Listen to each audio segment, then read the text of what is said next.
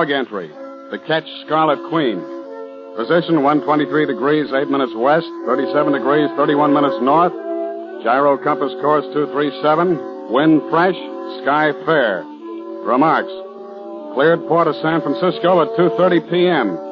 Sailing delayed 19 hours due to death of first officer. Cause of death, murder.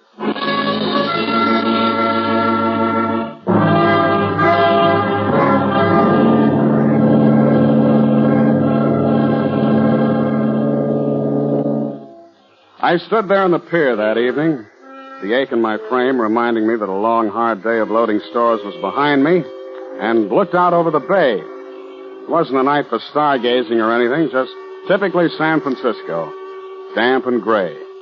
The kind most people trade off early for steam heat and drinks in short glasses. But for me, it was good. The Scarlet Queen nudged her fenders against the dock right below me. She looked clean and young in her new white paint with her shining bright work picking up the pier lights like costume jewelry under neon. She was beautiful, and she was mine, all 78 feet of her. She rose and fell just a little, even in the quiet harbor water, delicately, lifting her figurehead out of the shadows now and then to give her a glance at the dock. The Scarlet Queen, a fresh young body looking forward from just under the bowsprit. Bold, teasing, dressed in only a crown and painted scarlet. But that particular gray San Francisco night wasn't cut out for romance between man and lacquered wood. I didn't hear him as he walked up behind me, but it didn't take me long to pick up the odor of a jail cell after he opened his mouth. You Philip Carney? Yeah, that's right. I'm Kessel, homicide. You know a man named David R. Malone? Yeah, he's my chief mate. Who'd he kill? That's not what I'm interested in. I want to know who killed him. Come on, you got a date at headquarters. Wait a minute. This is a little sudden on a full stomach. What happened to him? How was he killed? The books are going to call it murder by a person or persons unknown. Homicide wants to know you better.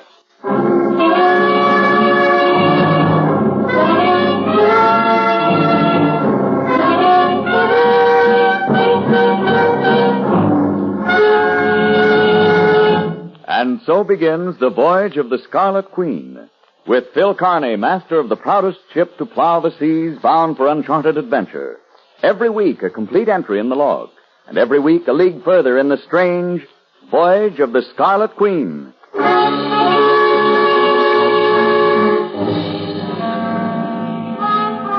last name, first and middle initial. Carney Philip M. Age? 29. Height? 6'2½". Weight? 207. Eyes blue, hair brown. Scars or other identifying marks? Yeah, a tattoo. A 3-strand Turk's head in my right bicep. A what?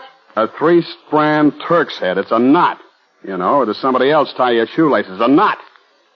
Kessel, I'm getting awful sick of this. Shut up and answer the question. Address? The schooner Scarlet Queen. Street number? Street number? Well, how in the...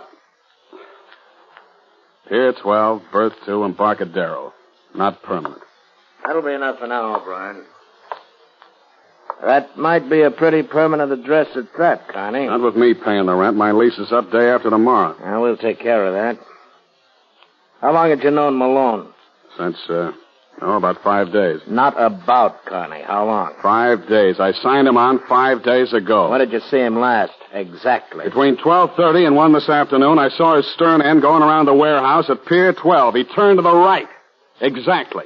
He went to room 218, the Crown Hotel on Columbus Avenue in the North Beach section. Why? Because he's human, I suppose. They build hotels for people to go into. He didn't look human when we found him. Look, Kessel, I don't know anything about it. I'm sorry Malone's dead. He was a nice guy. But that's all I can give you. I saw him between 12:30 and 1. The rest of the day I spent loading stores. If you want proof, I've got 4 seamen who worked with me all day. That'll carry me to the time you tap me on the shoulder. What do you want, a halo? Yeah, don't get sore, Connie. Yeah, have a cigarette. No, thanks. All I want's a cab back to the Embarcadero on you. Sure. We'll take care of that. Just a couple of more questions. That patience act fits you about like a bare midriff evening gown. Thanks, Connie. Might not last. What information could Malone have learned on your Scarlet Queen that somebody would go to a lot of trouble to get him out of? What are you talking about, Kessel? Malone was tortured for a good long time.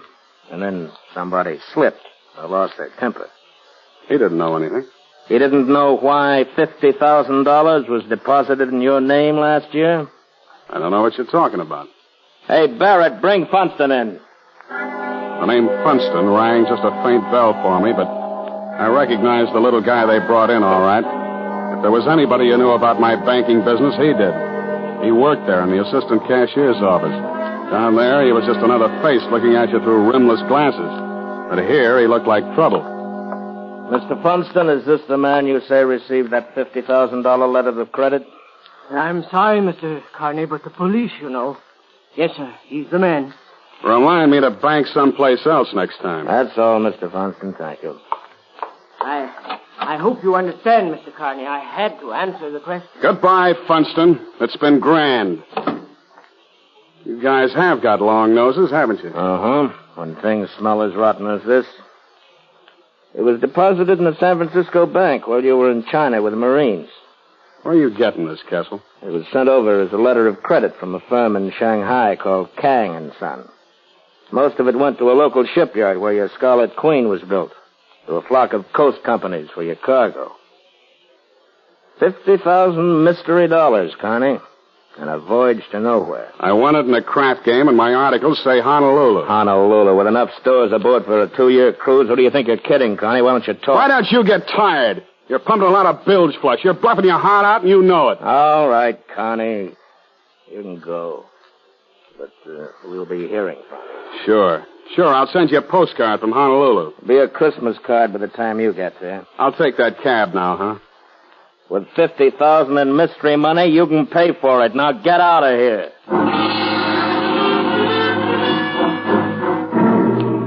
I would have traded places with any engine room hand on any Great Lakes ore ship after I left Kessel, and I hate fresh water almost as much as I hate engine rooms. Kang had warned me when I signed with him in Shanghai.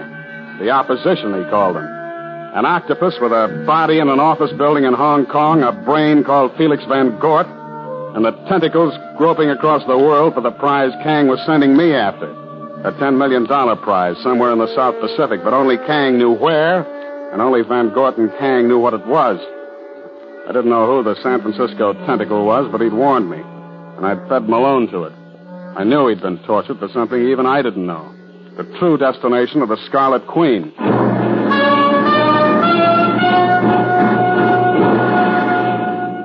I locked my cabin door, closed the ports, and poured a couple of stiff drinks. I checked my naval code on the disposition of the monies and effects of deceased seamen and got Malone's stuff together. In a pocket of one of his coats, I found a match folder from the Gorgonia, a bar advertising pre-war whiskey and continuous entertainment. On the inside was a name, Helen, and the number 218. So I kept it. By 11 the next morning, Malone was written off my books, and my new chief mate was aboard an old salt by the name of Pritchard. By 11:15, Kessel's crack about that Christmas card made sense because the Coast Guard handed me a piece of paper saying my port clearance had been revoked indefinitely. And at 11:30, I was in my cabin cleaning a .45 automatic that I'd gotten out of the habit of wearing, and that's when I met Gallagher. Big Red Gallagher. Hello, Skipper.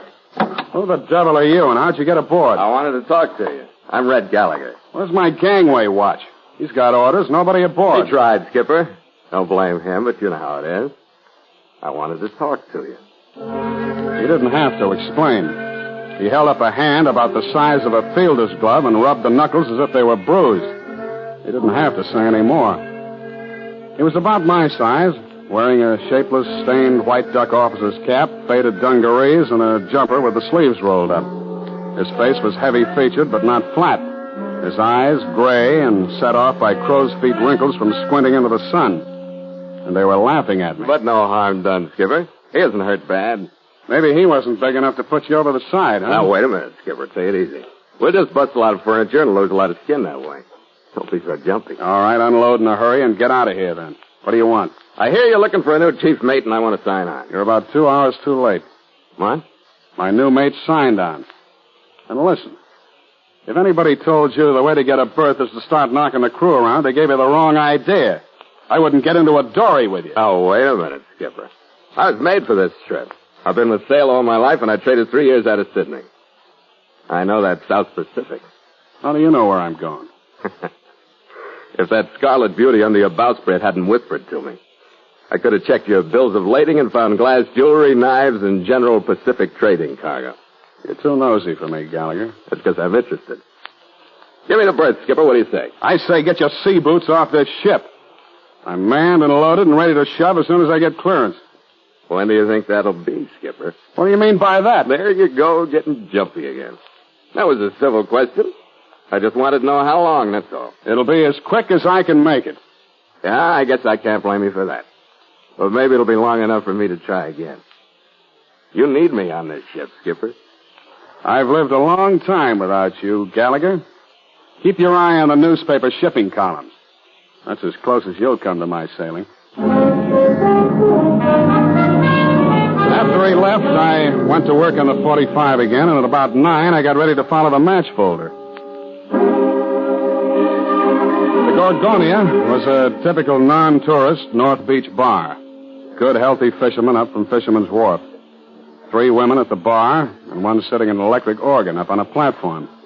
None of them had Helen printed on their backs, but the only one whose name anybody would bother writing down was the gal making with the music. Honey-colored hair with a gardenia over the left ear, white shoulders pushing out of a whiter gown, a face full of confidence in the rest of her, and no wonder. After I finished my drink, I walked back toward her. Say, excuse me, but would your name be Helen? Well, that's a novel approach, isn't it? Should I go back and try it over with Irene or Penelope? What's the difference? It'd end the same way. Can I play something for you? Oh, this one suits me. If I can talk to you through it. Can't for the life of me see what we'd have to talk about. Maybe some other time we can get around to that. But I ran into an old mate of mine yesterday. He mentioned this place and you, and now I'd like to locate him. His name is Dave Malone. You know him? Malone? You sure he said he knew me? Yeah, I thought so, but maybe he was just hoping, huh? Afraid that must have been it. Because I don't know any Dave Malone. Yeah, well, it was one of those things. He mentioned your name, so I thought I'd give it a try. But I'll browse around, and maybe I'll come back on my own sometime. I hope you do. I'll be here. Yeah. And wear that dress, will you?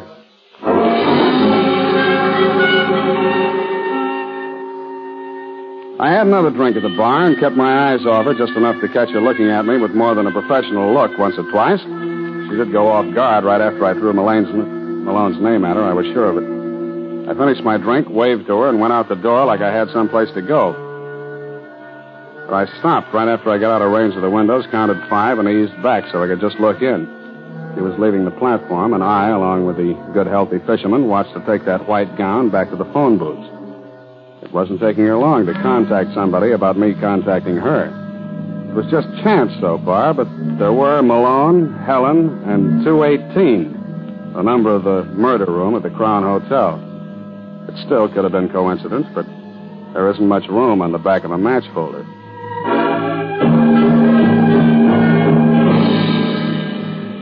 The Crown Hotel was a narrow brownstone front building, squeezed between 2 more narrow brownstone front buildings. I looked in at the musty lobby. It was empty. I tried the door once to see if it was going to ring a bell someplace, and when nobody showed up, I went in. There was a dingy brown hunting scene hung on one wall, and a dingy brown smell of bad ventilation hanging over everything. There was an immodest calendar from a Reno gambling club wasting its time behind the desk, and a register book that had seen more lives than Munchausen. I flipped the pages back to the day before, found room 218. It was registered to one John Smith. And then, just on impulse, I flipped back to the current date and found myself on top of the whole mess. There, sprawled in an awkward hand against room 218, was the single name, Gallagher.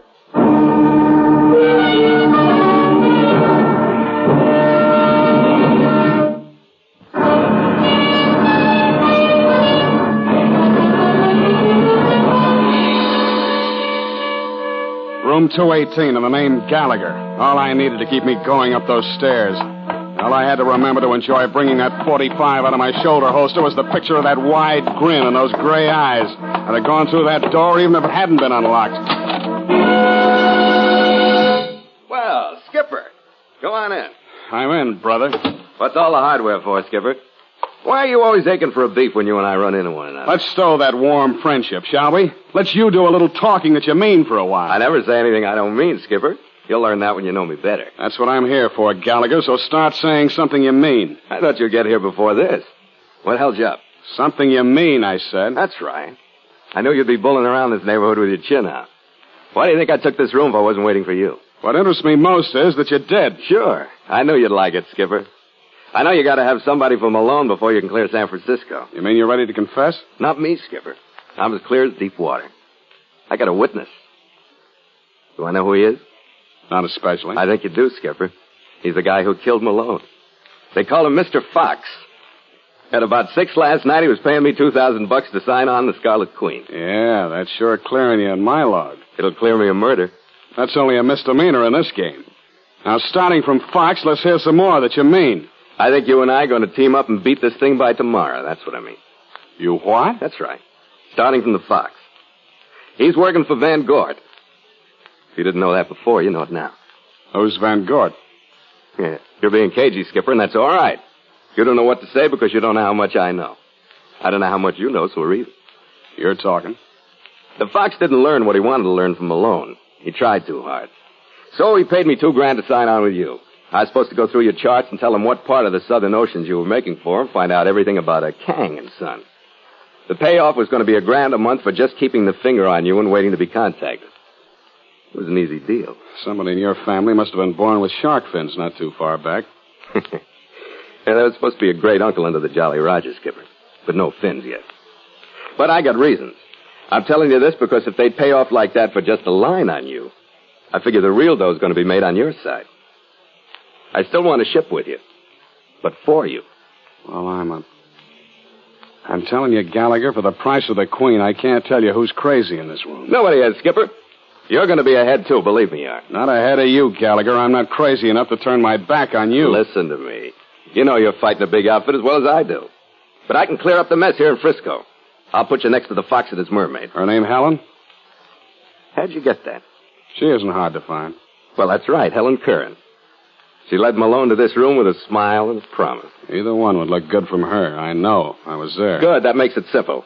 Come on, I'm going to get you Malone's killers to prove whose deck I'm on. Or put me on a morgue slab for an extra $2,000. I trust you like I trust a compass at the North Pole. All right, take a gamble, and it means you port clearance. But you got to have bait. That's you.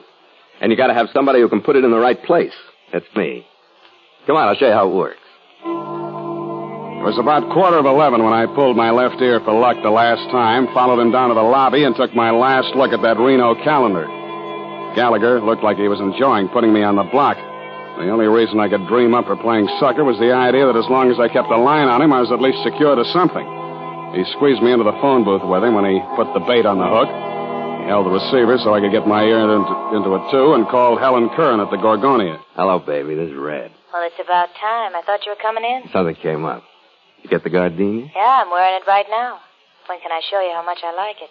Don't talk like that when I'm so far away. Listen, I ran into something about the Southern Oceans tonight. Oh? How good? Sounded pretty close to me. Did a guy come in there tonight looking for Dave Malone?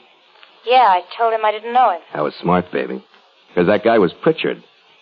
He's the one who beat me out of the berth on the Scarlet Queen. That sounds funny, Red. How'd you get all this? He stuck his head in the bar where I was, and I recognized him. He's got the information we want, baby. I could have maybe pumped him for it, but I thought it'd be better if you and the Fox were in on it, too. Maybe in your apartment later? That's for you to work out. Where is he? On his way back to the Gorgonia. I better tag along for the party, don't you think? Pritchard's big. Yeah, all right, Red. Give me a half hour to get through to the Fox and call me back. I'll let you know where he'll pick you up. Okay? Yeah, but, baby, take it easy till I get there. I don't want that gardenia crushed on anybody's shoulder but mine.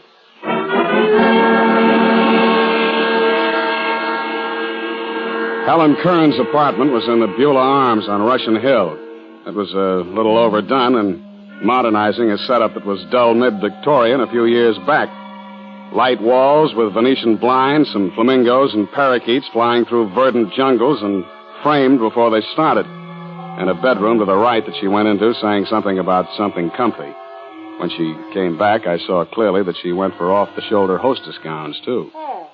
There, now I feel more comfortable. Mm-hmm. What's the matter with me, anyway? Is there something? I always seem to stir the wrong approach in you, or are you just shy? With you don't need an approach. You just move naturally. You aren't shy at all, are you? You're just overconfident. You've been spoiled by women. It never hurt me, but then it's not very often as appealing as your brand. Do you think I'll spoil you? Uh-uh. But I wonder if you'd hurt me. Not even if I could. Hey, wait a minute.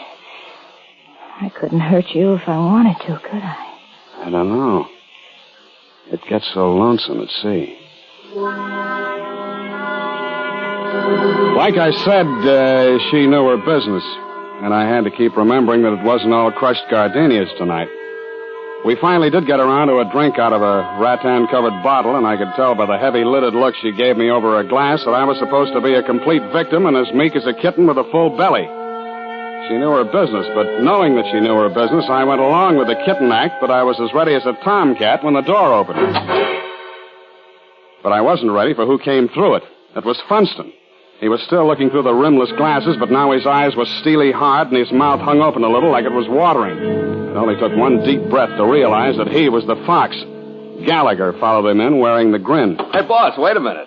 Something's wrong. This guy isn't Pritchard. Red, what do you mean? That's right. This guy's Phil Kearney, the master of the Scarlet Queen. I was sitting on the couch, and after a sellout like that, there was no use standing up. Helen left me like I'd broken out with a purple pox, and Funston had a small caliber gun out of an inside pocket faster than I could get my breath. Gallagher still stood behind him, looking at me with that grin. Red, he's the one who was in to see me earlier. Never mind, Helen. Something went wrong, then. This isn't the guy I talked to. Never mind, I said. I'm well acquainted with him. You're an impulsive man, Mr. Kearney. What are you doing here? I like a game of bridge as well as the next guy. You play a stupid game, Mr. Kearney. You should remember that your Red Queen is not the top of the suit. She'll do. She'll never win a trick. You'll never use her. Do you know what I mean? Yeah, I know what you mean, but you're bluffing, Funston. Either that or you're double-crossing Van Gort and talking for yourself, fighting to stay clear of Malone's murder. I want more than talk. Yeah, you're still bluffing. You don't want to hurt me. Because with me out of the way, Van Gort's octopus would have nothing to follow.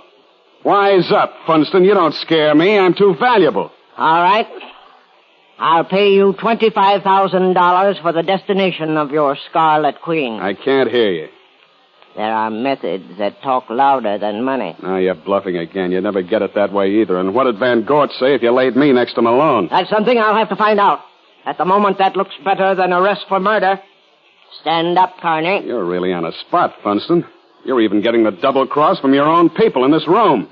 Now, who's bluffing, Kearney? I mean, you're getting it from Gallagher. He knew who I was tonight. Gallagher. Skipper, why do you have to rush things? Oh, no. I'm all right, Skipper. I'll take him. Watch the mermaid. I raced her across the room to a table. She had a drawer open and a nickel-plated revolver half out of it by the time I grabbed it. No. Drop it, sister. Drop it. Let go of me. I said drop it. Calm down, sister. Get over there and calm down.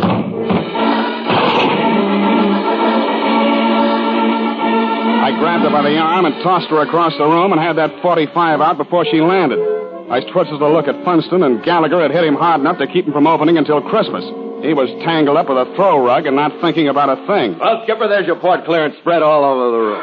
Yeah.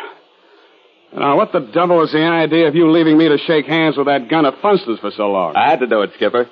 He knew I didn't have Pritchard up here, and I had to play along till we got ready to move. He knew? Yeah. He had some of his playmates guarding the Scarlet Queen. He knew Pritchard never came ashore tonight. Yeah. But we're a great team, Skipper. We're standing up and they're lying down. I'll agree with you there, Red. Keep them that way, will you? I got a proud call to make to homicide.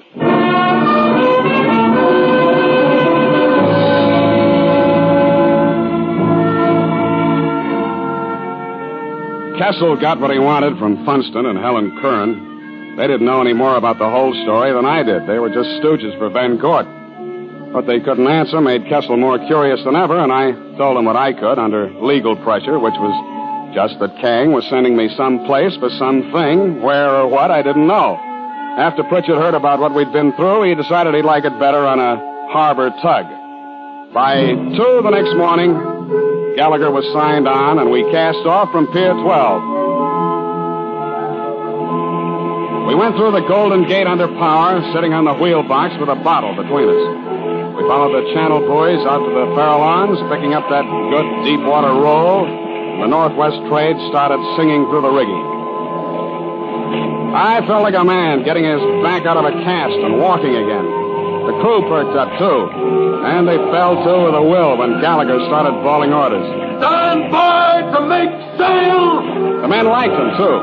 Even the one he'd slugged had a pull from the bottle and shook hands with him. They took their stations at the mainsail. With port feet, make sail! Men at the halyards hoisted away smartly, and the peak of the mainsail climbed at the mast, and the white, strong expanse of it bellied out and pulled. I could feel it at the wheel. To the jib sheet, men! Smartly now! The jibsail boomed out, then the mizzen. The Scarlet Queen was glad to be free, too. She took the bone in her teeth and charged every swell as though she were carrying on a one-woman war with the whole Pacific. Is the rig heavy enough for you, Skipper? We're showing 8 knots on the taffrail line. It's good enough. We'll hold her full and by until nightfall and then ease her off some. You got a fine lady here, Skipper. Behaving like a queen. She's right for southern waters. She'd better be, mate. She'd better be. How long are we going to be down there? Well, we may never get there, so who cares how long it'll be? Not me. I'm not married. You are now, mate. To the Scarlet Queen, the bigamist. I'm going to get sick of sharing women with you. But let me take the wheel, will you? We got to have a honeymoon sometime. Sure, take over. Course is 237 on the gyro compass. Got her? Got her.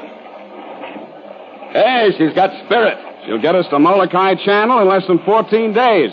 That means the Royal Hawaiian Bar in less than 14 nights. What a wife. What a honeymoon.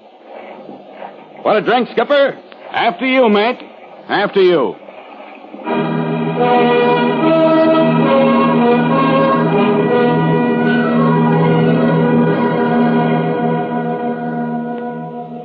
Log entry. Catch Scarlet Queen, 5:30 p.m. Miles traveled, 31. Wind brisk, sky fair. Sea choppy with high cross swell. Mainsail and mizzen reefed. Ship secure for night. Signed, Philip Carney, Master.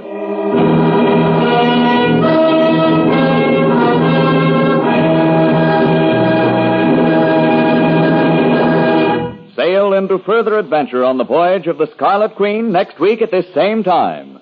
Port of call, Honolulu.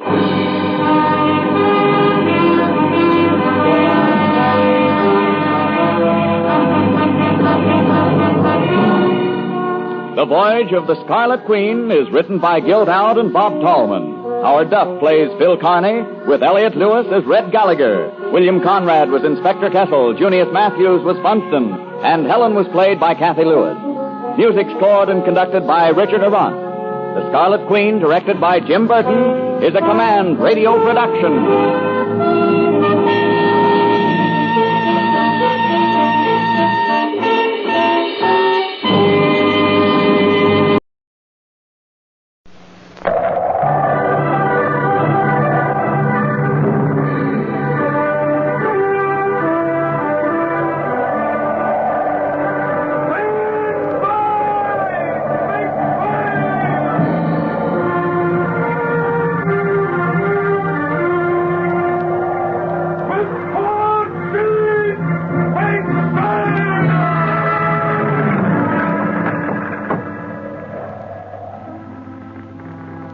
Log entry, the Ketch Scarlet Queen. Position, 123 degrees, 8 minutes west, 37 degrees, 31 minutes north. Gyro compass course, 237. Wind, fresh. Sky, fair. Remarks, cleared port of San Francisco at 2:30 p.m. Sailing delayed 19 hours due to death of first officer. Cause of death, the Shanghai secret.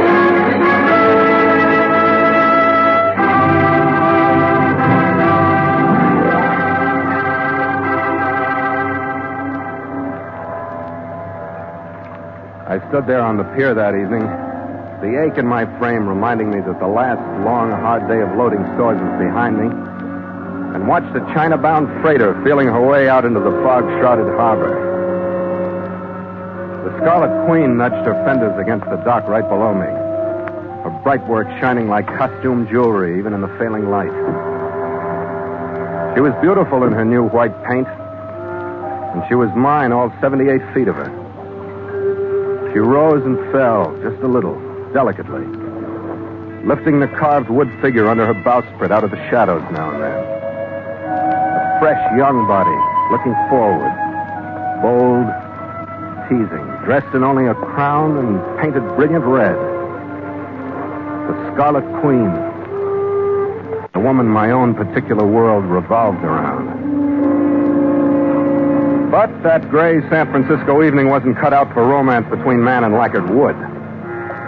I didn't hear him as he walked up behind me, but it didn't take me long to pick up the odor of a jail cell after he opened his mouth. You Philip Kearney? Yeah, that's right. I'm Kessel, San Francisco homicide. You know a man named David R. Malone? Yeah, he's my chief mate. What'd he do? He died. Come on, you got a date at headquarters. Wait a minute.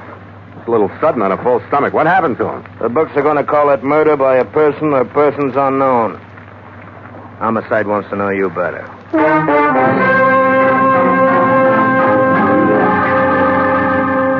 And so Mutual begins The Voyage of the Scarlet Queen, written by Gil Dowd and Bob Tallman, and starring Elliott Lewis.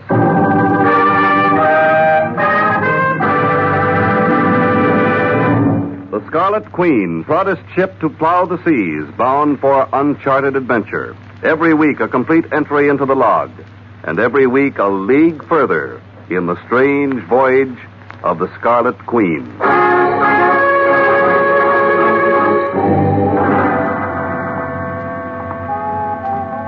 Your last name first and middle initial.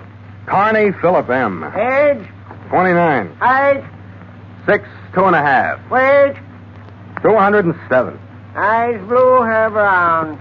Scars or other identifying marks? Yeah, tattoo. A 3-strand Turk's head on my right bicep. A what? A 3-strand Turk's head. It's a knot, you know. Or does somebody else tie your shoelaces?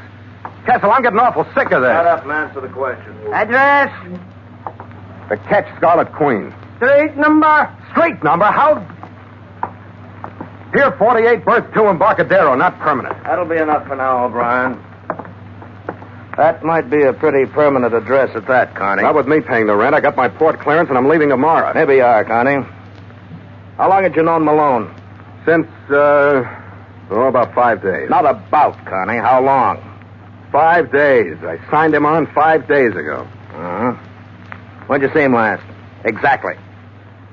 Between 12:30 and 1 this afternoon, I saw his stern end going around the warehouse at Pier 48. He turned to the right, exactly. He went to room 218, the Crown Hotel on Columbus Avenue, the North Beach section. Why? Because he's human, I suppose. They build hotels for people to go into. He didn't look human when we found him. Look, Kessel, I don't know anything about it. I'm sorry Malone's dead. He was a nice guy. But that's all I can give you. If you want an alibi, I've got 4 seamen who loaded stores with me all day. That'll carry me to the time you tap me on the shoulder. What do you want, a halo? That's all right, it's all right. Just don't get sore, Connie. Here, you want a cigarette? No, thanks. All I want is a cab back to the Embarcadero. On you. Sure. We'll take care of it.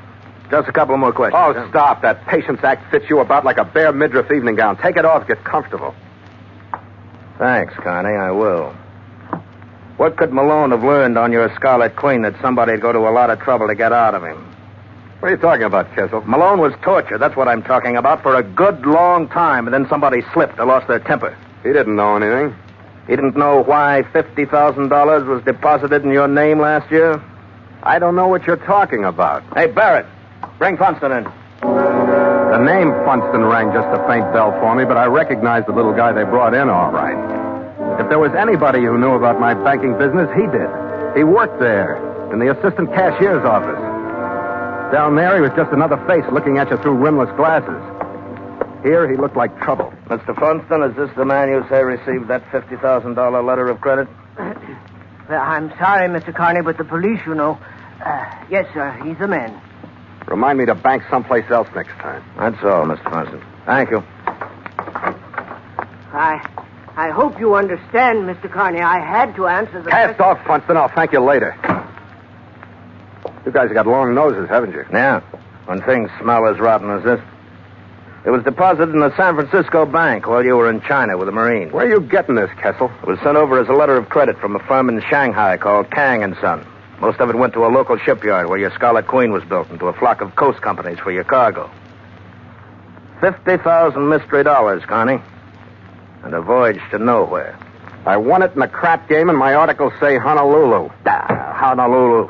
With enough stores aboard for a 2-year cruise, who do you think you're kidding, Connie? Why don't you talk? Why don't you get tired? You're pumping a lot of bilge flush. You're bluffing your heart out, and you know it.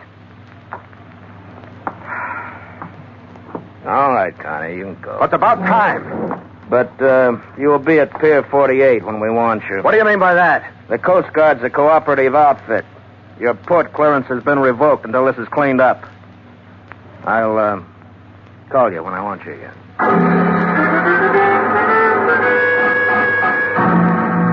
I would have traded places with any engine room hand on any Great Lakes ore ship after I left Kessel. And I hate freshwater almost as much as I hate engine rooms. Kang had warned me when I signed with him in Shanghai. The opposition, he called them. An octopus with a body in an office building in Hong Kong, a brain called Constantino, and the tentacles groping across the world for the prize Kang was sending me after. A $10 million prize somewhere in the South Pacific. Its exact location was Kang's secret. And Constantino was ready to bribe, steal, or murder to get that secret. I didn't know who his San Francisco tentacle was, but I did know that it had killed Malone. I knew that he'd been tortured for something even I didn't know. The true destination of the Scarlet Queen.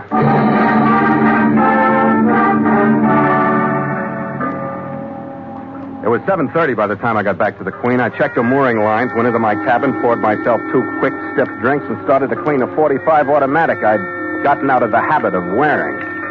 If Constantino's machine had gone into operation, I figured it might be a healthy habit to get back into. I had it stripped and spread out on my desk.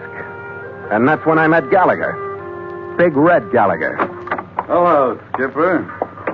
Who the devil are you, and how'd you get aboard? I wanted to talk to you. I'm Red Gallagher. Where's my gangway watch? He's got orders, nobody aboard. He tried, Skipper. Don't blame him. But you know how it is. I wanted to talk to you. He didn't have to explain. He held up a hand about the size of a fielder's glove and rubbed the knuckles as if they were bruised. He didn't have to say any more. He was about my size, wearing a shapeless, stained white duck officer's cap, faded dungarees, and a jumper with the sleeves rolled up. His face was heavy-featured, but not flat. His eyes gray and set off by crow's feet wrinkles from squinting into the sun. And they were laughing at me. But no harm done, Skipper. He isn't hurt bad. Maybe he wasn't big enough to put you over the side. Now, wait a minute, Skipper. Take it easy. We'll just bust up a lot of furniture and lose a lot of skin that way. Don't be so jumpy. All right, unload in a hurry and get out of here, then. What do you want? I hear you're looking for a new chief mate, and I want to sign on. Where did you hear I was looking for a new chief mate? I got a friend at the mall. He keeps me a beam of these things. Uh-huh. Is the rest of the story for sale? What story, Skipper? Is there something I should know? I don't like your trim, Gallagher. Maybe it's because you think you can get a berth after knocking my crewmen around. Maybe it's because I think you're lying in your teeth. Either way, I wouldn't get into a dory with you. Wait a minute, Skipper. I was made for this trip. I know that South Pacific. How do you know where I'm going? Maybe that scarlet beauty under your bowsprit whispered to me. You're too nosy for me, Gallagher. Get your sea boots off the ship. I'm manned and loaded and ready to shove as soon as I get clearance. When do you think that'll be, Skipper? What do you mean by that? There you go, getting jumpy again. That was a civil question. I just wanted to know how long, that's all. It'll be as quick as I can make it. Yeah. I guess I can't blame you for that, but maybe it'll be long enough for me to try again. You need me on this ship, Skipper. I've lived a long time without you. Keep your eye on the newspaper shipping columns, Gallagher. That's as close as you'll come to my sailing. After he left, I reassembled the .45, checked my naval code on the disposition and effects of deceased seamen, and started to get Malone's gear together. In the pocket of one of his coats, I found a match folder from the Gorgonio, a bar advertising pre-war liquor and continuous entertainment. On the inside, somebody had written a name, Helen, and a number that straightened me up like a right to the chin. It was 218, the number of the murder room at the Crown Hotel.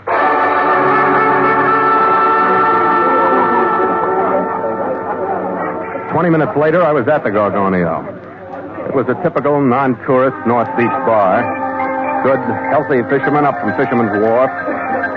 3 women at the bar, and one sitting at the electric organ up on a platform. None of them had Helen printed on their backs, but the only one whose name anyone would bother writing down was the girl making with the music. Honey-colored hair with a gardenia over the left ear. White shoulders pushing out of the whiter gown. A face full of confidence in the rest of it. And no wonder. After I finished my drink, I walked back toward her. Say, excuse me, but would your name be Helen? Oh, that's a novel approach, isn't it? Should I go back and try it over with Irene or Penelope? What's the difference? It ends the same way. Can I play something for you? This one suits me. If I can talk to you through it. Can't for the life of me see what we'd have to talk about. Maybe some other time we can get around to that. But I ran into an old mate of mine yesterday. He mentioned this place, and you know I'd like to locate him. His name is Dave Malone. Do you know him? Malone? Sure he said he knew me? Yeah, I thought so, but maybe he was just hoping, huh? Yeah. Afraid that must have been it, because I don't know any Dave Malone. Yeah, well, it was one of those things. He mentioned your name, so I thought I'd give it a try, but I'll coast around. Maybe I'll come back on my own sometime. I hope you do. I'll be here. Wear that dress, will you?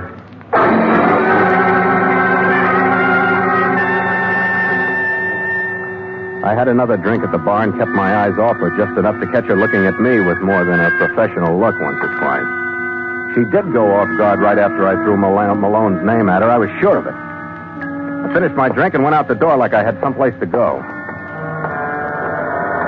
But I stopped right after I got out of range of the windows, counted 5, and eased back so I could just look in.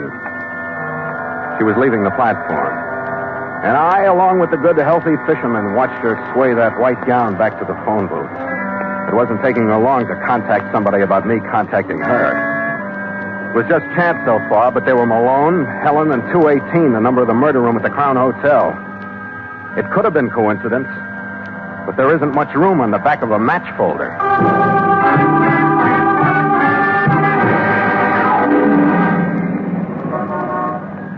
The Crown Hotel was a narrow brownstone front building squeezed between 2 more narrow brownstone front buildings. I looked in at the musty lobby. It was empty. I tried the door once to see if it was going to ring a bell someplace.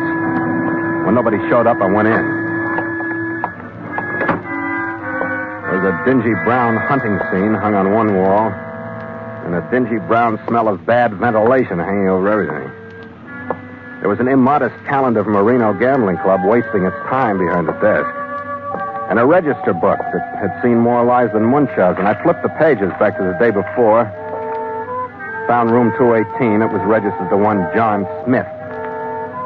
Then, just on impulse, I flipped back to the current date and found myself on top of the whole mess. Sprawled in an awkward hand against room 218 was the single name, Gallagher.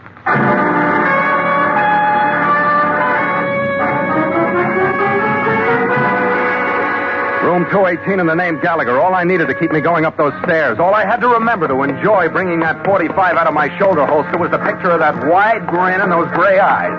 I'd have gone through that door even if it hadn't have been unlocked. Well, Skipper, come on in. I'm in, brother. What's all the hardware for, Skipper? Why are you always aching for a beef when you and I run into one another? Let's stow that warm friendship, shall we? Let you do a little talking that you mean for a while. I never say anything I don't mean, Skipper. You'll learn that when you know me better. That's what I'm here for, Gallagher, so start saying something you mean. Sure. Why do you think I took this room if I wasn't sure you'd be bulling around this neighborhood tonight? What interests me most is that you did. I knew you'd like it, Skipper. I know you've got to have Malone's murderer before you can clear San Francisco, and I can give him to you. They call him Mr. Fox. He's working for Constantino. If you didn't know that before, you know it now. Who's Constantino? You're being cagey, Skipper, and that's all right. You don't know what to say because you don't know how much I know. I don't know how much you know, so we're even, right? You're talking. The Fox didn't learn what he wanted to learn from Malone. He tried too hard. So he paid me $2,000 to sign on with you. I was supposed to find out what part of the Southern Oceans you were making for, and the payoff was going to be $1,000 a month. But just keeping the finger on you and waiting to be contacted. It was an easy deal. Somebody in your family must have been born with shark fins not too far back. There was supposed to be a great uncle under the Jolly Roger, Skipper, but no fins yet. But I got reasons. I'm telling you this because if they'd pay off like that for just a line on you, I figure the real dough is going to be made on your side. You got a hold of something big. I still want to ship with you, but for you. Well, I'm telling you, Gallagher, for the price of the Queen, I can't tell you who's crazy in this room. Nobody is, Skipper. You're going to be ahead, too. Believe me, you are. I can help you clear up the mess here in Frisco. I'll put you next to the Fox and his mermaid. Oh? Her name Helen? How'd you get that? She isn't hard to find. Well, that's right, Helen Curran. She led Malone to this room with a smile and a promise. Yeah. Either one would look good from her. I know I was there. She's seen you? Did you tell her who you were? Are you nuts? Then it'll work. Listen, but tonight you're the chief mate of the Scarlet Queen. You beat me out of the berth. If you'll go for that story, I'll get you Malone's killers. Or put me on a morgue slab for another $2,000. I trust you like I trust a compass at the North Pole. It'll take you a month to get him without me, Skipper. With you under homicide's 3rd degree? Yeah, even then. Now, here's my deal, and we both make headway. I get the mate's berth, and you get your port clearance. But we got to have a bait. That's you. And we got to have somebody who can put it in the right place. That's me. You got the 45. Take a gamble, Skipper. I'll show you how it works. It was about 11:15 when I pulled my left ear for luck the last time, followed them down to the lobby, took my last look at that Reno calendar. Gallagher looked like he was enjoying putting me on the block, and the only reason I could dream up for playing sucker was the idea that as long as I kept the line on him, I was at least secure to something. He squeezed me into the phone booth with him when he put the bait on the hook. He held the receiver so I could get my ear into it, too, and called Helen Curran at the Gorgonio. Hello, baby. This is Red. Oh, it's about time. I thought you were coming in. And something came up. Did you get the gardenia? Sure, I'm wearing it right now. When can I show you how much I like it? Don't talk like that when I'm so far away. Listen, things got foul tonight, but I think they'll work out anyway.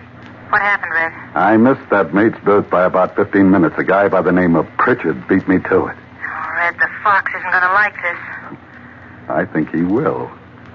Did a guy come in there tonight looking for Dave Malone? Yeah. Why, Red? That was Pritchard. And he's got the information we want. That sounds funny, Red. How'd you get all this? He stuck his head in a bar where I was, and I recognized him. He knows where they're headed. I could have maybe pumped him for it, but I thought it'd be better if you and the Fox were in on it, too. Yeah. Where is he? On his way back to the Gorgonio to see you. He's big. So I better tag along for the party, don't you think? Maybe in your apartment later, if you can get him there. And I think you can. All right, Red. Give me a half hour to get through to the Fox and call me back. I'll let you know where he'll pick you up, okay? Yeah, but, baby, take it easy till I get there. I don't want that gardenia crushed on anybody's shoulder but mine. Helen Curran knew her business. She didn't go overboard selling herself, but like nature taking its course, she in the white gown and I got into a cab after closing time. Her apartment was in the BEAUX Arms on Russian Hill. It was a little overdone in modernizing a setup that was dull mid-Victorian a few years back. Light walls with Venetian blinds, some flamingos and parakeets flying through verdant jungles, and framed before they started. And a bedroom to the right that she went into saying something about something comfy. When she came back, I saw clearly that she went for off-the-shoulder hostess gowns, too. There now. I feel more comfortable. Mm-hmm. What's the matter with me, anyway? Is there something? I always seem to stir the wrong approach in you. Or are you just shy? With you don't need an approach. You just move naturally. You aren't shy at all, are you? You're just overconfident. You've been spoiled by women. It's never hurt me. But then it's not very often as appealing as your brand. Do you think I'll spoil you? But I wonder if you'd hurt me. Not even if I could, and I'd... Hey, wait a minute. Oh, I couldn't hurt you if I wanted to, could I? I don't know, but from where I sit, who cares? Like I said, she knew her business. And I had to keep remembering that it wasn't all crushed gardenias tonight. We finally did get around to a drink out of a rattan-covered bottle, and I could tell by the heavy-lidded look she gave me over her glass that I was supposed to be a complete victim and as meek as a kitten with a full belly. She knew her business. But knowing that she knew her business, I went along with the kitten act. But I was as ready as a tiger when Gallagher opened the door. But I wasn't ready for the man he brought with him. It was Funston. L.B. Funston, still looking through the rimless glasses, but now his eyes were steely hard, and it only took one deep breath to realize that he was the fox. He had a small caliber gun out of an inside pocket faster than I could get my breath. Wait a minute, Gallagher. This man's name is not Richard Fox. What do you mean? I know it. Something went wrong. This guy's Phil Carney, the master of the Scarlet Queen. I was sitting on the couch, and after a sellout like that, there was no use standing up. Helen left me like I'd broken out with the purple pox, and Gallagher still stood behind Funston looking at me with that grin. Red, he's the one who was in to see me earlier. Never mind, Helen. He isn't the guy I talked to. Never mind, I said. You are an impulsive man, Carney. I'm a little surprised at you, too, Funston. What are you doing here? I like a game of bridge as well as the next guy. You play a stupid game. You should remember that your Red Queen is not the top of the suit. She'll do. She'll never win a trick. You'll never use her. Do you know what I mean? Yeah, I know what you mean. But you're bluffing, Funston. Oh? Either that or you're double-crossing Constantino and talking for yourself. Fighting to stay clear of Malone's murder. I want more than talk. You're still bluffing. You don't want to hurt me, because with me out of the way, Constantino's octopus would have nothing to follow. Wise up. You don't scare me. I'm too valuable. All right. I'll pay you $25,000 for the destination of your Scarlet Queen. I can't hear you. There are other methods, Carney. Now you're bluffing again. You'd never get it that way either. And what did Constantino say if you laid me next to Malone? That's something I'll have to find out. At the moment, that looks better than arrest for murder. Stand up, Carney. You're really on a spot, Funston. You're even getting the double cross from your own people in this room. Now, who's bluffing, Carney? I mean, you're getting it from Gallagher. He knew who I was tonight. Gallagher! Skipper, why do you have to rush me? I'm all right, Skipper. I'll take him. What's the matter? I raced her across the room to a table. She had a drawer open and a nickel-plated revolver, half out of it by the time I grabbed her. Drop it! Drop it! Let go of me! I said drop it! Calm down, sister. Get over there and calm down. I grabbed her by the arm and tossed her across the room and had that 45 out before she landed. I twisted to look at Funston. Gallagher had hit him hard enough to keep him from opening until Christmas. He was tangled up with a throw rug and not thinking about a thing. Oh, well, Skipper.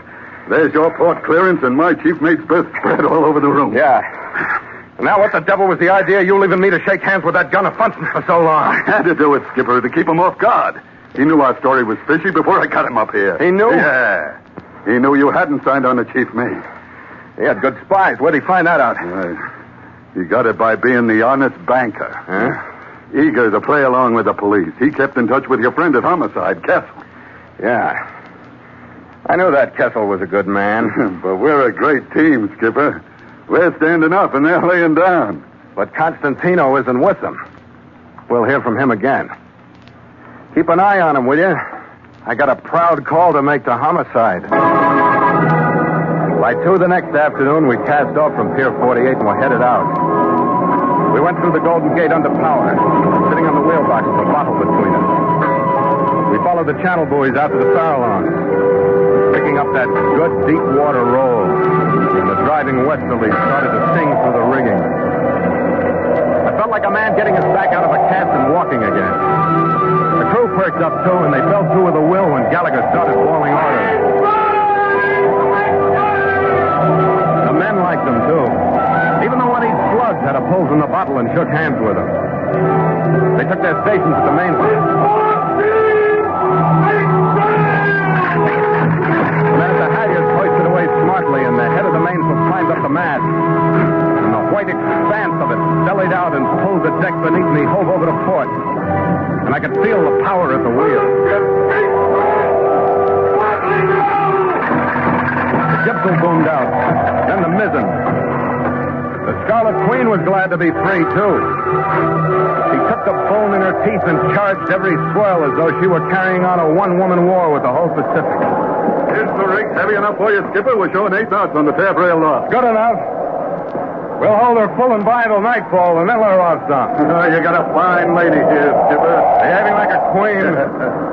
You'll get us to Kaiwi Channel in less than 14 days. That means the Royal Hawaiian Bar in less than 14 nights. What's the run from there? That'll depend on the wind and other circumstances. Japan, the coast of China, then south across the line to the shallow sea. How long are we going to be down there? We may never get there, so who cares how long it'll be? Not me. I'm not married. Yeah, I know, mate.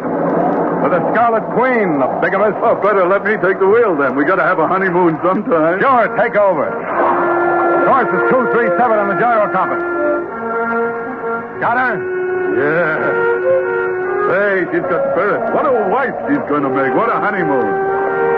Want a drink, Skipper? After you, mate. Your wedding day. And you'll make a handsome couple. Believe me, you do. Log entry. Catch Scarlet Queen. 5:30 p.m. Miles traveled 31. Wind brisk. Sky fair. Sea cresting with high cross swell. Mainsail and mizzen reefed. Ship secure for night. Signed, Philip Carney, Master.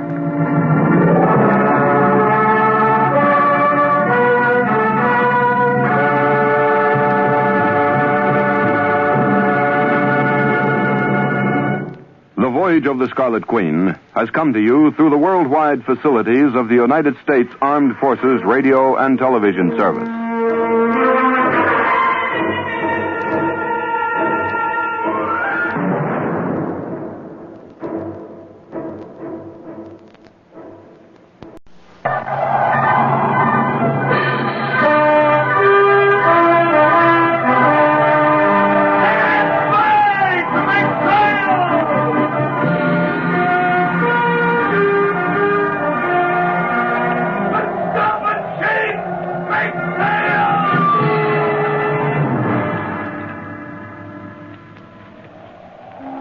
Entry, the Catch Scarlet Queen, Philip Carney, Master. Position, 123 degrees west, 38 degrees 17 minutes north. Gyro compass course, 327. Wind fresh, sky fair. Remarks, proceeding from Jinsen, Korea to Tientsin, China with dead man aboard. Reason for death, the Lily in the Chimolpo bar.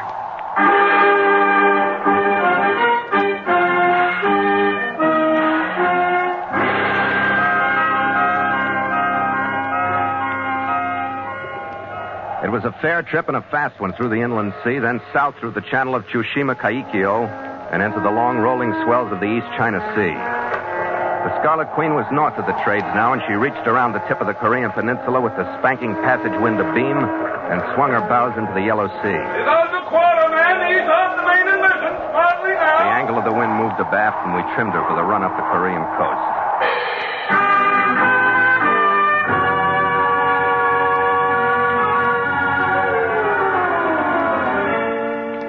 The next day, we docked in Jinsen Harbor. It was an unscheduled stop on the chartered voyage of the Scarlet Queen. No Kang contact to meet until we made Shanghai, and that meant no danger from Kang's rival, Constantino.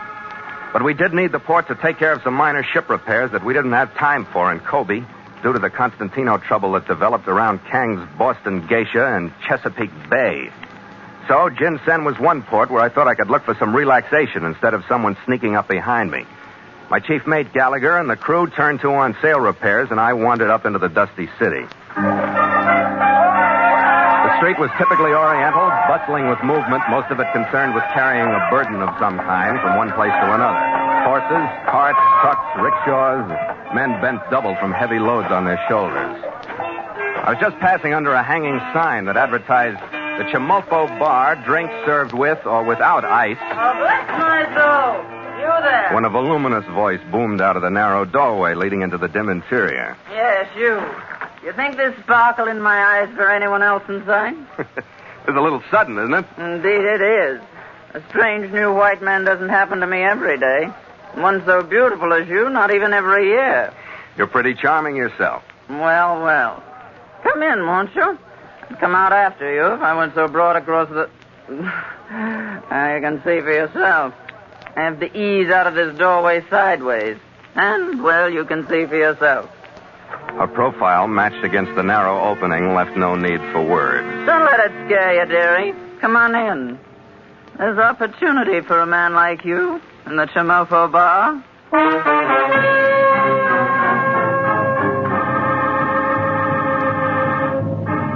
And so Mutual continues The Voyage of the Scarlet Queen, written by Gil Dowd and Bob Tallman, and starring Elliott Lewis.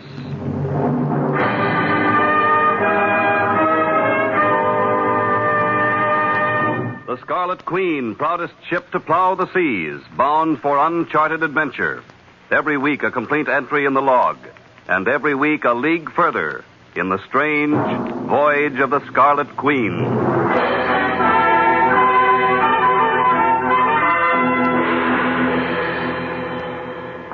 Her name was Lily Swain, and she went a long way toward filling the emptiness of the CHIMOLPO bar.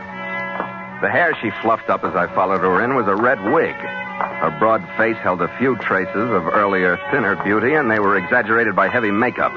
She was about shoulder high. Her arms were solid from wrist to elbow with bracelets, and the sags of her throat were held in by an 1.5 inches of jeweled choker. Caillou. Yes, Missy, you want it? We have 3 guests.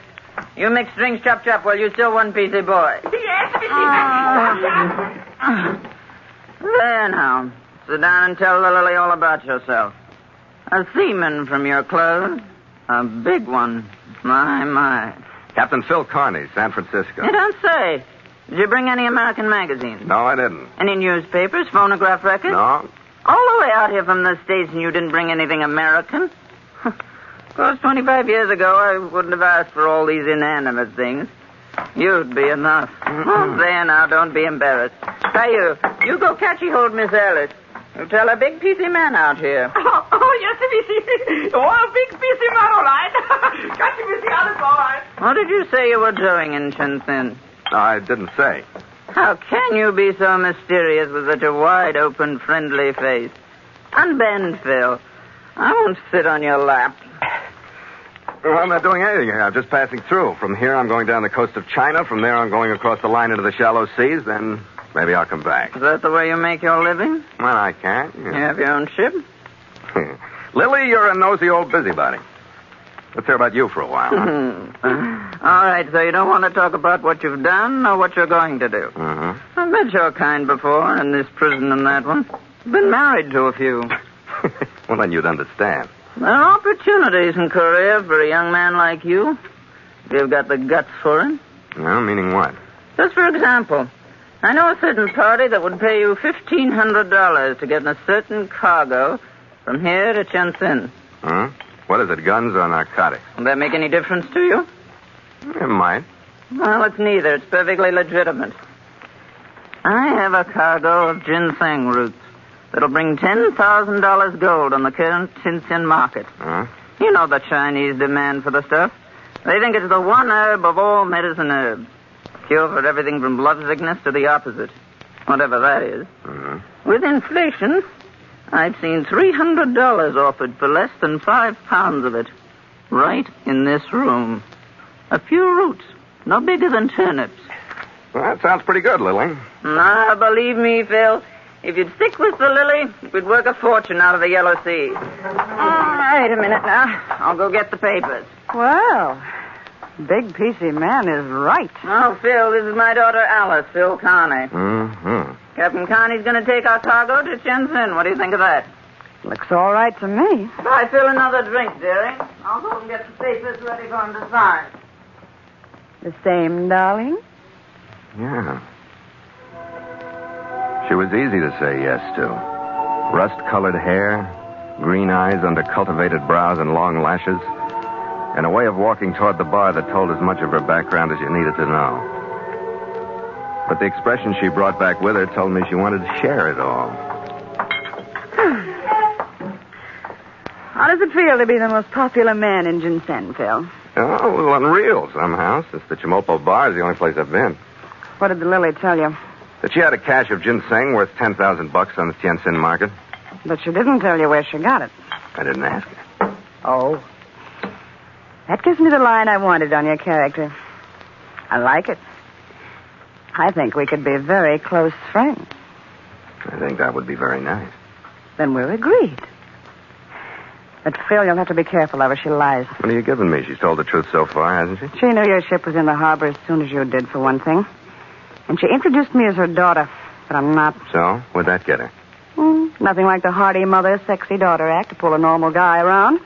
We've done it before, but I'm fed up. Look, Phil, she's a lot more desperate than she admits. She stole that ginseng from some native planters inland. They're on a trail. She's got to get it out of here before they find it. You think I shouldn't load it, then? Oh, sure, Phil. But you're crazy if you do it for $1,500.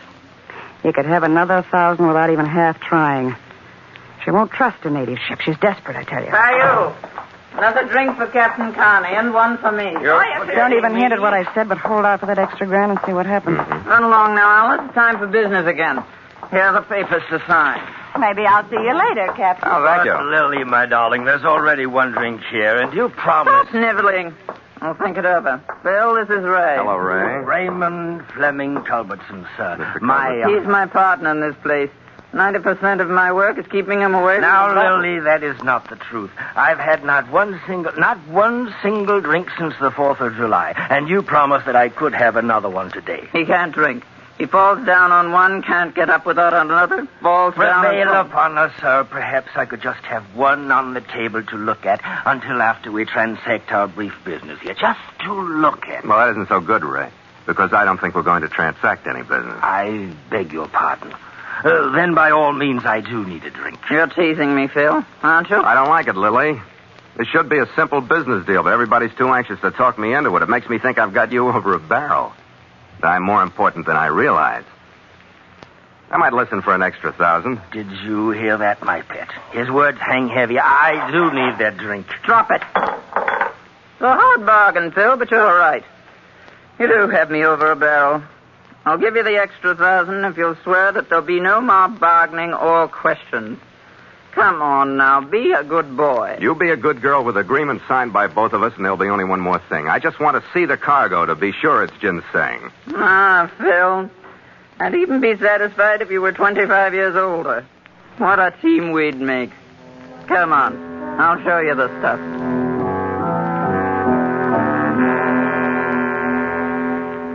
She led me down some earth steps to a dank cellar under the rear of the building. We pulled the top few layers off of what looked like a pile of lumber and uncovered a stack of rough hemp bags about the size of cement sacks. I pulled a few of them out at random and opened them. It was ginseng, all right. And it looked like an easy deal for $2,500. I shook Lily's hand, we went upstairs and signed the agreements, and I went back to the ship.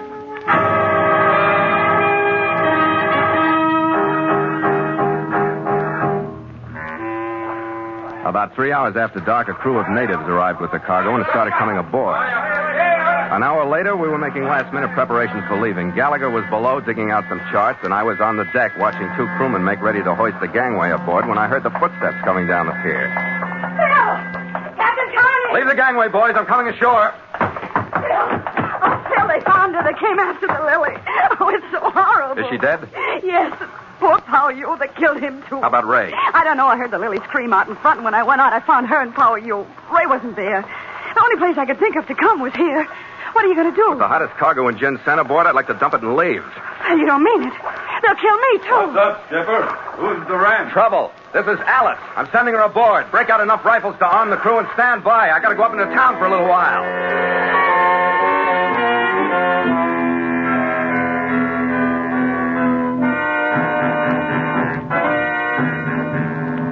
The Chimolpo bar was as quiet as a tomb when I slipped in through a side entrance. I eased as quietly as I could through the hall and into the main room. There's something about dead, fat people that makes them look deader than any other variety. Lily Swain slumped at a table with her red wig cocked over one ear, her bracelet-heavy arms hanging stiffly down at her side. Pao Yu was spilled across the teakwood bar as if he'd been coming over it to save her when a bullet stopped him. I started back towards the living quarters, gingerly giving the rooms a once-over. In the third one, I found him, sprawled on a rumpled canvas cot. He wasn't dead, but the bottle on the floor beside him was. I scooped him up, threw him across my shoulder, and headed back toward the ship.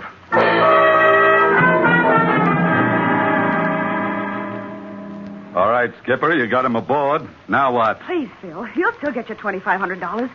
Ray and I own the ginseng now that the Lily's dead. We'll see that you get it. They'll kill us if you leave us here. Why should this change things for you? I guess we've waited long enough. 11:30. Break out the crew, Red. Stand by to cast off. Right, Skipper. I'll check tide and currents. Be up with you in a minute. Phil, I don't know. Go on over there and sit down, Gorgeous. We're going to work. Hey, all watches, turn to. Phil. You can sleep when you get home. I just want to tell you. Stand by to cast off. I'm going to make this worth you a while. You'll see, Phil. Okay. Really, you will. Okay, like I said, that could be nice, but this is no time for it. I'm supposed to keep this ship from running aground. To do that, I got to concentrate. Now, go on. Get over there and sit down. All right. And wait here till I get back. Fuller, stand by the breath line. Lake them out neat so we won't be on deck all night. Hey, Chief, look. Out there on the water. Keep your light on him. What do you got, Red? What's up? A native out there in the water. Where? You see him? Starboard aft. Maybe I shouldn't have nailed him, but he shouldn't have been swimming near the ship either. We better get out of here before his friends show up. Yeah, cast off. I'll get the motor started. Cast off all line. Let's go, men. Get him free. Get him free.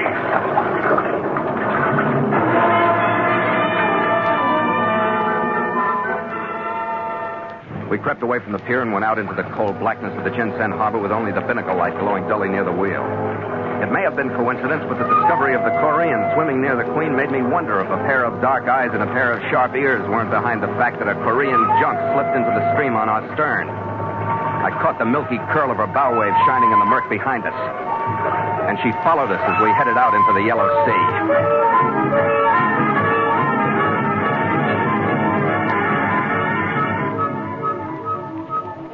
I hope you don't mind if I make myself at home in your cabin. No, you're quite becoming to the place. A woman's touch does it good once in a while. You sound like we're far enough away from land for you to relax. The closest is about 100 fathoms, straight down. Just before we left. A native was in the water near the ship. What's the matter?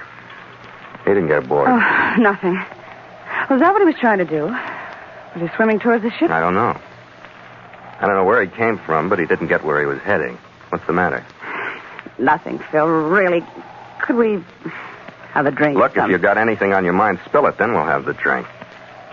There's a junk following us. Maybe the guy in the water was from her, and they're still after the ginseng. Is that what you're worried about? Yes, Phil. I'm just still jittery, that's all. Take it easy, then. We can outrun them to Tientsin. I know you can, Phil. I told you I'm just kind of shaky from everything. Well, maybe that drink will help. Phil, Hmm? you know the cargo's stolen. You're still carrying it, aren't you? What's that for? Just remember that line I had on your character? I still like it. And I still think we could be close friends. You're becoming that way, too. Put the drinks down, Phil. We can have them later, can't we?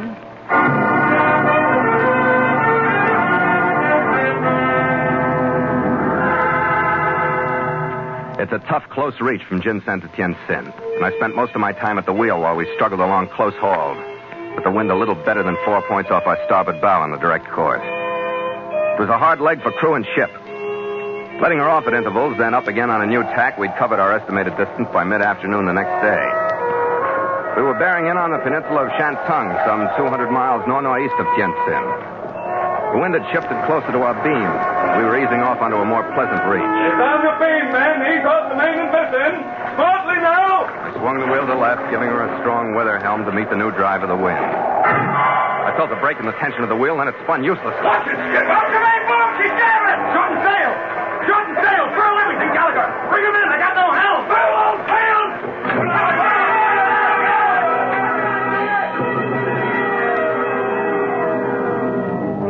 In 2 minutes, the sails were crumpled on their booms. And the Scarlet Queen was motionless in the middle of the Yellow Sea. What the devil happened, Skipper? The rudder's gone. I didn't have hold of anything at the wheel. What kind of a scow did I sign on? She picks the Yellow Sea to break up. Save it, Red. She didn't break up by herself. Yeah. I didn't shoot that native quick enough, did I? That's what I'm thinking. The Queen's rudder wouldn't have gone without some help from a saw blade or something. Yeah, and I guess taking on a hot cargo didn't help much, huh? Bill! But they ain't nothing of that. Rudder, you can peck 'em. Cargoes and days. All right, drop it, Red. Start thinking about that junk that follows us out. That fits, too. Bill, what happened? What is the meaning of this delay? We've paid our passage, haven't we? Haven't Turn we? the men to rigging a jury rudder of some kind, Red. We'll make it send under power. Captain Carney, you accept a certain amount of responsibility when you accept the responsibility. Yeah. To say nothing of trouble. Come on in the cabin. Captain Carney, I demand to know how I came aboard this ship in the first place. Oh, Ray, keep quiet, will you? It's only a demand. I have a right to that. I should have left you there, but I carried you aboard from the CHIMOLPO bar. Left me there, indeed. Where do you think you'd Ray, be? he's drunk, Phil. Don't listen to him. He's out of his head. But Alice, my dear. Ray, get out of here. But Alice. Get out on deck and get some air. Alice, my dear, considering Get out. everything. Come on, get out of here. Phil, darling. Never mind, I'm busy again. Phil. Things are beginning to add up. What do you mean? You breaking up over that swimmer back in the harbor, and now the rudder goes. That's what he was doing, wasn't he? Wrecking the rudder? And that junk that followed us out, it did follow us, didn't it? Yes, Phil. Why? If it was only to get the ginseng back, you wouldn't know about it. What else is there? All right. Lily wanted to collect insurance on you. Yes? She wanted to load a cargo of any kind of roots. Then your rudder was to be wrecked, and then the junk was to board and sink you. And she would collect.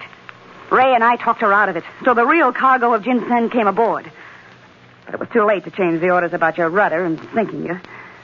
That's the truth, Phil. Really it is. Yeah? I guess we'll wait and find out if it is or not.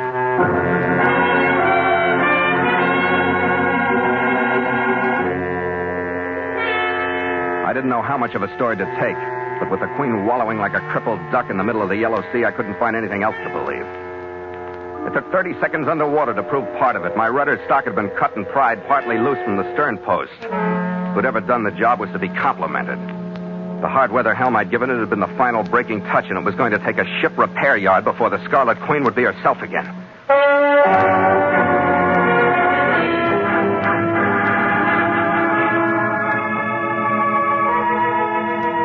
The rest of her story turned into fact later that afternoon when the ugly high-stern junk hove into sight in the west and bore down on us from starboard. I sent Alice and Ray into the cabin, broke out the rifles, and stationed the crew along the port side under what cover the main house offered them. Then, with Gallagher covering me with a 30-30, I stood up. I waited while she made her turn into the wind, coasted to a stop about 20 feet away. A native with a rifle slung across his shoulder stood at her rail. You need help. Throw me line. We come aboard. Shove off, Charlie. He's moving in on us, Skipper. Yeah. You need help. We come aboard. Get underway. You're not coming aboard. I got a bead on him, Skipper. Let me have him. It's just a question of who opens fire first. We come aboard. Under it. There it comes. All right, Red, take it. Choked up the doors and slumped out of sight. I dropped prone into the cockpit beside Gallagher and stayed there, pecking at every dark head that popped into sight. Then the opening flurry of shots stopped. Neither of the ships offering any targets. But their plans were working out. Ours weren't. The current was pushing the junk slowly closer to us, and they were saving everything for a frenzied rush to board us when she touched our side. We had to move somewhere to keep them away. I headed toward the motor controls near the wheel. I raised a spurt of shots from them, and a few slugs exploded slivers of wood around my head as I dropped to my belly again and pushed the starter with my hand. They figured out my move.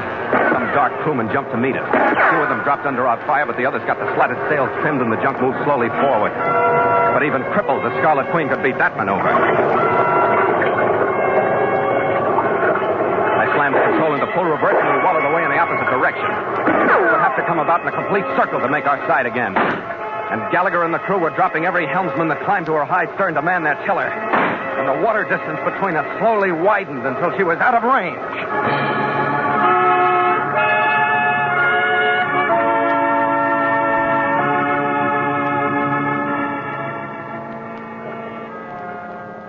I sent Gallagher to check on the crew, and I went into the cabin. Phil. Oh, Phil. Now, wait a minute. What's the matter with Ray? He's dead. I told him to stay far. Yeah, never mind. I'll finish his story. So he got to his feet, went to the porthole, and stayed there until a stray shot nailed him. Yeah, I told him. Yeah, now I'll tell you the truth. Phil, what do you mean? What do you want to tell me? I don't know what you mean. Quit trying to be clever because you aren't. You're just rotten. Show me a bullet hole in the screen in that port he's lying under. We could do that with a pencil, couldn't we? Yeah, move him over under the other one. A slug came through there. You're awfully slow, gorgeous. Phil, it would look all right on the record, wouldn't it? We were attacked by pirates and he was just killed, that's all. And Lily, too. What'll we tell him about her? Phil, you don't think that you got Ray drunk and killed Lily and Pao Yu? No. Doesn't sound like you. Not for a lousy $10,000 worth of ginseng. Phil, what's the difference? They were two wasted people. They were no good to anyone. Phil, if you'd help me, look what we'd have. We can share the money from the ginseng. $10,000, Phil. And our close friendship, darling. It could be good. Couldn't it, Phil?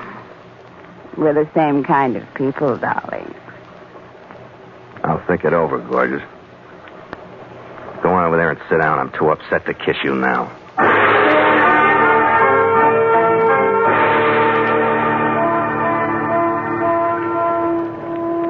In an hour, the Korean stranger had disappeared over the horizon. And with a few spars, a weighted hatch cover over the stern, and the backs of two crewmen leaning on makeshift tackle, I had a shaky control of the Scarlet Queen again, and we headed in on our course to Tientsin.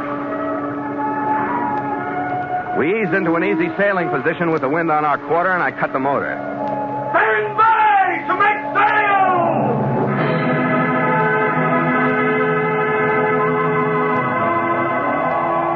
We couldn't stand the pull of the mainsail with our jury rudder, so the men jumped to the mizzen halyards. Stop it, chief! Make sail!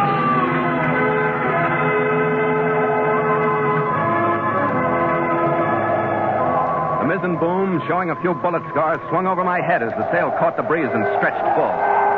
The man on the port side jury tackle heaved in to meet the swing. To the ship, chief! Men! Quietly now!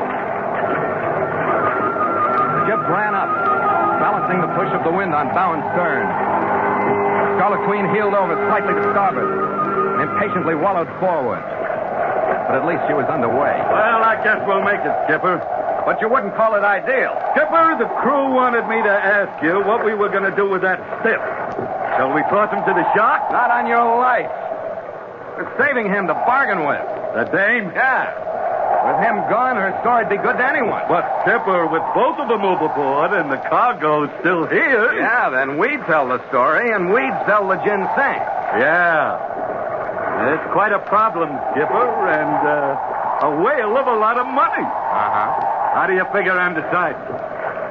Well, to turn her in for murder and take the cargo, or let her go and take half. Got a coin, Red? Yeah. Here. Tails, we turn her in and take the cargo. Heads, we let her go and take half. Okay? Toss it. Heads. Better make it 2 out of 3, don't you think, Red? Yeah. I say flip it all the way from here to Tientsin. Just so it's fair to everybody and comes out all right. You're a clear thinker, Red. But the suspense has got me. Drink, Skipper? After you, mate. After you.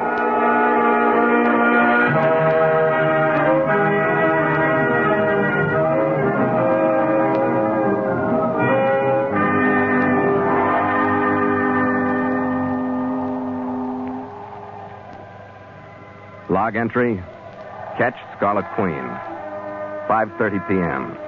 Miles traveled, 6,873. Wind brisk, sky fair. Sea smooth with gentle roll. Ship secure for night. Signed, Philip Carney, Master.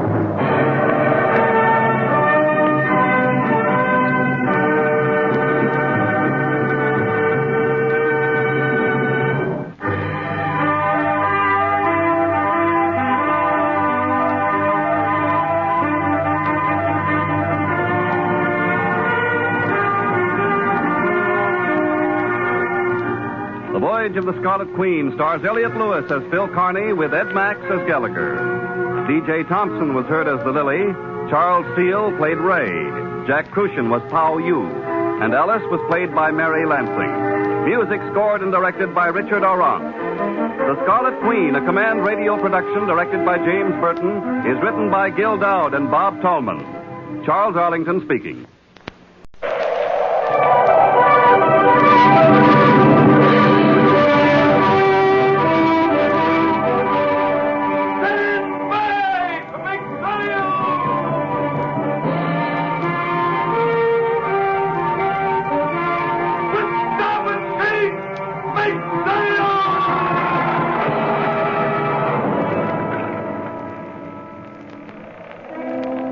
Log entry, the Ketch Scarlet Queen, Philip Carney, master. Position 112 degrees 32 minutes east, 21 degrees 6 minutes north. Wind light, sky fair. Remarks, departed Hong Kong, China, 9 p.m. after breakdown in schedule. Reason for delay, the jewel thieves and the straw-filled dummy.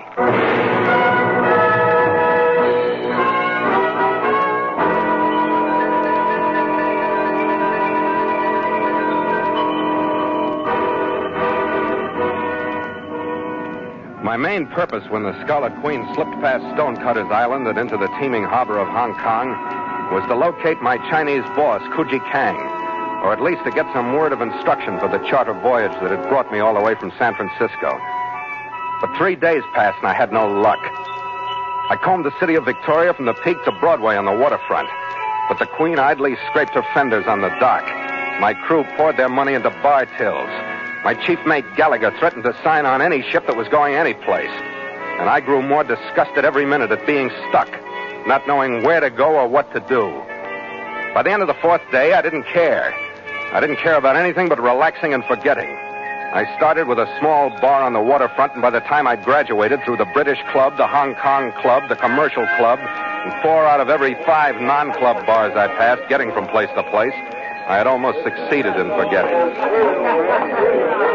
I swung into the Emperor Hotel, crossed the lobby peopled by a scattering of stiff-backed crown colonists, and made the doorway to the bar to look for a table.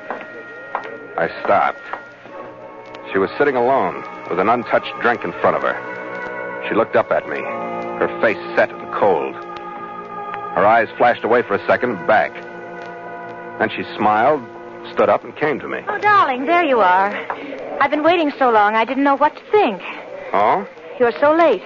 We'll have to rush to get dressed in time for dinner. Come on, I have the key to our room. I stopped thinking it was the new Hong Kong approach when she took my arm to swing me back into the lobby. Her nails dug in, and her arm and the body behind it was shaking. The plea in her eyes gave me the rest. She was scared stiff, and she needed me. We turned around and walked out into the lobby.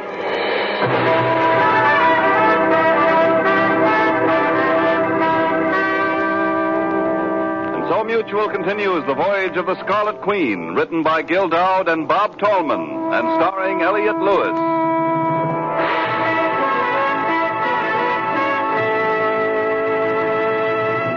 The Scarlet Queen, proudest ship to plow the seas, bound for uncharted adventure. Every week a complete entry in the log, and every week a league further in the strange Voyage of the Scarlet Queen.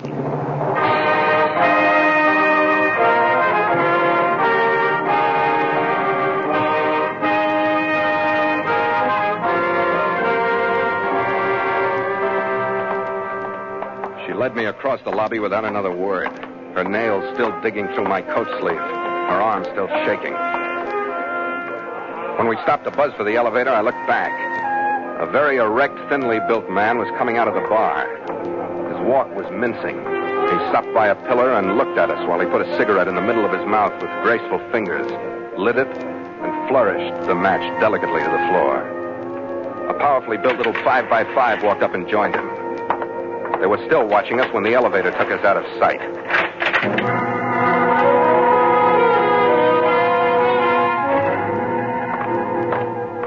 The room was at the front of the building on the 3rd floor. Here. She handed me the key to unlock the door. But when it closed, everything drained out of her. She slumped down on the edge of the bed. I don't know what I'm going to do. I'm so frightened. Now, take it easy. You want to try a drink or something? A glass of water. Sure.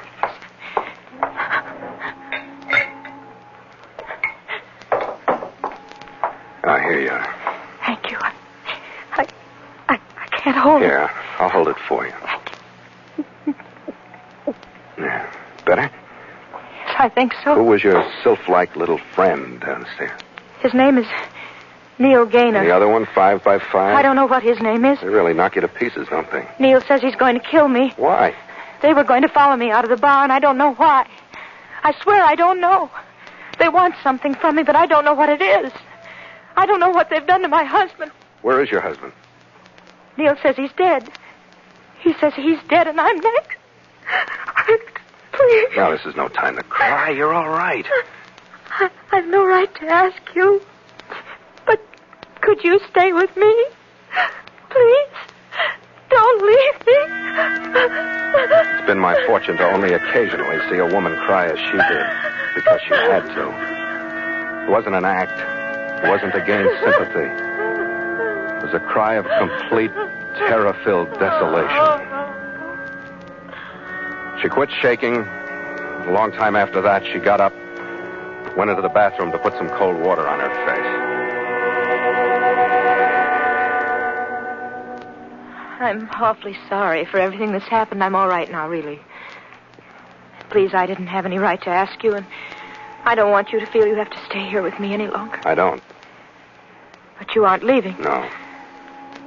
Look, I was on hand when you needed me. You're bargaining? Believe me, I don't know what I'm doing. Maybe I'm taking advantage of you because you're in trouble, but if it is that, it's unconscious because I don't work that way.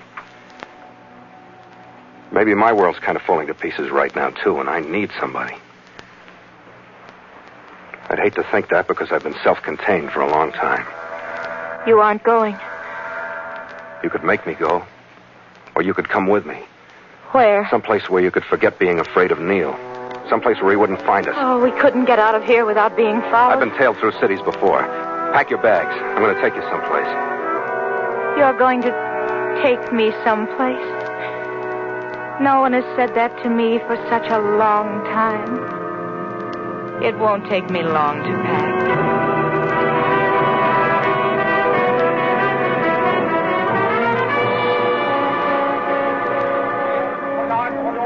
I called a cab and we left the hotel by a rear door. We shouldn't have bothered. There was enough light for me to see Neil Gaynor leaning against the building. When we got into our cab, he got into one parked behind us. We want speed, driver. Turn left at the end of the alley, and I'll give you directions from then on.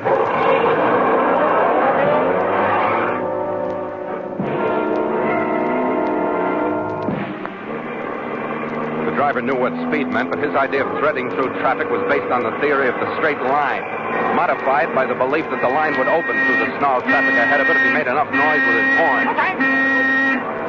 We crossed and recrossed the level sections of town with Neil and the other cab trailing in our wake. Paralleled the waterfront, dodged through a maze of warehouses, finally lost him. We climbed halfway up Victoria Peak, took one of the terrace roads to the left, dropped to within a block of sea level, and I finally shouted the driver to a stop in front of a Chinese flat. Right here, Charlie. All right, come on.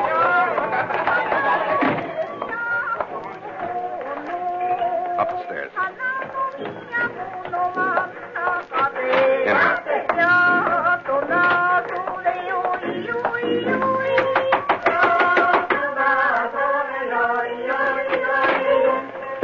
Hello, Kim Yui. You remember me?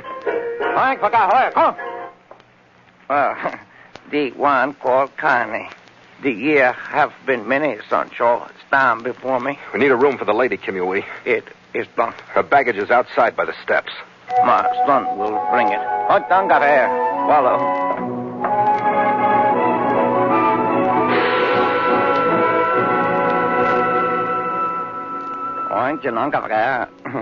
Thanks very much, Kim. She crossed the room to the single window and opened the shutters to look out over the blinking, restless movement of the harbor. The maze of Kowloon's lights across the bay. And for the first time, she was smiling. They keep playing that same record over and over again, don't they? Tell me the truth. Could you tell the difference if they weren't? Certainly. I can tell the difference between one with a singer and one without. We'll put you right up in my class. Feeling better? Of course I am. Your friend downstairs called you Carney? That's right, Phil. Phil Carney. You must have one too, huh? I don't want to tell you. Well, give me a phony then. Tell me something. Oh, no, it's not that I want to hide anything from you. You just won't like it. My last name is Ainley. What, Ainley? You won't like it. It's Henrietta. Oh, no. I told you. Oh, it's all right. It's a fine name, but you... becomes you like a diving suit would. I told you. Well, it's too late to do anything legal about it. I'll call you Hank. Oh, do you think that's prettier? Hank? Not too feminine, but when you look like you do, they could call you Sam, and it wouldn't matter. So it's all right, huh? Sure. Everything is. Just for a little while, everything is all right. Don't talk about it if you don't want to. I think I do want to. It's simple enough, I guess. You see, my parents were killed out here during the war, and after it was over, I was all alone. Uh-huh. And I married Lucian Ainley. He was good to me. I don't know what he was mixed up in with Neil.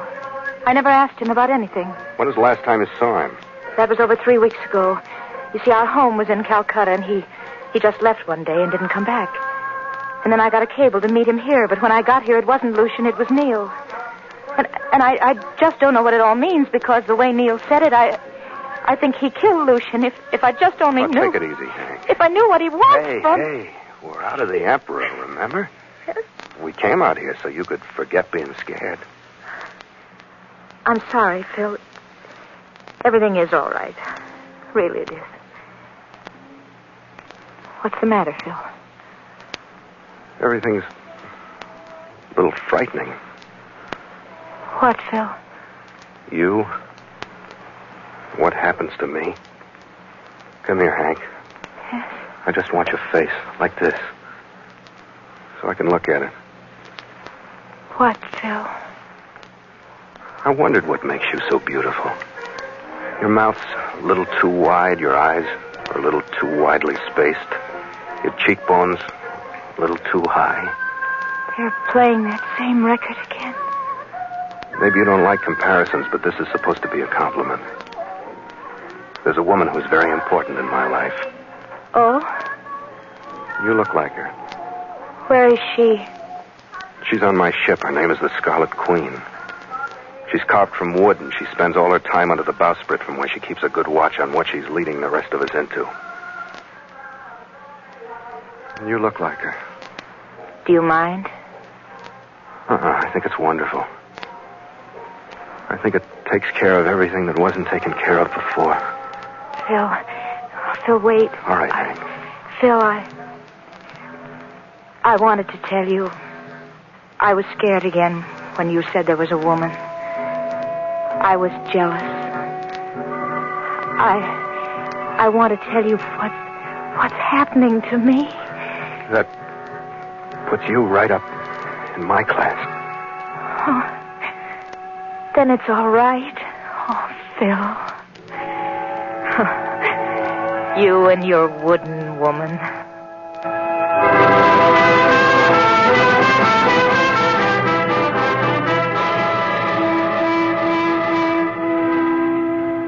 After I'd got Kim Yui to put me up in a room farther away from the incessant phonograph, I lay awake, remembering that I'd started out to forget the senseless frustration that had bogged down the voyage of the Scarlet Queen, and that I'd succeeded.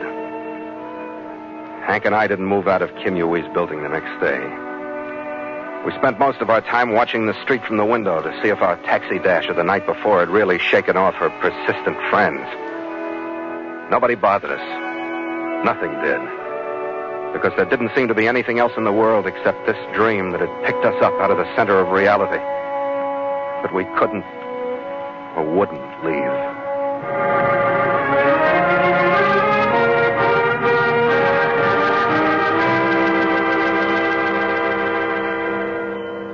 We went out that evening and walked, holding to the darkest streets and holding hands. A light fog had rolled in to blur the lights in the harbor by the time we got back. And the foghorns were calling nervously to one another.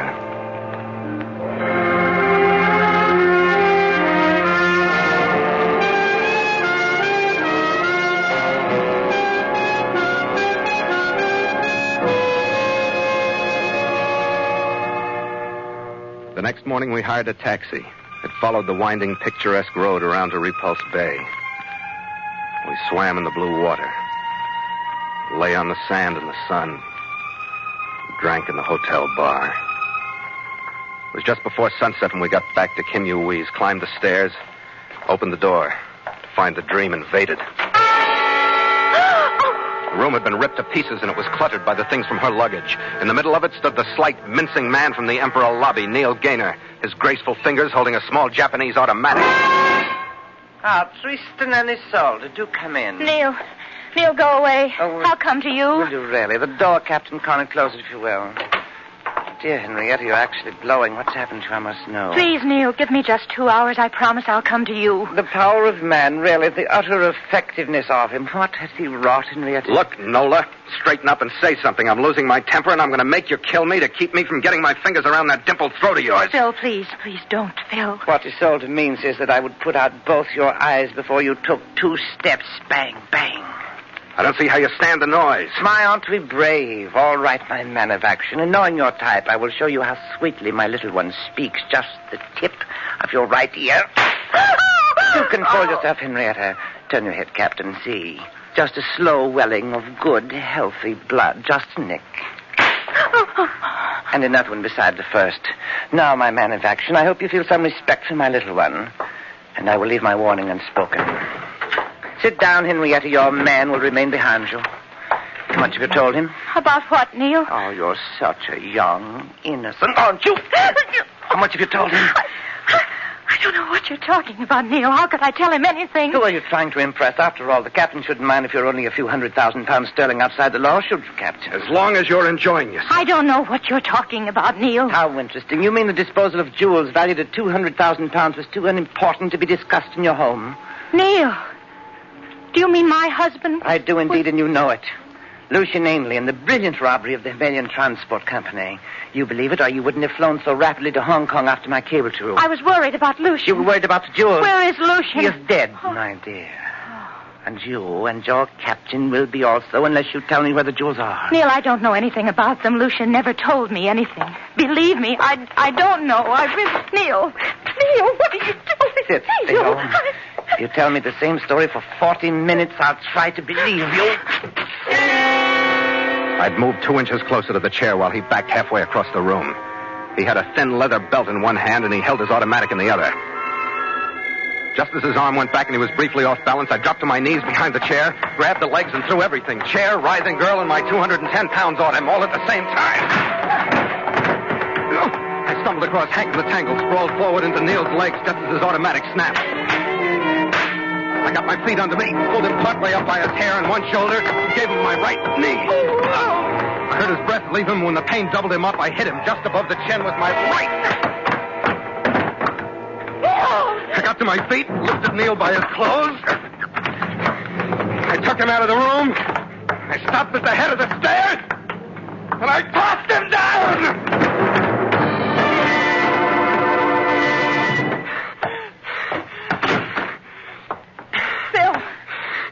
What's the matter with you? Oh, are you all right? Sure, I'm all right. Oh, hold me, Phil, please. Hold me. Did he hurt you? Not very much. The devil he didn't. Phil, could we go someplace else? You mean 5 by 5 might show up now? Oh, I think so. And we aren't going anyplace else. We'll wait for him. Go get some decent clothes on. Do something with your face. You're a mess.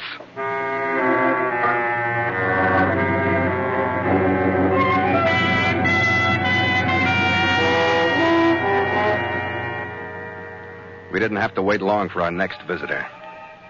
When I heard his footsteps on the stairs leading to our floor, I hustled Hank into a corner where she'd be out of sight. I waited at the door with Neil's automatic. A funny approach, and for a split second I had the crazy hunch that it wasn't 5 by 5. The hunch was right, it wasn't. Skipper! What the devil happened to you? Gallagher, what are you doing here? I came up to talk to you. What do you want, Red? I just wanted to talk to you. Don't you think this vacation has gone on long enough? What do you mean? I just want to know if you're going to turn into a Hong Kong playboy or come back to the ship, that's all. I think the least I deserve is the truth, don't you? Yes. Well, I'm not thinking about myself. I'm thinking about the boys and the crew. After all, they're as much your responsibility as mine, and I'm not... Well, can you come out here so I can talk to you? Yeah, sure, Red. What? Some dough was delivered to the ship for you, and sailing orders from Kang. Did you open them? They were open. The next port's Haiphong. I was thinking if you want to stick around for a while and come down by land, I could take the Queen down. Well, it's none of my business. How'd you find me? Through the police. You're mixed up with some nice hot company this time. I know it, Red. They got their clamps ready for your girl. And I'd like to see you get out before they shut. They've had their fingers on every move you've made since you met her. You're in deep enough, Skipper. All right, Red. All right, gather the crew. We'll sail at 9 tonight. Attaboy, Skipper. There are plenty more like her where we're going. Yeah.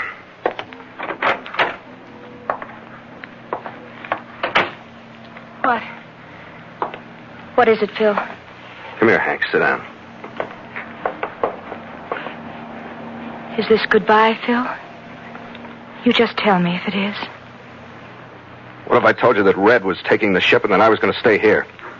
Oh, that'd be bad for you and good for me. And we'd make it somehow. What about that 200,000-pound bundle of jewels? Would it make any difference, Phil? No. Now, what if I told you that the police here in Hong Kong were absolutely sure that you do know where the jewels are? Phil, that's impossible. Unless Neil made a sworn statement out of his suspicion. It's true, Hank. They're ready to take you. Listen, if I could draw the police away from you and give you a break... You draw the police away from me. You wouldn't take the break? With you drawing the police? What kind of a break would that be with you in danger for no reason at all? Phil, why are you saying all these things? To get to the real way out and to make it sound as simple as it really is. The Scarlet Queen is sailing tonight at 9 and you're going with her. Oh, I could go with you? You see how simple it is? Oh, it's with you.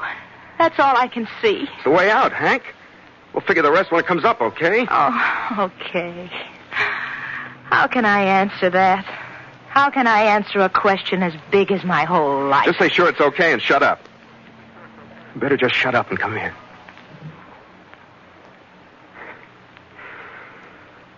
Everything's going to be all right now, darling.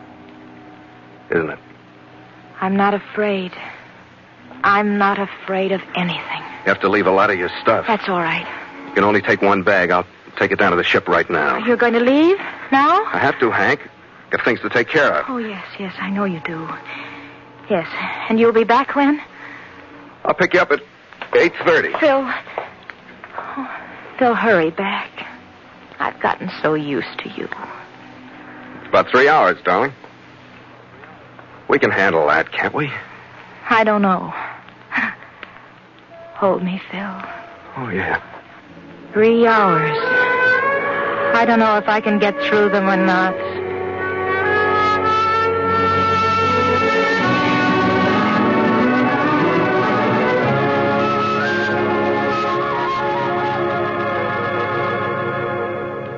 I took her one small bag with me when I left. I got down to the waterfront without being followed and took her bag into a dive. Drank my way through the longest 3 hours of my life. I had to do it this way. I'd asked her if she'd let me draw the police away and she'd refuse, so I had to leave her. I had to do it my way. At 8:15, when she was counting the last 15 minutes to the time when we'd be together, I made an anonymous phone call to the Hong Kong police. And at 9:15, I staggered drunkenly aboard my ship, carrying in my arms a straw-stuffed dress. At the end of the pier, I saw the police I'd called. I walked a little slower. And then I saw him, the squat figure of 5x5 skulking in the lee of a warehouse. And I knew that in the mist, the object in my arms would pass very well to all of them as Henrietta Hank Ainley on her way to Haiphong.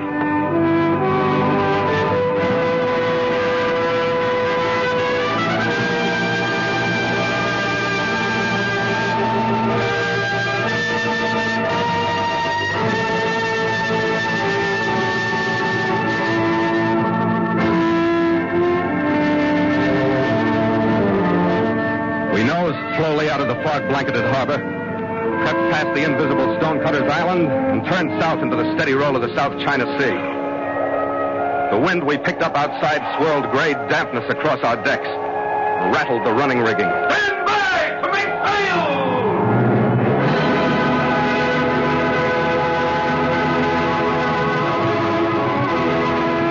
The miserable crew moved sullenly to their stations at the halyards. This foggy departure meant nothing to them. They hadn't known Hank Ainley. Starboard sheet! Make sail!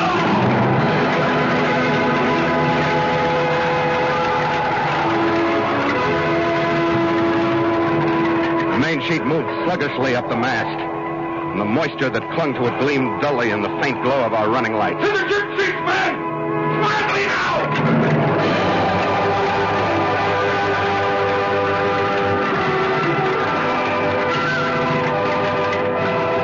Red tried his best, but the men moved like martyrs to a lost cause. And the jibs moved out, then the mizzen, and the Scarlet Queen groped her way into the fog. That's a bad night, Skipper. But not much shipping down this way. I guess we don't have to worry too much about collision. Do you think so? Oh, come on, Skipper. Pull out of it. What'd you do, fall in love or something? Shut up! Get out of here, Gallagher. Leave me alone. Hey, Skipper, climb off. What did I do? Nothing, Red. Nothing. Look at you! What's the matter with me? You got us 2 points off course and the mainsail is starting to flutter. That proved she wasn't good for you. Oh, look. You already got one lady in your life. That Scarlet Beauty under our bowsprit. Log entry. The Ketch Scarlet Queen. 11:30 p.m. Miles traveled from San Francisco, 11,047. Dense fog. Wind light. Sail reduced because of bad visibility.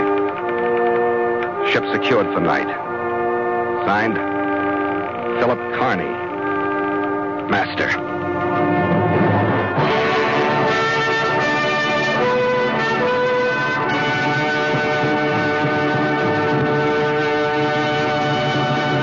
The Voyage of the Scarlet Queen has come to you through the worldwide facilities of the United States Armed Forces Radio and Television Service.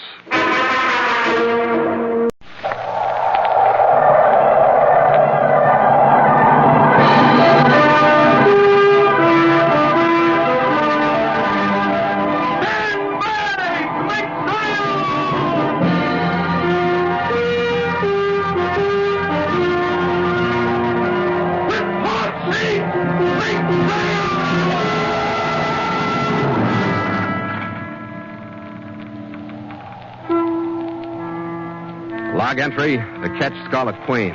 Position 19 degrees 14 minutes north, 108 degrees 3 minutes east. Wind light, sky fair. Remarks, cleared port of Haiphong, French Indochina, 9 a.m. after unlocked movement of vessel. Reason for move, the courtship of Anna May Lamour.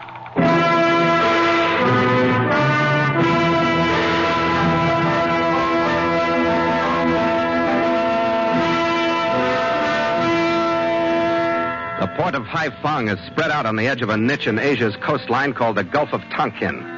It's 100 miles south of the designated border between China and French Indochina.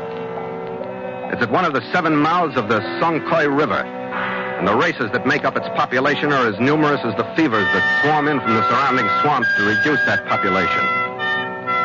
But only one member of Haiphong's citizenry was important to us. It was Max Thorne, the local representative of my Chinese boss, Kuji Kang. Through him, we were to receive further sailing orders for the voyage of the Scarlet Queen. It was 1:30 p.m. by my wristwatch when we skirted the southern edge of the low, jungle-tufted island called Kak Ba and stood in toward the steaming river mouth. We edged into the welter of native craft, outward bound on the ebbing tide. I was so busy at the wheel that I didn't notice until she was alongside the tiny cockle shell of a canoe that had swept across the current to meet us. My chief mate Gallagher gave me a call. Hey, Skipper, we got a visitor. What is it, Red? She's, immodest, light-tanned, Micronesian. She's smiling and she don't chew beetle nuts. Tell her we don't want any. Send her back home. Not this one, Skipper. She's already secured to our side, and she's asking for Phil Carney in English. When did you say you were in Haiphong, lad? Well, it's too long ago for her to have been waiting for me at the mouth of the river all the time. Bring her aboard, Red. Maybe she's from Thorn. Hey, Nelson, lend me a hand with the girl. Okay. Now watch you don't lose your fucking black eyes. Okay, up you come. I have a missive for the hand of Phil Carney. Come on, this is him at the wheel. Here you are, Skipper. I have a missive for the hand of Phil Carney. I didn't know why her young brown face lit up with a smile when I reached out with my left hand for the envelope, but I didn't give her expression another thought after the contents of the note started to sink in. It was from Max Thorne, all right, and it said, "The girl will bring you to me. Be cautious. The men you will meet in my office believe that I've sold my loyalty to them. They're from Mr. Kang's enemy, Constantino. Since you're informed of the situation, possibly we can foil their plans, which are, of course, to halt the voyage of your Scarlet Queen."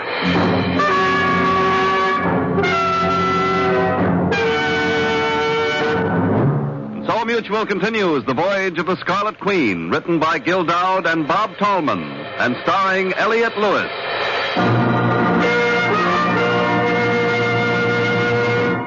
The Scarlet Queen, proudest ship to plow the seas, bound for uncharted adventure. Every week a complete entry in the log, and every week a league further in the strange voyage of the Scarlet Queen.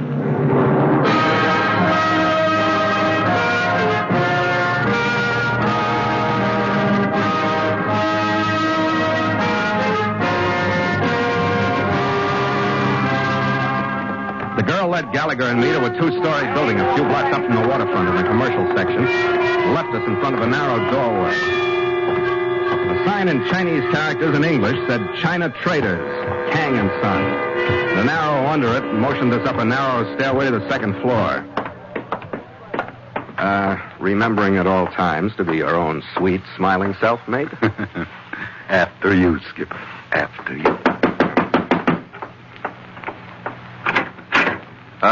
Mr. Max Thorne? I'm Max Thorne, and you're Captain Carney. That's right. This is my chief mate, Mr. Gallagher. Your hand, Captain. Yeah. I'm both happy and proud with your arrival. Come in, gentlemen. I want you to meet some old friends of mine. This is Mr. Cabot Beacon. Captain Carney's ship is from the States, Cabot. You three should find much in common. Good afternoon, gentlemen. And this is Martin Pine. I take it you're in the trade, Captain. Yeah, we're looking it over.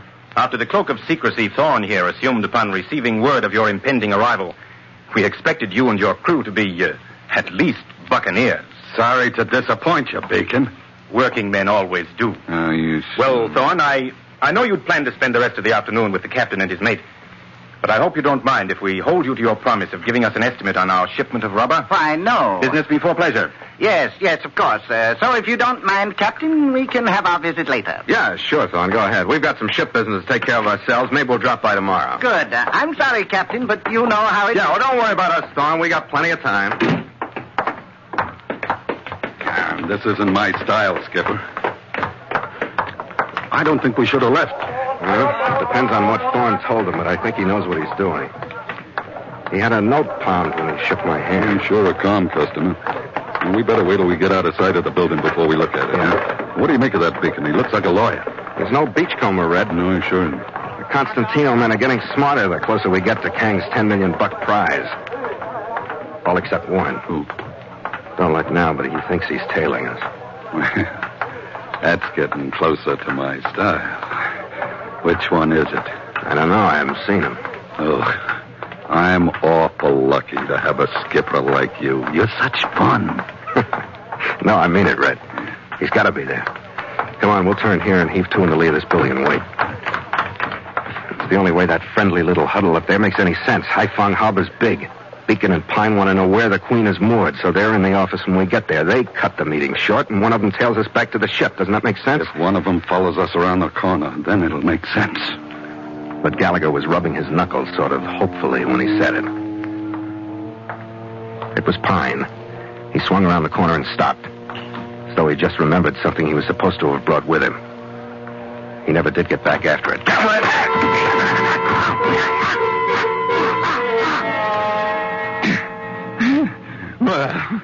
Now what do we do with them? Take them back to the ship and keep them out of sight. If they keep coming one at a time, we could clean this thing up this afternoon. Yeah.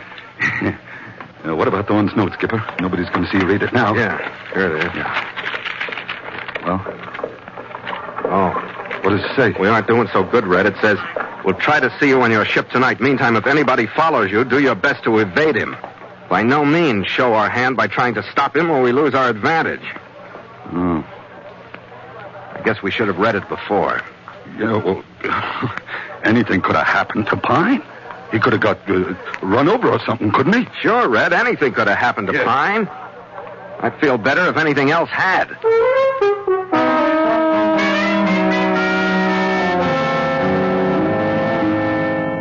We cleaned Pine up a little, held him like he was intoxicated in an erect position between us, and trundled him to the Queen.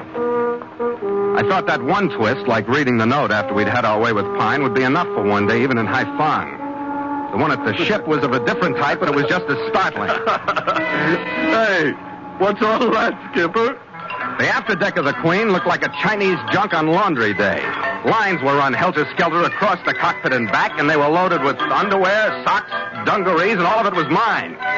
Gallagher took Pine forward to lock him up in the forepeak. My temper and I went to the cabin. What are you doing here? Oh, Phil Connie. You return with eye of somber fire. What is all this? A cloud on your face dimmed instantly my beaming looks. I became your menial. What's that stuff doing out on deck? It is too dry. That isn't the way I keep my ship. How do you think that looks from shore? It must look most clean. That is a great distinction of lowly lords. The book said that. What book? Of a man of your race, with the extensive naming of Robert Louis Stevenson. The book also has extensive naming of the South Seas, a footnote to history. And you read it? From it alone, save a missionary teacher, I learned to read and speak the English. That is why I speak so alluringly. Yeah, I noticed. Now, about this washing and stuff, who sent you to do it? My own volition. I am your menial and companionship. I wish to take care of you. Well, forget it. Where do you come from? My village is upriver. I came here not unwilling to visit like a ghost and be carried like a bale among scenes that had attracted me in youth and health. Yeah, sure. What's your name? I am called Anna May Lamour. I am called that by another of your race, who has since returned to my old life of house and sick room. Yeah, that's fine. Now, look, here. I want to pay you for the washing you did. What is that? Well, that's money. $5 American. It's worth a lot in the city. I do not want it. When I am for a long time your menial and guardian, then you will repay me? Ah, we got a housekeeper, Skipper. And her name is Anna May Lamour. Look, Lamour, you can't stay here. Where do you want to go? I do not. I've got troubles enough. If you want to help me, you go away. For a brief period of time? Yeah, even that would help. Here's the $5, Red. Yeah. Take her up to town, will you? Take her where she wants to go and lose her? Oh, you're hurting her feelings, Skipper. And she hurt mine.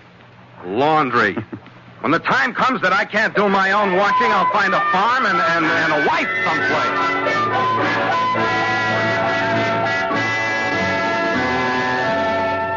I cleared the mess off the deck and went back into the cabin to worry about my major problem. I knew that the orders I was supposed to get from Thorne would be directions that would lead to a meeting with Kang himself. But the next port, whatever it was probably the most important one on the voyage. When Gallagher came back without Lamour, we worried together about whether we'd fouled the deal by jumping Pine. We worried until 9 that night. Then we heaved 2 sighs of relief and stopped. Thorne came into the cabin. He looked excited and nervous. Oh, Captain Carney, what happened with Pine? Pine? Well, we were either too cautious or not cautious enough. We caught him tailing us before we read your note. Now, sit down. Oh, believe me, gentlemen, our situation was on the verge of complete collapse. Luckily, I was able to contact a friend of mine with the local police who told Cabot that Pine had been arrested for drunkenness and violence. We'll have to cooperate more closely from now on. From now on? Can't we clean this up and get out of here? Didn't you bring the orders from Kang? The verbal orders he gave me a few days ago when he was here, yes. The sealed envelope, I'm sorry, but it was too risky. I think I can get that to you tomorrow. You understand? Well, what about the verbal orders? Listen closely. There are a number of addresses. At 437 Napoleon Road, there's diving equipment. You are to pick it up. Diving equipment, huh? 437, I got it. At 488 Abelard, there are 3 boxes for you. They're marked paint stores, but they actually carry dynamite. Diving equipment and dynamite, all right. And Mr. Kang suggested that you replenish and repair the arms you carry and lay on a good supply of ammunition. This sounds like a happy party, don't it? Now, do you want me to repeat them for you? No, I think I got everything. Red, count 1 and come out on deck with me. This ship is adrift. What? Skipper. Why dissipate time and trouble, my stupid buccaneers? What's with the ship, Beacon? You cut her adrift? Why? It might be to sink it, Captain. Well, what do you think of that, Red?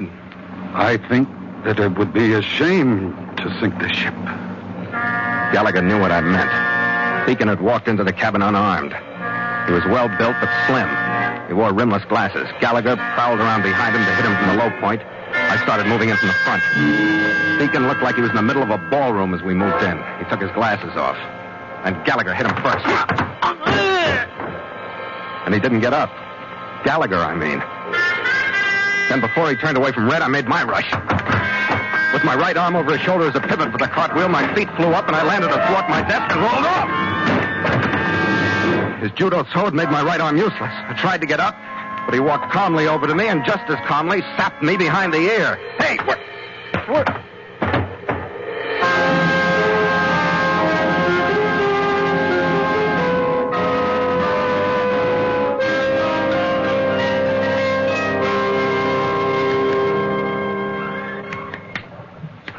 Hey, Skipper. Come on, wake up. Come on, Skipper. Come out of it. All right, lay off, Red. My head aches. Yeah, I wouldn't wonder. I never saw anybody slugged as many times as you were in one night. On me, he didn't use the sap. Huh? But that don't mean he didn't hit me. Right there. Ow. Between my neck and my shoulder. And when he got through, I couldn't move my arms. What's that guy got, Skipper? Brains, Red, and a good judo teacher someplace. Ooh. They moved the ship. Where are we? We're up one of the Songhai channels, moored to a mud bank in a blasted jungle. Beacon brought some Indians aboard to bring us around. Our crew? Oh, they're locked in the focus room, but I think they're all right. Yeah. Thorne? Well, we got troubles enough of our own, Skipper. They kill him, Red? Oh, after that double cross? I don't know, Skipper, but it was a dark trip, and he isn't here, is he? Where's Beacon? He left right after we got here. In Pine, they found him, too. All they left to watch us is a whole blasted tribe of Indians squatting all over the deck. Listen to them. I wonder what that is. Beacon and his crew coming back, or those cannibals have got their stew pot boiling for us. Take your choice. Bill, Connie, I am come with solace and aid. L'Amour.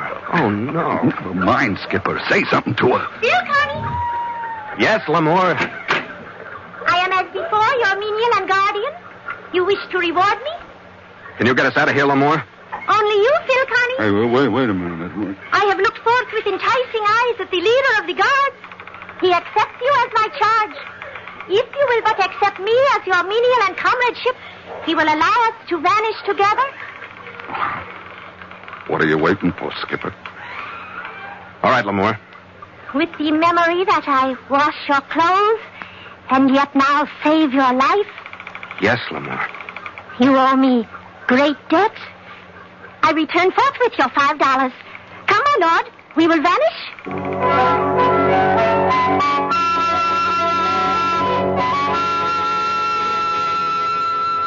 I made a lousy lord, but I tried my best because it was better than being cooped up on my own ship. There was no doubt of one thing. Her service was good. We got into a narrow dugout canoe. She paddled us a few miles downstream. When we beached, I could make out the faint trace of a road leading through the jungle. Like magic, a wagon pulled out of the brush. There was a short, chattering conversation between L'Amour and the driver, who looked at me appraisingly, then nodded. She and I got into the wagon and left.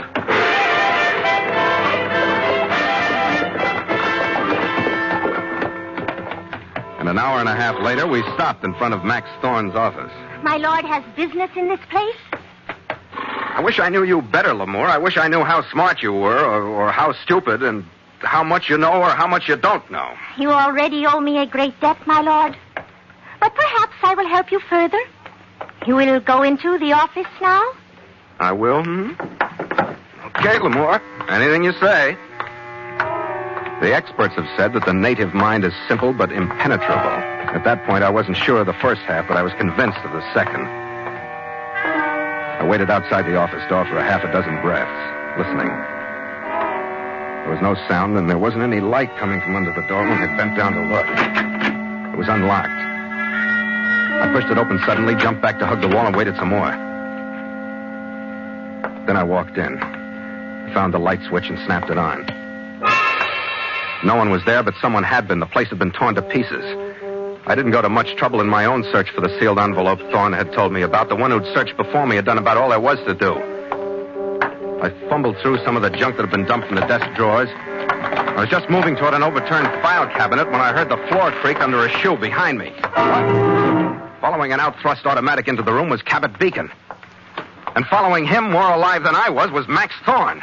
Well, Captain, you've gone to a lot of trouble here in the office looking for a non-existent sealed envelope. Wait a minute, Thorne. Whose side are you on? To be quite candid, I found the Constantino money irresistible. I had no idea he was so interested in Kang's $10 million secret. He threw his money away on you. In a sense, I agree with you, Kearney. You were stupid to trust that girl, Thorne.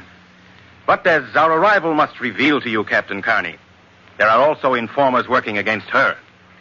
We haven't failed yet, nor are we likely to. What have you gained, Beacon? What was this fancy double cross you were passing around? That was my idea, Kearney. And rather good, I think. You're overeducated, Beacon. Sufficiently, Kearney. Is it possible that you don't know what Constantino wants? Know what he wants? I've been bucking him all the way from San Francisco for what he wants. I don't know where Kang's prize is, so there's no way you can sweat it out of me. It's like this, Captain.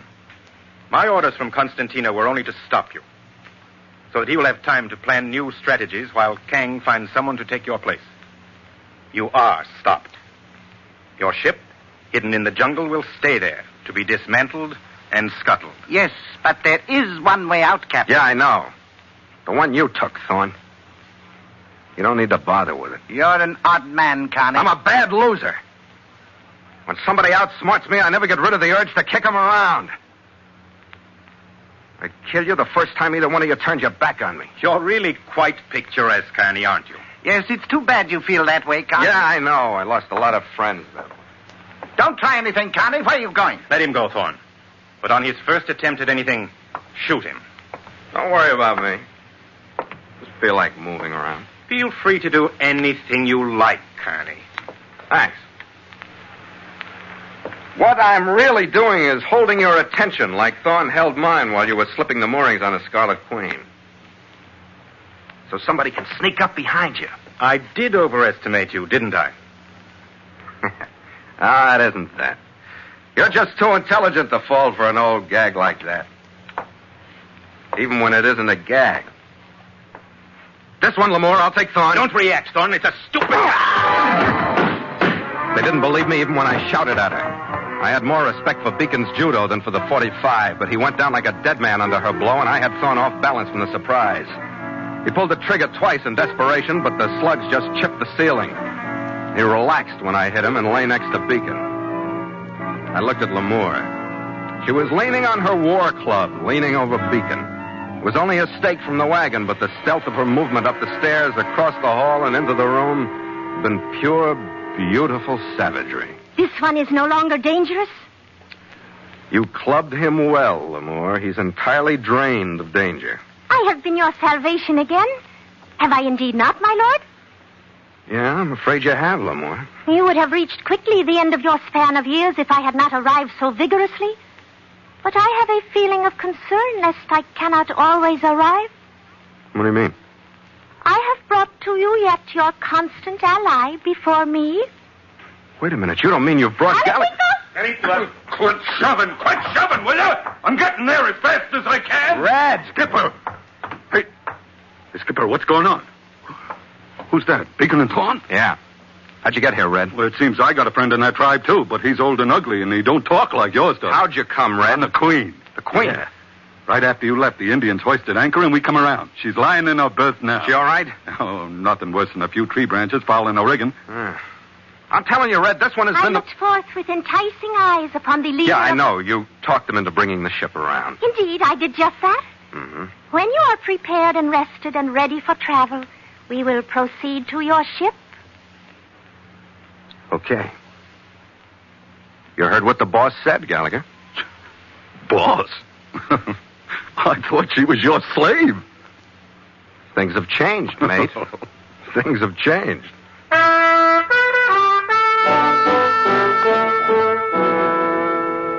If I could have found anything to complain about with the way things had gone, it would have been the way my debt to her had developed. That, the fact that there had to be a payoff, and the fond look in her eye that gave me a hint of what kind of a payoff it would be. She held my left wrist with a new, possessive touch all the way to the ship. She was still holding it when we all went into the cabin. Phil Carney, your debt to me has grown like a palm tree. It now transitions to a mountain. With the message I derived from the envelope I found in the office of Max Thorne. You? Certain instructions from some man named Kuchi Kang. What? You... Some man named Kuchi Kang. Lamore, that's the only reason I came to High Fun, to get instructions from Kang. What are they? Remembering that I, and me alone, give them to you, I say yet, you will sail to Singapore. You will find Kuchi Kang in room 207 in the Metropole Hotel. Is that not stunning? Yeah. In your country, you are forced to pay all debts. Well, in my country, we seldom have debts like this one. But look, Lamore. You are a splendid man. Yeah, but really, Lamore, well, you're not cut out to be a menial. You ought to marry some fine, strong man from your own people. I know what I owe you and how you feel about things like this. How did you learn of my marriage? You're planning on marriage? To someone you know? He is tall and fine, and I will teach him to speak as I speak. Oh. You don't want to be my menial and comrade, whatever it was. I wish now to end my service to you. It has been very great. Mm-hmm. You perhaps wish to repay me? Anything I have, Lamore. Watch it, Skipper. From the beginning, I have greatly admired that which you wear on your left wrist. It is of shining brilliance, and its tick-tock, tick-tock would lull my future My children. wristwatch? You mean you've done all this for my wristwatch? Indeed, yes. How could I have hoped for its attainment if they had killed you, and the watch were carried down the river with your body? Phil Carney, the great lover. Yeah. Here's the watch, Anna May Lamore.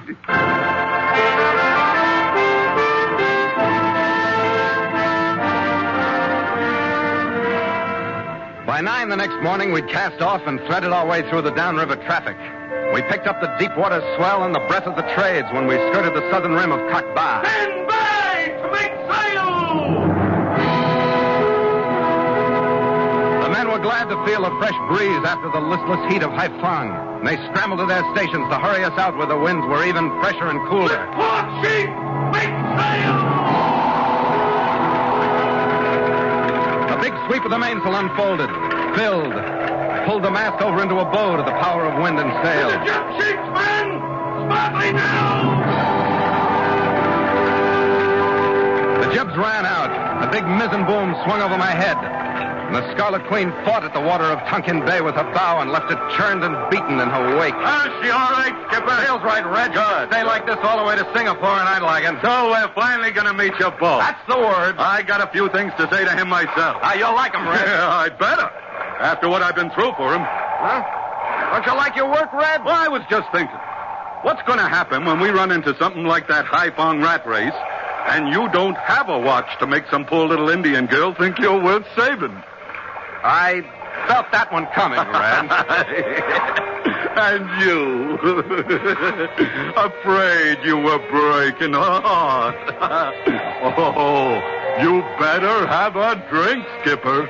Yeah, for my injured male vanity, huh? After you, mate, after you.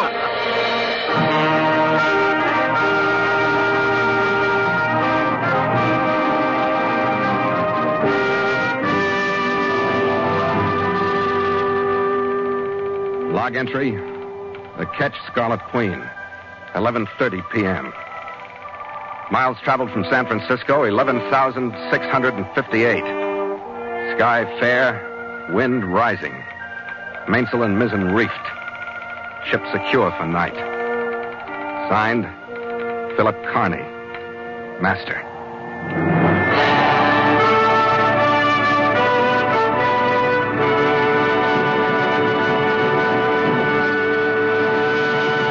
The Voyage of the Scarlet Queen has come to you through the worldwide facilities of the United States Armed Forces Radio and Television Service.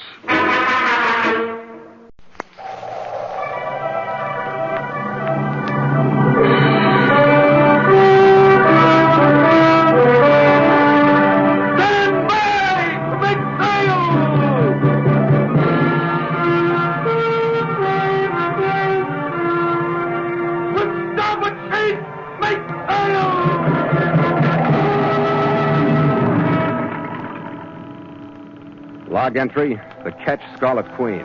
Position, 3 degrees 7 minutes north, 104 degrees 2 minutes east. Wind brisk, sky fair. Remarks, departed Singapore after altercation with Deputy Public Prosecutor. Reason for incident, shore leave and the unhappy wife.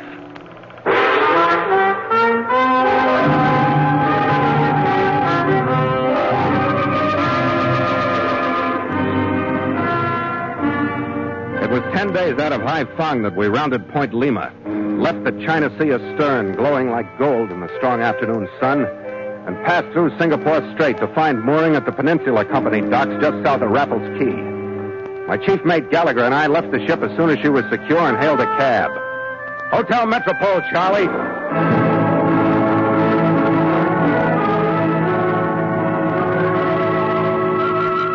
I'd been hit periodically with a feeling akin to sickness for 3 or 4 days before our Singapore arrival. And it gnawed at me more severely than ever now that I was separated from the hotel only by minutes. Part relief, part apprehension, part disbelief that I was actually here and almost face to face with Kuji Kang, the man who'd drawn me all the way from San Francisco, was ready to send me farther into I didn't know what on the voyage of the Scarlet Queen.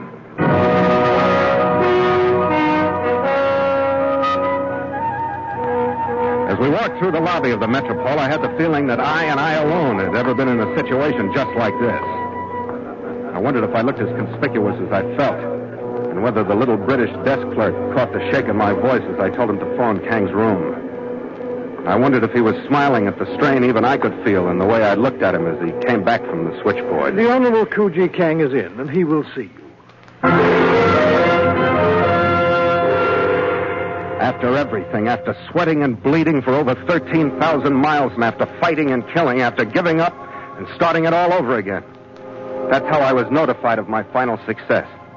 As if I'd dropped in from the next hotel. The Honorable Kuji Kang is in, and he will see you. That's what the man said.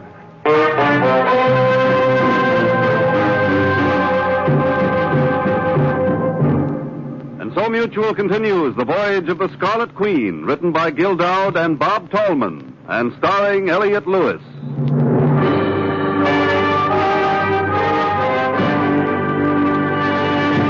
The Scarlet Queen, proudest ship to plow the seas, bound for uncharted adventure.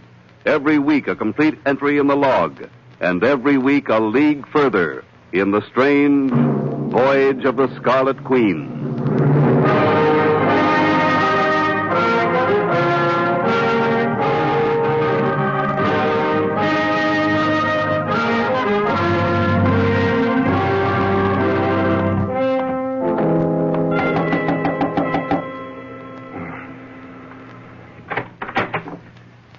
Philip.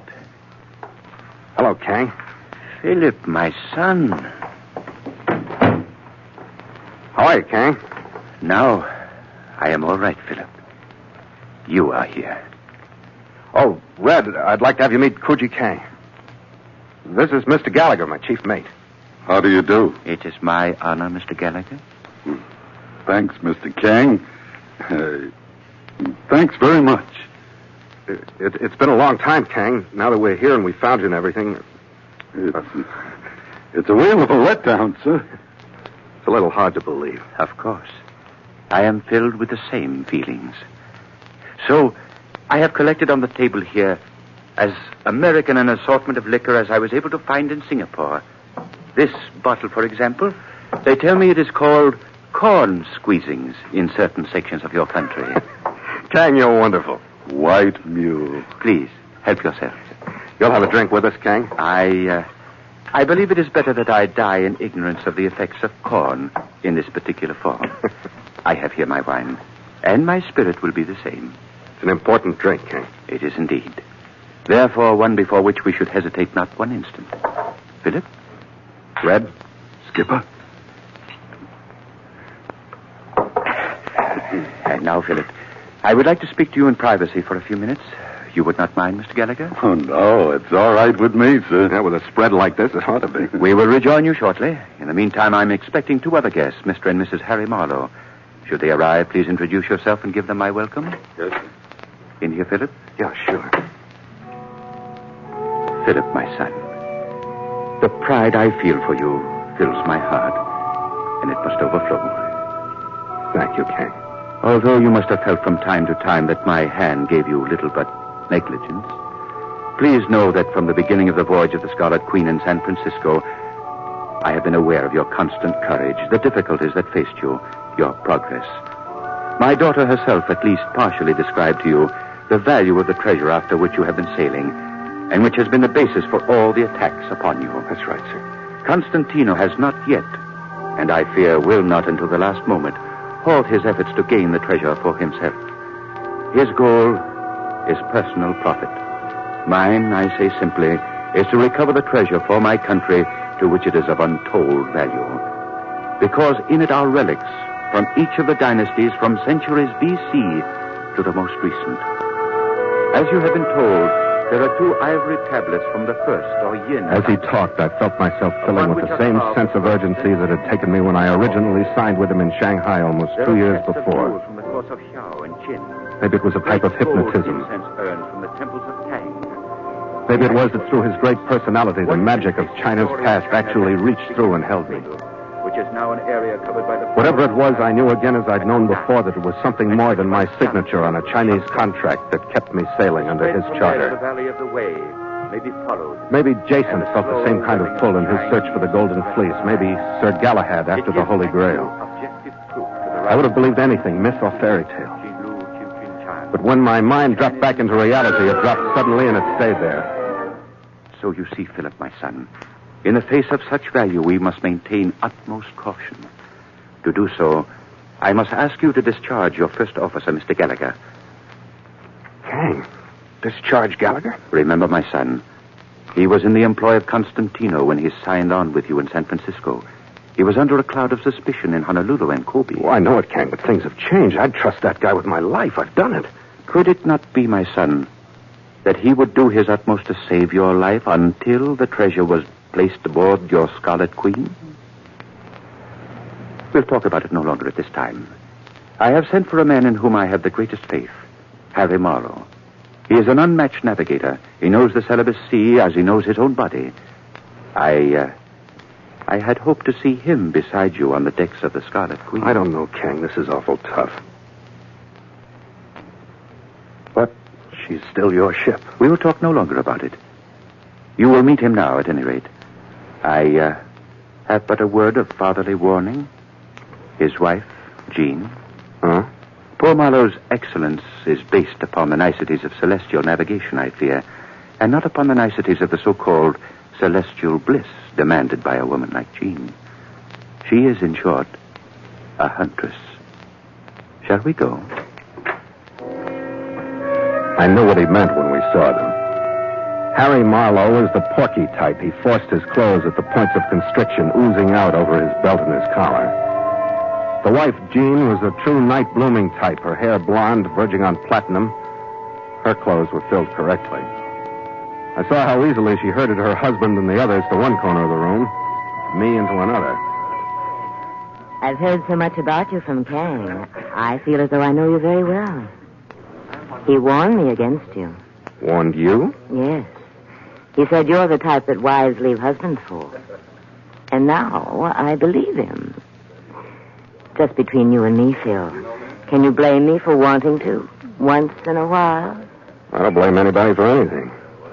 And believe me, you show great promise.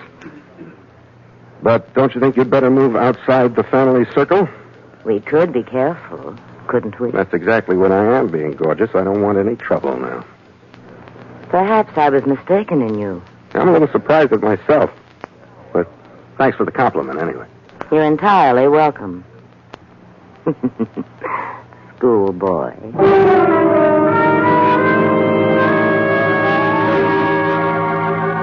The rest of the meeting was no less nightmarish.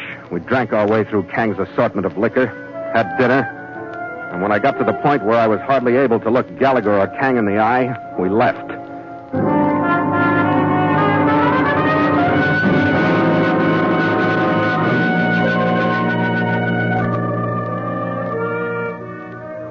The next 3 days should have been the best period of the voyage. Kang didn't spare anything in making it a holiday for all of us. The Scarlet Queen went into dry dock for a complete repair and repainting. The crew was brought ashore to live and let go with an expense account limited only by the fact that there were only 24 hours a day to spend it in. Red and I were set up in a suite at the Hotel Metropole with 2 bedrooms and a parlor. I didn't tell Red about Kang's wish. Maybe I should have, so we could have shared one of the most miserable times of my life. But instead, I watched him leave the hotel every afternoon, watched him crawl back into the room every morning just before dawn. I didn't find out where he'd been spending his time until a little after 2, the morning of the 4th day. And by then, it was too late. His face was beaten raw when he came in. There was a look of terror in his eyes that I'd never seen there before. Skipper. What's the matter, Red? What's the matter? Her husband. Whose husband? Marlowe. That Marlowe woman. Now, they got stop making sense. Sit down. Is that who you've been mixed up with? Yeah. You picked a great one, Red. Anybody but his wife. So Marlowe showed up. What happened? I don't know, Skipper. I don't know, but he's dead. Red. I don't know, Skipper. So help me. But he's shot. All right, what happened? He came in and he had a gun in his hand. I made him drop it and we landed on the floor. And she put a gun in my hand. I didn't want it. He landed one on my face then. I was kind of groggy for a second and then there was the shot. Okay, Red. That's a great story. It's the best I can do, Skipper. Accidents like that happen. I didn't have any reason to kill him. I wouldn't kill him just to get away from him, would I? I don't think you would, Red. That's the trouble. Oh, answer it, Skipper. You know who it is. Yeah. That's right. Okay, thanks. The police, Red, they're on their way up. Have you got the gun? Yeah. Here it is. All right, leave it here. I'll keep it out of sight. Now, you better get out of here, don't you think? That'll make it look worse. Nothing will make it look worse. Get out of here. Let me know where you are when you can and stay under cover. You're hotter than you even think. Come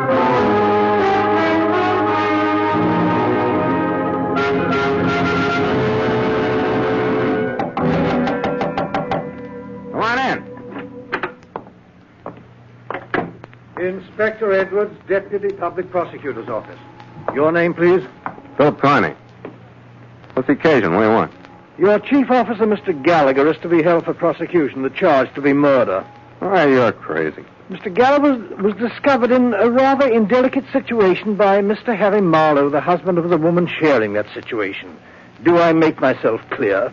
Yeah, it has a familiar ring, so... Naturally, there was a spurt of jealous anger from Marlowe, a bit of defensive action from Gallagher, a scuffle, a shot, and Mr. Marlowe was dead. Self-defense? If Gallagher were dead and Marlowe alive, yes. Self-defense and justifiable homicide under the unwritten law. It would be so much simpler for all of us if that were the situation, wouldn't it? Manslaughter. Possibly. A 5-year minimum sentence in the Federated Malay States.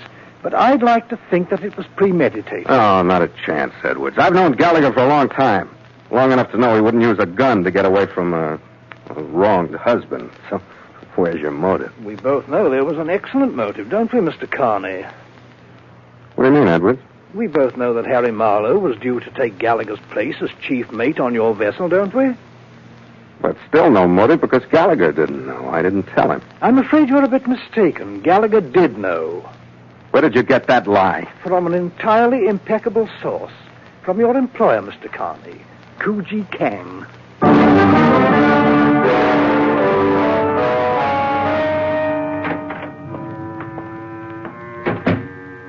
Kang?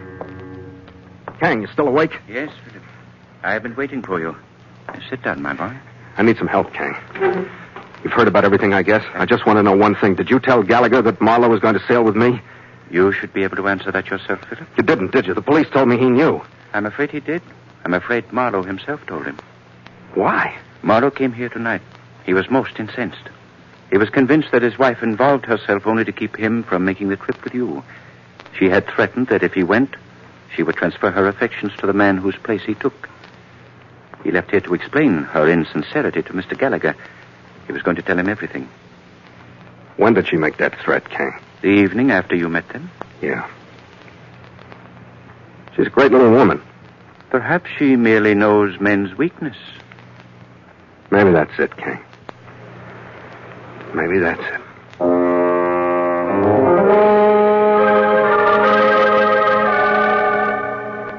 I stayed in the suite the next day waiting for word from Gallagher. It came about 2:30 that afternoon. He was holed up in a room out on Victoria Street in the Chinese section where he thought he'd be safe for a while. Then I left the hotel and went down to get the autopsy report on Marlowe. And after that, I went out to pay my respects to his widow. She was reclining in a wicker chair near a little fountain in the garden of the Marlowe cottage. Oh, Phil, I'm glad you've come. What about Red? No, they haven't found him yet. Not that they don't have the dragnet out. Well, I know I shouldn't say this, Phil, but I just can't bring myself to hate Red. Because unless there was some strong personal feeling between the two, I think that the shooting in the middle of the struggle was really accidental. I'm afraid I've got the only real proof, either for him or against him. The gun he was carrying. I know I ought to turn it in, but it's hard to bring myself to do it. Oh, Phil, what an awful burden. You know how they are. They'll want to check the bullet they took from your husband's body. Oh, how terrible for you. I know I can't help, but believe me, whatever you do is your secret. I've forgotten everything you said to me. Thanks, Mrs. Marlowe. I really didn't come out here to share my problem with you. I wanted to tell you that I'd be in my hotel for the rest of the afternoon. I have to leave for an hour around 5. Then I'll be in for the rest of the night. So if you need anything, want any help, just let me know. Oh, thank you, Phil. I think I'll be all right.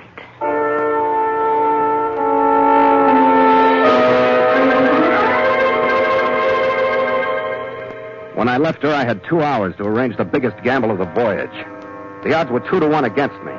The 2 figure was divided into the possibility that Red had killed Marlowe to keep his berth, or that it had been accidental during the scuffle, which under the circumstances would be almost as bad.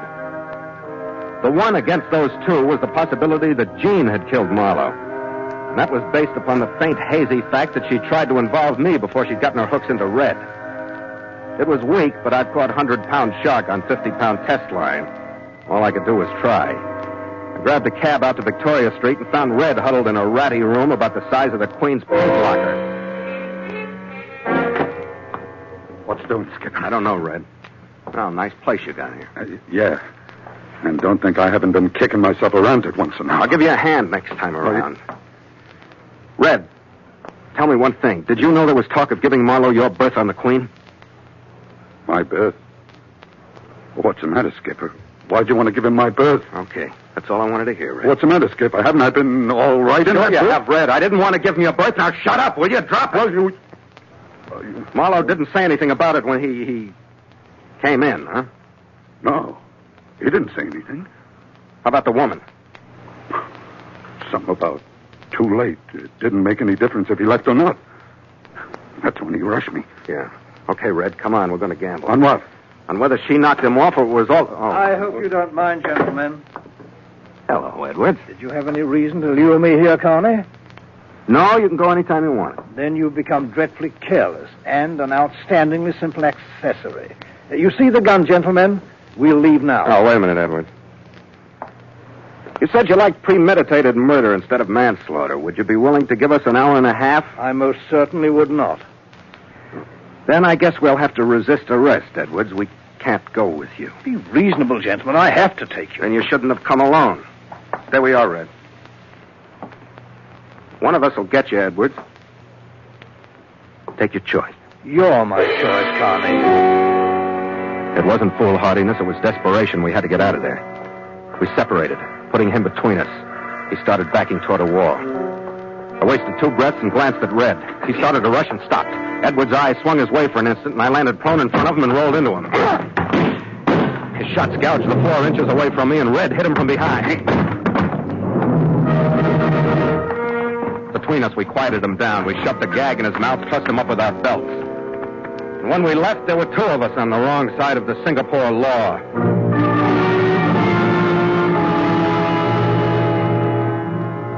We sneaked into the hotel suite through a rear entrance. And a few minutes before 5, I made my public exit for the benefit of Mrs. Harry Marlowe. I circled the building and went back to the room by way of the rear door again and settled down to wait for her to pick up the cue I'd given her and sneak into the room to trade the murder weapon for the one Red had left with me. It was a good plan. It was very clever. But it didn't work. 6 o'clock, Red and I looked at one another. What now, Skipper? I don't know. Maybe she'll still come. If you were going into somebody's room and you knew they'd be out between 5 and 6, would you be late? But we still got the gun. If that isn't the one that killed him, I'm in the clear. Isn't that right? Yeah. We got the gun. Edwards isn't going to stay lashed up all night. You wait here, Red. I'm going out. Maybe I'll get another brilliant idea.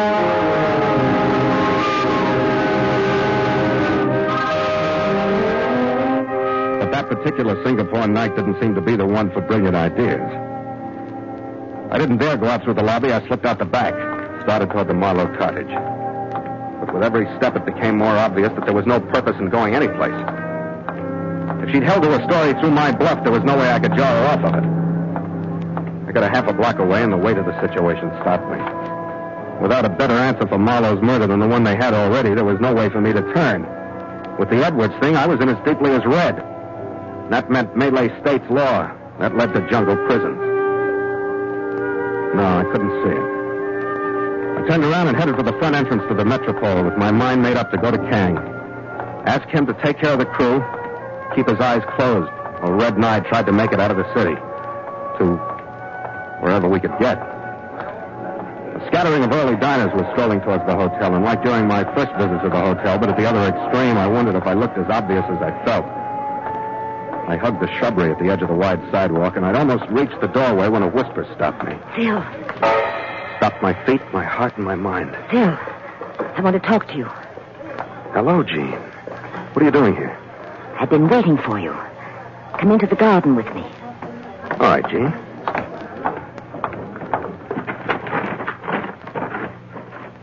What do you want? You expected me to come to your room, didn't you? Yes, I did. You expected me to bring this gun and leave it there, didn't you? But it was a trap, wasn't it? What do you want, Jean? I came to kill you. Because that stupid Gallagher gave you that gun instead of throwing it away like I told him to. And you're the only one who can prove that he didn't kill Harry Marlowe. You got the autopsy report. You know they took the bullet from his body. And that it won't check with Red's gun. That's right. But it won't do you any good to kill me, Jean. How long have you been here? I've been waiting since 5. Then you don't know that Inspector Edwards is at your house now waiting for you. You're lying. He isn't there. Give me the gun, Jean. No, you're lying. Gallagher has been cleared. He's down on the ship now. You're lying to keep me from killing you. Backing up. Settle down. You're lying. Settle down or I'll take the gun away from you. And then where'll you be? You want me to take you home, Jean? No. Edwards, he's there. Take me to your room. You can help me out of this. Sure, gorgeous. We can help you out of this. Now drop the gun before I break your arm.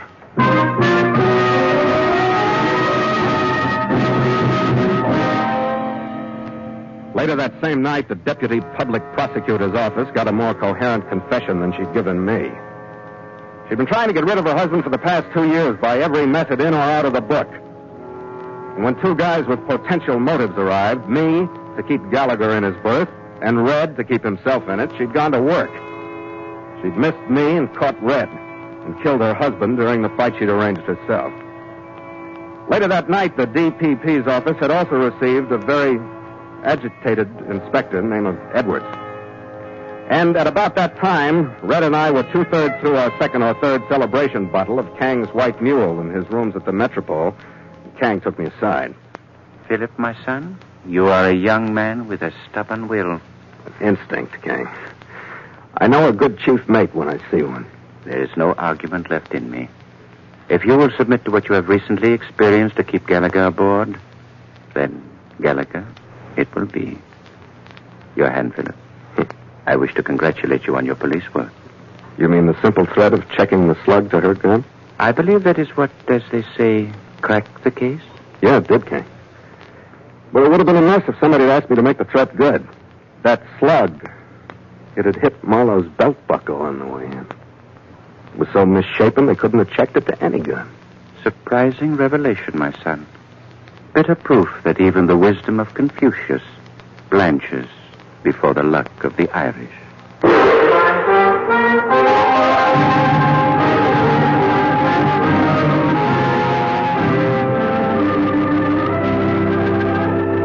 By 9 the next morning, we'd slipped out through the islands that fill Singapore Harbor. And as we headed into Main Strait, we picked up the trades, whistling down toward the equator. Stand by to make sail!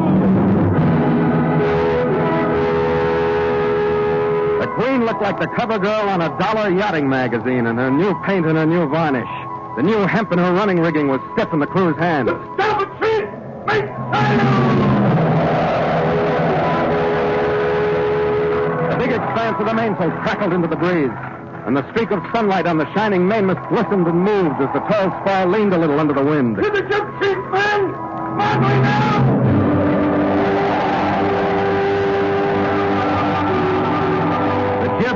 White and untried, rode out.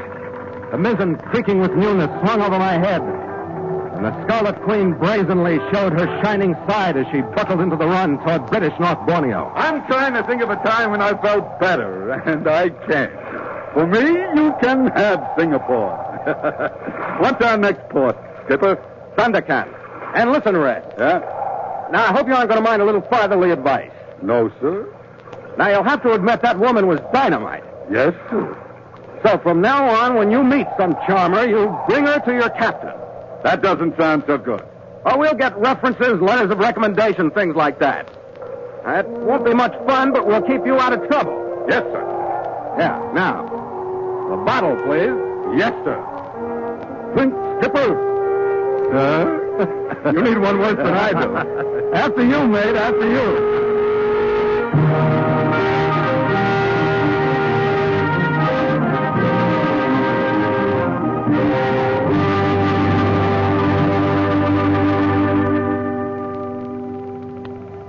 Log entry, the Ketch Scarlet Queen, 5:30 p.m. Miles traveled from San Francisco, 13,463. Sky fair, wind rising. Mainsail and mizzen reefed. Ship secure for night. Signed, Philip Carney, Master.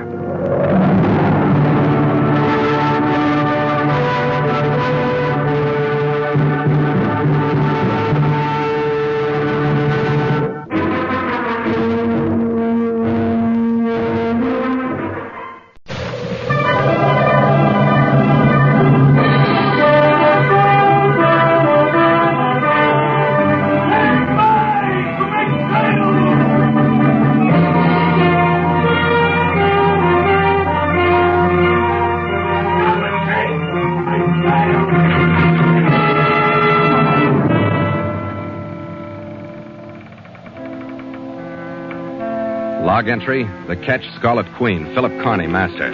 Position, 5 degrees, 5 minutes south, 120 degrees, 3 minutes east. Wind light, sky overcast. Remarks, cleared port of Macassar, Celebes Island after troubled voyage up coast. Reason for trouble? Tattooed beaver and baby food for PARE.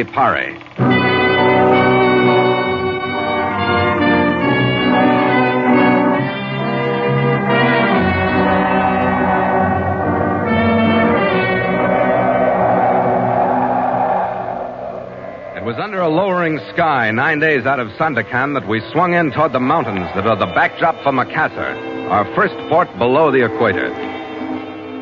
The Scarlet Queen threaded her way through the usual clutter of Oriental harbor traffic. Rusted inter-island steamers in from Surabaya, Batavia, Amboina, Papua, native craft from Celebes ports. It started to rain when we were halfway across the harbor. By the time we'd reached our berth at the Netherlands Asia Company's docks, our decks were awash with it, and it fell with equatorial consistency for 2 days.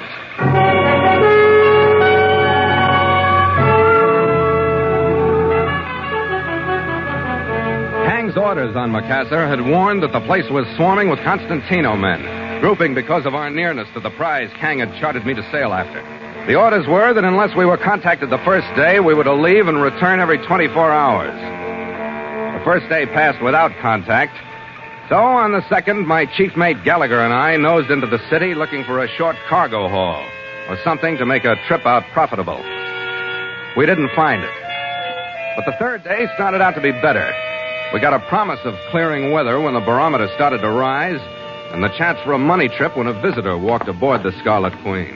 I am Van Riper, master of the Loga Juliana. Welcome aboard, Captain. I'm Phil Carney. I see you berthed here. You are for charter? I might be. Good. I tell you about your passengers. Well, I'm not rigged for passengers. You are good enough.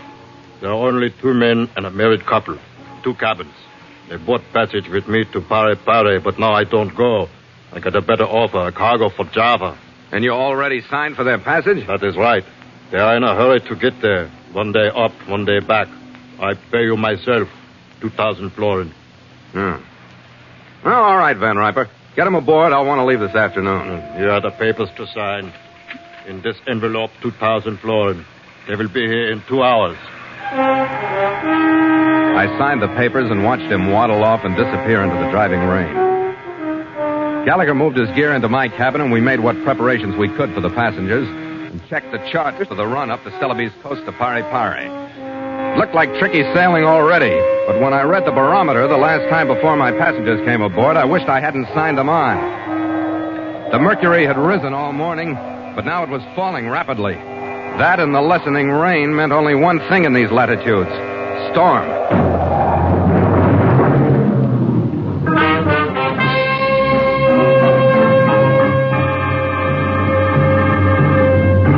And so Mutual continues The Voyage of the Scarlet Queen, written by Gil Dowd and Bob Tallman, and starring Elliot Lewis.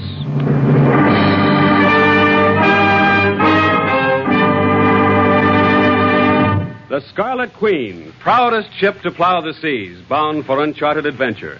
Every week a complete entry in the log, and every week a league further into the strange Voyage of the Scarlet Queen.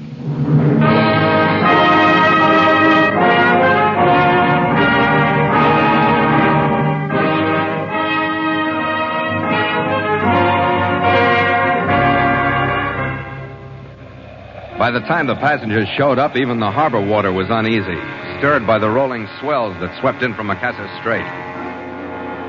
They came aboard in the following order. First, wearing gaiters, a high clerical collar, flat hat, and a long ecclesiastical rain cape, a hawk-faced man. I am Reverend Beaver, Captain. Harlan Beaver. May I say that your presence in this port was providential? When I think of those poor, gentle savages without a shepherd these many weeks. Yeah, your cabin is the first one to starboard, Reverend. And this companionway here. Number 2 was a sodden shape encased in white linen that was both wet and dirty. He carried a small black valise. I have been cursed with the name Ambrose Griffiths, sir, but you will be relieved to know that there is a qualified physician aboard. You bunk with the Reverend, Doctor. A reverend, you say? It'll be a mighty tussle should he grapple with Griffiths' demon. First cabin on this side. The couple came aboard with the help of 3 crewmen. A man in a wheelchair, bundled in scarves, steamer rugs, and rubber sheeting until you could hardly tell what he looked like, was carried aboard. followed by his wife. A pale, worried-looking little woman, at least 15 years younger than her husband, but trying her best to disguise the difference in their ages by the lack of makeup and the shapeless clothes she wore. Mr. and Mrs. Alfred Cram, Captain. My husband is an invalid, as you see. There are certain things now about our boxes. You mean your baggage? No, our supplies. There are 48 boxes in all, and have your men stack them in our cabin. 48? Look, I'm sorry, Mrs. Cram. I contracted to take 4 passengers. Oh, my dear Captain. I can't take a cargo unless it goes through official channels. Well, if you want to delay your sailing, you are, of course, at liberty to have the supplies inspected. But I assure you the boxes contain nothing but special foods, strained baby foods, which are necessary to my husband's very existence. Oh, Captain Carney, if you only knew how hard it's been to attain even this small supply, the delays, the red tape, and my poor okay, Mrs. Cram. Gallagher, rig the cargo gear and get it aboard. 48 crates in the cabin, Skipper? Well, get what you can in and stow the rest in number 1 hold. Oh, thank you, Captain, thank you. Yeah, well, Uh-oh. There she comes, Red. Get it aboard and make it secure. Hold her. Lend the chief a hand. Crowder, Gordon, over here. We're rigging storm sails.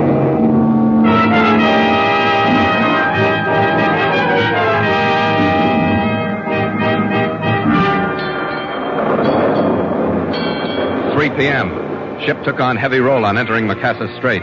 Sea cresting with heavy cross-swell. Sky lowering with scudding clouds.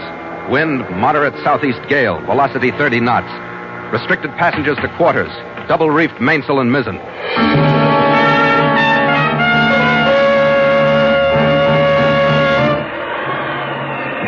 4:30 p.m. Swell rising. Sky unchanged. Wind, fresh southeast gale. Velocity increased to 38 knots. Course altered 10 points to south for reasons of security. Port main backstay carried away. Mainsail taken in. Sailing under jib and mizzen.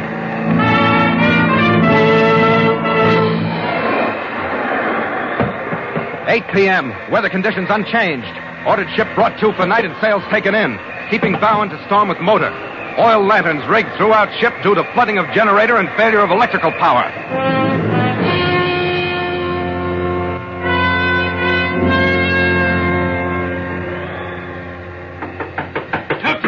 Captain Carney. What's happened to the lights? Generator's been damaged, Reverend. The oil lights will carry us. But your orders were to stay in your cabin until the storm passed over. What are you doing here? I have no need for the protection of the cabin, Captain. But for the sake of my native flock in Pare, I must demand from you our position and the direction in which we are traveling. Our position is just off the Spermondes, and our direction is roughly north by west. Our fate is in your hands, Captain. So saying, I accuse you of the basest untruth. You reversed the direction of the ship, and in cowardice, you are retreating toward Macassar. Reverend Beaver, if I could put about to Macassar, I would, but I can't. Our bow is to the storm, and we're losing way before it. Captain Carney, I must reach Pare. Well, we'll make it. When do you expect to resume your course? When it's safe to do it. I hope that will be soon, Captain. So do I. Now, will you please go back to your cabin, Reverend? I got work to do. As you command, Captain. As he left, his hawk-like face was set in an expression that still could have been fear or anger or both. I started for the engine room to see what could be done about the generator. But before I got halfway across the cabin, I was faced by another example of the dwindling passenger discipline in the form of another visitor.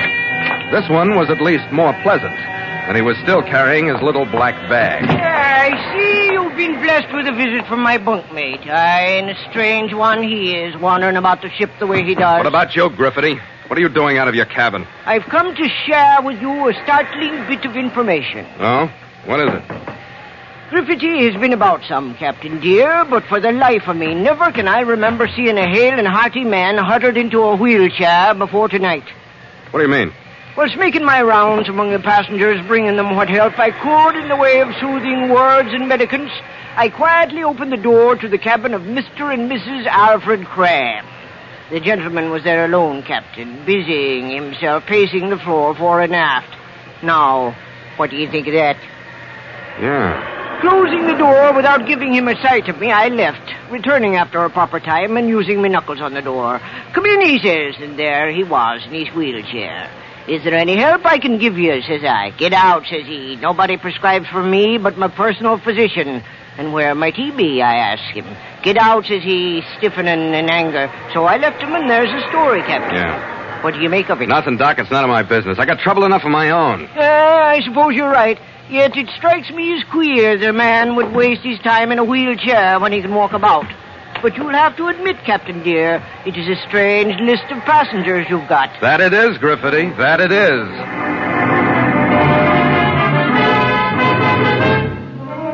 I didn't know how strange they were until I made my second try for the engine room. This time I'd gotten to the cabin door before I was stopped. I made it across the bucking cabin as quickly as I could and pulled open the door to the companionway. In the dim light from the oil lamps, I could see two people standing by the cabin shared by Reverend Beaver and Dr. Griffithie. One of them was Vera Cram, and the other, bare to the waist, his upper body covered with intricate tattooing visible even in the faint light, was the Reverend Harlan Beaver. His right arm was raised before he saw me, and his slap sent Vera Cram reeling across the companionway. Then he turned and went into his cabin. Oh, Captain, thank heaven you've come. What's going on, Mrs. Cram? My husband, Captain. My husband. I'm afraid he's dead. Griffithie materialized out of the gloom someplace. They both followed me into the Cram cabin. Both portholes were open, and a gale whipping through them had blown out the lamp. I started to light it after closing the ports, but Griffithie stopped me. We don't need light, Captain. Poor fellow's dead. And perhaps darkness would be more merciful to the poor widow. Take her out, Captain. I'll do all there is to do, which is little more than covering the deceased from the eyes of the living. All right. Okay, Mrs. Cram, you can come into my cabin. Oh, thank you, Captain. You're very kind. It wasn't until she'd moved into the light that I noticed that a change had come over her. She was no longer without makeup, and she no longer dressed in shapeless clothes. She'd stopped trying to look 15 years older than she was, and she was quite becoming, even in widowhood. Sit down over here, Mrs. Cram. You won't feel the roll so much. Oh, thank you. Mm-hmm. Captain, I feel that I must tell you something. Oh, I've got to talk to someone. Oh, what about? About my husband. I don't believe he died of natural causes. You saw Reverend Beaver in the companionway? When he slugged you, yeah. His clerical robes and his kindly attitudes are a disguise, Captain. I think he killed my husband. Why? Out of jealousy. Harlan Beaver and I were quite closely associated a few years ago. Intimately, you might say. Oh? But he got into serious trouble with the Dutch officials, and he was sent to prison. Mm-hmm. I promised to wait for him, but while he was gone, I learned to hate him for what he'd done to me. I married Alfred. Harlan found me and wanted me back. He threatened many times to kill Alfred, and I'm convinced that he finally did. Yeah? What's the idea of that clerical disguise, anyway? Just to cover up his tattoo work? I'm risking my life in telling you this, Captain. Harlan never finished his prison term. He escaped. Oh, yeah. Captain Carney, could I please stay here under your protection? I'm afraid. Well, if it'll make you feel any better, Mrs. Cram, sure. You're welcome to the cabin.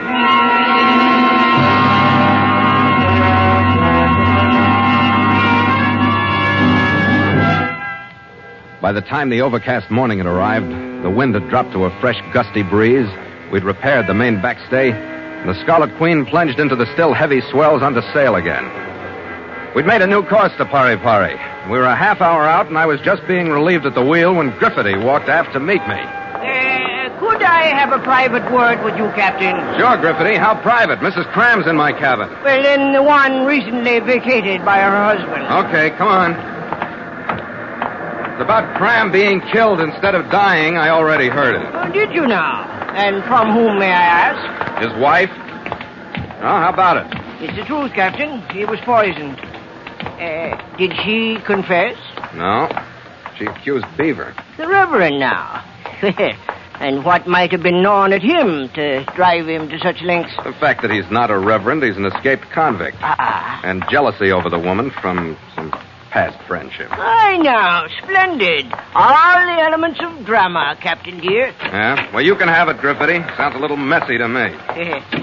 You don't approve of these people, Captain? Not especially. None of them turn out to be what they looked like in the first place. The invalid isn't an invalid. He doesn't die, he's killed. The mousy woman turns into a sweater girl. The reverend is an escaped convict. That's a pretty good average. Everybody but Griffithie. He came aboard a villain, and by the saints, a villain he'll remain. But to the gist. Feeling a pang of hunger just before Cram departed, and having a weakness for strained baby food myself, I went into the hold to get me a can. You got guts, Griffithie, nosing around my ship. Hey, but I'm willing to pay for the liberty I took. Did you know, Captain dear, that you have a fortune on your ship? Or did I find it out? What are you talking about? Look here. Baby food. The can he held out to me had been opened. The label called it strained vegetables. But the can was filled with salt-like white crystals. It wasn't hard to figure what it was or why Cram had been putting on the Invalid Act. Narcotics, Captain. A ton of the stuff, I should say. Now listen, Captain dear. You've an eye for profit, or you wouldn't be sailing these waters, carrying passengers and the like. The two of us have a fortune stacked up about us here in the cabin, and more in the hold. It's ours for the taking. Yeah? Thousands of florins, dollars if you like. Do you have the heart for it? Well, that depends on our chances, Griffithie. Who's to say no? Vera Cram? Yeah, she'll not say a word. Not with the specter of murder hanging over her own head. She'd have a time convincing anybody she didn't poison them for a full share of their supplies. Mm-hmm. Do you think she did? No, because I did. But nobody'll prove it, Captain dear. Even if they try, which I doubt. You did? A few drops of poison in the oil of the lamp, Captain, after cutting the wires of the generator so we'd have the lamps. Death by absorption of the stuff. A trick developed by the Borgias, God love 'em, who used the wick of the candle for the same purpose. A handy thing to know, isn't it? Perfect conditions. Small cabin, no ventilation, with the ports closed against the storm. And, Captain dear, no evidence. The lantern I chucked over the side. What do you think of that? That's very neat, Griffithie. I liked you better before I heard it, but it's very neat. You will join me in the venture? What's the deal? I simply face her with the truth.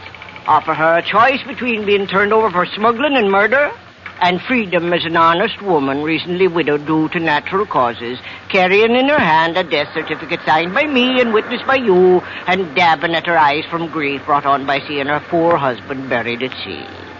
What do you think of that? I'll think it over. The thinking's done. What do you mean, man? Well, we've only seen one can of baby food, Griffithie. You stay here and check some of these. I'm going into the hold and look at some of the ones down there. Okay? You gave me a start, man. I thought you'd lost your heart. Yeah. Not me, Griffithie.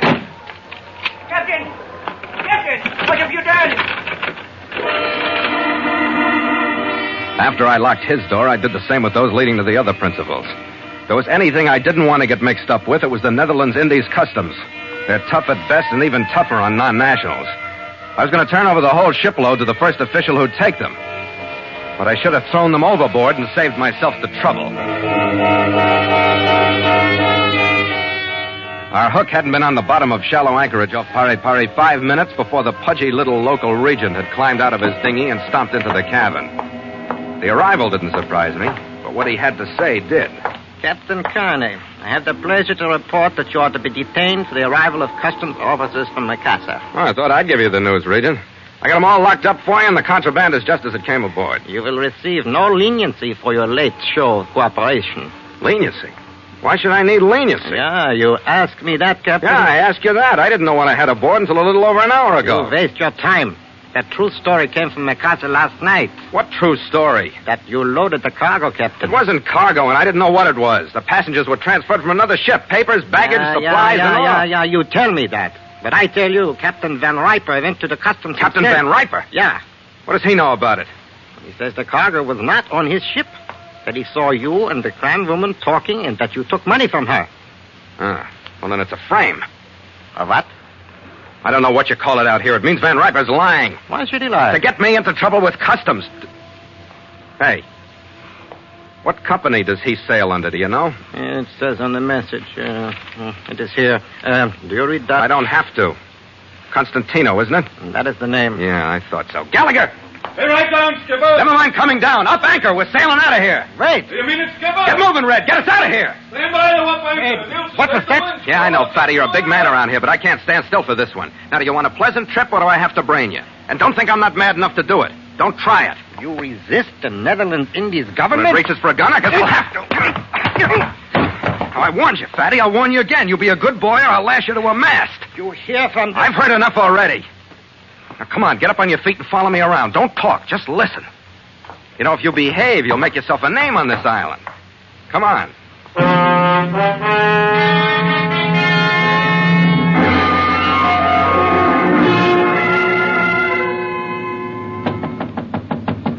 Griffity, you there? Hey, what's brewing? We're heading out to sea again. I got good news for you, Griffity. Yeah, I got a Dutch official who wants to come in with us. Protection. You don't say now. Aye, what a fortune will do to the official mind. Here he is. Yeah. Yeah. He's worried about one thing. He thinks too many people know the stuff's aboard. Oh. He doesn't quite believe that you and the woman and I are the only ones, and that even I didn't know until an hour or so ago. Aye, that's right. There's not a thing to fear, man dear. It was a good scheme from the beginning, and it's proven now. Yeah, since you killed Cram. Well, that is a subject without appeal when I'm faced with a uniform. Thanks, Griffity. We'll get together later and map our course.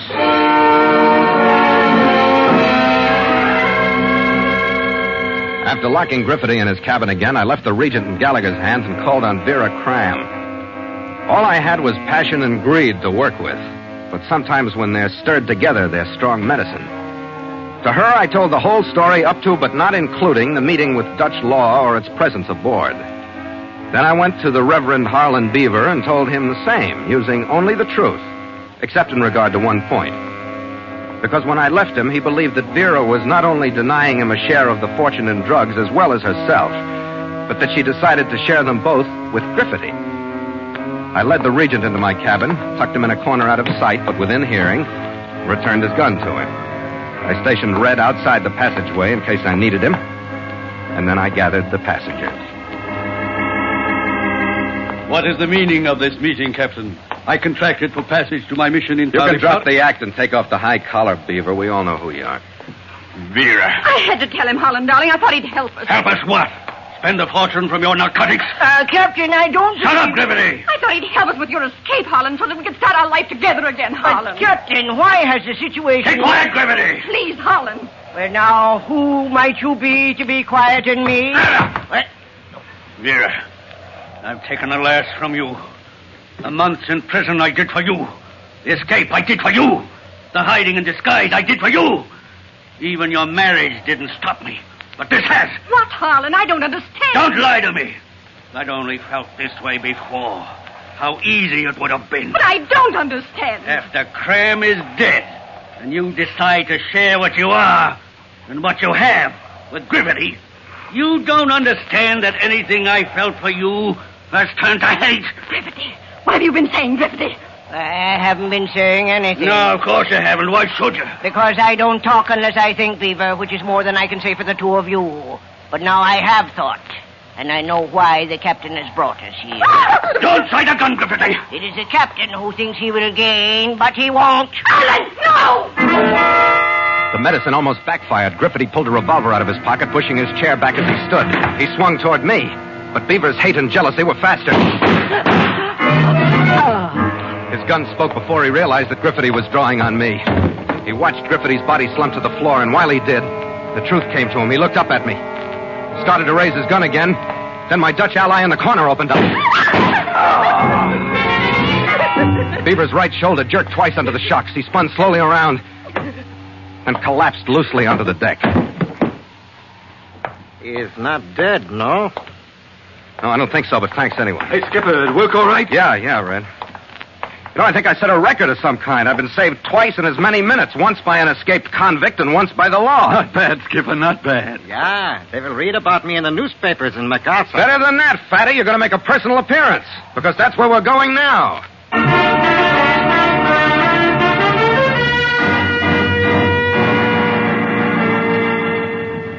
By 9 the following morning, we'd made the return trip to Macassar, left our cargo, including passengers dead and alive, in the fat hands of the Regent, received our sailing orders, and headed out once more into a brightening sky over the strait. We left the harbor under power, but when we threaded through the traffic and found deep, clear water, we settled back on the wind. Stand by to make sail!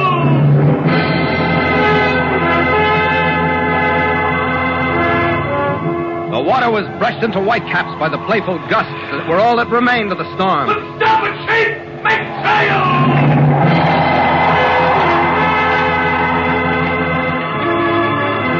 The mainsail drew up to its height. The boom swung heavenly out. The deck beneath me shuddered a little under the first rush of sail power. To the jib sheets, men! Smartly now! The jibs went up and tightened. Then the mizzen. When the Scarlet Queen dug in, and the spray at her bow turned creamy with her speed, lifted into the air, blew to starboard like spindrift. A better departure than the last one, Skipper. Yeah, somewhat, mate. We ought to set up a rule. No more passengers. They just mess up the ship. Oh, they aren't all bad, Red. Oh, I don't know. Some of my best friends have been passengers. Well, how about smugglers? Well, all right, I'll go along with you there. We accept no more smugglers. Yeah, well, it's a relief to hear that. I know I'll sleep easier. You sound like you don't believe me, Red. Sure, I believe you, but I just don't trust smugglers. Well, that's a good, honest American remark, Red. I'm proud of you. I'm proud of you, too. Drink, Skipper? Yeah, if you're sure it isn't contraband. After you, mate. After you.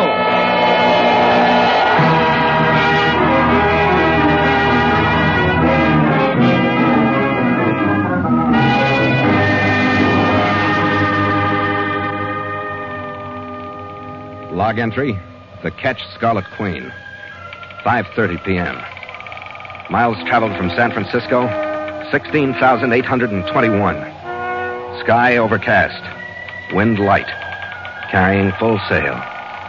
Ship secure for night. Signed, Philip Carney, Master.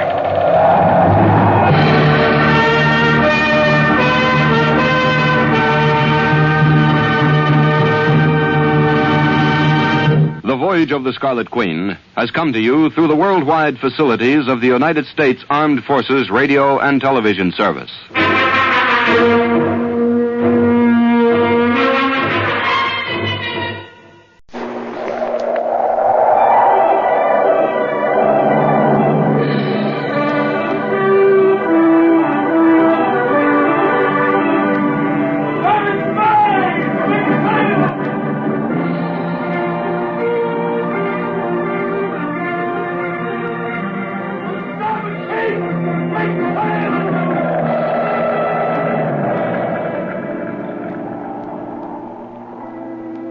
Log entry, the Ketch Scarlet Queen, Philip Carney, Master. Position, 6 degrees 42 minutes south, 116 degrees 6 minutes east. Wind light, sky fair. Remarks, departed port of Bulilong, Bali after trouble over stores. Reason for trouble, Ah Sin and the Balinese Beaux Art Ball.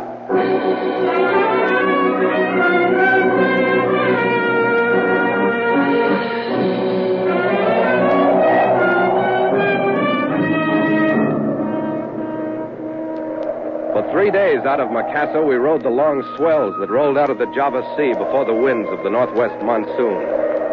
And on the morning of the 4th, we raised the peak of Gunung Agung with its guardian formation of cumulus clouds, streaming eastward in the brilliant sky and shadowing the island of Bali spread out below.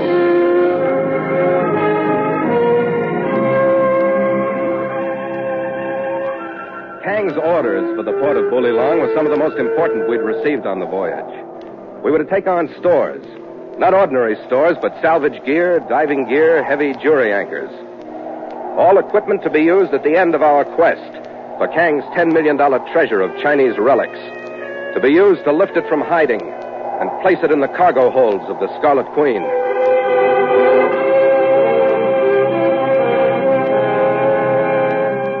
By 2 o'clock that afternoon, we'd fought the treacherous currents that swirl in and out of the shallow indentation that is Bulilong Harbor. And by sunset, we'd found a berth at a small public quay.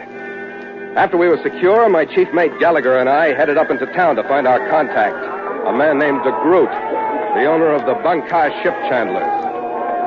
The building was easy to find.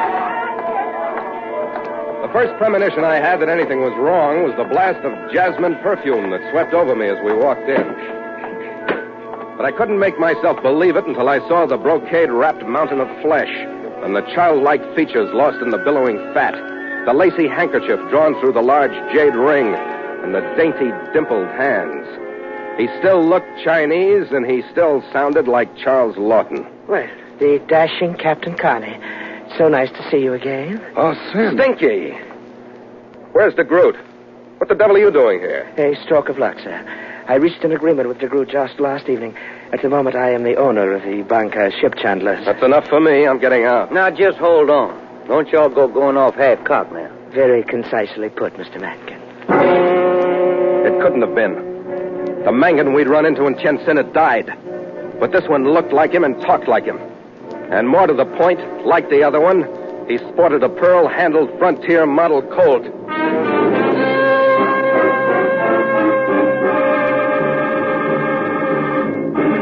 So Mutual continues The Voyage of the Scarlet Queen, written by Gil Dowd and Bob Tallman, and starring Elliott Lewis.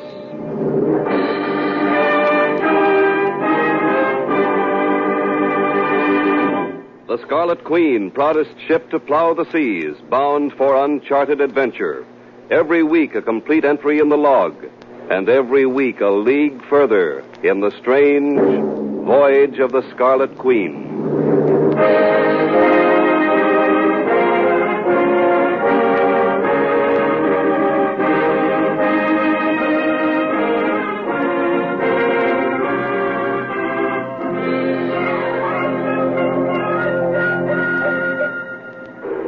All right, Austin, let's have it. What do you want? You find me in dire need of your help, sirs. Yeah, I'll bet. Now, don't go interrupting Austin all the time, will you? Just let him have his say. Thank you, Mr. Mangan. I remember his brother, deceased in the line of duty. Yeah, I remember. I must say that although I do miss Richard, his brother Robert has developed into a most satisfactory associate. But my problem. I am caught between two equally powerful forces, and I must admit I'm at a loss as to which way to turn. Upon the one side, Mr. Constantino. Upon the other, your own employer, Kuji Kang. Both gentlemen hungering after esteem and wealth, and, dear me, I find myself embroiled. Yeah, I'll bet you fought to stay out all right. Huh? Oh, yes, indeed. I made myself most unavailable. Yeah. I was, in fact, taking my ease aboard one of my pearling luggers off the Tanimbars when I was approached by a courier from Mr. Constantino, a quite superior type of chap, Roland Galter by name. I disliked him immediately, but alas, he offered me $10,000, merely to describe to him the stores that are to be placed aboard your ship. He could thus duplicate the order, and Constantino would also be suitably equipped for the final struggle to wrest the fortune from its hiding place. So you turned it over to him? Not yet. What's holding you up?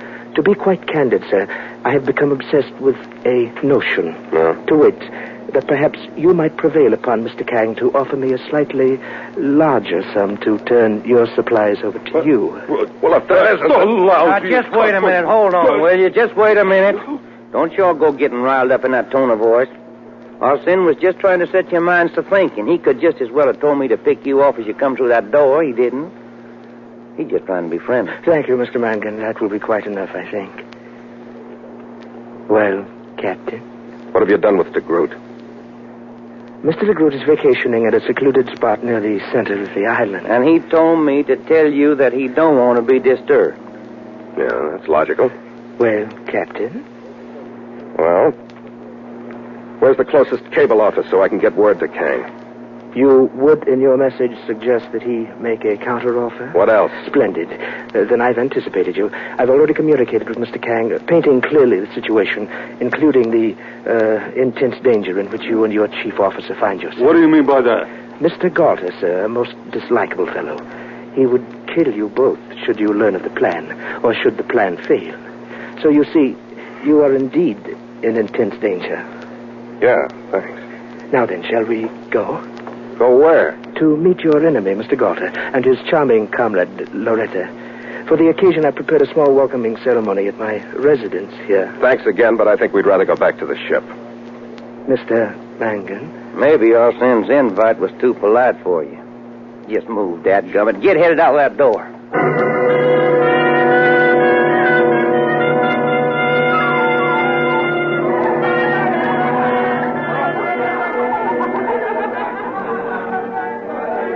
Austin's house was like the resident governor's palace. And his small welcoming ceremony, from what we could see of it from the entrance hall, was a South Seas version of the Beaux-Arts Ball. I have found it a great boon in situations of tenseness to call upon pleasure in generous portions. So I see. I can tell from here it's been a great party. Yeah, but don't forget, Corny, I'm going to be riding herd on you from someplace. Thank you, Mr. Mangan. Shall we go in? Ah Sin minced across the hall with Red and me following in the backwash of jasmine that flowed from him.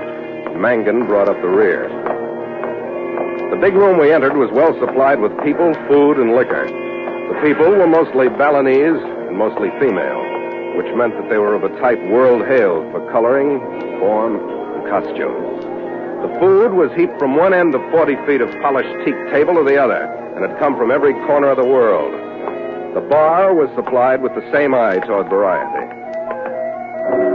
As we reached the center of the room, a supple young girl stepped onto a low platform, began rising to the rhythms of a few musicians who squatted beside her.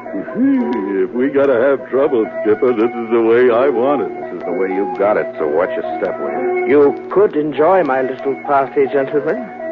Yeah, it's great. Could be very relaxing. Indeed. The true purpose of such fare and such company. Mr. Mangan, take Mr. Gallagher to the bar. Yes, sir. Come on, Red. See you later, Skipper. Yeah, Red. Now, sir, if you will come with me, you shall meet the other element in our little triangle. Galter and his charming comrade were waiting for us in a quieter corner. He wasn't outstanding. Heavy-featured, stocky, half a head shorter than I, carrying his cargo a little too much drink. But Loretta was different. Auburn hair loosely framing a delicately tanned face. Eyebrows arching over soft brown eyes with lashes that almost but not quite touched the eyebrows. And a habit of caressing her own full mouth with her fingertips, though she liked it too. Like all good hosts, Captain Carney, I like to surround myself with people of all types. Here is my Caucasian display. Miss Loretta Finley and Mr. Roland Galton. I represent that Caucasian display out there. Oh, come now, a mere pleasantry. All right. I resent that kind of pleasantry, then. Oh, Roland, drop it. No, you don't like my attitude. All right, I'll take it out with me when I go, if the kind Oriental will still allow me the use of the room. Good night. Surly pig. Oh, come now, my dear. Mr. Calder shall in no way lessen the pleasures of the evening. Shall he, Captain? Well, the rest of the guests seem to be living through it. Sin? Indeed. And in the face of food, drink, and music, why not live? I will look into the welfare of your chief officer, sir. In the meantime, I hope that you two will enjoy each other as well as my husband. Did that sound a little pointed to you? A little, yeah. He takes his name too seriously. Come on, let's have a drink or something. That's as good a way to start as any.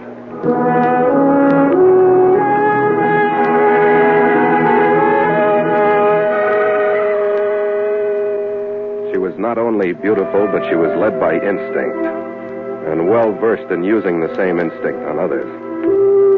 We went from the bar to the wide-screen veranda, then to some comfortable rattan furniture in a secluded corner of the softly scented garden. What's the matter, Phil? What could be? Just wishing I knew you better. Why? So I'd know why you were here? In Boulalong? No, here. Oh. Because you appealed to me. How about Galter? He doesn't appeal to me anymore. You do.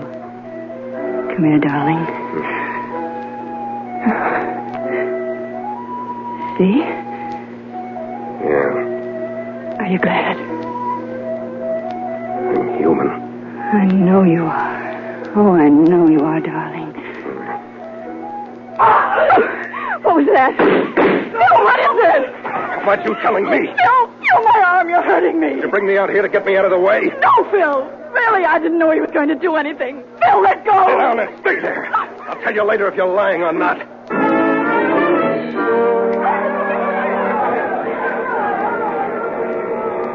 By the time I got to the house, the place was in a frenzy. I saw Gallagher crumpled on the floor, and Galter was stepping over his body. It only took one look to see that he was anything but drunk. What's going on, Galter? Okay, Connie. Keep moving this way. What have you done to Gallagher? A man his size is safer on the floor. You look pretty good there yourself. Hell, don't try it, Connie. Start talking before I do.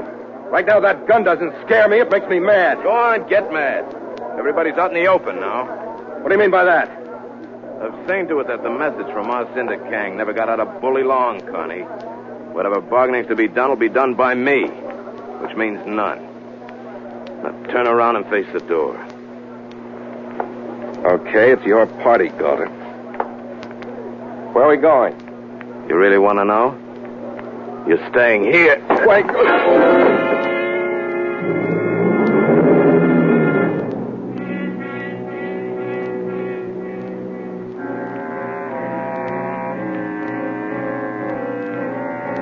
The throb in my head, the pain of an arm twisted under me were the lines that finally pulled me back to what was left of my world.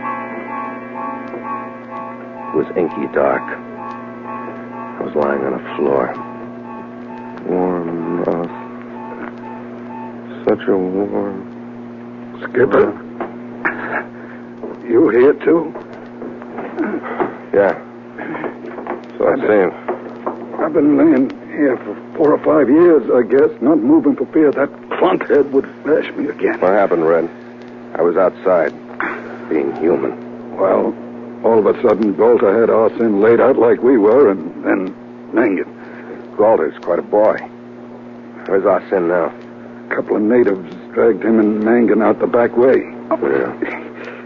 My head's got a knot the size of a heaving lead. If I ever get my hands on that... Hold it. What is it? I don't know. Listen. Bill? Quiet, Red. Yeah? Thank heaven I finally found the room. What do you want? Phil, believe me, I didn't draw you away from the house for any reason except my own. Listen, I can get you out of here. Will you trust me? Candidly, no. Here's Mangan's gun. Now will you trust Not me? if you gave me the Royal Dutch Artillery. Everything you do is just too pat. This, for example. Why? Because I want to get rid of Galter. I want you to kill him. You're faded. I'll take that one. Okay, gorgeous. Lead the way. It isn't much, but it's the best offer we've had since the lights went out.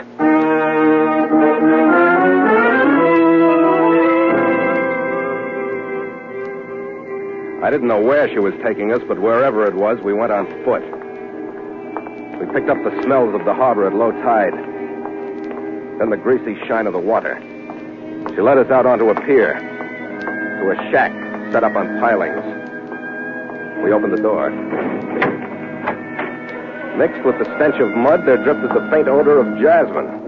And huddled in a corner, tied hand and foot, and with his head hanging in shame, his robe soiled and torn, was Arsene. Across from him was Mangan. Leave me. I beg of you. Go. Leave me to my shame. Well, that's a fine reaction, isn't it? Oh, now, Thin, don't go acting that way. I demand not to request that you leave me the infinitesimal bit of face I might save from this cruel series of events. Well, unloose me, Corny. I'm going gunning for a varmint named Golf. You're going to race me. Here, spread your hands so I can get this blade between them. Yeah. Get his feet, will you, Red? Oh, boy. You know where Galter will go? I got a mighty strong hunch. Yeah? If he's looking for them supplies of yours and he don't find them in the warehouse, I figure he'd go right back to Arsene's house. Where they at? There you are. Yeah. Oh, thank you. Oh, say, ain't that little old coat of mine that you got? Yeah. Here, Mangan, you can have it. Well, look there now. All right, now don't you fret none, Arsene. If I could see but one small glimmer of hope. Oh, buck up, you old horse thief. Look, we don't have time to stay here and argue with you. Come on, Arsene. We're going to save your face.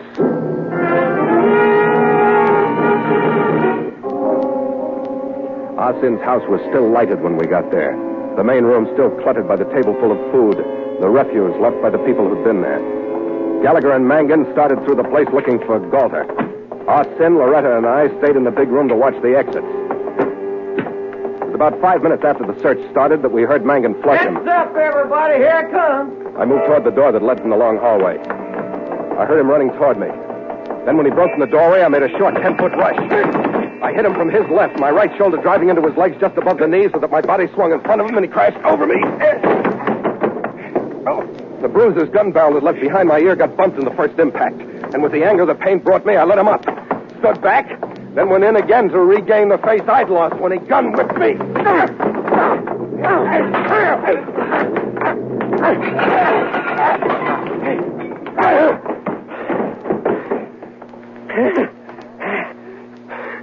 Well, doggone. You get yourself into a temper when you get to going, don't you? Watch it, Mangan. You don't come out of it for a while either. Phil, darling, are you all right? Get away from me. Leave me alone. Phil! You kill him yourself. I've had enough of him. Captain, when the final accounting is made... Shut up! Oh, calm down, Skipper. You've had your fun. He slugged me, too, and I didn't even get a crack at him. Sorry, Red. Well, who's doing the bargaining now? I've tried, Phil. But if you'll let me, I'd like to try again. All right, if you want to do something, go mix me a drink. All right, Phil. Captain, your instinct is infallible. What do you mean by that? Sending that dreadful woman away. See here. What? Proving that Galter is not the only one capable of intercepting cables. This missive from Constantino addressed not to Galter, but to Miss Loretta Finley. Peruse it, sir. The cable didn't make me feel any worse or any better, but it did make sense. Loretta Finley was the loyal Constantino worker. Since we were so close to KANG'S treasure, Galter had decided to hide the information about my equipment, outfit his ship himself, and enter the race on his own. So finally, the warm trip to the softly scented garden made sense. Well, sir, would you like to claim her yourself for chastisement? No. You can have her. Oh, splendid, splendid. Mr. Mangan, go apprehend Miss Loretta. We will sell her for a handsome profit to the first party leaving for the Asia mainland. But we could send her down to Texas. That'd take the fight out of her. Well, sir, when the final accounting, I believe it is safe to assume that we may part as we met, on equal footing and as the best of friends. My broken furniture and dishes, a not inconsiderable item notwithstanding. Your face is all right? Indeed. Since you, my friend, saw to it that Galter's activities were terminated on my premises, I feel that I have indirectly but conclusively saved the situation. Well, that's so, boy, old man. I knowed you'd come up bucking. My debt to you is even now so great that my greatest sacrifice barely suffices to even the score. I give to you your supplies. Well, you're very generous, Sid. Indeed. Thank you, sir. I may say that you are a most estimable man yourself, sir.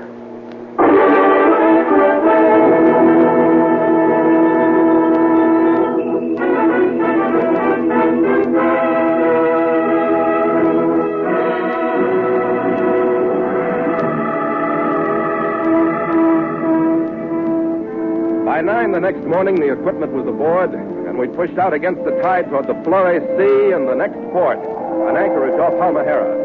Our bow lifted under the deep water swell, and the damp monsoon rolled down across our port quarter. Stand by to make sail!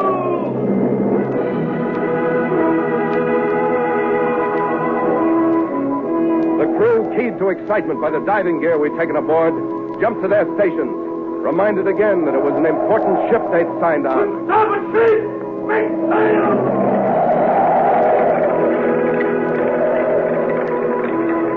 The expanse of the mainsail followed the head climbing up the mast, flapped hopefully for a number of seconds, then settled back comfortably under the wind that finally filled it. To the ship sheets, men! Finally now!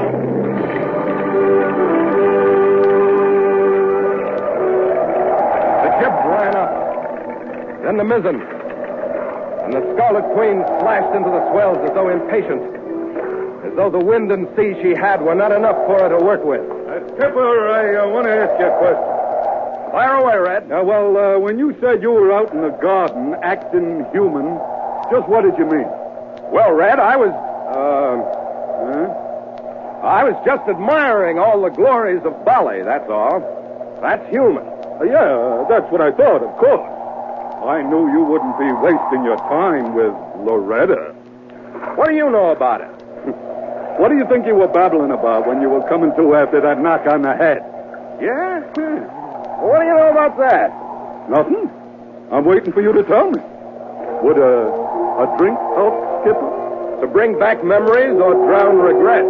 Suit yourself, Skipper. Okay, I will. After you, mate. After you.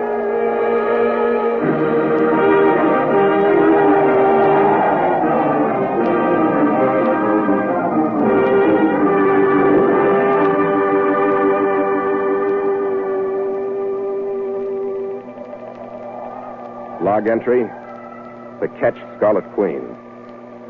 Miles traveled from San Francisco, 17,172. Sky fair, wind light. Ship secure for night. Signed, Philip Carney, Master.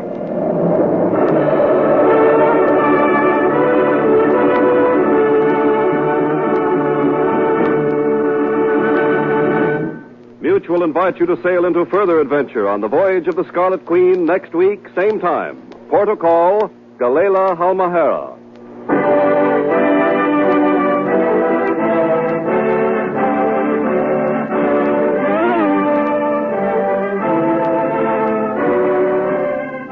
The Voyage of the Scarlet Queen stars Elliot Lewis as Phil Carney with Ed Max as Gallagher, and tonight featured Bill Conrad as Arsene with Barton Yarborough as Mangan.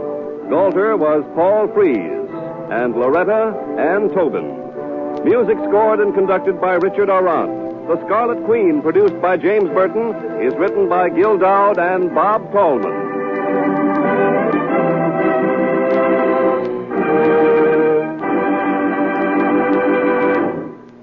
This program came to you from Hollywood. Stay tuned now for Mr. Show Business, the man who brings Broadway straight to your door. Yes, it's Billy Rose pitching horseshoes in just a moment, followed by the newspaper of the air. This program was transcribed. This is the Mutual Don Lee Broadcasting System. KHJ, Los Angeles. Hear ye, delicious gum, made by Adams. Adams Clove, Beeman, Pepsin, Chiclet, and Dentine. For chewing gum with long-lasting flavor, buy gum by Adams.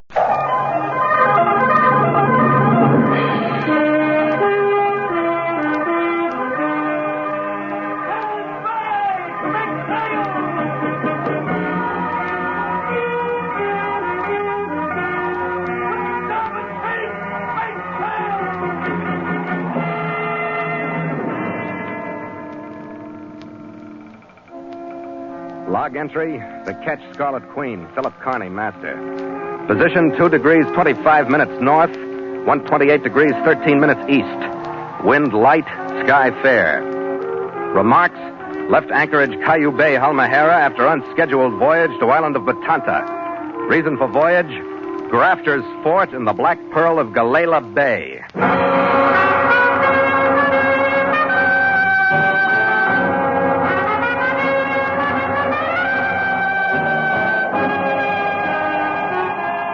Shortly before the Civil War, a daring plan was conceived to speed the mail between East and West. It was the famous Pony Express. On April 3rd, 1860, the first Pony Express riders set out from St. Joseph, Missouri, with a pocket of lightweight mail. Along the express route, other riders and fresh horses waited at relay stations in order that the mail could be carried without a break. 10½ days after the first rider left St. Joseph, a Pony Express rider galloped into Placerville, California.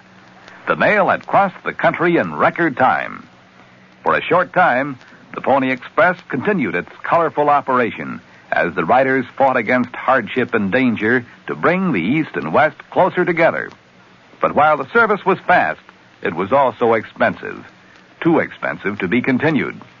In 1861, the Pony Express was discontinued, but not before it had become a part of the American legend. Today, the Pony Express is remembered at both ends of the route. In St. Joseph, Missouri, is the Pony Express Monument, which recalls the courage of the riders. At the other end of the old route is the Pony Express Museum in Sacramento, which at one time was a relay station of the Express. The Pony Express Monument and Museum remind us of the rich heritage that as Americans we share and stand ready to defend.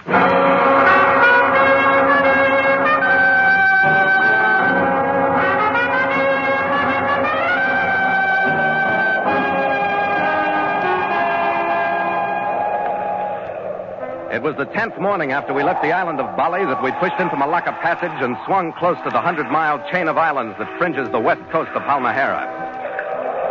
By noon, we'd trimmed our sail and started the channel run past Morotai. It was then that my chief mate, Gallagher, noted the receipt of a radio message in the log of the Scarlet Queen and came to the wheel to report it to me. It's an NC, Skipper. The schooner Regina aground in GALAYLA Bay. Captain and mate ashore. But the message told only a part of the story. We found the Regina all right, 50 yards offshore. Her stern awash to the main house.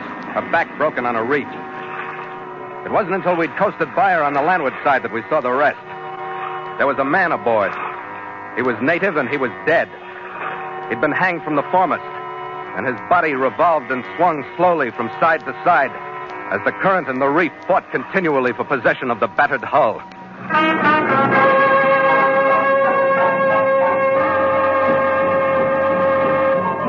And so Mutual continues The Voyage of the Scarlet Queen, written by Gil Dowd and Bob Tallman, and starring Elliott Lewis.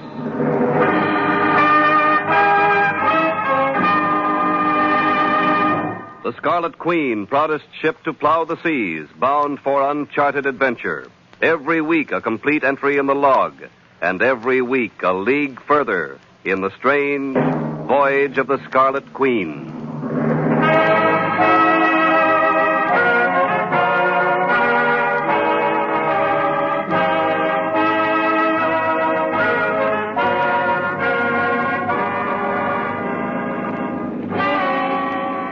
It didn't take me long to decide that I didn't want any part of this particular salvage and rescue job. I pushed the throttle open and swung the wheel to port to make the shortest turn possible back toward the open sea. The circle took us in toward shore, and at the closest point, the rest of the situation broke. Why, those dirties. What's going on? Keep down, Red. 50 caliber. I'd recognize that voice anywhere. It'll make a sieve out of the Queen before we could get her out of range. Kill the motor, Red. Okay. All right. We'll drift in. Drop your hook! We'll send you to the bottom! What's the idea? I said drop your hook! I said, what's the idea? Was that close enough? Gallagher, let go of the bow anchor. Okay. A hand here, Crowder. You're a good head captain. Start putting your small boat over the side. You and your chief mate, come ashore.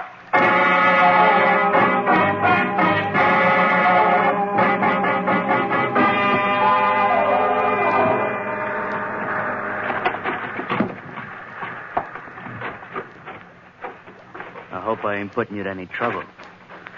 I'll get moving up the trail, Captain. I don't waste no words. I want passage out of here. I want to go to Batana. My mate, native girl, and me. It's about southeast of this island. That's not where we're going. All right, Captain. It's where I'm going.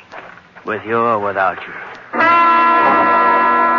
The shack we were approaching was typically native, set in a clearing in the nipa palms.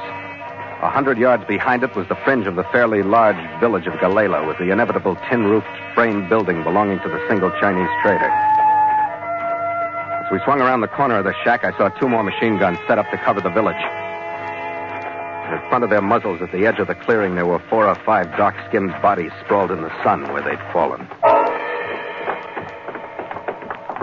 2 people waited for us in the shack. All right, get inside and sit down. One I took to be the mate, swarthy, slightly built, with a faint smile twisting his thin lips. The other was the ugliest native girl I've ever seen. Flattened nose, a squat, sagging figure, and earlobes hanging almost to her shoulders from the weight of the G-jaws shoved into the gaping perforations. I couldn't figure why anyone would want to take her anyplace. If one would carry Banner on one ship. Shut up, you sniveling cow. Get over there and sit down. All right, never mind, Louise. Now, let's talk it over, Captain. The beggars are after my pearls. They were diving for me. We had fair luck, and now they want them for themselves to take over to Caillou Bay to trade to that Chinaman in the village. They wrecked my ship, and they would starve us out in time if we stay here and let them, which we don't think is a very good idea. Huh, Grafter? You got any more to say, Grafter? I said enough, didn't I? You've been pumping nothing but lies, Grafter. These Halmaherans have been diving for quite a few generations. They don't have to rush machine guns for a handful of pearls.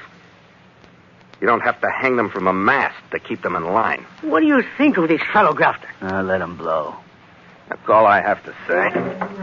Come on, Red, we're leaving. Okay, Skipper. Don't try it. Let them come, Grafter. We had to try it because there's no place to phone for help on Halmahera. The chair I threw at Grafter sent him off balance, but it stopped things for only a second. Red got his hands on Louis too late. The automatic flashed twice, and Gallagher's knees buckled. He crumpled to the floor, his hands clutching at Louis and finally dragging him down, too. I forgot Grafter. I forgot everything but the red stain that was spreading from the side of Gallagher's head running down his neck. Already soaking his jumper. I headed for Luis. I landed on him. Was reaching for his throat when... My head exploded under Grafter's gun muzzle and I went out of the fight. I don't know for how long, but when I came back, Red was still alive. He'd gotten to his feet. He was half blinded by blood, but he was still fighting. He'd lifted Luis by his belt, and he was swinging his body at Grafter like a club, with nothing but heart keeping him moving. I got to my feet and started across the room to help him, but I couldn't get there. I grabbed the wall to keep me up. And the last thing I saw before I went out again was the squat, splay-footed native girl, Bonna. She found a piece of broken furniture. She held it like a club, and she was moving in for the kill. And then the picture swam in my eyes, turned gray, and then blacked out.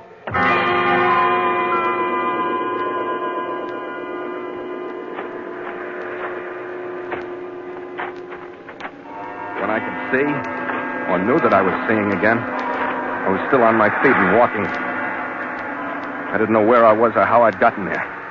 But I was out of the shack, out of sight of the village. Then I remembered the final picture of Red. They didn't have a reason in the world to stop short of killing him. Suddenly everything went out of me. It was kind of a relief to pass out.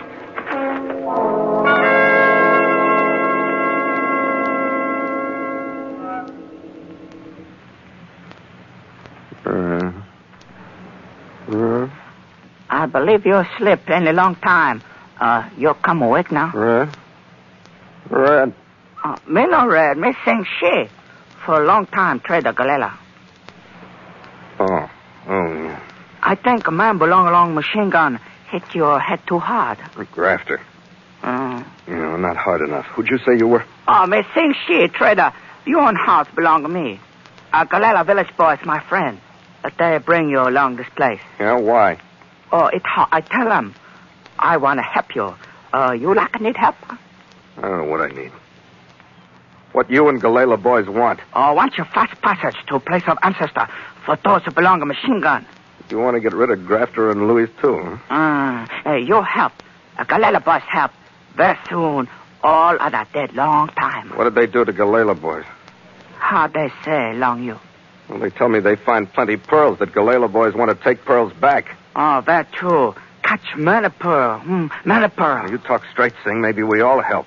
Oh, you listen. All right. Long time, very big shark spirit. He say this. When GALAYLA boy catch a big black pearl, keep pearl. Many wives come to village, you savvy? I savvy, and they found the black pearl. Oh, one black pearl. And Grafter and Luis could keep all the rest, but they still wouldn't give it up. Must be a wonderful pearl, Sing. Bring much money, plenty wives. You help poor GALAYLA boys. They catch your wives. You catch your men belong along machine gun. Sounds like a fair trade. Sing, do you have any guns here? No guns. You have dynamite? Not dynamite. You savvy dynamite? Oh, savvy, sure. Oh, catch your men and fish along dynamite. Yeah. You know one boy, he's strong swimmer. He swim to my ship. Oh, I know many strong swimmer. One boy. You tell him go long way up beach. You tell him swim long way out. Come my ship from reef. You savvy? Savvy. They no see from beach. Good. You go bring him here. He take note for me to ship. He bring back box with dynamite and gun. Go on now. Chop, chop. Very good. Oh, very soon joyous. Boom. All other fly away to ancestor.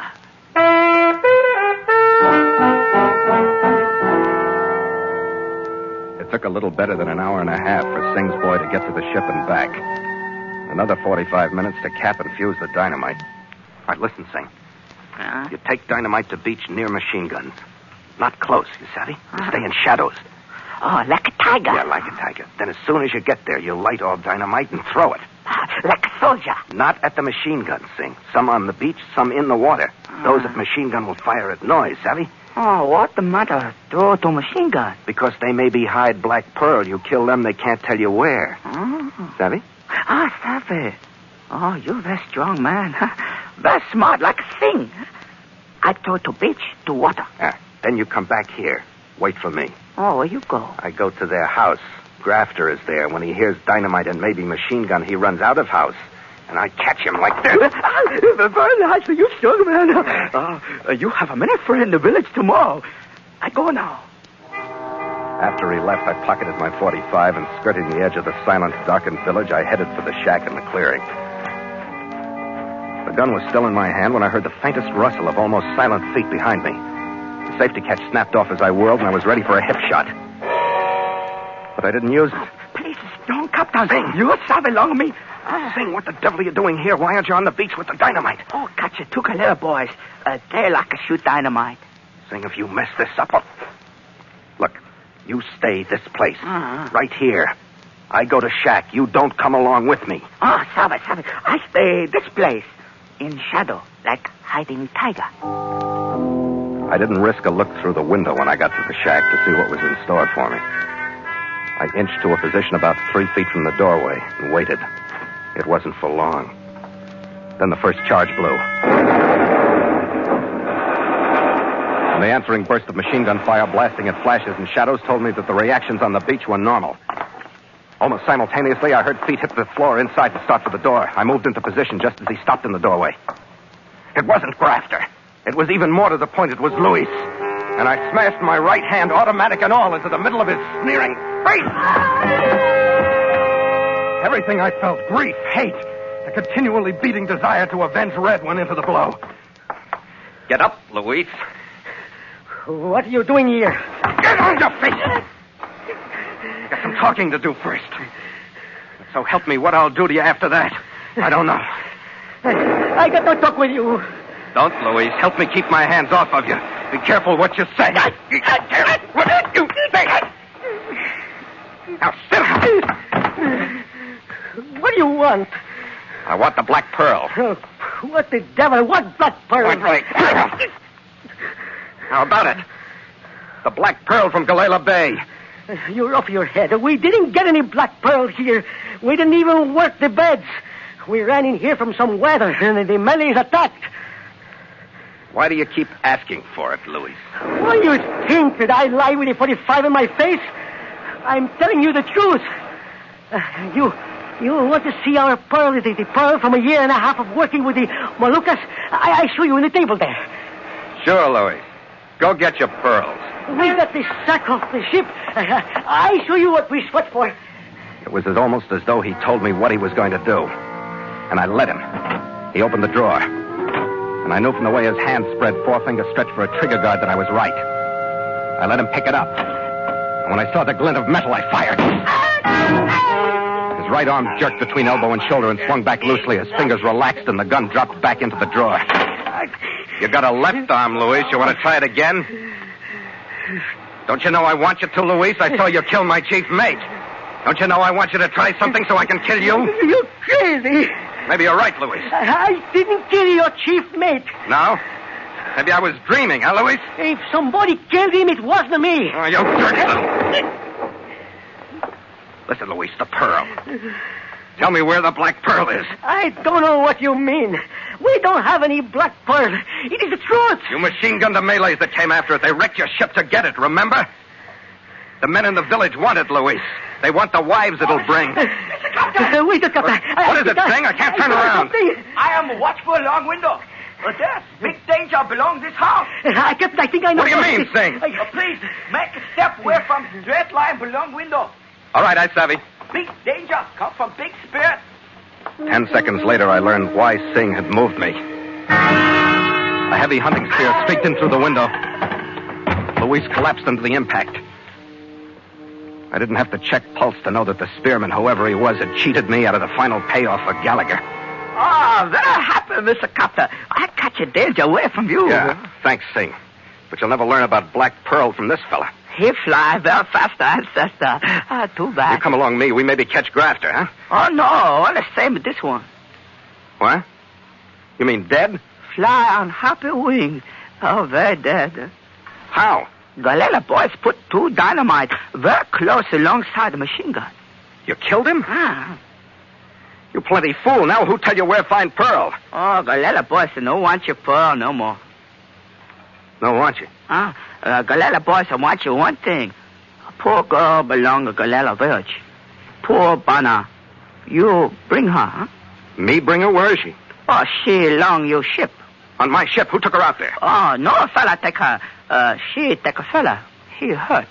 She took someone? Sing, this fella, his name Gallagher? No. Not Gallagher. You think a name belong to me. What do you mean, saying no savvy? You talking name same time you come awake. What? Him name, Red. Yeah, Red. Are you sure? You no make mistake. Oh, no mistake. Bana, she big friend along Red. You bring her village, belong her. You big friend for Bana. Sing, I don't have time to explain this in case you don't understand it, but I promise if Bana wants to go to the royal wedding in London, I'll take her there.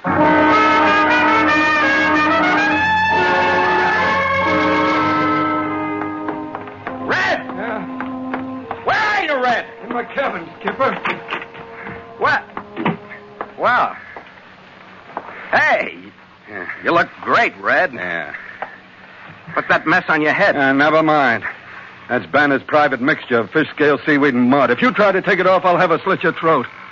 Besides, I got a gouge across my temple 1/2 inch deep and 6 inches long. The great one will rest his tongue. The great one? Yeah. She liked the way I swung Louis around my head. Oh, Red, if you knew what I've been through, I thought you were dead. I almost was. Then Banner walked in and clubbed those two with a chair or something. I passed out. She hid me till dark and brought me out here in a canoe. I promised her a trip to London if she wants it, but I suppose she'd rather have her GALAYLA village. Banner, you want to go ashore now? Ashore? Skipper, are you nuts? The great one will rest his raw. Ashore. Well, what's the matter? Sing She said her village was waiting for her with open arms. Oh, I suppose he's right, but not GALAYLA. Her village is on Batanta, the joint where Grafter wanted to go. They were going to deliver her to her husband for a big hunk of ransom. Ransom? To get Banner back? Yeah. Red, let me tell you now, before this starts to make the kind of sense I think it's going to. I've been knocking my brains out trying to locate a black pearl that held a lot of magic until we killed everybody in Grafter's outfit so they couldn't tell me there wasn't any pearl. Oh, yes, there is. What? Yeah. Tell him, Banner. Who is the pearl? One is the wife of the Sultan of Batanta. One was taken by force from one's place by those the great one beat together as saplings. One's noble husband pledged gold, pearls, and bright stones to equal the weight of oneself for one safe return. That's quite a pile. Yeah, then your buddy Sing She horned in on the deal. He got the Malays to wreck Grafter's ship and made his own deal with her old man. Plenty wise for GALAYLA boys. How many? Only 200, and they must be budding. And he led me around by the nose and called himself a simple trader. If those in whose care I rest would decide upon their demand upon one's husband, one is anxious to journey at once to one's home and husband. Poor Banner. She don't care who gets the ransom. She just wants to go home.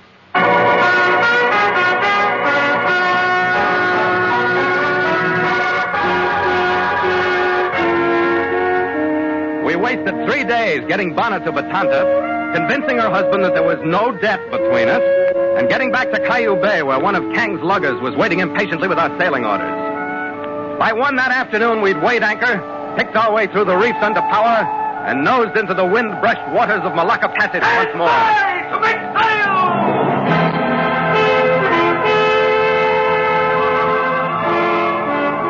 The crewmen, relieved as always to get their faces pointed toward wide, deep water, jumped to their stations with a will. Make sail!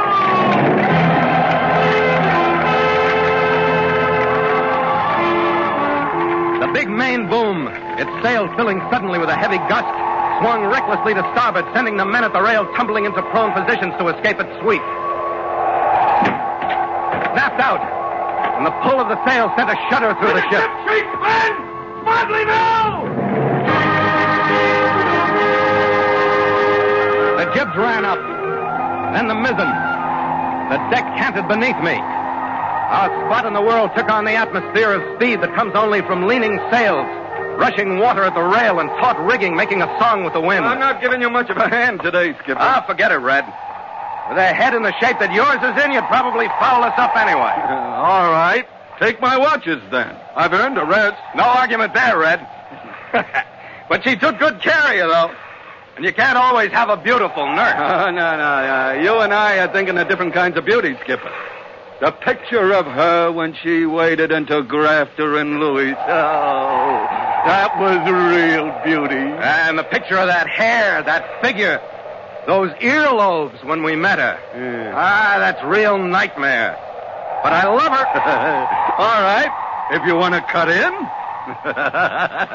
Drink, Skipper? From this distance and with no gang fights in sight, I'm safe on all sides. You're cut in on. After you, mate. After you.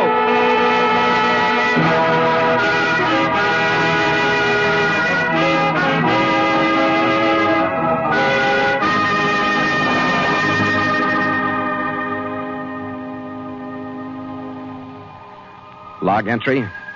The Ketch Scarlet Queen. 5:30 p.m. Miles traveled from San Francisco, 20,221. Wind fresh, sky fair. Carrying full sail. Ship secure for night. Signed, Philip Carney, Master.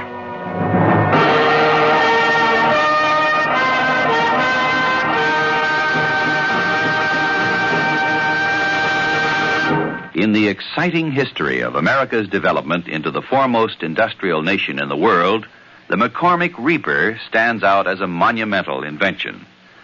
Back in the 1830s, the flat, fertile prairie lands of the Middle West were ideal for growing grain. The all-important crop of wheat was easy to sow and to grow, but harvesting the grain was a different matter. A laborer swinging a large hand scythe moved slowly down the fields. Even a strong man could cut no more than an acre of grain a day. Farmers had to help each other to harvest crops, but unfortunately all crops ripened at about the same time and had to be harvested in 10 days. So it became a practice for farmers to plant only as much grain as the men in each family could reap in that short time. Then came the mechanical reaper, perfected by Cyrus McCormick. His first reaper, made in 1831, was a dismal failure. The noise terrified the horses which pulled the machine. It didn't cut evenly, and it damaged some of the grain. But McCormick was not one to give up easily. He kept working on his invention and secured his first patent in 1834. There was still no demand for his machine, however, so he kept working on it. By 1841, he had a horse-drawn machine resembling a chariot with a cutting arm extending several feet out at one side. As the reaper moved forward, steel fingers separated the grain into bunches of stalks that were cut by a sawtooth action resembling today's barber clippers. A large reel revolved around the cutting arm, each blade bending a section of wheat down and pressing it into the cutting action. McCormick sold 2 of these machines and opened a factory in Chicago. In the next 2 years, he built and sold 80 reapers. By 1851, he was selling 1,000 machines a year. By 1857, 23,000. McCormick's reaper caught on and was making farming in the prairie land productive and profitable. Over the great expanses of the West, our agricultural frontier was rolling toward the Rockies at the rate of 30 miles per year. Yes, at one time, the harvesting of vast fields of grain offered a problem of manpower. But it was solved by the mechanical reaper of Cyrus McCormick, who had the spirit typical of all American inventors. Somehow there must be a way. Let's find it.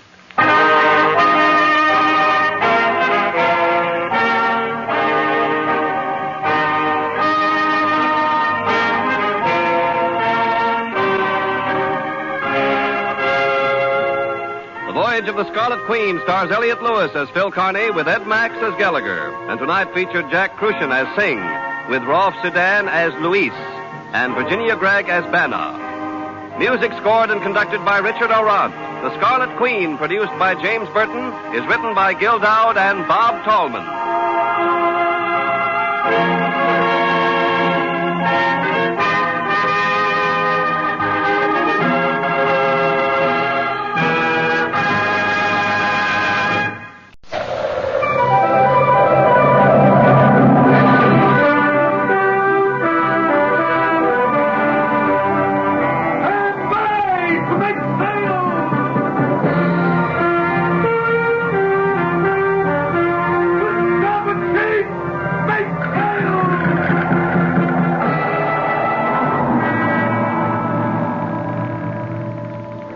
Log entry, the Ketch Scarlet Queen, Philip Carney, Master.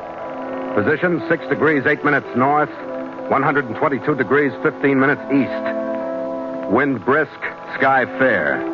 Remarks, Departed Sulu Islands at dawn after violent exit from Royal Palace. Reason for violence? The lonely Sultan of Isabella de BASILLAN.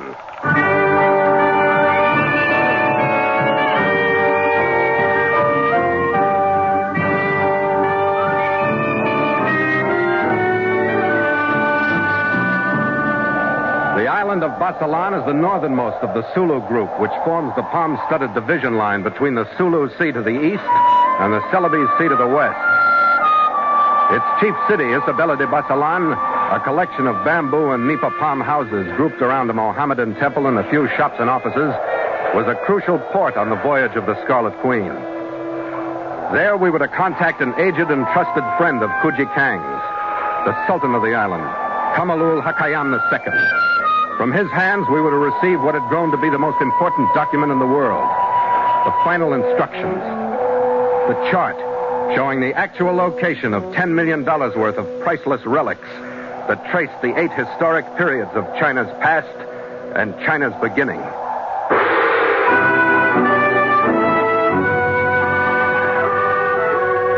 So it was with feelings mixed between elation and something like dread that we made our moorings in the lazy harbor of Isabella and were boarded by the turbaned little port official. Which is Captain Tuan? That's me. I will look at papers written for the ship, Tuan. Yeah, here they are, all ready for you.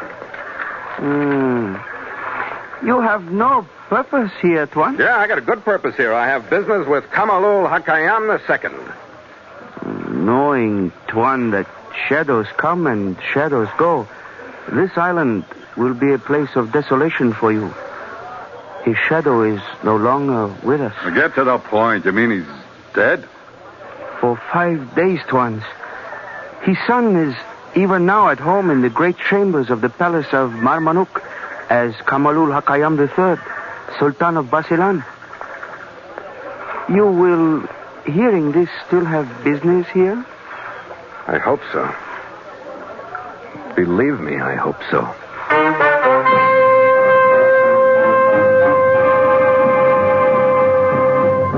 And so Mutual continues The Voyage of the Scarlet Queen, written by Gil Dowd and Bob Tallman, and starring Elliott Lewis.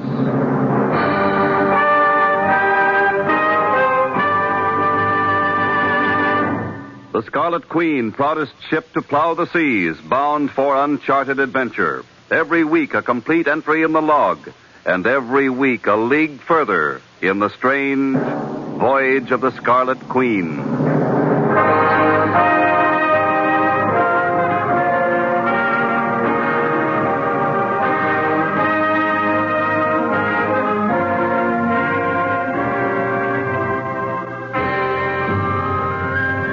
10 minutes after we were moored, I left the ship in Gallagher's command and headed toward the palace, realizing if there was anyone with whom the old Sultan had trusted the secret, his son or anyone else, I'd have to make my arrival known before I could hope to be contacted. When I reached the palace of Marmanuk, I followed a heavy-set, brightly uniformed guard down a long inner hallway, rich with marble, mysterious with tightly closed doors on either side. Uneasy with the complete lack of visible humanity. My guard motioned me to a stop in a domed circular widening of the hall. Disappeared down another long passageway to deliver my message. I didn't have to wait long for an answer. But it wasn't from the Sultan.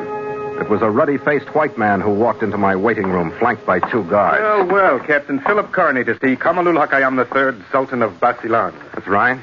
Might I ask, Kearney, aren't you behind schedule? Who are you? Well, you might say I'm a sort of unofficial court advisor. These young rulers need guidance, you know. My name is Roy Pope. So? I'm glad you arrived, Kearney. A very important man wants to meet you. Constantino. He's arriving tomorrow. Huh? I was looking forward to meeting him, too. Strangely enough, he feels a certain amount of admiration for you. Because you've been so difficult to kill, I believe. You aren't surprised to find us here before you and in possession of the most vital charts of all? Not in the slightest. Your men have waited for me before. I'm just wondering how you managed to knock off the old man. His death was due to natural causes. But actually, it would have made little difference. We had operatives in the Sultan's palace long before he died. His death merely made it simpler. Yeah. Well, don't think it's been a pleasure. Now, if you'll get one of your knife-happy bellboys to show me out, I'll leave. You, go ahead, take him. What?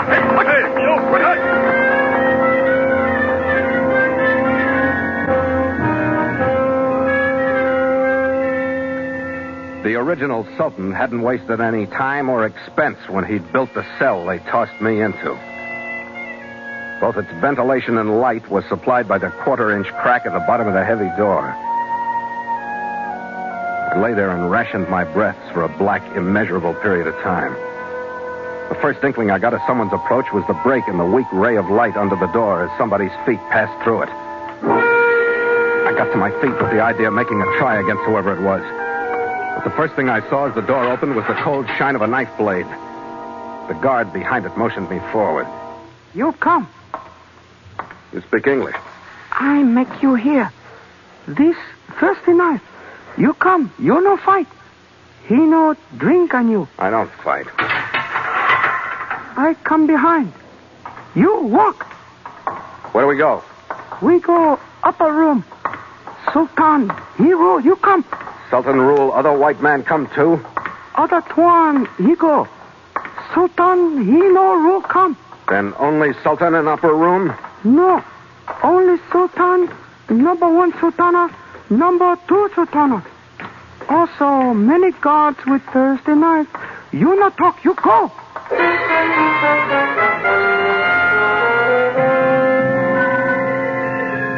The upper room was large, rich with rugs and draperies, furnished with the treasures of gold and silverware necessary to serve a sultan with food and drink, musicians to soothe his ears, and luxurious, low, feather-padded couches for the comfort of his body.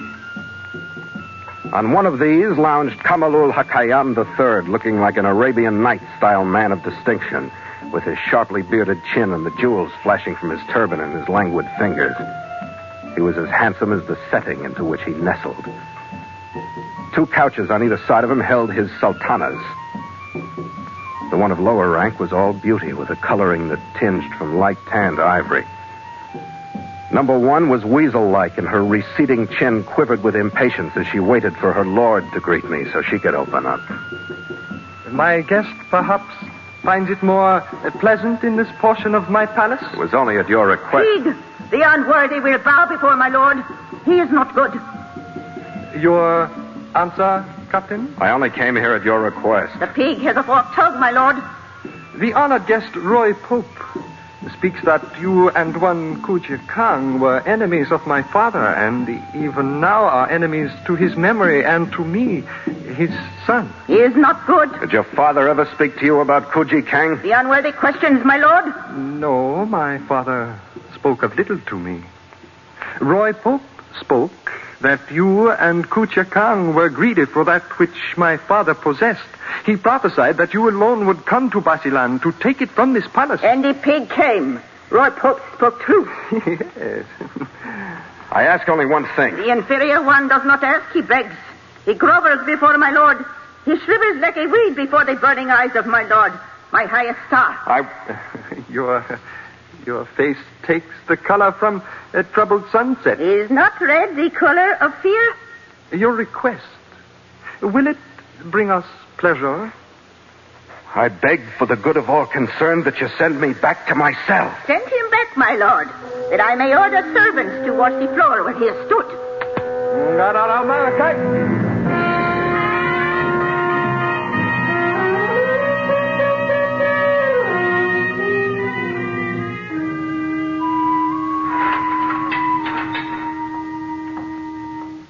You come again. Now what? You no make loud talk. No make sound. You come. What's the honor this time? You no talk. You go. Not same way. This way. The distance was short in the new direction, but the result was heart-stopping. The ivory-colored number 2 Sultana arose from a couch as I went in. She was smiling. She held out her right hand as she met me in the middle of the room. My name is Sangha, Captain. Come and sit down. Yeah, thanks. Captain, I was so proud of you in the upper room earlier this evening. I tried so Wait a hard. minute. I can't take this all at once. I'm lost. You're a little surprising. I'm sorry. I forget my effect on people who don't know me. I'll keep it brief. I was the adopted daughter of Kamalu Hakayam II. He bought me from my family when I was 9 years old, and he was returning here from his pilgrimage to the holy city of Mecca. My education has been in British schools in the Orient, and finally I spent the war period in a school in the United States. That brings me almost back to normal. So you sprung me out of my cell. How'd you handle it? I've learned that by holding the love of the servants, one can wield even greater power in the palace than the lineal ruler himself. This place needs more like you. All right, I'm here. Why? Captain Connie, I want you to help me. Me help you? That's great. Help you do what? Help my lord, the Sultan. I like that cell better every time I'm out of. Oh, please listen to me. I know you have every right in the world to hate him for what he did to you. But believe me, it isn't his fault. He's weak, I'll admit, but a little love and understanding would help him. I know it would. He's never had any, and he needs it. You sound more like a woman than a number 2 sultana worried about her sultan. I wasn't going to let myself. Because now I'll sound like a cat when I put the blame for everything on Latima. Was that her name? She's a greedy, grasping woman. She's a liar and a cheat. But she's shrewd. She feeds my lord's vanity and leads him around like a puppy. What a sucker. Why does he put up with He it? has no choice. For many years, she has connived to gain control of the palace. She's the cause of everything. Even your trouble here. What do you mean? She has been paid money for a long time to spy on my stepfather, to read letters from Kuchakang, to steal a very important chart that my stepfather was to give to What do you know about that chart? When my stepfather knew he was dying, he honored me by saying that I was the only person he could trust with the secret, and his promise to Kuchakang. Then neither Latima nor Pope has the chart. Latima thinks she has, not knowing one chart from another, and realizing more and more the value she thinks is behind her chart. She has set a very high price upon it. I'll bet. So high, in fact, that Mr. Constantino himself is arriving tomorrow to bring the money. So don't you think we should settle all our problems tonight? So that I can show my lord what a horrible woman she is. Here. Here's the true chart. Now, put it in your pocket where it will be safe. Sanka, it is the chart. I'm lost again. I don't know what to say to you or do. Phil, would this sound silly? Nothing would sound silly from you. Oh, it would too. But you're nice and you won't laugh at me. Ali, you may go. And now with the guard gone, you and I are the only ones who will know if it is silly. Phil, the last time I was kissed was the night of June 16th, 1945, on the Ferris wheel at Long Beach, California.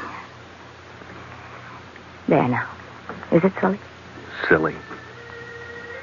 Look, let's not waste time denying anything now.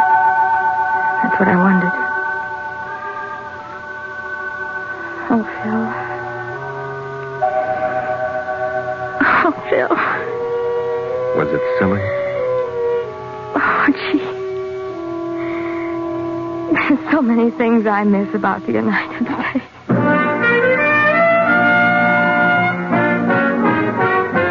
But the likeness went out of the evening as suddenly as she'd brought it in. 2 guns materialized, probably through love of the servants. And we started out to save the Sultan. Through her organization of the palace staff, our espionage was perfect.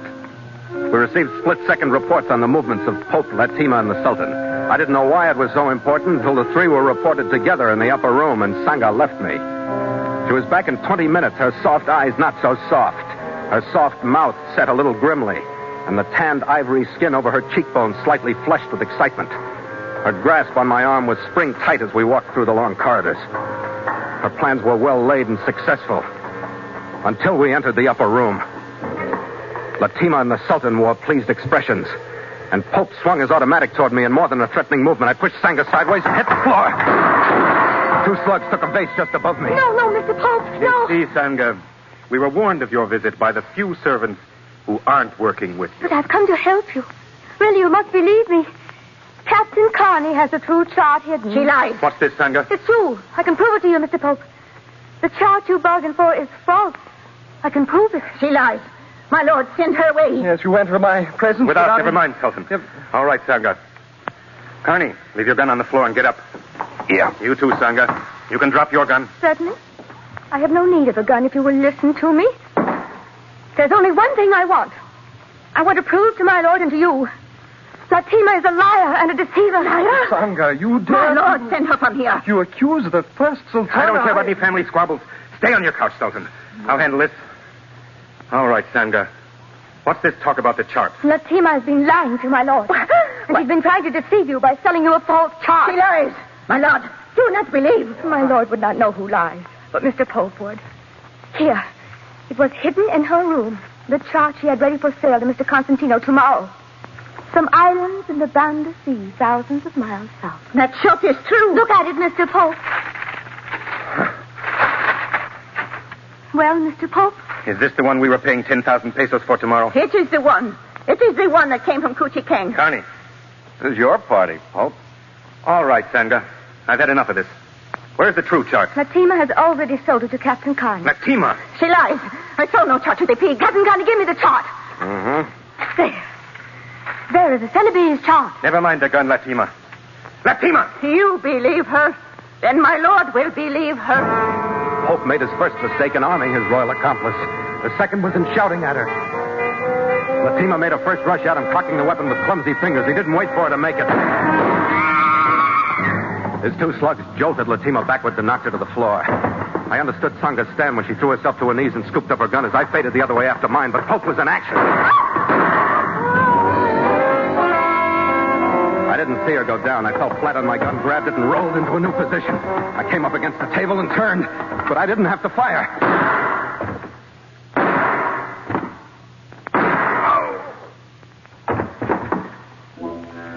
Sanga had raised herself partway up with her left arm, and her wavering gun muzzle was still following Pope as he settled silently to the floor.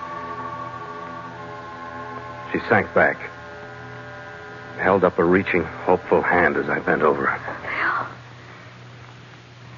Things went all wrong. Yeah, they got a little mixed up, didn't they? I hated to act the way I did. I had to. Sure you did. It's all right. The chart, Phil, is here. Yeah. Now settle back, will you? My lord.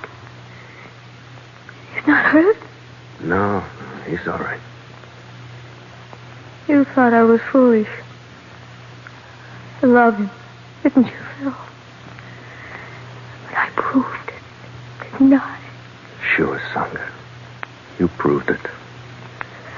I wanted to give him love and warmth and a son who will be a sultan and no lies. Oh, Phil. It's all right, darling. No, it isn't. No. My lord. Oh, Phil. Please, Sanga. It's all right. No. Please, Sanga. No, Phil. Phil.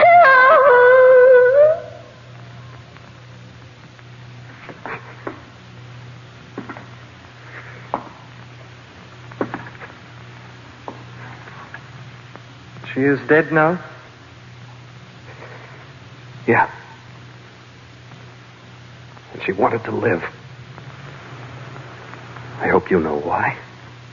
My wish was that one of them would not die. Which one, Sultan? Well, that is no problem now, since both of them are dead. Now, in spite of my wishes, I find myself lonely. Is that all, Sultan? Well, it is a great burden. It is no small task to find wives. I will be lonely. So help me, Sultan, I gotta let go. It won't do her any good. Nothing will do you any good. Well, maybe it'll help me just a little bit. Now, come on, get up off that couch. Sultan, you think what? You're lonesome, huh?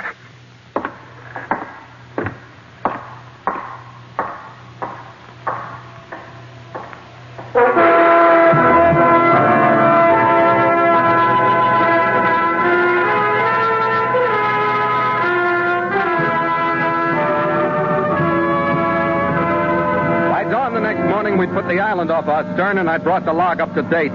Put my signature under a day that I'd pay 5 of my own years to buy and bring back, so that I could work out a better finish for it. But the new day brought us wind, and we cut the motor to use it. Stand by to make sail!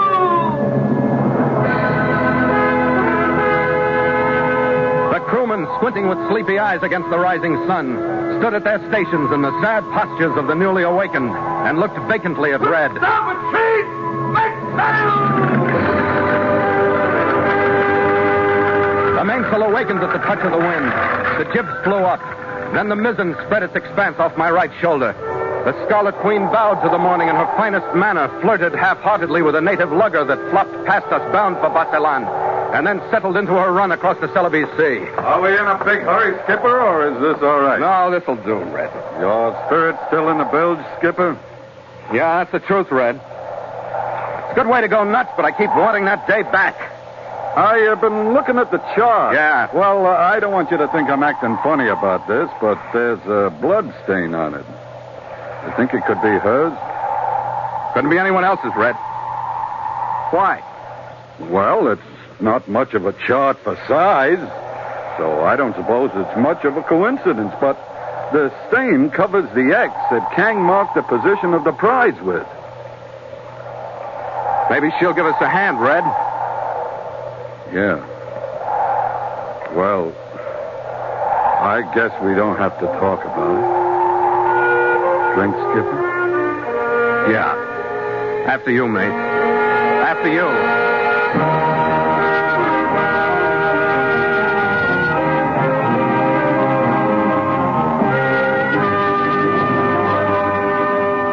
Log entry, the Ketch Scarlet Queen, 5:30 p.m. Miles traveled from San Francisco, 20,858. Wind brisk and rising, sky overcast. Mainsail and mizzen reefed, ship secure for night. Signed, Philip Carney, Master.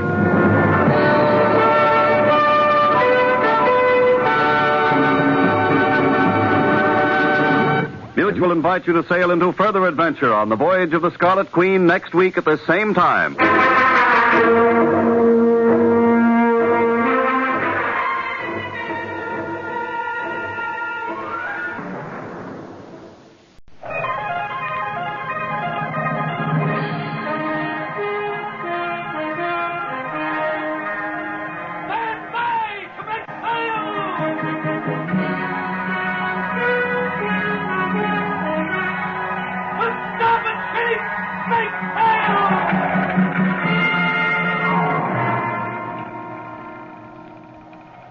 Log entry, the Ketch Scarlet Queen, Philip Carney, Master. Position 2 degrees 40 minutes north, 125 degrees 37 minutes east. Wind brisk, sky fair. Remarks, departed Shanghai Islands after fulfillment of promise. Reason for promise, Kang's treasure and the ghost of Tangolen.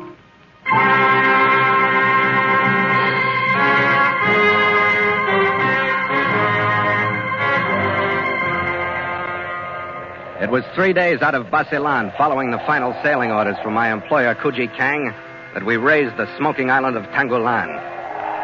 It's a volcanic island, 8 miles square and uninhabited, rimmed by coral reef, its active crater grumbling intermittently and spewing out thick, gaseous smoke that hangs continually over the vicinity in a thick cloud.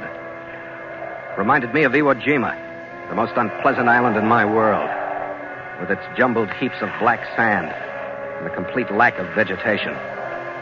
But it was this island that had been drawing us like a magnet over thousands of miles of ocean. It was here that the Scarlet Queen would perform the duty she was originally built to perform. It was here that I'd live up to the agreement I'd signed with Kang over a year ago. I would at last see the historical $10 million treasure lifted out of the scuttled Chinese junk. I'd see it resting finally in the hold of the Scarlet Queen.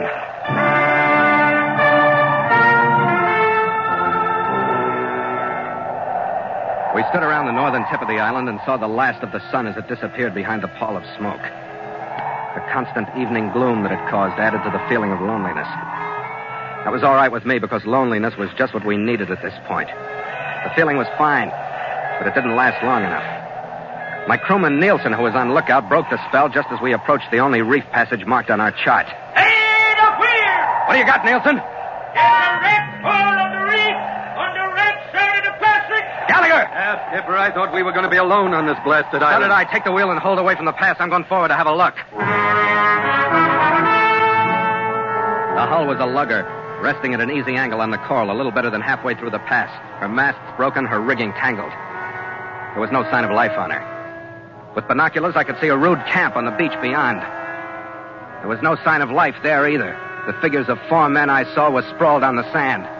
And if they were alive, I was sure they'd be on their feet watching us as we came in.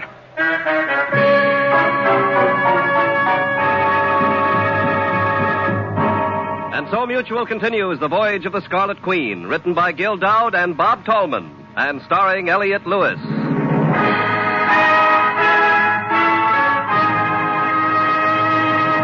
The Scarlet Queen, proudest ship to plow the seas, bound for uncharted adventure. Every week a complete entry in the log, and every week a league further in the strange Voyage of the Scarlet Queen.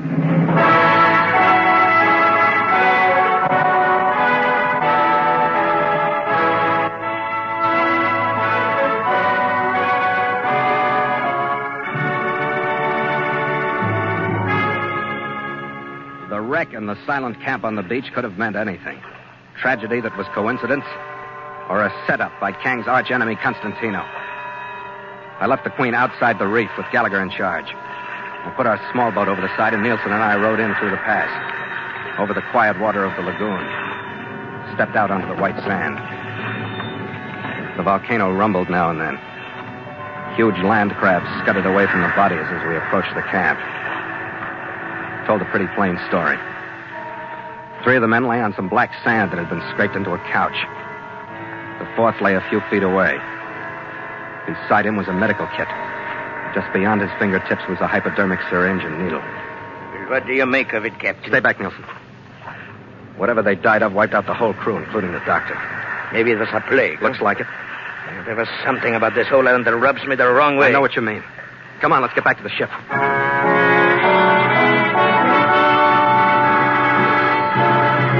An hour later, we'd run the passage into the lagoon and crept along the inside edge of the reef for 200 yards to the unmistakable formation of coral that was our last landmark. We dropped the hook. We performed a maneuver that was the culmination of all the other maneuvers on the voyage of the Scarlet Queen. We drifted back, letting out anchor cable, until we reached a spot which, if the chart was correct and no one had beaten us to it, was directly over the hull that guarded KANG'S treasure in the lightless, smoke-shadowed water 10 fathoms below. But the feeling of elation was completely foreign to the atmosphere of Tangolen. Gallagher and I stood at the rail, feeling the oppressiveness, the uneasiness, as night settled down over us, and the glow from the volcano's crater flickered weirdly on the cloud of smoke above. The atmosphere was bad enough, but Nielsen's hail made it worse. Skipper! Captain Carney! What, Nielsen? There was a light on the island, sir. Where? Yeah, there it is, up there. You see it? Yeah. What do you think it is, sir? Oh, there it's gone. Nielsen, go kill all our lights. Roll out the crew. Tell them to draw for double anchor watches tonight. Yes, sir. That's an odd one, Skipper. What do you make of it? I don't know, Red. Could have been molten lava rolling down from the crater. What are you handing me? I never heard of lava flowing uphill like that light did. All right, then, you name it. You find 4 men dead from the plague on an unpopulated island. So, it must be a ghost. I hope it is, Red. But just in case it isn't, go break out enough rifles to arm the crew, will you?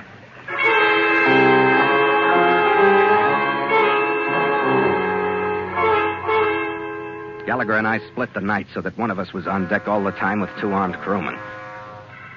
The shoreside light appeared a few more times, but when the light of morning forced through the smoke cloud, the island was silent and foreboding. But that's all. We had breakfast and turned to on the most important day's work of the voyage. Hold a hand here. We'll rig the gear in the mainmast to handle both the diving platform and the cargo gear. Nielsen, you and Crowder fall to with me. We'll break out the diving gear and give the pump a try. Yes, sir. Platform's ready for you, Skipper. Good. Rig me that watertight flood lamp, Red. There's no sun getting down there. I'll need light. It's as good as rigged, Skipper. We stood at the rail and watched the big lamp sink slowly over the side, throwing a hazy green-tinted circle of light out into the clear water. Went down 3 fathoms, 4 fathoms, 5 fathoms, 6.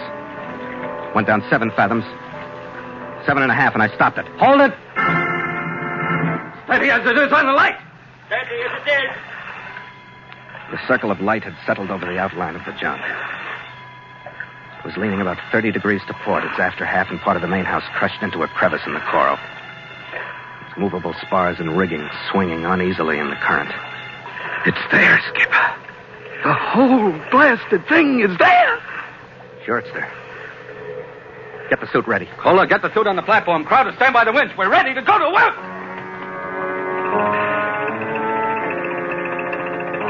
In 10 minutes, I'd gotten into the suit. The platform had lowered me below the surface. And I was left with no sound but the light bubbling of my escape valve and the faint throb of the air being pumped down to me. There was the first grip in the pit of the stomach that comes with adjusting yourself to a new element. Then the awareness of long shapes that darted into the light from the darkness and left again. Desire to look behind you when you can't. Then the platform reached a level on the sunken deck. Hold it, Red. I stepped onto the sharp slant of the slippery deck. The passageway into the main house that held the treasure was blocked by a shoulder of coral. I made my way along its starboard side to a group of 3 portholes that let enough light in to show me the interior. I stood for a good minute, lost in the sight of what lay just a few feet away from me.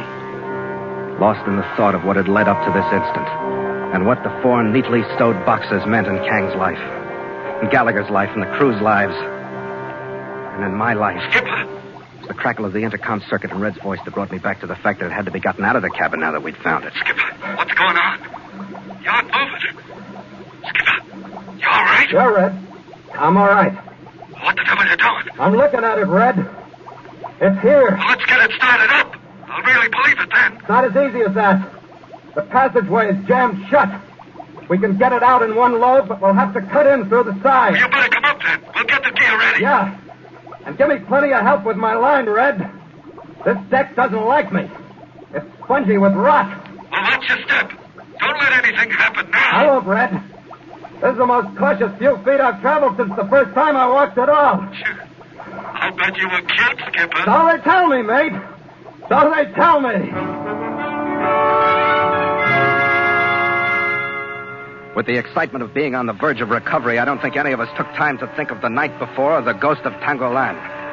Or at least no one mentioned it. And when it floated in on us, it was so silent that none of us knew. I'd gotten out of the diving suit, and we were grouped on the landward side of the deck, putting lines on the wrecking bars and saws and the rest of the cutting gear, and we didn't hear it until he pushed his head up over the side to see it and spoke. Who be you? Hey, it's got Skipper. Hey, put down the gun. I'll call my volcano down on the lot of you. Who are you? I'm poor Sam Brennan. How'd you get here? I hid behind a coconut log. Drifted down on you with the tide. Who be you? Bill Carney, captain of the ship. Was that you on the mountain with the light? Aye. Gonna come aboard, Captain. I have a hunger for Christian food. And I have a word for you. Bring him aboard. Keep your eye on him. 2 crewmen reached down, took him by each arm, and hauled him aboard. What came up over the rail did justice to the head that topped it. His hair was shaggy and shoulder-length, his face matted with wild beard.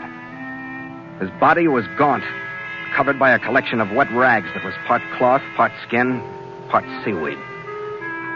No makeup man in costume or anywhere could have done as well for the Ben Gunn character out of Treasure Island. We took him to the galley and opened a tin of hash for him. His wild, slightly vacant eyes flashed, and he fell to with a will with his right hand. Held out his left for me to see. The nails were raw, heat blackened. What be the cause of that, do you reckon? Oh, wait a minute. Let's start farther back than that. Where'd you come from? Come from? My island. I've been a copra grower there before my volcano overflowed and burned out my groves and everything else. But I've been alone since then. Then being 10 years ago. 10 years alone on that island? There's company enough there is. And the voices at night. And work enough for the fish to catch and caring for my volcano. Yeah, sure. Now, about your hands. What happened to them? Torture. They was hard cruel to poor Sam Brennan, they was. Who? 8 of them that come not 2 days back. 8? Yeah. Them that run the craft on my reef yonder and laid them poor dead corpses out on the sand. Well, how do you like that? You mean those men didn't die here? They come as they are. Poor dead corpses. Poor Sam Brennan saw them laid out, neat like they are. Then I stepped into the midst of the living, my arm raised to friendship, and they all fell upon me, hard cruel. Forced into my fingers heated needles, leaving the marks that you see there, see? Pretty rough. Why did they do it, Sam? For my wisdom, no less. But I told them little. Only that I saw it sail in and saw no more. They'll get no talk from poor Sam Brennan with cruelty. So what sail in, Sam? The Chinese craft. We're lying over now. There you are, Red. Constantino. How'd they get it, Skipper? How'd they get here before us? How'd they get any place? I'll tell you that and more. I've been at the side at night, moving here, moving there, covered by the growls of my volcano. They learned of my island from a servant in BASILLAN. Sure. We've been nicely suckered. That death camp set up so we wouldn't risk infection to look over the island. They sit there and watch us load the stuff on the Queen. Then what, Sam, do you know? This is what I know. There's a fast power yacht in the lagoon round the island on the far side of the pass. Inside the reef? Aye. That's great. And the wrecked ship at the reef passage is prepared with dynamite, no less, so that when you start to leave, a touch of the finger will topple it into the passage, and you'll be bottled up here at the mercy of that craft which is armed like a man of war. That I know. That poor Sam Brennan heard himself. Yeah, thanks for the dope, Sam. I take it they have a detonator set up on shore to blow the charge. How many men are with it? There'll be one alone. Rest be on the boat. If I took care of the ones on the boat, could you manage the one ashore? The one? Matched against the Knights and my volcano and me? Oh, we'll manage him, we will. Good. One more thing, Sam. Will you go to the wreck with me before you go ashore? Aye. But I'll go the way you come. Wait a minute, Skipper. That's putting your head right into it, isn't it? Well, what else, Red? Well, that'll be bottled up here like fish in a glass tank. Yeah, we ought to be able to cut the wires to that dynamite before they get the idea that it's any more than a curiosity trip. They must have expected that. I hope you're right, Skipper. I'll have to take over the diving, Red. You take it. Work as fast as you can. Cut a 6-foot hole into that cabin, then it'll all come out in one load. The gear's all ready. Okay, Skipper, I'll do my best. That'll be good enough, Red. And be careful, huh? Me? You telling me to be careful? Red was in the suit and on his way down by the time Sam Brennan dropped over the side, and I got myself ready and headed toward the wreck in the small boat. I took with me an explosive detonator rigged for dry cell batteries, a couple of small blocks with well-oiled sheaves, and enough strong light line to reach across the 100 yards between shore and the wreck.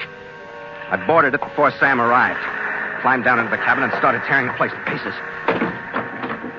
The first 10 minutes of searching weren't enjoyable, but they weren't as bad as the next 20 when I dropped into the hold and still hadn't found the charge. By that time, I'd been there too long for my visit to look like one of curiosity to anyone. When I did find it 7 sticks strong down in the filthy bilge, my heart was pounding, and no one could have convinced me that I didn't rip the wires loose a split second before the man at the detonator had decided to push the plunger home. But when I had them harmless in my hands, even the bilge air smelled as sweet as life itself.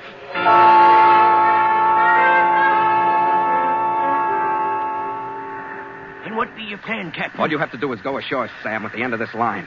I've got the detonator set so that when the power yacht hits the line just as she enters the reef passage, this wreck we're on will blow up right in their faces. You understand, Sam? It has a good sound. My ship is on one side of the passage. They'll approach from the other. The only thing I want to be sure of is that you'll leave enough room on my side so that the Scarlet Queen can squeeze through. It's proper vengeance they get from poor Sam Brennan. That's right. All right, Sam, get going. With the end of the line looped around his tattered waist, he slipped silently into the water, with only his head showing behind his log. Started shoreward toward a spot I'd pointed out to him. May have been minutes, but it seemed like hours before he got there. I watched him secure the line to a jutting rock and then disappear. I heaved my line as taut as I could, reeved it through one of the blocks I'd rigged, made it fast to the detonator so that the slightest tug would blow the charge. Then I went back to the Queen. Oh, you're back all right, Captain. I was sure glad to see you, sir. Thanks, Nielsen. Where's Mr. Gallagher? Oh, he's still submerged. What's the trouble? Well, nothing now, sir. He was on his way up. The cargo's aboard, but the chief's line fouled, and we had trouble getting him out of the cabin of the junk. He was down too long. We didn't want to risk Ben's bringing him up faster than we should. We'll have to speed it up a little, Nielsen. Get on the intercom. Tell him I'm back and he has to get up as fast as he can. Yes, sir. Kohler, stand by the windlass. I'll get the motor started and we'll inch up on the anchor. We've got a taut cable, sir. We're over the hook. Over the hook! Nielsen, where's the diving platform? 4 fathoms down, sir. We'll have to have more speed. Tell Gallagher to hang on. We'll have to weigh anchor before we get him aboard. Anchor's away, sir. And coming up. Anchor's away! Where's the platform, Nielsen? 2.5 fathoms, sir. We'll have to forget pressure and everything else and get him aboard. Tell him that. Tell him the power boat expected is in sight about 1,000 yards off our bow. It was natural that it should show. We'd used too much time. Time enough for anyone to realize that something was wrong and decide to find out what. Anchor's in sight, sir. Nielsen! Platform's in sight, sir. So I stood there with my hand on the throttle, not able to open it, and watched the Constantino boat push its sleek bow around a point of land. She was moving slowly, still only inquisitive, still unable to see what was going on our decks. Anchor is up, sir. Secure the anchor! He's clear of the water, sir. The platform's clear. I waited another 30 precious seconds till Gallagher had been swung inboard. Then I opened the throttle. Our wake churned, and as we picked up speed, the Scarlet Queen built a bow wave that curled and gleamed milkily in the gloom. That bow wave was like a starter's gun to the power craft. She built a bigger one of her own as her throttle was open, and she picked up speed that made our pace look like that of a canal scow. I didn't have time for any kind of caution. When we covered half the distance of the pass, I swung toward the island, blind to the reefs or channels or depth, knowing only that I needed that swing to make the narrow lane between the reef and the tripcord that would blow the booby trap in the wreck. By the time I'd made the turn and straightened out for the run, the power boat had closed to within less than 100 yards of us, and the men aboard her opened up to stop us with every means they had. Take cover, men! Get down in the deck! Come after the cockpit, Red! Stand by to take the wheel in case I catch one of these things. Come on, Skipper! I crouched as low as I could and watched the series of bullet holes appear in the deck in front of me, and felt the splinters as another burst caught the mizzen boom above me. Can we do it, Skipper? No, in a minute, Red. We got 25 yards to go. They got about 60. You're awful close to the reef, Skipper. Yeah. The reef, Captain! They're going to scrape the reef! I eased a scant foot or two towards the line in the middle of the channel. By the time our bow slid by the reaching coral, the power boat was no more than 25 yards astern. Her range was point blank now, but that wasn't what I was worried about. Straight out into the path, felt the first ocean swell lift our bow. Our stern swung to port in the current, and I fought it back with hard helm. Then I just hung on and hoped because there was nothing else to do.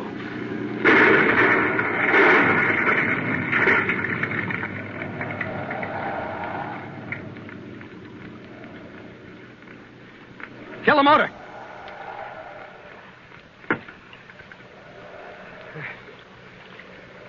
We made it, Red. Well, don't just stand there with your mouth open. Oh, I Stand by to make sail! The crewmen took a while to pull their eyes away from the mangled wreck that the sleek power yacht had suddenly turned into. Her superstructure was torn to bits. She was afire and settling by the stern in the reef passage. Then they stumbled to their stations. Starboard sheet! Make sail! The mainsail climbed into the smoke-dulled sky. The jibs. Then the mizzen. And the Scarlet Queen, as though feeling the success herself, and the lifting of strain and tension, kneeled in thanks to her own gods, and leaned before the winds they sent her in answer to her prayer. It's aboard, Skipper. It's aboard, and we're out of there. It's aboard, Red. Well, you don't sound too happy about it. Happy? Red, I don't even believe it. Yeah, I kind of know what you mean, Skipper. After what's led up to it, it don't seem right just to pick it up like some bales of rubber or some sacks of rice and put it in the hole. Yeah, that's about it. But poor Sam Brennan can have his island. We're out of there. Yeah, that's a little hard to believe, too. But assuming that we are, where are we back? Back to Hong Kong to sign over the stuff we don't believe to Kang. A city, Skipper. Yeah, we've earned a celebration. And I can't think of a better place than Hong Kong. I don't see any reason for waiting till we get there, if you know what I mean. I think I do. Drink, Skipper? You do know? You're psychic. After you, mate. After you.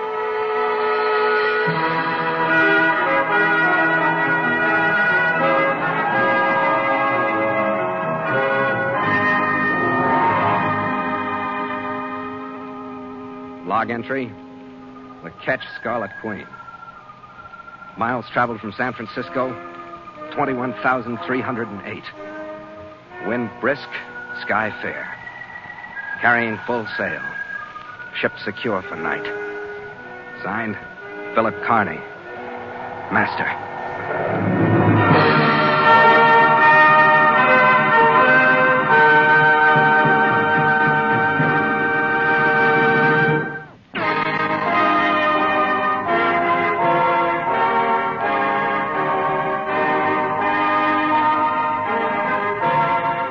Voyage of the Scarlet Queen stars Elliot Lewis as Phil Carney with Ed Max as Gallagher. And tonight featured Bill Johnstone as Sam and William Conrad as Nielsen. Music scored and conducted by Richard O'Rod. The Scarlet Queen, a Command radio production directed by James Burton, is written by Gil Dowd and Bob Tallman. This program came to you from Hollywood.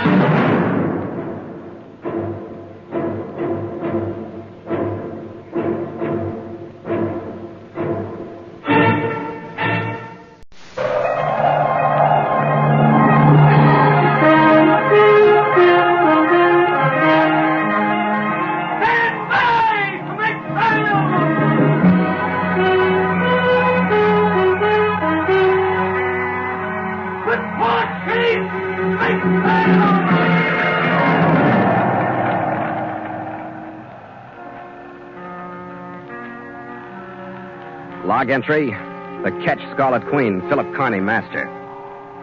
Position, 22 degrees, 15 minutes north, 114 degrees, 45 minutes east. Wind fresh, sky fair. Remarks, departed Hong Kong after successfully liquidating business competition. Reason for success, the beautiful girl in the bargain basement.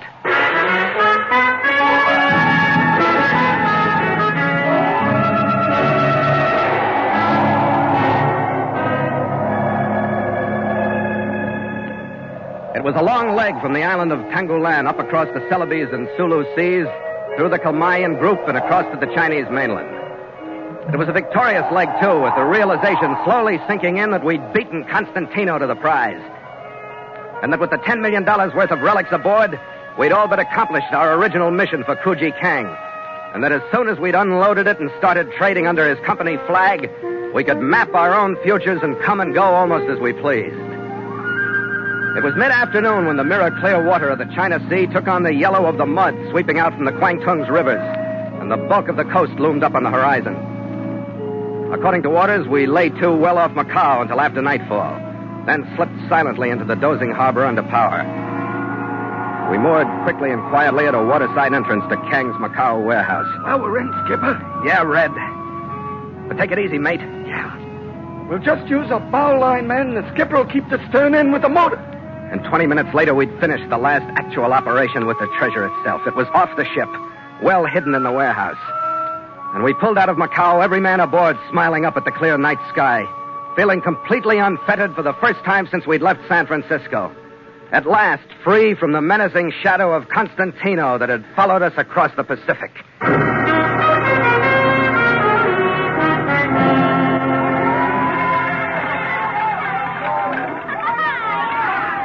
By 1 the next afternoon, we entered and were enveloped by the broiling harbor of Hong Kong.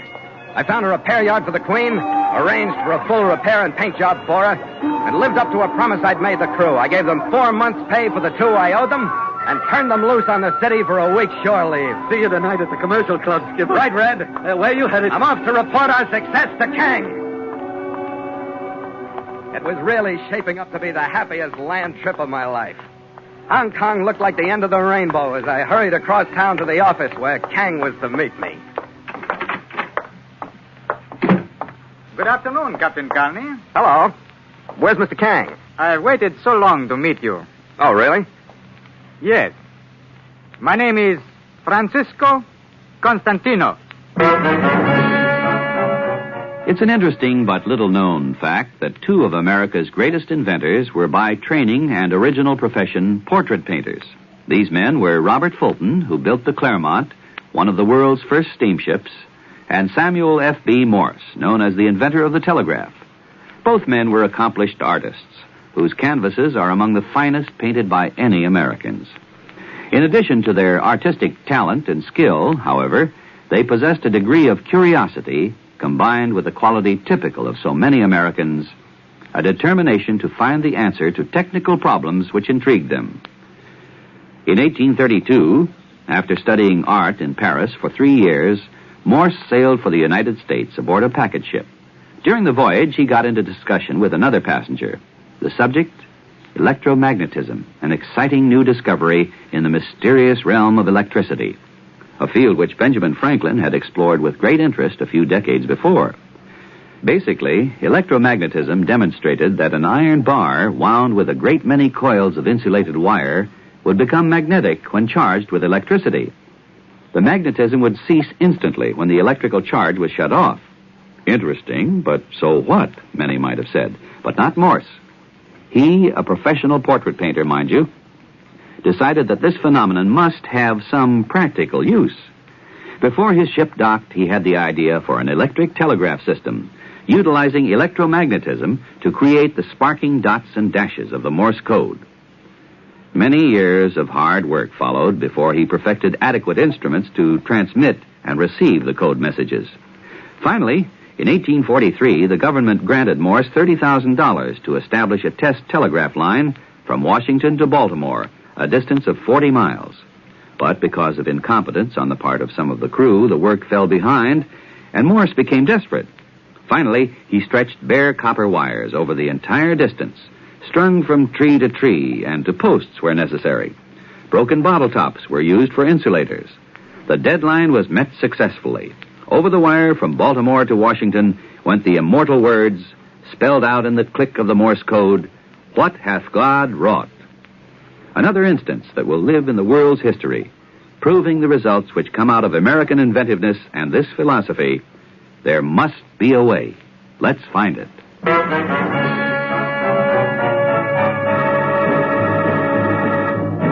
And so Mutual continues The Voyage of the Scarlet Queen, written by Gil Dowd and Bob Tallman, and starring Elliott Lewis.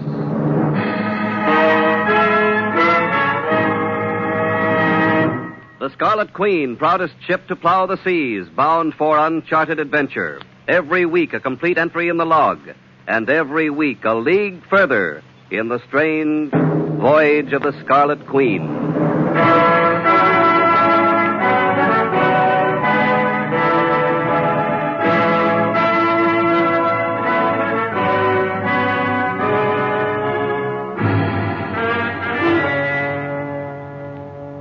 Sit down, Captain Carney. I'm sorry our meeting has to be such a shock, but I suppose it is to be expected. Where's Kang? We'll get to that later. Oh, sit down, Captain. All right.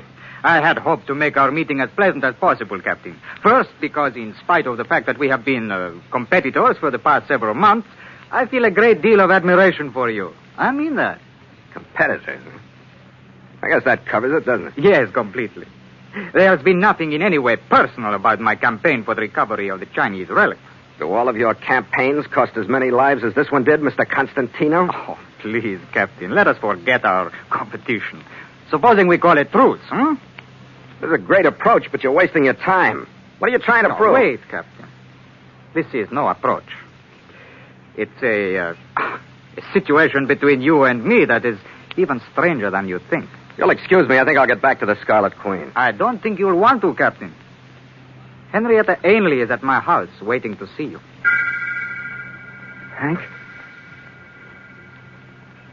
Hank Ainley? She followed you to Haiphong after you left here, and her inquiries about you led her to me. Where is she? At my house. We have become quite friendly since we had in common our desires to find you. I'd like to see her. All right, Captain. But she knows nothing of our association. Now, I give you my word, she will not find out unless you tell her. Now, come. You will see that I tell the truth.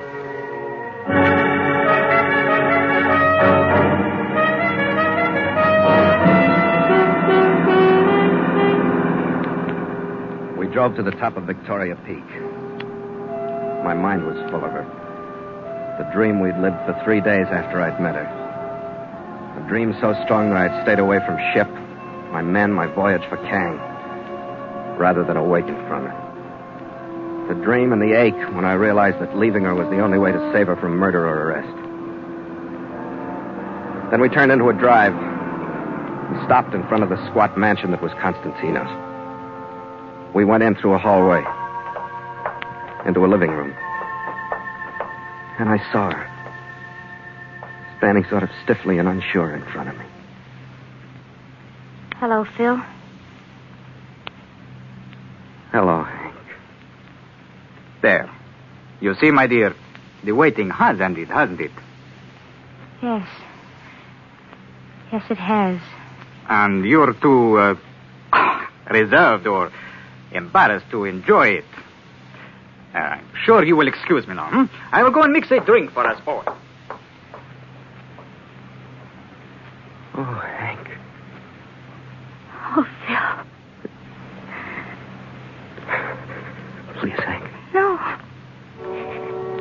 No, I'll cry. I gotta look at you. I gotta. Look up, Eddie. I was remembering that I wondered what made you so beautiful. Your mouth a little too wide. Your eyes a little too widely spaced. Your cheekbones a little too high. Do I still look like your Scarlet Queen? You look like they just gave me the world. You look like about $9 million. You look like home. Oh, Phil, you're so nice. Sit down here with me. Kiss me again. Oh, yeah.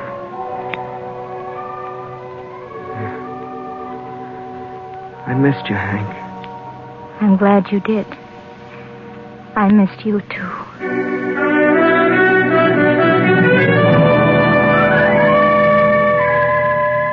The dream was back, and as before, it pushed everything out of focus.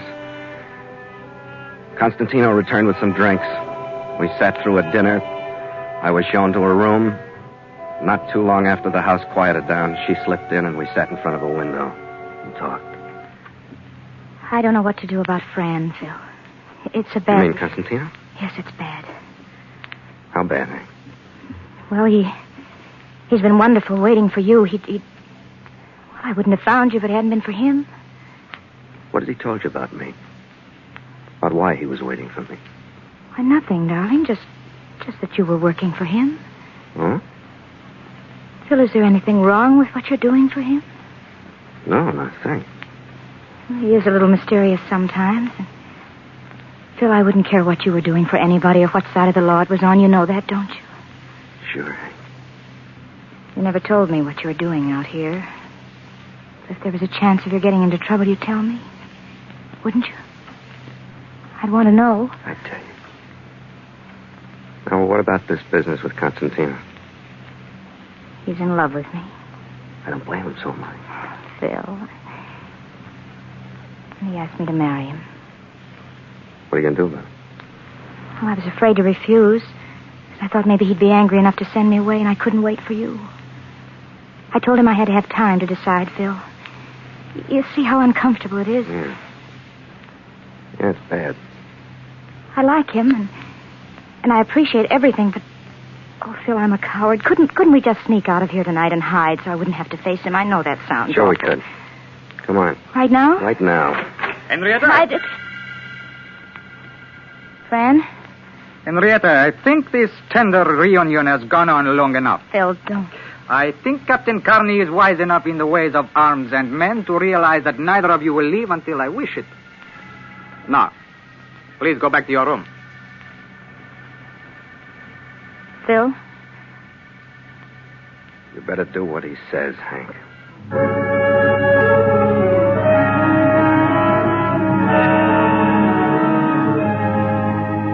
From the moment Constantino opened the door, we stopped living in a dream. And almost before it closed on him and Hank Ainley, I began to realize the spot I'd been so neatly maneuvered into. Sure, I had the treasure, but Constantino had Hank. I wondered how soon the bargaining would begin. I spent the next morning wandering around the house looking for Hank Ainley until I finally got tired of watching Constantino's gunmen making their presence known to me. And I went back to my room because there was nothing I could do but feel sick with worry for Hank. And wait for the next move.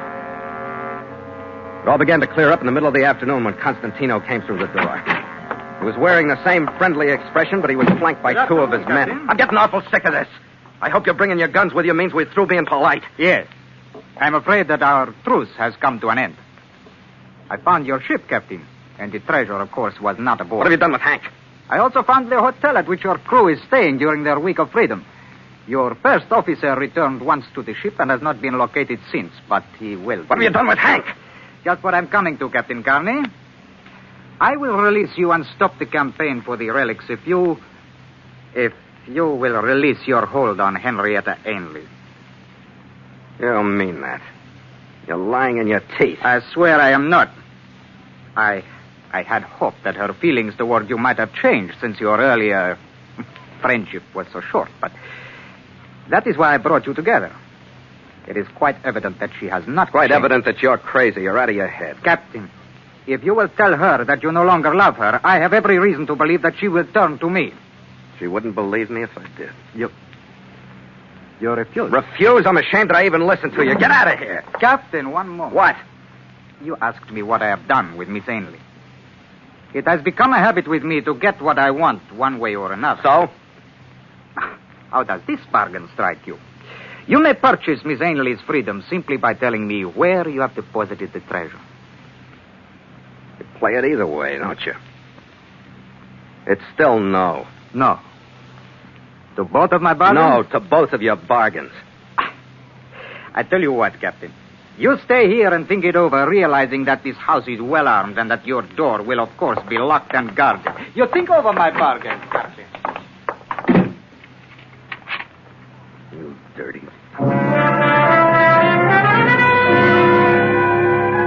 The rest of the afternoon passed.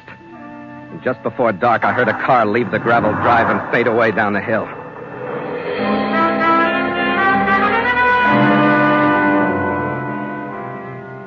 Another hour passed. The house was without sound or movement. But both arrived suddenly and at the same time. First, I heard the car. Whether it was the same one or not, I couldn't tell. Maybe 30 seconds after it stopped, I heard the rest. 2 shots echoed up from the main floor. Soon after that, I heard feet coming down the hall toward my room. I doused the lights, hugged the wall next to the door, deciding to make a try at whoever it was. But the sound of the voice changed my mind. Skipper, are you there? Gallagher! Stand away from the door, Skipper. I'll have to blast the lock out. Red, the shot. Stay away for the guard. He last. Come on, Skipper. We got to get you out of here. They're on their way back to get you right now. Where's Hank, Right Red? where we're going. Come on, I swiped Constantino's car. I'll tell you about it on the way. All right. That dame Skipper. We had a nice plan worked Wait out. a minute, Red. When did you see her? This morning. When you didn't show up yesterday, it started to smell like Constantino, so I found out where he lived and sneaked up here after dark and caught sight of you through the window. Well, that's great, Red. What about Hank? I caught her in the garden this morning. She didn't know why he was holding you here, so I told her everything, except where we left the stuff. You told her about the treasure? You made a pigeon out of her, Wait Red. a minute. I had to do something. She said she'd get him out tonight so I could come in and get you. She said it was all right, but she didn't look all right when she came out with him, so I followed him. And believe me, it isn't all right. Where did he take her? Down at the waterfront. She was going to tell him that's where the treasure was and that she'd marry. You shouldn't have told her, Red. Where is this place? Pretty soon, Skipper, we'll get there. Hurry up, Red. Hurry up. We headed into the waterfront section on the eastern outskirts of the city. We pulled up in front of a warehouse that had outside stairs leading up to a long walkway 2.5 stories above the street. They're up there, Skipper.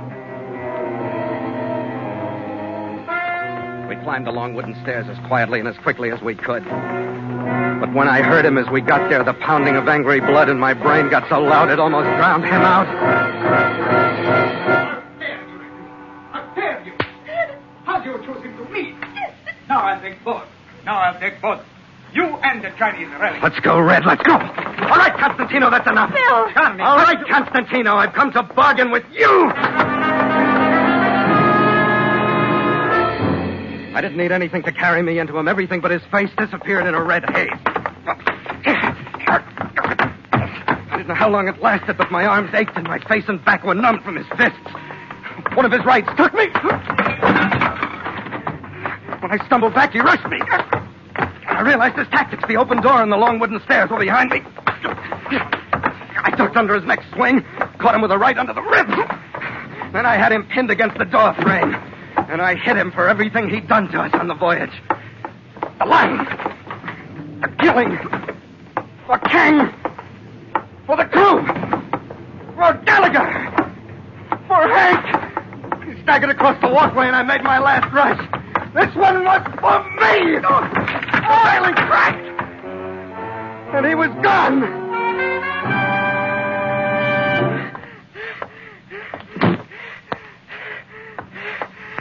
Phil. Oh, Phil. Wait a minute. Get away from me. Phil, He'll be all right, Hank. What's the matter with you anyway, bringing him here? Nothing, Phil, nothing. Hank, why did you do it? I was sick. I was so scared. I just wanted to help you.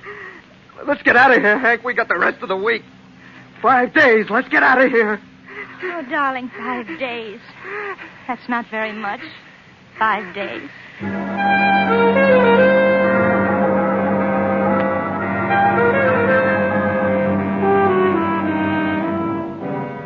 And the 5 days wasn't very much. We were like two kids in their first love affair. We sat in King James Park. We took moonlight drives to the top of Victoria Peak. We swam away sun-drenched afternoons at the beach, had cocktails and danced at the commercial club. Or we just walked through the old section of Hong Kong and held hands. 5 days. Then there was a door we tried not to look at, a sailing time that came closer with each tick of the clock, and wine that would have bubbled with happiness if things had been different. I'm going to stay here, Phil. I'm not going down to the Queen with you. All right, Hank. Will I see you again, Phil? Sure, Hank. But I can't go with you. It wouldn't work. But I can promise I'll find you again. I'll try to wait for you, Phil. But it's not easy out here. I know. I'd rather take a beating than hear you say that. We're being honest with... Oh, Phil. Yeah. I love you, Hank. I'll wait, Phil. Really, I'll wait. I'll be back. You understand about not going with me. That's why I love you. Well, guess it's about time. Wait. Have a drink with me? Sure.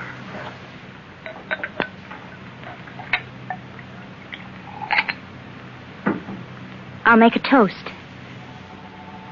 To the woman you love.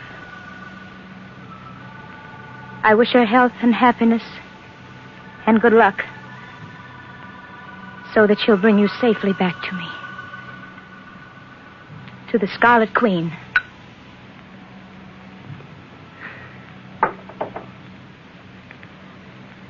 Take care of yourself, Hank.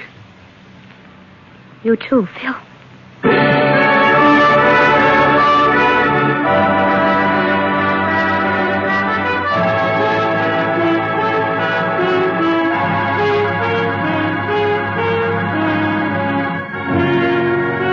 By 5 that afternoon, I was aboard, and the Scarlet Queen had scudded through the never-ending traffic of Hong Kong's harbor. And the wind that came to us carried with it the city's familiar smell.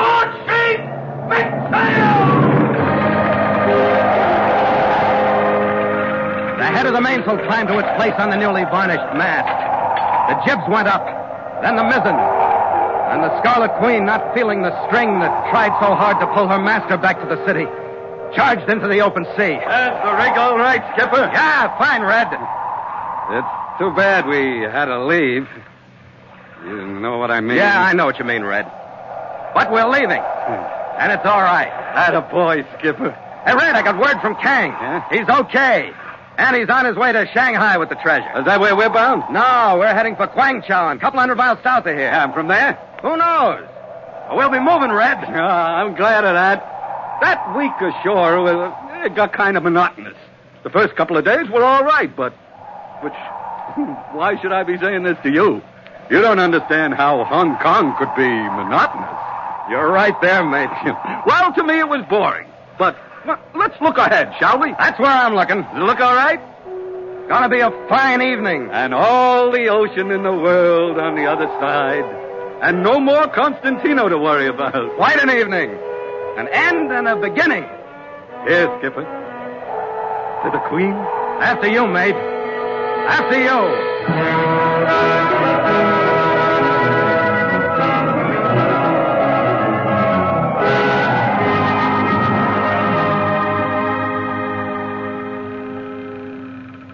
Log entry. Catch Scarlet Queen. 5:30 p.m. Wind fresh, sky fair. Carrying full sail. Ship secure for the night. Signed, Philip Carney.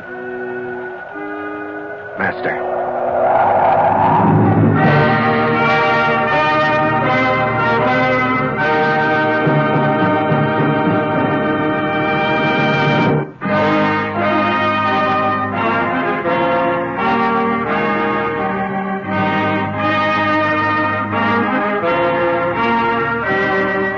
The Voyage of the Scarlet Queen stars Elliot Lewis as Phil Carney with Ed Max as Gallagher. And tonight featured Kathy Lewis as Hank with Ben Wright as Constantino. Music scored and conducted by Richard Arad. The Scarlet Queen, produced by James Burton, is written by Gil Dowd and Bob Tallman.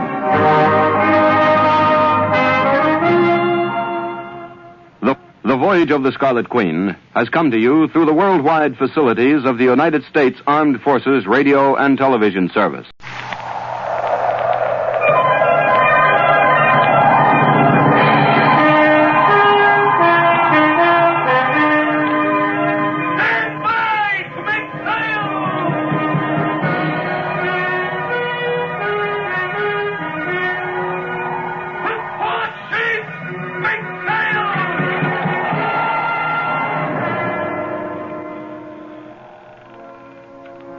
Log entry.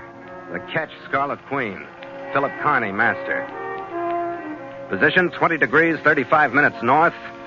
110 degrees, 40 minutes east. Sky fair, wind fresh. Remarks. Departed Kwangchowan after involvement by foreign interests. Reason for involvement. Huntsman's quarry and the dead Chinese. You know, ladies and gentlemen, someone once said humor's the true democracy. That's why we in America can smile when we tell the stories of the legendary heroes who helped build our country's great industries and institutions. Even an industry like transcontinental transportation has its hero, Windwagon Smith, born on the prairie when transportation was just beginning. Of course, transportation then wasn't anything like it is today. There were no jet-propelled planes, no racing cars capable of going over 400 miles an hour, or trains that could cross the country in a little over 2 days. Most of the traveling in the early days was done by ox team, and if folks covered 15 miles a day, they were doing good. That's what Windwagon Smith wanted to change when he showed up with his prairie clipper. The clipper was a wagon without any kind of animals to pull it, but it had a sail sticking up from the middle of it. When the wind caught the sail, the clipper took off, and Windwagon Smith figured he could cover as much as 70 miles a day. At first, people laughed at him. But when he pointed out how the new country was spreading out and how big cities would be springing up and how people would need transportation for themselves and their goods, they began to figure that maybe the prairie clipper was a good idea at that.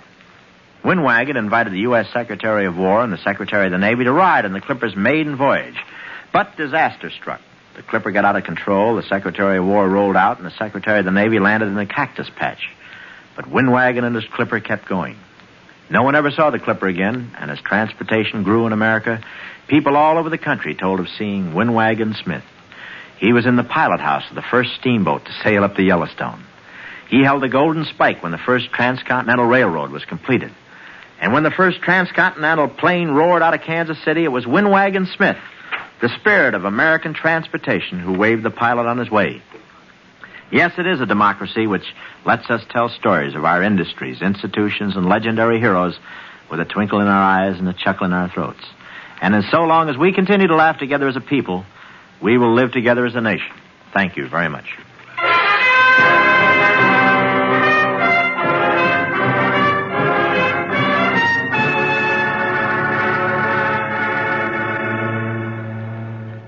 Three days after we'd reached Fort Bayard, port city for the tiny French settlement of Kwangchowan, we started to work under our new charter with Kang and the China traders.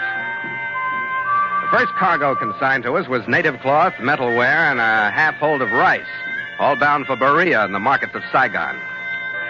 We waited 2 days for the cargo to arrive and be put aboard, And our leisure hours, which were few and always after dark, Gallagher and I spent in a bar a few blocks up from the waterfront. It was named the Liverpool, owned and served by a crown subject named Danny, and it boasted passable liquor and a dwindling library of ancient British phonograph records. It was about 9 p.m. after a few of those leisure hours on the eve of our planned departure that Gallagher and I swung down the dock toward the Queen, looking forward to comfortable bunks and the feel of deep water the next day. I missed seeing Gordon, who'd been on gangway watch when we left.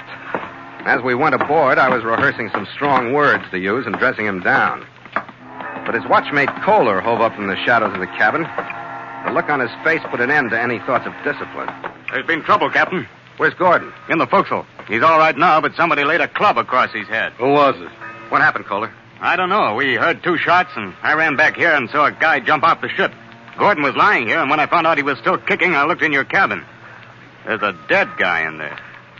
I didn't look any closer.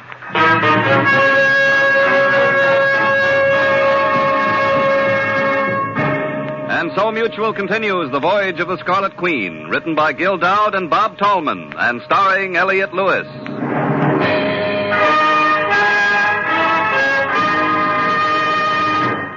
As every week, we sail a league farther on the Voyage of the Scarlet Queen.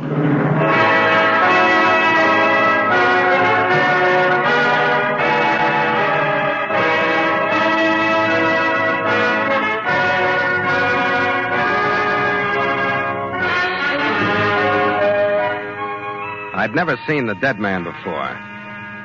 He was Chinese. Gordon had let him come aboard because he'd identified himself as a clerk from the French firm whose cargo he had. He'd carried a small leather valise and said he had final papers for me to sign. The other man had arrived 15 minutes later, and Gordon was slugged before he could count 5. Gallagher and I frisked the body. Clutched in one hand was a German-made automatic, unfired.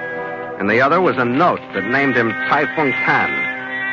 That still left him a stranger, but the note in English was the kind that police anywhere like to ask questions about. It said, "Go at once to the American ship Scarlet Queen. It's the quickest available means of escape. Use your own judgment as to the price you'll pay for passage." And it was unsigned. Captain! I rolled it into a ball and put it into an inside pocket. Captain, there's a police officer asking to board. Yeah, that's all we need. They usually go with murder, even in Fort Bayard. Okay, Kohler, let him come. I'm keeping that note out of sight, Red. Okay, we don't know anything. That's no lie, but maybe without that link we can get clear of this mess in time to sail. Oh, here he is. Monsieur, I represent the prefect of police. I can see your uniform, and I don't think much of the way you protect the harbor. Ah, it is truly him. Monsieur, I commend you. You are to be congratulated. Congratulated. What do you mean, officer? You see in this corpse the end of a long and fruitless trail, monsieur. This man was the most desirable criminal in Quachuan. You have done us a great service. Yeah. I can show my thanks now only by the speed in which I remove the unpleasant thing from your ship. 2 natives have come with me to carry away the corpse. Pardon. Monsieur, it is my pleasure to tell you that there is a reward which now rightfully is yours. Yeah, well, I'll be satisfied just to get him off of here and never hear another thing about it. Oh, you have done the great service. Thank you. I will not spare one word in my report to say my admiration for That's you. very kind of you. Bonsoir, monsieur. Bonsoir.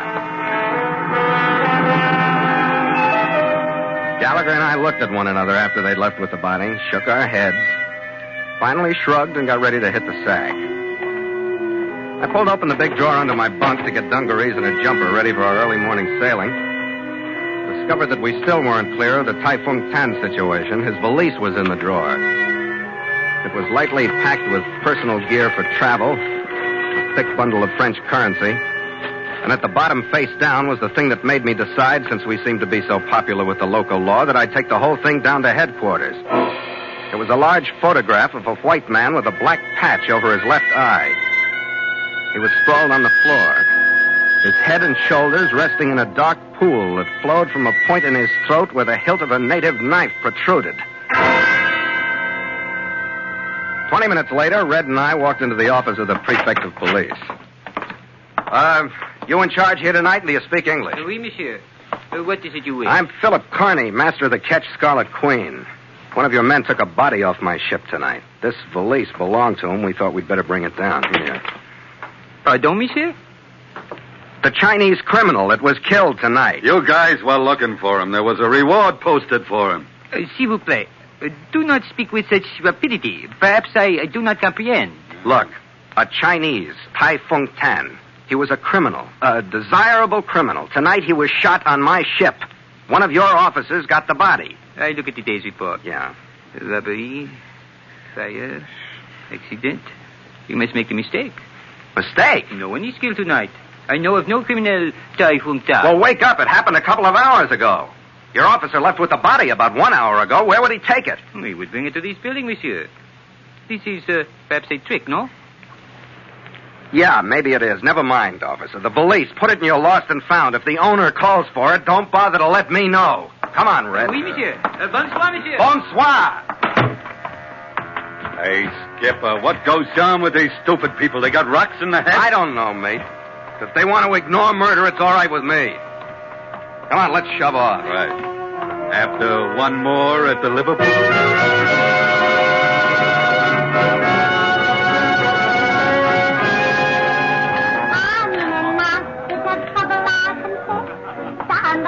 Back again, mateys? Let them stay away, Danny. That music that lured us back. Yes, a bit of the oils doesn't hurt now and again. The same? Yeah, neat. With a dash of bitters to kill the taste. Yes, I've seen better chaps than you succumb before Danny's mixing. Hey, mateys. And may you have the luck of the Irish that's beyond you, rebellious souls that they be. Here's to 'em, Danny. Right, Danny. Blimey, it's a toast that shouldn't be drunk.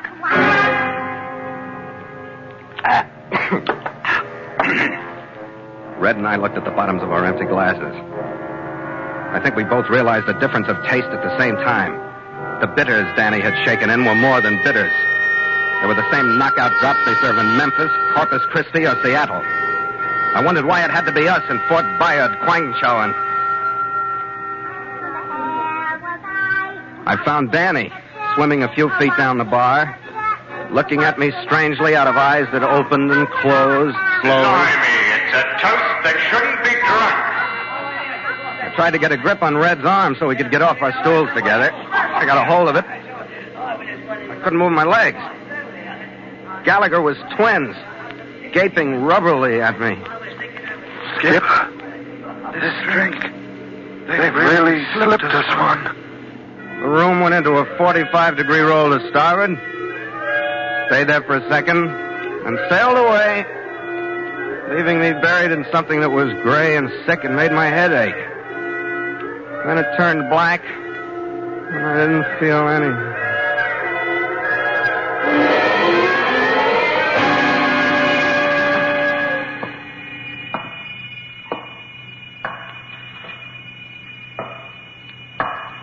First thing I heard were the footsteps. I thought they were mine, climbing an endless stairway to no place. And I got them separated. I knew there was somebody else's. I must have stirred because they moved toward me and stopped. I looked at him bending over me. I decided I must still be unconscious. He had a black patch over his left eye. The rest of the face was pulpy and marked by dissipation, but I recognized him as the man in the photograph. A man sprawled on the floor with a knife in his throat. Come on, Carney. Keep your eyes open. I waited long enough for you. Seeing you that stopped me. Come on. Get your wits about you. Was that a picture of your twin? You do have the photograph. Good. Where is it, Carney? Oh, wait a minute, will you? Here, I'll help you up. You'll feel better moving around. Yeah? The dope drink, what was that for? I wanted to get you out of the way so I could search your ship for the photograph. Search my ship, huh? Hope you had a good time. I didn't get aboard. Your ship and the dock are crawling with police. A couple of hours too late, aren't they? Look, you better get out of here before I feel any better than I do now. If you don't, you're going to look deader than you did in that picture. Listen, Carney. I managed a plantation for a firm at Saigon. The richest plantation in French Indochina. You should have stayed there. A rival concern had been trying to force us out. They wrote my employer that I mistreated the natives, that they hated me, refused to work for me. Skipper, what the devil's all this? So try to get up and move around, Red. It helps. Listen to me, Carney. Make their stories ring true, they drugged me and took that fake photograph. Show that I'd been murdered. So that one of their own men could take my place. Carney, I've got to have that photograph. Yeah, you said that. You did a fair job, but you could have used more time. Your story stinks. Come on, Red. If you can make it, we'll leave it. I can make it all right. Don't try to leave this room, Carney. What? Look, the gun doesn't scare me either. You want the picture, don't you? I won't stop at anything to get it. Then you better not get trigger happy with me. I can't think of anyone else who knows where it is. I sail at dawn. Check with me then. Maybe we'll talk business. I'll be watching you till then, Carney. Don't forget that. You know, that might not have worked, Skipper. What did we do to rate this, and what is it? Come on, Red. We're going to check his story on the police guarding the Queen. If it's true, we're going back to the Liverpool and start knocking some teeth down Danny's throat.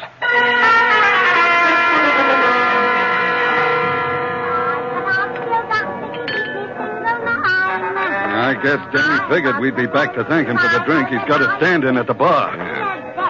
Hey, you. Where's Danny? Oh, Mr. Danny, here in Black Room. That door straight back? Oh, yes, Mr. Danny, here and there. Come on, Red.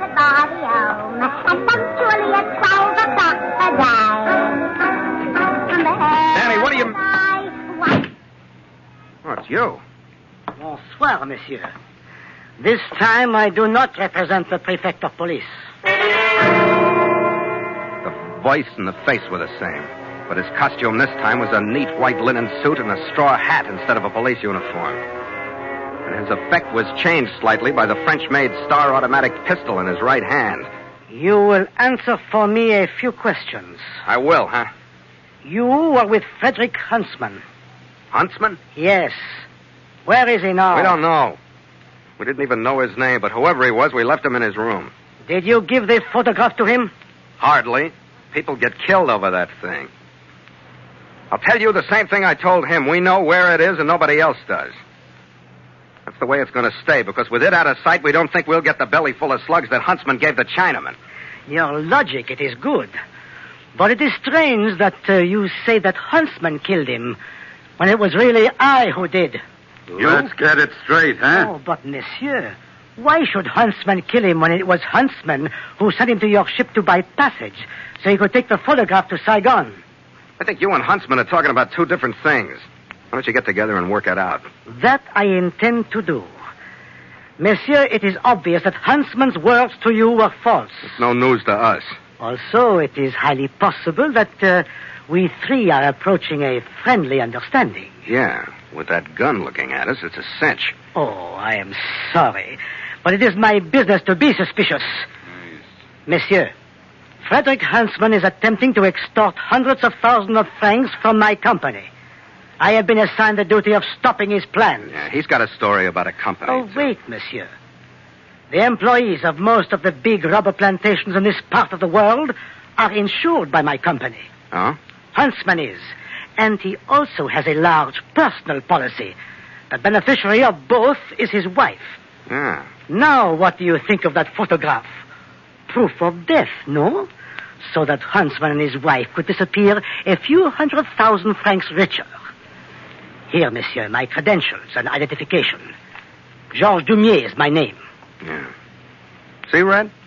Things finally make sense, even in Kwangchow. Yeah, but a funny kind of sense for that poor Chinaman. Poor Chinaman? Oh, pardon.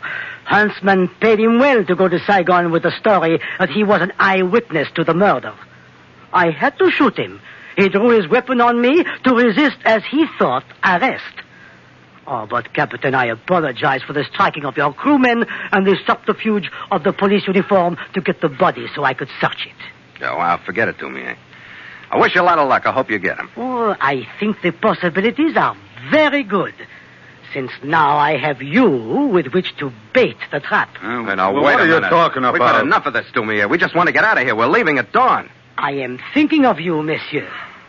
I am afraid that your failure to cooperate would be classed as obstructing the course of justice. A charge like that would, of course, delay your sailing, and we do not want that, do we, monsieur? That's a tough one to answer. You strike a quick, hot bargain, don't you? Okay. What do we do? That is better. There is one place where huntsmen will follow you. That is to your ship. If you will allow that, I will arrive soon after he does. But right now, I will go and lead the police away from your ship. Yeah, I'd like to know what they're doing around the Queen anyway. Oh, they are only looking for one who struck one of their members behind the ear, took from him his uniform, and left him hiding so modestly in the shadows. C'est-à-dire, messieurs, they are looking for me.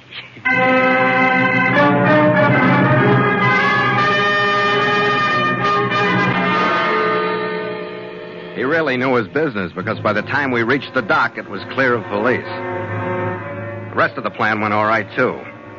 I sent all watches below. Red and I went to my cabin. 10 minutes later, Huntsman walked aboard. He was carrying his gun, but he walked hopefully and innocently into our trap. Captain, I want to talk to you. That's when I made my mistake. Hello, Huntsman. Wait a minute. What did you say? Where'd you learn my name? From Danny. That's a lie. He didn't know my name.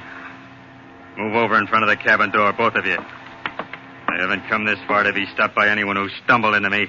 Stumbled into you? I don't remember looking you up. Who knows I followed you here? How the devil should I know? Maybe half the town, maybe more. Who'd you tell? Wait. Listen. Who's that? I don't know. Who knows I'm here? Nobody be sneaking up on you making that much noise. Don't try to call. Oh, Captain! Captain Carney! Is he in there with you? Yeah. Captain! I better answer him. Yeah. Tell him if he lets you and your chief officer take me out so I can get away, I won't kill either of you. Otherwise, I will. Captain! All right. Captain, answer me! Yeah, he's here. He says if you'll let us bring him out, he won't kill us. It is no bargain. Captain, I cannot see him from any of the portholes. I will have to shoot him from the door. Don't move, Carney. Do you hear me, Captain? I am coming in to kill him now. I warn you both, don't try anything. Monsieur, I come now. No, I warn you! As Red and I hit the deck, Dumier walked jauntily into the cabin, his automatic flashing at his hip. His first shot found home, but he never stopped moving forward until he was a foot away from Huntsman. Watching his nerveless fingers drop the gun, his dying body melt to the deck. My company will be very angry he is dead. Is that all you can think about? That was the craziest play I've ever seen in my life. Yeah, that's liable to get dangerous sometime. Oh, certainement. But when I looked aboard the first time quietly, I found everything bad. So I came aboard and scared him half to death with my kindness. Yeah, well, you can have that approach, Dumier. It's not for me. Oh, but he is dead. Too bad.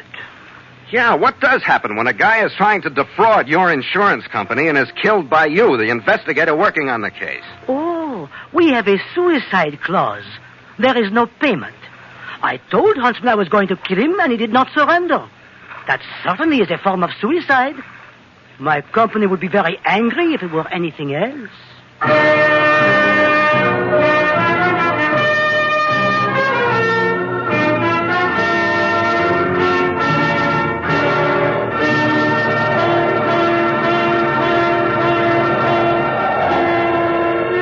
By dawn that morning, Huntsman's body had been taken ashore, and we cleared the tiny harbor of Fort Bayard in the face of a fresh breeze sweeping out from the mainland.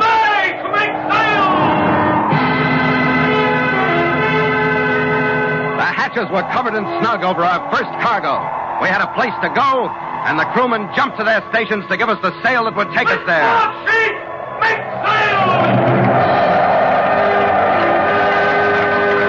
The mainsail swept up into the gray morning sky. The jibs rolled out. Then the mizzen. And the Scarlet Queen leaned into her new job with a will that sent the spray flying from her bow. Is she fair with the new weight in her, Skipper? Handles it like it's nothing. This girl is made for cargo work. Now, for all concerned, I hope she gets plenty of it. Where are we bound? Korea? Yep.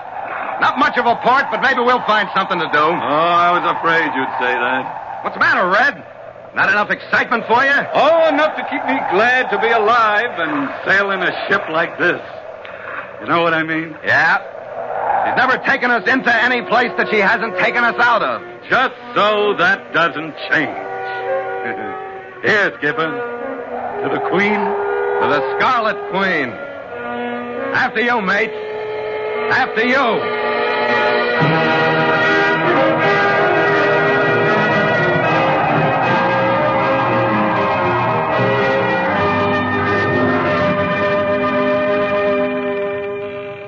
Log entry. The Ketch Scarlet Queen. 5:30 p.m. Wind brisk. Sky overcast. Mainsail and mizzen reefed. Ship secure for night. Signed, Philip Carney, Master.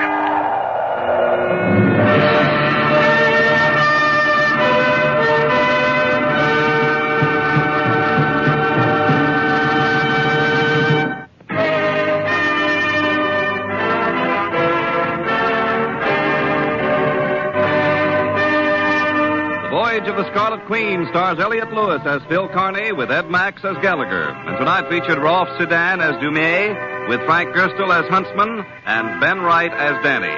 Music scored and conducted by Richard Orant. The Scarlet Queen, produced by James Burton, is written by Gil Dowd and Bob Tallman. This program came to you from Hollywood.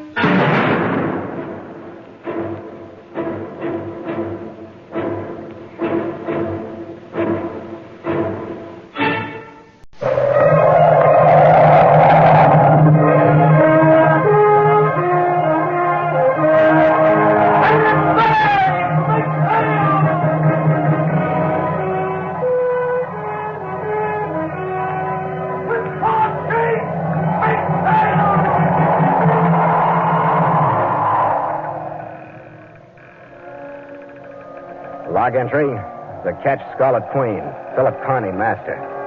Position, 10 degrees, 20 minutes north, 107 degrees, 45 minutes east. Sky fair, wind fresh.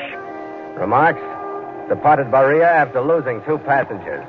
Reason for loss, the Green Tourist and the Temple Belle.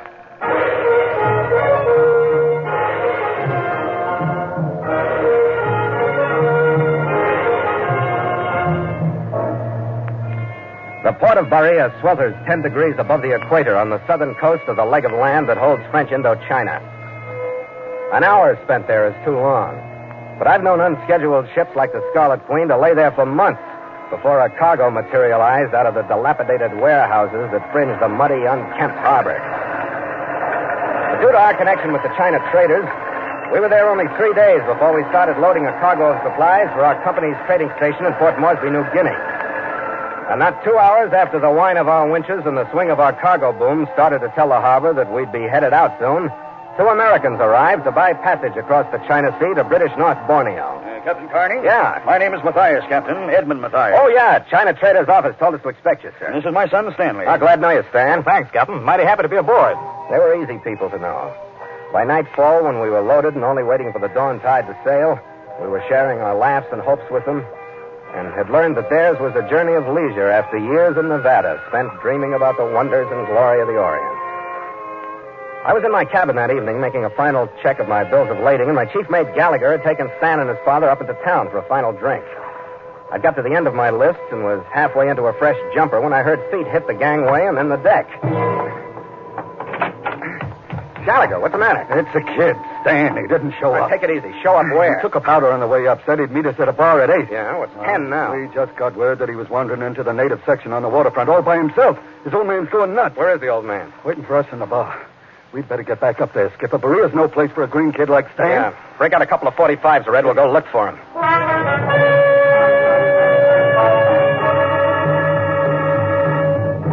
And so Mutual continues The Voyage of the Scarlet Queen, written by Gil Dowd and Bob Tallman, and starring Elliott Lewis.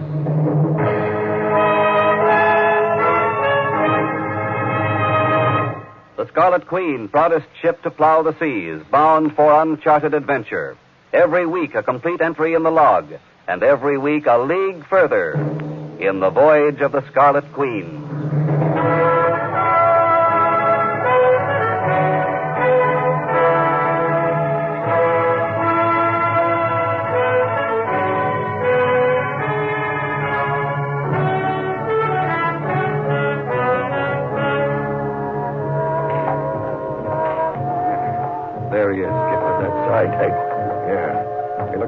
needs them taken care of himself.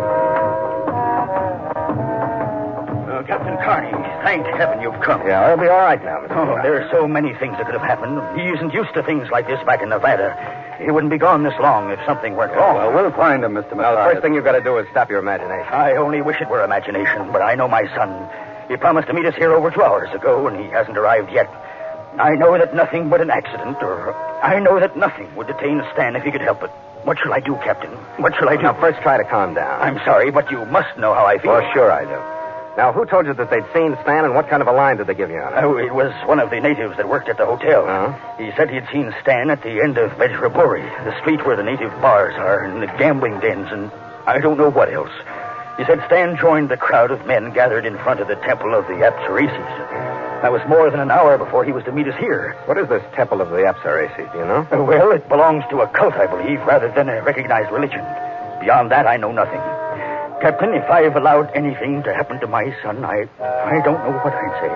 I don't know what I'd do. Okay, Mr. Matthias. Take him back to the ship, Red. No, Captain Carney. I can't sit there and do nothing. With that calamity approach of yours, you aren't doing any good here. But, Captain... Never mind. You got the obituary all written. If he does have to be in trouble, it doesn't have to be any worse than being stiff from too big a load of native grog. Now, go on with Red and stay aboard. I'll see you later. Well, I was thinking that I ought to stick with you, Skipper. Two's better than one. I'm not going alone, Red. I'm going up to the China Trader's office and check with Lin Tishen. He's been in Beria long enough to know every corner in it.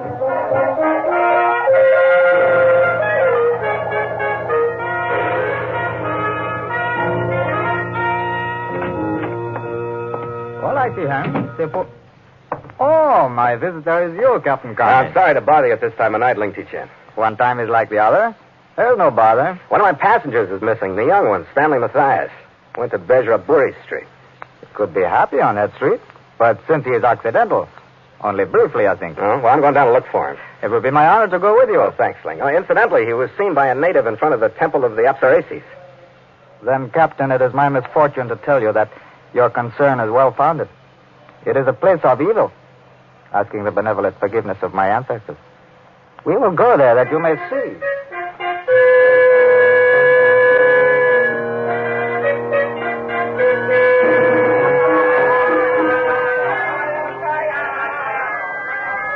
Vejraburi was an uncomfortable, jumbled street, lined by crowded buildings hiding their interiors behind shuttered windows and curtained doors.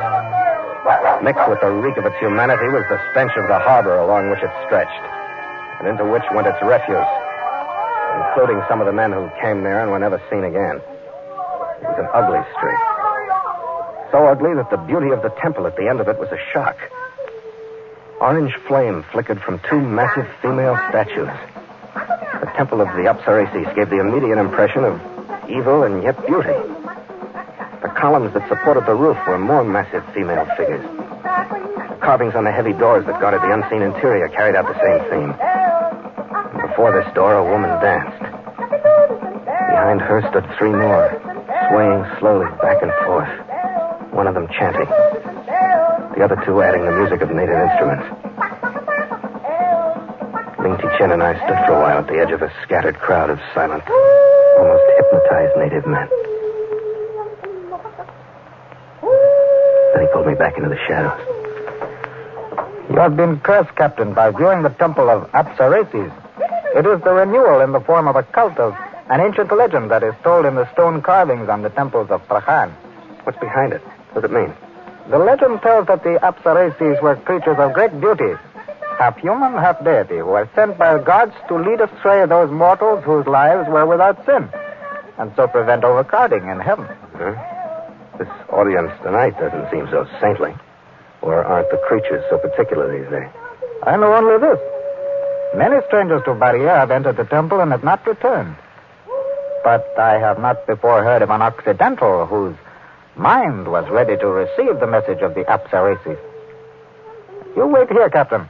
I will find one of the watchers to speak with and perhaps learn more. Ling Tishen joined the entranced crowd. I was left alone, listening to the monotonous chant, watching the monotonous gyrations of the dancer. The atmosphere was something between a dream and actuality. It didn't make sense, but there I was, faced by the ceremony. For a a moment, it didn't seem too strange that young Stan Matthias might have been caught and drawn into it. I didn't realize that Ling Ti-Chen was back until he tapped me on the shoulder. Captain? Oh, what'd you find out? He entered the temple. I ache with sadness to tell you. How about the French officials? Would they help? They are most cautious. To them, sorcery as well as religion retains a dignity. They do not interfere. Yeah. Captain Kearney, I fear that any warning I might give you would be heard only by your ears. Yeah, I'm afraid that's right. My mind is ready to receive the message of the Apsari Seas. Thanks for the warning anyway, Ling.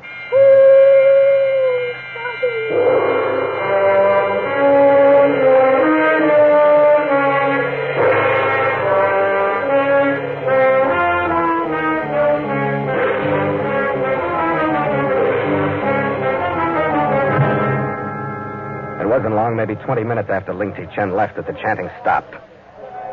I moved up through the crowd to catch any cues that were thrown to the chosen who were to be allowed entrance into the temple of Apsareses. The first move was easy. A massive door swung open on an interior dimly lit by more flickering flame. I followed the 7 or 8 natives who moved forward in response to the appeals and gestures of the women. 2 of the natives were turned back after brief questioning that I didn't understand. When the hostesses saw me, I caught the quick glances that snapped between them. One of them stopped me just outside the door. What you want? I want to go in the temple. You not belong here. You go. I belong here, all right. I want to go in. You belong Paria? No. What do you want? I want the other man like me. He came in before. You no come. I want to find him. I go in if I have to burn the temple down. You not belong here. You want come, you come. You not belong here. The look she gave me was entirely different from the sultry looks the natives were getting. The big doors swung shut as we entered the narrow hallway. It was bathed in an orange glow from the flames, permeated by incense smoke that swirled up from the fire urns. From the fascinated expressions of the men, there must have been great promise in the words from the woman who spoke. We followed them eagerly across the hallway. The door was open, and silently we obeyed their gestures and entered the room beyond. The door clicked shut, but the women stayed outside. I didn't know whether the others heard it or not, but I did. A bar slid quietly across the door, locking us in.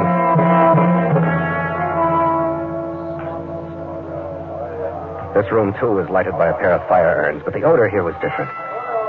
Still incense, but mixed with it a thickly sweet smell that tingled a little in the nostrils. Made itself felt deeper in the throat. It was so subtle that I hardly noticed what was happening. It was almost pleasant. So that when I did realize, I couldn't make myself care enough to fight it, or to worry about it, or to worry about Stan Matthias, or to even wish that I was someplace else. I lay down on the floor with my fellow dreamers, staring at the ceiling, smiling, breathing deeply until I couldn't see the ceiling anymore. And then I floated away. Floated away.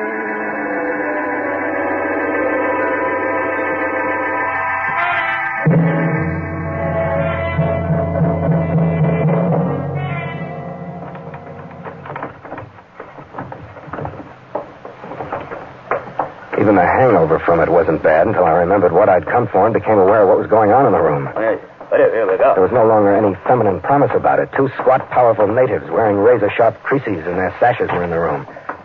They'd opened a trap door in the floor. Through it I could hear water. They were herding the still weak natives through it and into a boat that waited below. When the last of them had been sent down, the trap slammed shut. The guards moved toward me. You get up. You come. Yeah, I'm ready to go. Go. Door.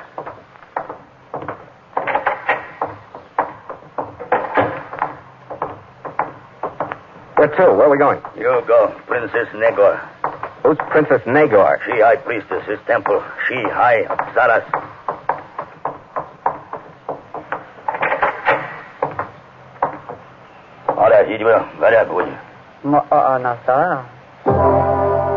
The high priestess, Princess Negor, made a beautiful picture surrounded by the mysticism, the color, the sense of the temple of the Apsareses. She lounged languidly on a raised couch. Her costume was in the tradition of early Sita Barry. Her face was beautiful, her mouth stained scarlet, her eyebrows penciled darkly. There was only one thing wrong with the picture. She wasn't native. Her coloring was Aryan fair, and she smiled at the surprise I was showing. The Princess Nago bids you welcome. Thanks. The mortal seemed surprised at the appearance of the High Priestess, direct descendant of Buccan himself. I'm getting over it. I'm glad. You must have something to talk about since you entered the temple with the rest of my slaves. Yeah, that's right. Family Matthias. I came after him. You won't get him. Captain Carney, he's my own special slave. Maybe if you get down off that throne, we can talk sense, huh? And he's deeply in love with me. You'll see that yourself. What's the deal, Princess? You want money? You want me to pay ransom for him? You insult me, Captain. My income is more than sufficient. I want him near me, and he's quite willing to remain. This is a little thick after the rest of your act. I saw Stan at 6 this evening, and he was quite willing to be leaving this hole in the morning. Now, what do you want? Shall I make an offer? I want nothing. This life is a lonely one. I saw standing on the streets one day. He's handsome and fair and young. I saw to it that I met him. He came to say goodbye tonight and tell me he was sailing with you. But he changed his mind. Now he's here. He will stay here. And live this fake of yours? He's not crazy. Call it fake if you like. Only you miss the fact that it's quite profitable. The 6 natives who came in with you will bring 40 francs apiece. My turnover each night is between 30 and 50. Huh. You look puzzled, Captain. Yeah. Labor in the interior, Captain.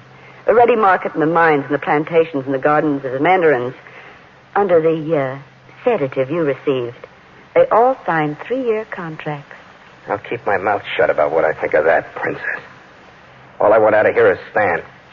Prisons are tough on the equator. I don't think he'd do so well sharing that with you. Captain, I don't want to argue with you. Why don't you talk to Stan? Maybe you remember that's why I came. I really don't know why I bother, except that I like to make righteous men like you swallow their words. I'll have him come in, but in case you have any rash ideas, please remember the guards. I'll try to remember them, Princess. I'll try to.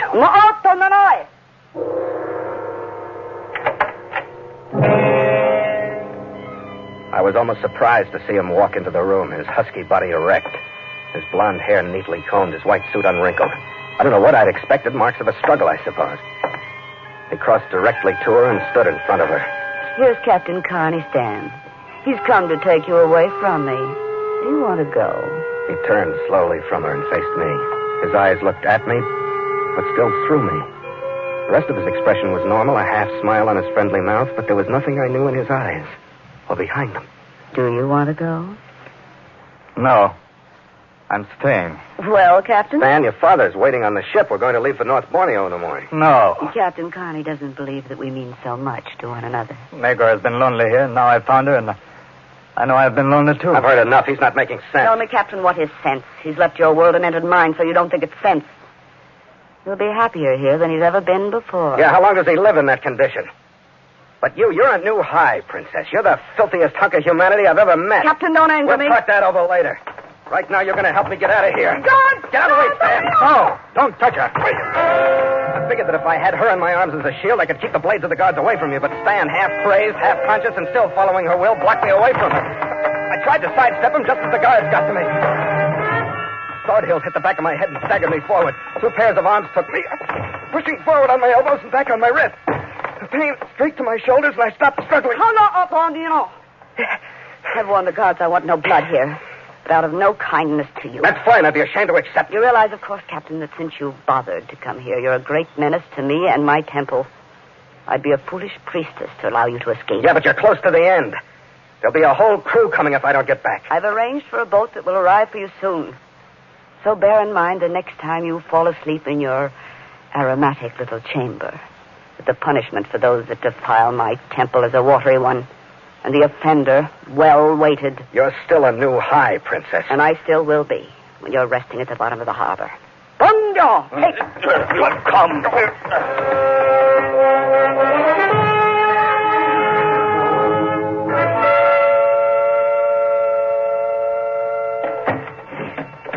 My only advantage over the last time the door closed on me was that at least I knew what was in the room with me and I knew where it came from. As soon as the guards were out of hearing, I knocked the fire irons off of their pedestals I stomped the charcoal embers that burned under the drug, holding a handkerchief over my nose. The smoke didn't lessen any. The activity increased my breathing. I tried to smother them with my sweat-soaked jumper. That didn't work either. But while I was near the floor, I learned that the fumes were heavy and stronger down there. I climbed up on the pedestals, groping in the darkness, staggering as the stuff took hold. I found fresher air up there and cleared my wandering mind with it. I tried the sloping ceiling for weakness. Found none. Filling my lungs, I went to the floor again. Groped for the trap door. It was solid and immovable. I found the heavy base of one of the urns, climbed back on the pedestals to hold out as long as I could. The clean air held for a while, but wondering when the strength of the fumes would climb to me made each breath I took an adventure. The relaxation set in. And my dreams were of a canted deck, swept by cool spray and clean, fresh air. And I shook my head to bring myself back, and shaking it, I wasn't sure whether the sound I heard was real or not. I gritted my teeth to stay with it and heard it again. A movement outside the door. I got to the floor by the time the bar rattled the first time. Staggered across the room by the time it slid free. Was waiting when the door opened and the first guard, a ragged-as-nose, walked slowly into the unexpected darkness. When he was in position, I crashed the heavy pedestal base down on his head. I grabbed him as he slumped. The other guard, blade held chest high, rushed. I lifted the body to take the thrust. I left him hanging there, stepped around him, and caught the other guard with my weapon before he could recover his stance.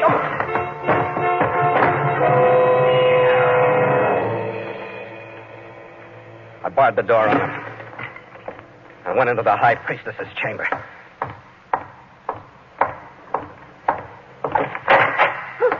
What is it? What's happened? Come on, Stan. Snap out of it. Let's go. No, you can't. He's going to stay. Where am I going? Come on, Stan. He's going to take you away from me, Stan. Don't let him. Fight, Stan. Fight so you can stay with me. Get away from her. Get away from her. Fight. Get away from her. I thought he'd be a pushover in the dream he was living, but I was wrong. I couldn't hurt him. He didn't land many, but those he did were solid with power. I dropped his head as a target and shot for his throat. He was like dead flesh. He didn't feel anything, and my own weakness was coming back to me. I put one into his solar plexus that rocked him. I put another one in, and another one.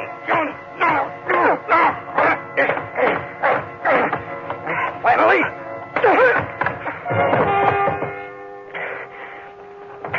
Then I looked at the princess. She was gone.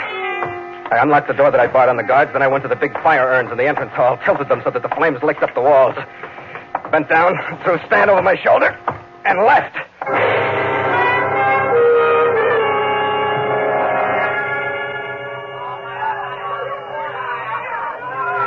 I only stopped to look back once, down toward the other end of Bezra-Buri Street. Healthy flames were licking up through the roof of the temple of the Apsparaises, and excited crowds were running toward it. Then I went back to the ship.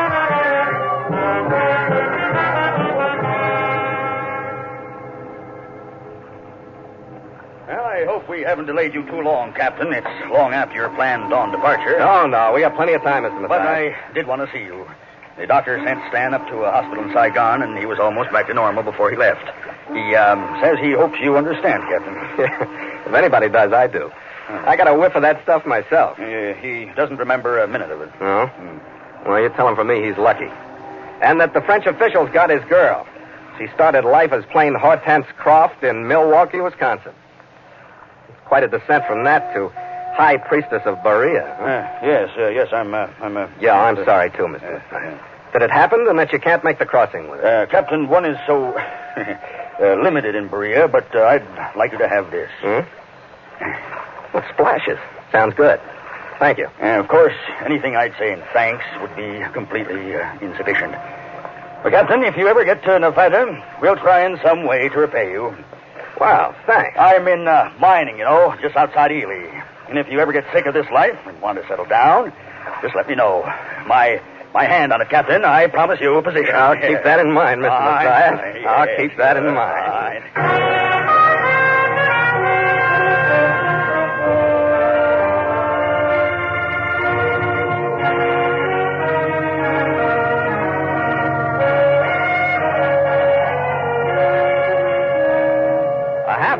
We put the low coastline of French Indochina on our stern and started to trap the breeze that pushed its jungle smells to us. To make sail!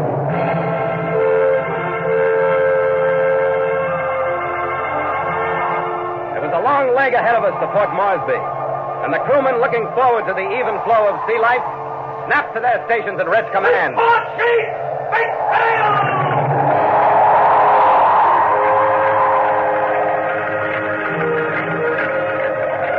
The big mainsail uncurled in the morning sun, shook itself restlessly, and went taut as it bent into the wind. The jib snapped out. The mizzen swung into place. The lee rail settled down toward the churning water. And the Scarlet Queen took the bone in her teeth and fought the swells that rose up before her. She's a great ship, Skipper. She likes her work. Yeah, she'll do for me. But what are you going to do with her in Nevada, Skipper? I hear they got a desert there. Oh, well, that's when I get sick of this life, remember? I don't know, Skipper. He's probably got a good, soft desk job for you and a wealthy daughter for you to marry. Well, is that bad? Then I could subscribe to Yachting Magazine. No yachts in Nevada. But you could do your traveling in a deck chair on one of those big ocean liners. Oh, stop it, Red. You're making me seasick. Well, but he did hit one vital spot. Yeah? The bottle he gave us. Better try it, huh? Yeah. He's got a heart. And a sadder but wiser son. But we got a ship. Here, Skipper. To the Queen. To the Scarlet Queen. After you, mate. After you.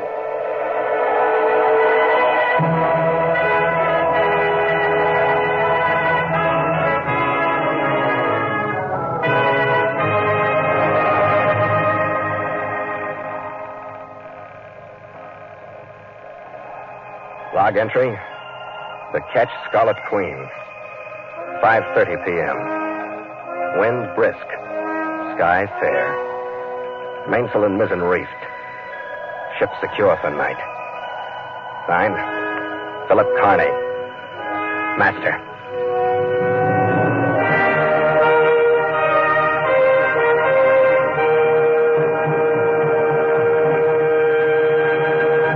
Mutual invites you to sail into further adventure on the Voyage of the Scarlet Queen next week at the same time. Port o' call, Rabaul, New Britain.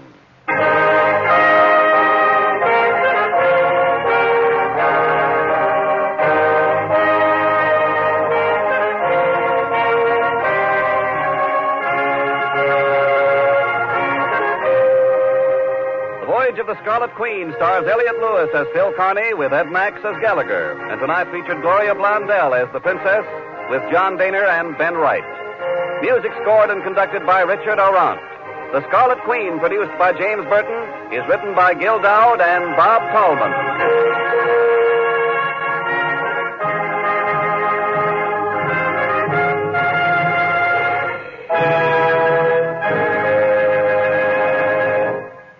The school system of our country is in the midst of a very real and very dangerous crisis. There are 2 million children of school age who should be in school, but are unable to attend because of the lack of facilities. Look into the school conditions in your own hometown. They may need your aid. This program came to you from Hollywood. Stay tuned now for another mutual favorite, Quiet Please, which follows in just a moment.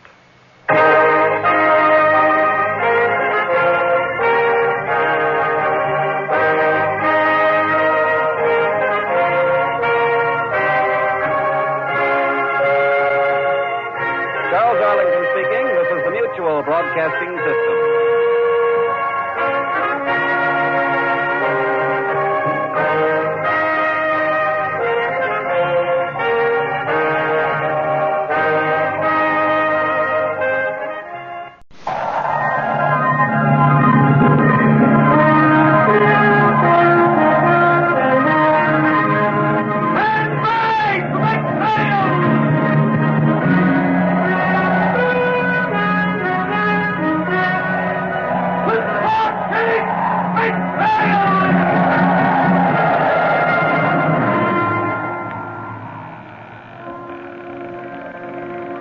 Log entry, the Ketch Scarlet Queen, Philip Carney, master.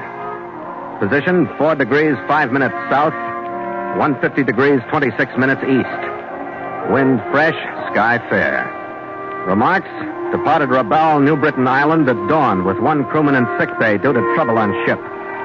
Reason for trouble, the wandering master and the warlord at rest.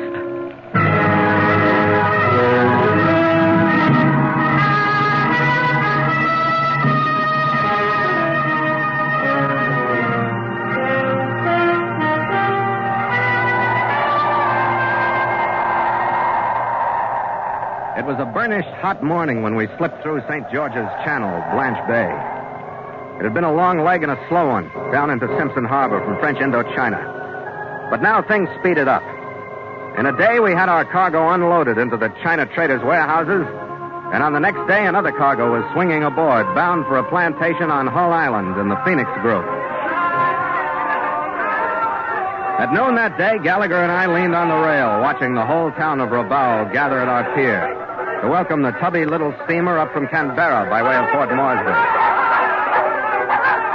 The crowd didn't mean that anyone of importance was arriving. The ship itself, a link with the outside world, was enough to bring out the natives with their green, blue, even yellow-dyed hair. The Orientals from Rabaul's Chinatown.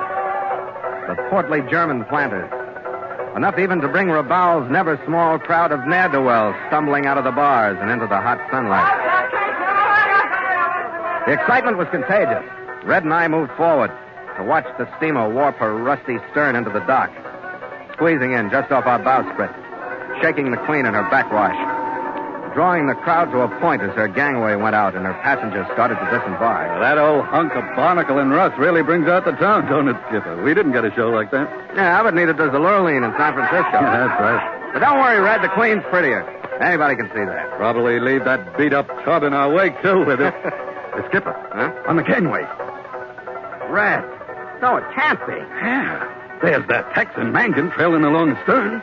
That's Ah Sin. Yeah. All the way to Rabaul to cross courses with us. He turned his be-robed, jasmine-scented bulk toward us, and we got a better look at that 300-pound profile. Ah Sin had meant trouble in Tien Sin, trouble in Bali. I hoped he wouldn't mean trouble here. His mincing steps brought him closer. He flirted his handkerchief at us. Ahoy! The Scarlet Queen? Ahoy! Most pleasant coincidence, sir. Most pleasant indeed. I would appreciate 2 of your crewmen to help me aboard.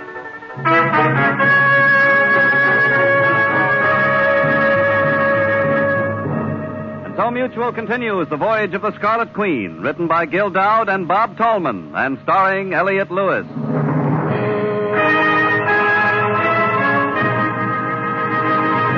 The Scarlet Queen, proudest ship to plow the seas, bound for uncharted adventure.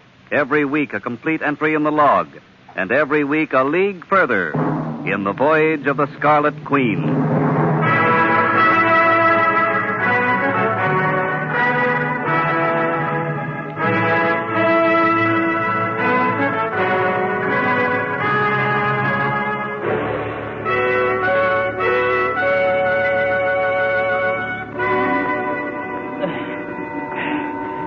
Bring me a chair, Mr. Mangan. You must see that I'm utterly exhausted squeezing under this cabin. All right, now, don't fret, Austin. I'll get you a chair. Uh-oh, this your chair's bolted down. You're going to have to walk to it. A most thoughtless arrangement. A cabin of niggers with proportions. The babyish face glistens with perspiration. This is really quite The scent of jasmine filled the cabin. The handkerchief waved. The beady eyes snapped out from the folds of flesh. And his bulk finally settled into a chair. He still looked Chinese, and he still sounded like Charles Lawton. Now, gentlemen, I must say I am greatly pleased at the twist of fate that has once more brought us together. Yeah, I said, in fact, to Mr. Mangan as we rounded Vulcan Island, there is a familiar craft. Did I not, Mr. Mangan? Oh, you sure did. He spotted you right now. Say, Corny. You ain't got a little old jug hid away somewhere, have you? My throat is dry and trail dust. Yeah, sure, man. Red, you want to break out a bottle? We'll have a round or 2. Yeah, I could use one myself. Well, now, Captain Carney, if I might inquire, what brought you to Rabaul? Oh, we're carrying cargo now for the China traders. Yeah? Taking one out of here, bound for the Phoenix Group. How about you? You have interests here? My dear boy, I have interests everywhere, but not at this particular moment. We are here for a rest, are we not, Mr. Mangan? Oh, you bet you. Like we say down in Texas, we're money rich and liquor poor and loaded for bear. Picturesquely put, Mr. Mangan. As a matter of fact, sir, Mr. Mangan and I were seated in Singapore, faced with the tedium of here transaction, there transaction, everywhere transaction. We decided to get away from it all, and I remembered I had a small interest in the splendid hotel in Rabaul. And, dear me, here we are. Are we not, Mr. Mangan? Yeah, just Johnny on the spot. Here's the proof. Thanks, Red. Oh, thank you, Redhead. Well, here, gentlemen, To the fate has seen us to our juxtaposition. Good bottle, Red. Now, I must insist that you join us in an hour at the hotel. It's on Casuarina Avenue, right at the corner of Chinatown. Yeah? You know, the last 2 times we were mixed up with you, Stinky, we had something you wanted. Now, just a minute, Captain. I ain't going to stand here straddle-legged and let you talk that way about all things. Thank you, Mr. Mangan. Captain Carney, I had thought that our association deserved better than this. You will admit that we've always parted friends. Yeah. Well, all right, Arsene. We'll see you at the hotel in an hour. Ah, splendid, sir, splendid. We shall have a merry time. Oh,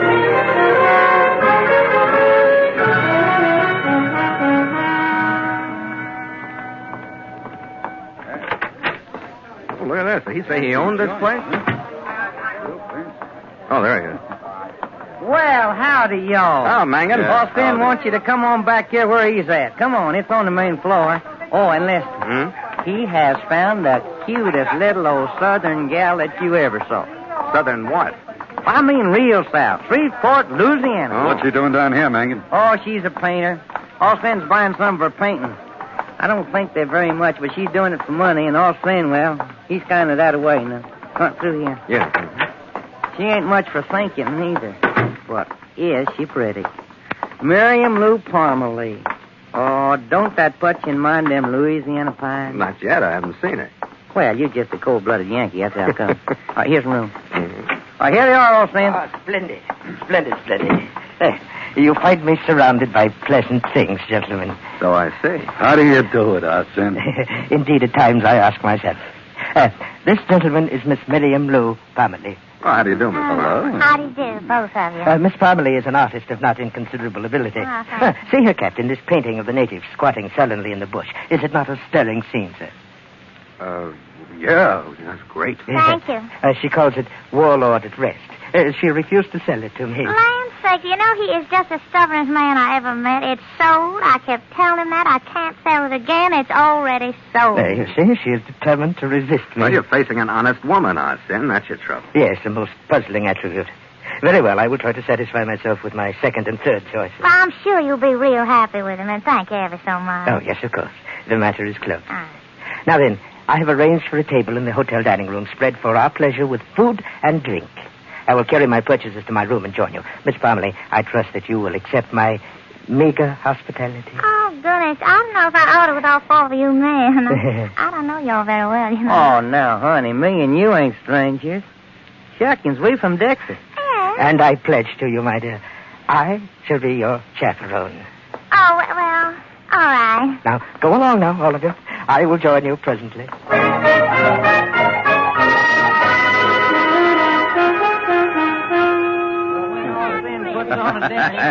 Hey, this is quite a layout, Skipper. That looks all right, mate. Oh, goodness, you know, I didn't realize I was so hungry till I saw all this food. The table in the dining room was set to everyone's taste, loaded with the best the hotel had to offer.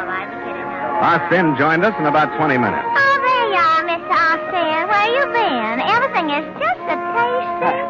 Ladies and gentlemen, in an effort to provide the crowning touch, I personally went to the cellar to obtain this magnum. Magnum? Mum's very old Cordon Rouge. Now, let us all enjoy this festive occasion. Oh, it's bubbly. That makes me dizzy. In spite of the fact that Arsene had usually meant trouble, we did have a festive dinner. But after an hour or so, I excused myself. Went to the China trader's office to go over some final details on the cargo. It was another hour before I was finished and headed back to the ship. Night was falling when I got there.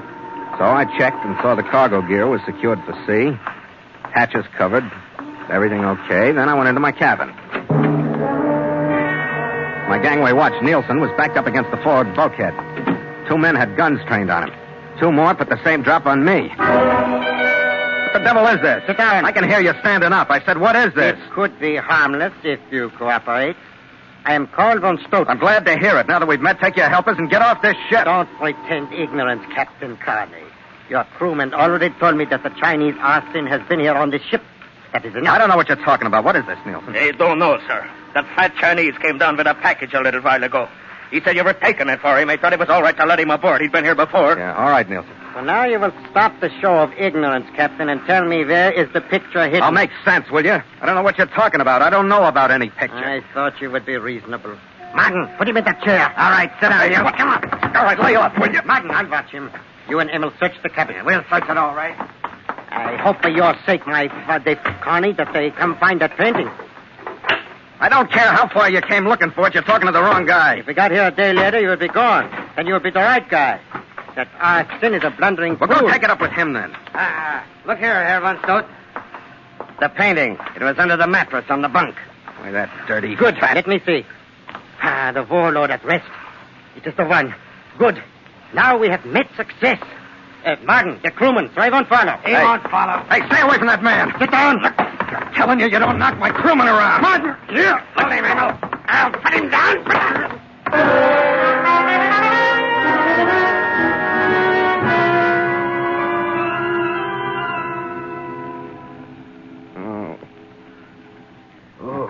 Come on, Skipper. Try and get this slug down. Come on. Yeah, I'll go away. Come on, drink it. You all right, Skipper? Yeah. Where's Nielsen? He's still out, but I'll get to him. Where's that Arsene? I don't know. He left the party just a little while before I did. Yeah. Who slugged you? Guy with the name of von Stott. Give me a hand, Red. I want to get up. Yeah. Who's behind it? Arsene? I guess so. What did they do with that bulkhead? That crummy warlord painting he was drooling over, he must have swiped it from the dame's room. Then he planted it here in the cabin, and von Stott showed up with 3 gunmen looking for it. What? That stale picture, that mess? What are they, weak in the head? It's not worth $5, much less this, is it? I don't know, but I'm just about ready to go back to that hotel and find out. Which room is Arsene's, do you know? Yeah, it's 21, right at the top of the stairs. All right. You stay here, will you, Red? Pull Nielsen out of it and see that he stays in the sack for the rest of the night. Okay. I'm going to see what I can do to pay Stinky for this knot behind my ear.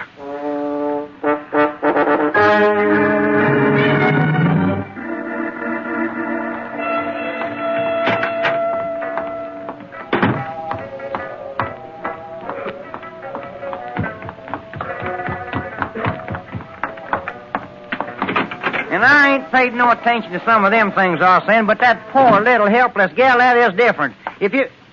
Connie, what in thunder you want? I want to see Fatso. You make a most opportune entrance, sir. You find me in serious circumstances. Well, you can say that again. And once more for me. Captain, I beg of you, prevail upon Mr. Mangan. He is using me badly, sir. I am in dire need of your help. Help? You want help from me? Oh, my dear fellow, is that such a strange request? You darn right it is, Arsene. Anybody that puts a poor, helpless little gal on a chopping block like you done, Miriam, don't deserve nothing but a fast kick in a pistol pocket. Oh, dear me, Mr. Mangan. I had never expected threats like that from you. And anybody that makes a pigeon out of a guy after pumping a lot of bilge about sincere friendship rates the same thing. From here to the harbor. Oh, good heavens, sir. Do you mean you've been placed in the position of a pigeon? Yes, exactly. Here, this knot behind my ear. See it? Oh. One of my crewmen's got one just like it. We got them from a guy named von Stott, who came down after that painting you planted on my ship. He made off with the warlord address? Yes, he made off with it. And the only reason he didn't get it as a gift was because I didn't know where it was. There, you see, Arsene, you stirred up a fine kettle of fish. Yes, I must admit, I seem to have managed things very badly. Well, that is just for sure. Poor little Miriam disappeared. Now the painting's gone. It serves you right for taking it off of her instead of being man enough to get it off that von Stott. Indeed, I have erred most seriously. Gentlemen, we must regroup. Regroup? I'm going to do it someplace where you aren't. Yeah, darn if that don't sound like a good idea. Well, Captain and Mr. Mangan, my dear fellow. What? The situation does not affect the proximity of the painting, nor does it decrease its fabulous value one whit. Fabulous? Why don't we you must stop at once that? forget these slight differences which have risen between us and set out post-haste to gain possession of it. I'm sure you're kidding, but in case you aren't, forget me. Well, perhaps if you understood, sir. Understood what? The canvas is in reality an original painted in 1590 by the fabulous Venetian Giacomo Robusti. So? It was wrested from one of Europe's most famous museums during the last great conflict by the armed forces of our common enemy, sir. It was recently stolen from its South American hiding place, brought here, and its identity hidden behind that gruesome daub, the warlord at rest, which was smeared over it. Yeah, well, it doesn't make me any more interested. It sounds like international law to me, and I had enough even on the outskirts. Well, indeed, sir, you surprise me. I took you for a man of spirit. Oh, don't listen at him, Corny. Thanks, Mangan, I won't. I just want to Go back into that room, Captain, if you like this gun the way it is. Don't move, any of you. Move back, Captain. All right, von Stott. My company wasn't any better before you dropped. Over there with the others. Well, I must say, von Stott, that your arrival is in the way of a surprise. I have come for the painting, and I want no delay. Oh, what old painting? This heat's got you loco. Why don't you make up your mind, von Stott? I said I want no delay. Captain, due to the possibility that the painting is still hidden on your ship, my men have taken command. What? You won't board it until I say so. And now look. But, my dear man, I had supposed, since you so forcefully grasped control of the situation, that you did have the painting. I want no talk. The warlord at rest is a fake, and you know it. I removed some of the paint and found bare canvas beneath. A stunning surprise, sir. Is it possible that the journey for both of us has been a wild goose chase? A most disquieting thought, is it not? It is not my thought. I have you in another one of your clumsy attempts at deception. I have it from the girl herself. You had her painting copied. Then you led me to the ship. You thought I would take the fake and leave the island without examining it. Oh, dear me, what a brilliant plan. But, of course, sir, that it was not the case. The girl lies. She would not lie with the methods I used to get the truth from her. What was that for me? Take it easy, Megan. Watch me, Corny. We're going to take that polecat. You there. What was that? What did you say? I was just telling my partner. Don't move or I shoot. I was just saying what I got a right to say about any yellow hound dog that manhandles a woman. Never mind the talk. My papa would turn over in his grave if he thought any son of his didn't speak his piece there. I thought it was Texas temper and a soft spot in his heart for the Southern belle. Until he moved in front of me. Then, when von Stott ordered him to a halt, he stepped back toward me until his heels almost touched my toes. He stood with his hands on his hips as he talked. Then I saw why. He inched the back of his coat up with his fingers so I could see the pearl handle of the frontier model coat he wore in his hip pocket. What did you do to that little old I took it girl out, from Louisiana? slipped it behind me, Well, you just do something to her, you dead. and when Mangan stopped talking, I moved up and started in so he could get the coat out of my hands. It only took a few words. I'm sick enough of this to tell you where that painting is, von Stott. You aren't stupid like the others. But I ain't through yet. Von Stott's right shoulder jerked, then his left. Mangan had put both arms out of operation in the space of time between two heartbeats. Von Stott staggered back, hit the wall, and slid down into a sitting position. Splendid, Mr. Mangan. And you, Captain, a thrilling moment, sir. I'm glad we're entertaining you. Well, don't you go thinking I done this to help you get that blasted painting off then, because I didn't do it for that reason. He's got that poor little gal hid out, and I aim to find her. First, I got to squeeze where she's at out of this polecat before he passes out. All right there, Monster. All right there. You coming right on in this other room with me, and you're going to tell me where you got that little gal hid at, and right now. Captain, with the admission that I've been a dismal failure, I ask one more thing. Now what? I beg of you, go with Mr. Mangan. Save him from himself. Realize that suddenly, sir, he has become a blindly infatuated fool. The barbs of Cupid, sir, that treacherous little imp, have bitten deep. You will go, sir? Yeah, I'll go. For one good reason, I'm going to need Mangan to help me clear my ship of von Stott's gunmen. And don't think I'm forgetting that you got me into this. Oh, indeed I shall not, sir. I fear the painful thought of it will bear me company for the rest of my life. Yeah. Unless you just happen to fall into that painting. Oh, yes. I am quick to admit, as must we all, that final success is a miraculous anesthetic.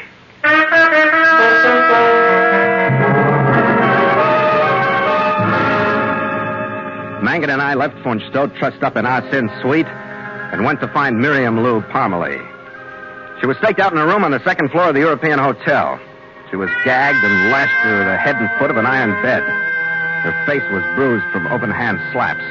Her arms from hands that had twisted them. My kin was But her just spirit was nice. undamaged. They knew that well, I didn't think there was nobody so dreadful outside of the storybooks. I was so mad I could have spit. I think I did. Well, everything is all right now, honey. Sure it is, Miriam Lou. Just calm down. Well, a if little. I'd had an inkling, just It'll- one little old inkling of the kind of men that I was going to meet out here, I'd never have come. I tell you that I never would have come. Sure They you- lied to me, every last one of them. Well, whoa now, Sugar. You're too pretty to go throwing a tizzy like that. How was I going to know? A girl would just be silly not to come out here to paint with all the expenses paid just to do a tiny bit of cheating like they wanted. Yeah. But if I'd have known about those men, I wouldn't have come. No, I swear I wouldn't have come. Why, he hit me.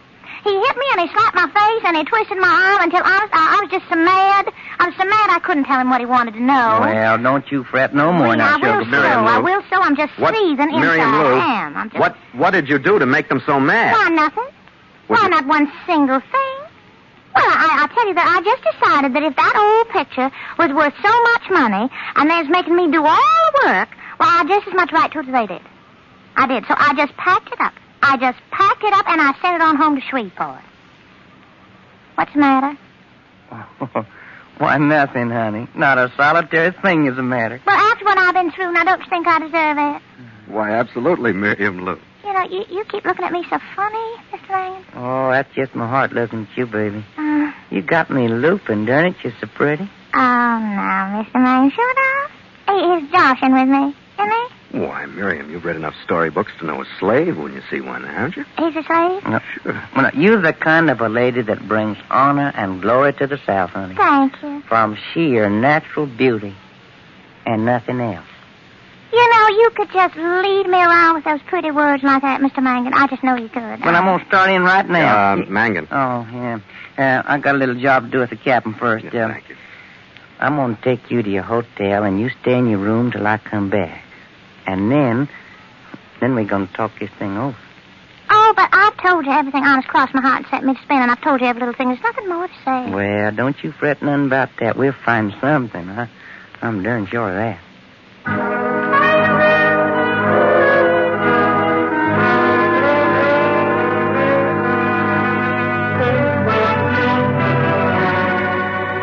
With the key to the situation a few thousand miles away from the action, the payoff was simpler than I'd expected earlier.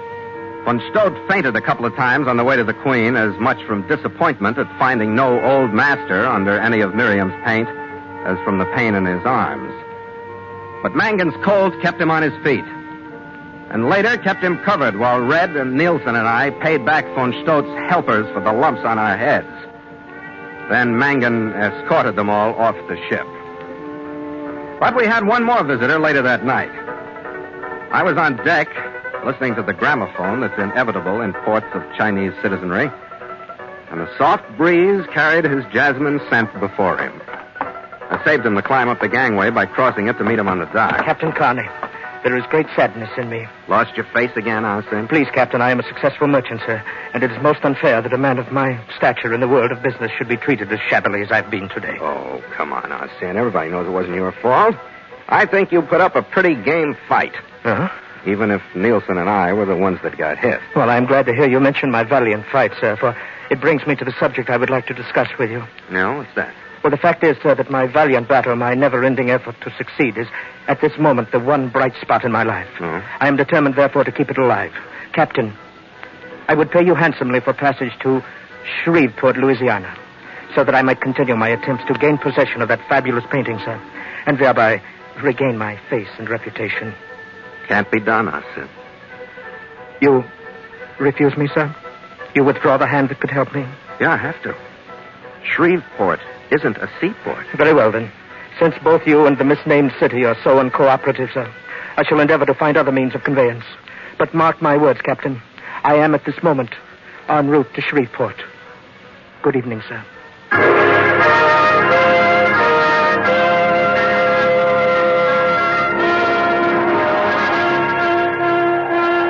By dawn that morning, we were en route to the Phoenix Group, picking our way out through Blanche Bay, past Vulcan Island, and into the wind that swept around New Britain.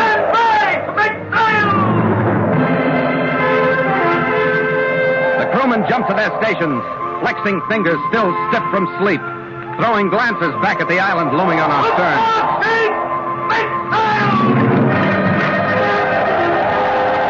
Strong bodies leaned on the halyards. The whiteness of the mainsail slid smoothly up into the dawn sky. The jibs rattled up. Then the mizzen swung out, and the Scarlet Queen swung a curved wake as I turned her, and her bowsprit and the figurehead beneath bowed to the crescent of sun that was climbing out of the ocean horizon. It's a great morning, Skipper. Yeah, I guess we'll keep it, Red. It was a wonderful port. Lots of interested people. The best the Orient, Texas, and Shreveport have to offer. Wish I could make up my mind whether Miriam was stupid and honest or smart and crooked. Well, she's the only one who made a profit. That sounds smart to me. But the way she made it doesn't. And anybody who'd paint pictures like that warlord at rest. Yeah. What a dame. Yeah, Mangan can have it, huh? I'll settle for ours. I'm kind of stuck on it myself. Here, Skipper. To the Queen? To the Scarlet Queen. After you, mate. After you.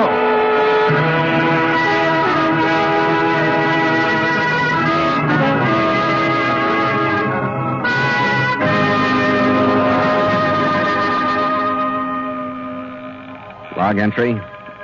The Ketch Scarlet Queen, 5:30 p.m. Wind, fresh to moderate. Sky overcast. Sea cresting with high cross swell. Mainsail and mizzen reefed. Ship secure for night. Signed, Philip Carney, Master.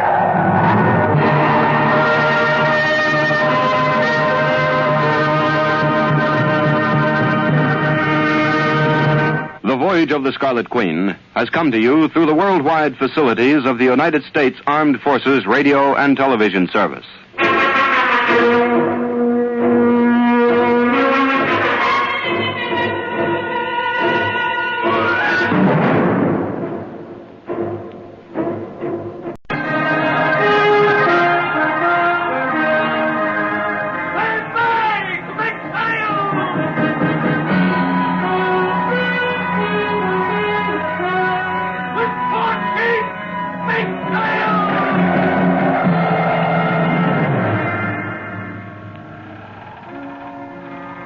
Log entry, the Ketch Scarlet Queen, Philip Carney, Master.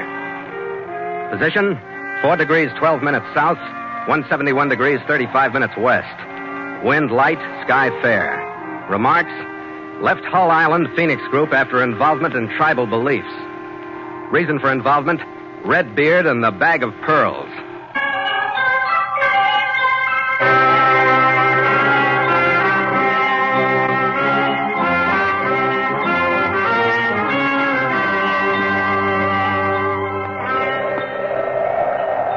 It was a brilliant sun-washed afternoon that the puff of cumulus on the horizon ahead slowly raised to show beneath it an indistinct smudge. It darkened as we moved toward it, took on a definite palm-tufted outline, and finally materialized as the 4-mile length of Hull Island. Its flat silhouette is broken at its western end by a grove of 80-foot palms, and it's set against a backdrop of water and sky and never-ending summer. Gallagher approached me at the wheel as we stood in toward our passage. He was resplendent in a newly grown, burning red beard that shone in the sunlight. Hey, Barbarossa, if you can make yourself heard through that 8-bell shadow, douse the sails. We'll go in under power. Aye, aye, sir, and your jealousy does not throw me. Stand by to take it in full all sail. All to or by my beard. You'll be turning right for Sunday. We slipped through the passage into the quiet lagoon water and headed toward the small pier that served the Copra station of Harris Fenrick, the man who was to receive the cargo of supplies we had aboard. The Scarlet Queen had company in the unkempt schooner Ransom from Honolulu that was anchored just off the pier. We dropped our hook next to her, and in the quiet after we were secure, I heard for the first time the muffled throb of drums from the island. Then I noticed that the man who walked down the pier toward us carried a rifle. I'm glad you finally got here, Captain Carney. Are you Fenrick? No, he's up in the cottage. I'm Ray Librado, captain of the schooner. What are the drums? The natives are stored up. Better leave your crew aboard, Captain, but we need you ashore. We think they will attack tonight.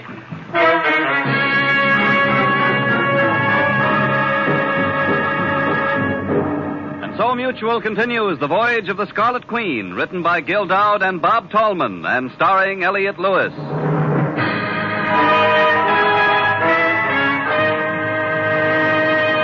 The Scarlet Queen, proudest ship to sail the seas, bound for uncharted adventure. Every week a complete entry in the log, and every week a league further in the Voyage of the Scarlet Queen.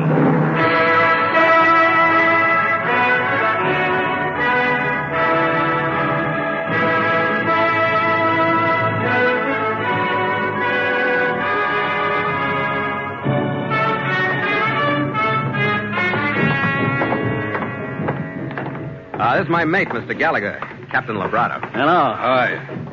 Quite a beard you got, Redhead. Yeah, it's not bad for a start. What's the story, Captain? What's bothering the natives? First, I think you better give me your gun. You what? What kind of a move is that? I think it's better I took over command here. Fenric, he isn't worth anything.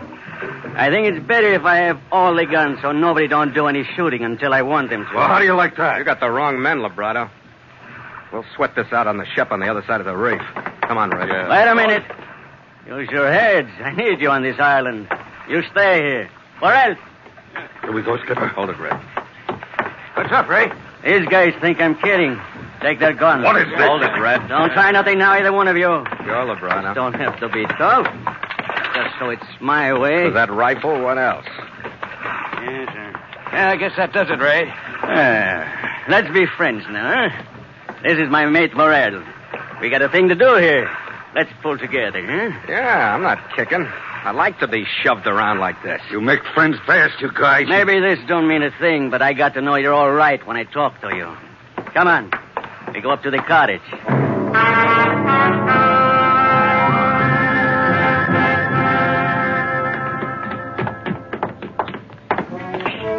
There were two more men in the main room of the cottage we entered.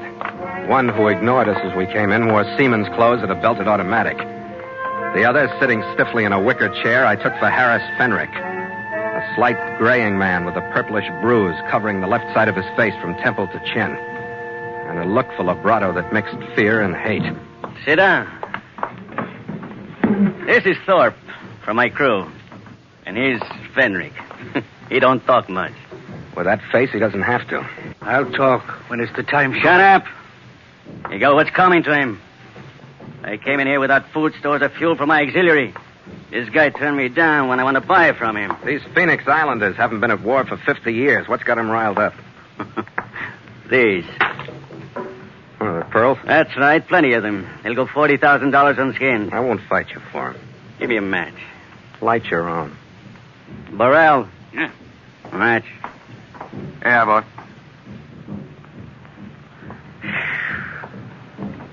Now, let's get one thing settled between you and me and Curly Locks with the fire whiskers there. Don't blow that smoke in my face, you Guys dumb... like us don't come down to these islands for the weather. You're carrying cargo for money. I'm pearling for money.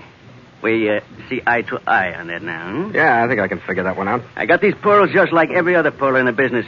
I anchor over the bed. I got them in the Gilberts on a shelf between Beirut and Nicaragua.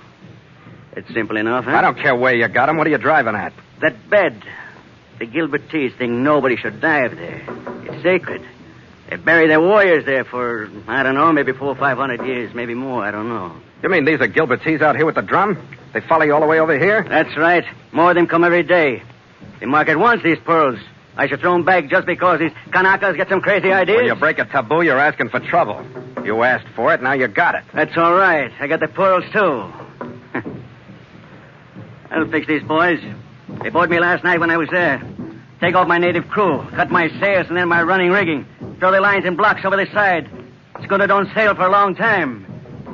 I come all the way here 2 days ago on my engine. And this Fenric won't help me get repaired so I can get out of here. Because I'd ruin everything I built here if I did. My workers are Gilbertese, too. He wanted to force them on Shut the up, crew. Fenric. You ain't talking, remember? Now, Carney, you got any extra gear and canvas I could buy from you? No. None that I can spare. Too bad you say that. I hope you like shooting Kanaka. I don't. Especially when it's your kind of fight. You'll get plenty chance. As far as they're concerned, you're fighting on my side, no matter what you do. They saw you come in. They got it all figured out how you came to help me get away. This is your fight, too, now. You'll find out what I mean.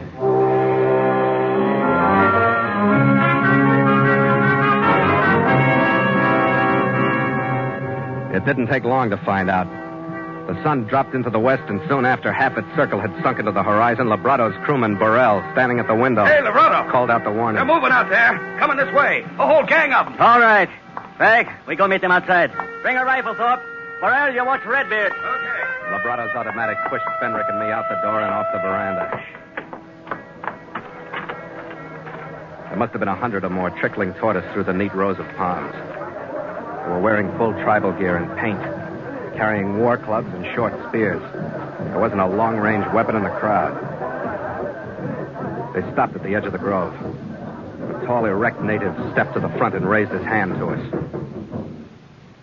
His headdress was a little higher, his paint a little gaudier. And he was weaponless. What? What did he say, Fenric? The truth I want. He says that he has seen the spirit omen, and he comes in peace. He's a liar.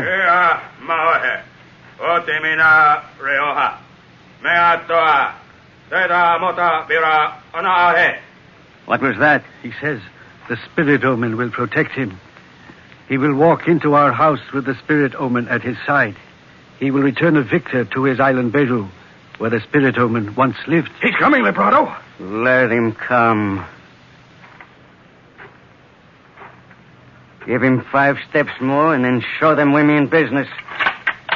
Hey, wait a minute. No. Go ahead, Thorpe. Lebrado, don't let him shoot. Go ahead, Thorpe. Get that native. You stupid. You lunkheads. You shot that chief. Thorpe, watch it. Here comes another one. That crazy fool is just going to pick out the chief. They're going away. What more do you want? Well, Carney, how do you like the way we fight now? That's great.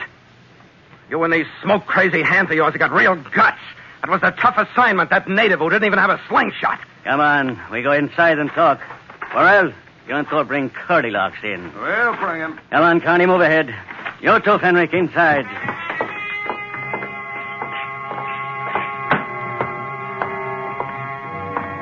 Take that chair there, Carney. Don't bother being nice. I like you better the other way. What's the matter, Carney? We're in this together, huh? Together? Sure. It's going to be tough from now on since we killed that chief. They waste a few Kanakas and use up our ammunition. They wait long enough, they starve us out. The lazy monkeys, they got plenty of time. I think we better get off of this island, don't you? Oh, yeah. You mean you and Burrell and Thorpe. We all go together on my ship, huh? Sure. You say you don't have any spare gear or canvas. And anyway, I don't think we got time now to make repairs on my ship. I'll pay our passage to Borneo and you don't lose anything. Why don't you stop? I'd kick myself from here to Sydney before I get sucked into a deal like that. That's enough, I signed on as a galley slave to that dead chief's survivors before I'd help you get out of here on my ship. All right, Connie, you keep begging. What are you lay off? I'm going to catch you without that automatic before this is over. All right, Red. I'd rather be slugged than talked to by this louse. Maybe you'll get both, Connie. You and your mate, too. I gave you a chance. I'm through trying to make sense with you. Hey, Lebrado. Yeah, what have you got? Getting dark out there. But it looks like the grove out in front's crawling with Kanakas. Stop, you go stand guard at the door. I'll watch these guys. Move over there, Fenric. You too, Connie, over by your mate. It's them, all right. Lebrado, they're coming out of the grove. Then open up, fools. If you got targets, fire. Slow them up. When they get too close, we leave from the back window. If any of them back there, we can shoot our way through. We leave these 3 here for them. They're too close, Lebrado. They won't stop. Keep firing. It's no use. Come on. Let's don't wait any longer. We go out the north rim. They can have these 3 in payment for their chief.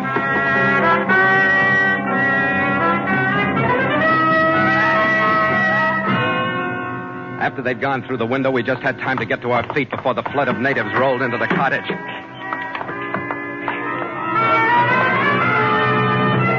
We backed to the wall, but the swarm of brown bodies smothered us like soldier ants covering the carcass of a mouse. I was pulled from the wall and lost Gallagher and Fenric. Then I was looking into a brown, vermilion-dabbed face. I caught the flash of a polished war club over my head and saw the lips in front of me pull away from a set of blackened teeth. And then I seemed to explode upward to meet the descending club.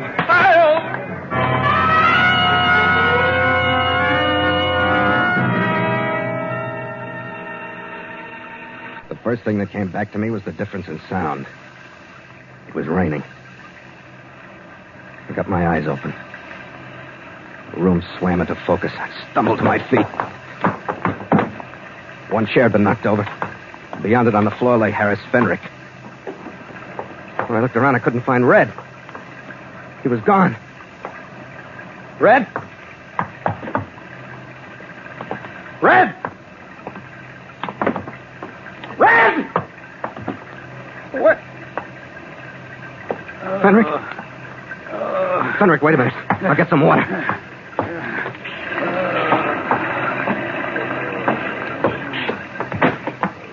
All right. Come on, Fenric. Come on, Connie. You're all right. Yeah, come on, Fenric. Get yourself together. My head, Captain. Yeah, I know it's bad. I'm doing the best I can. Fenric, listen. Gallagher is gone. Gallagher? The natives took him. They took him? Do you understand me? Yes, Captain. Are you sure they took him? What else? They caught us here. Now he's gone. Oh, I couldn't have been Labrado or the others. You mean they took him to pay for their chief? That is their custom, Captain Connie. The spirit of one of the enemy who dies while looking at the dead chief will be the slave of the Gilbertese spirit in their hereafter. Never mind all that. How much time have I got? A few hours, perhaps, but not... Where Captain. are they? Captain, I know the hopelessness of anything you would attempt. You yourself would be killed. I'm afraid I must refuse to answer any more of your questions. Where are they?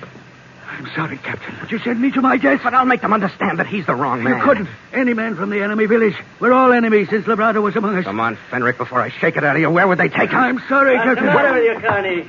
Use your head. Labrado, after all this, you come back to do more? Sure I come back. Why not? With the same 45 in case Carney gets too brave. Have it ready, Labrado. When you need it, you're going to need it in a hurry. It is ready. Why don't you wake up, Carney? Your mate is gone with the Kanakas. What can you do? Use your head. Go with me to your ship now so we can get off this island. Drop it. I pay your passage in advance. You're just making me sick. Drop it. Get sore. Pull the trigger. Do something, but quit trying to sell me that deal. All right. You stay on the island, then. With you, it would be easy. But you think we can't leave on your ship without you? We handled crews like that before. We'll make it all right. You might at that for a few days. It's a good try, Connie. I promise you that. Now that you give me your ship, I tell you where the Kanakas take your mate. Labrado, why don't you just shoot him? You know what you're doing to him by telling him. Sure, I know. I fix it so the captain can bend over 3 sharp bamboo stakes. 2 for the belly and 1 for the heart. While a big Kanaka, he pushes him down from behind. Labrado. Go through the grove, Carney. South of there, you'll find a scrub forest. After you go 200-300 yards, you look low underneath. Maybe see their fire. Maybe you'll get there in time to see how the 3 stakes look in your mate. You're happy now? Yeah, and I don't want to spoil it by forgetting you got that gun. Get out of here, Labrado.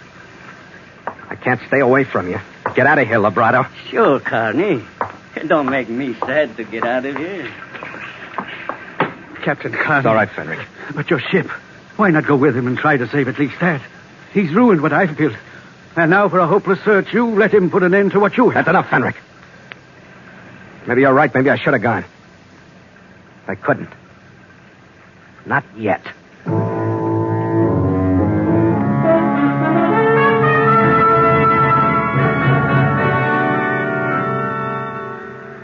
I followed the beach. I walked the 200 yards. Then started dropping to the ground every 10 feet or so to look under the heavy foliage for a flicker of flame.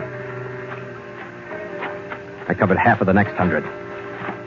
Squatted low for a few minutes, my soaked clothes sticking coolly to my body. The movement of a figure on the beach ahead caught my eye, all my attention focused on it. Not for long, but long enough to dull me to the movement behind me. It was a short rush. I half turned to meet one of them. The other one stayed behind me, and a loop settled around my throat and tightened.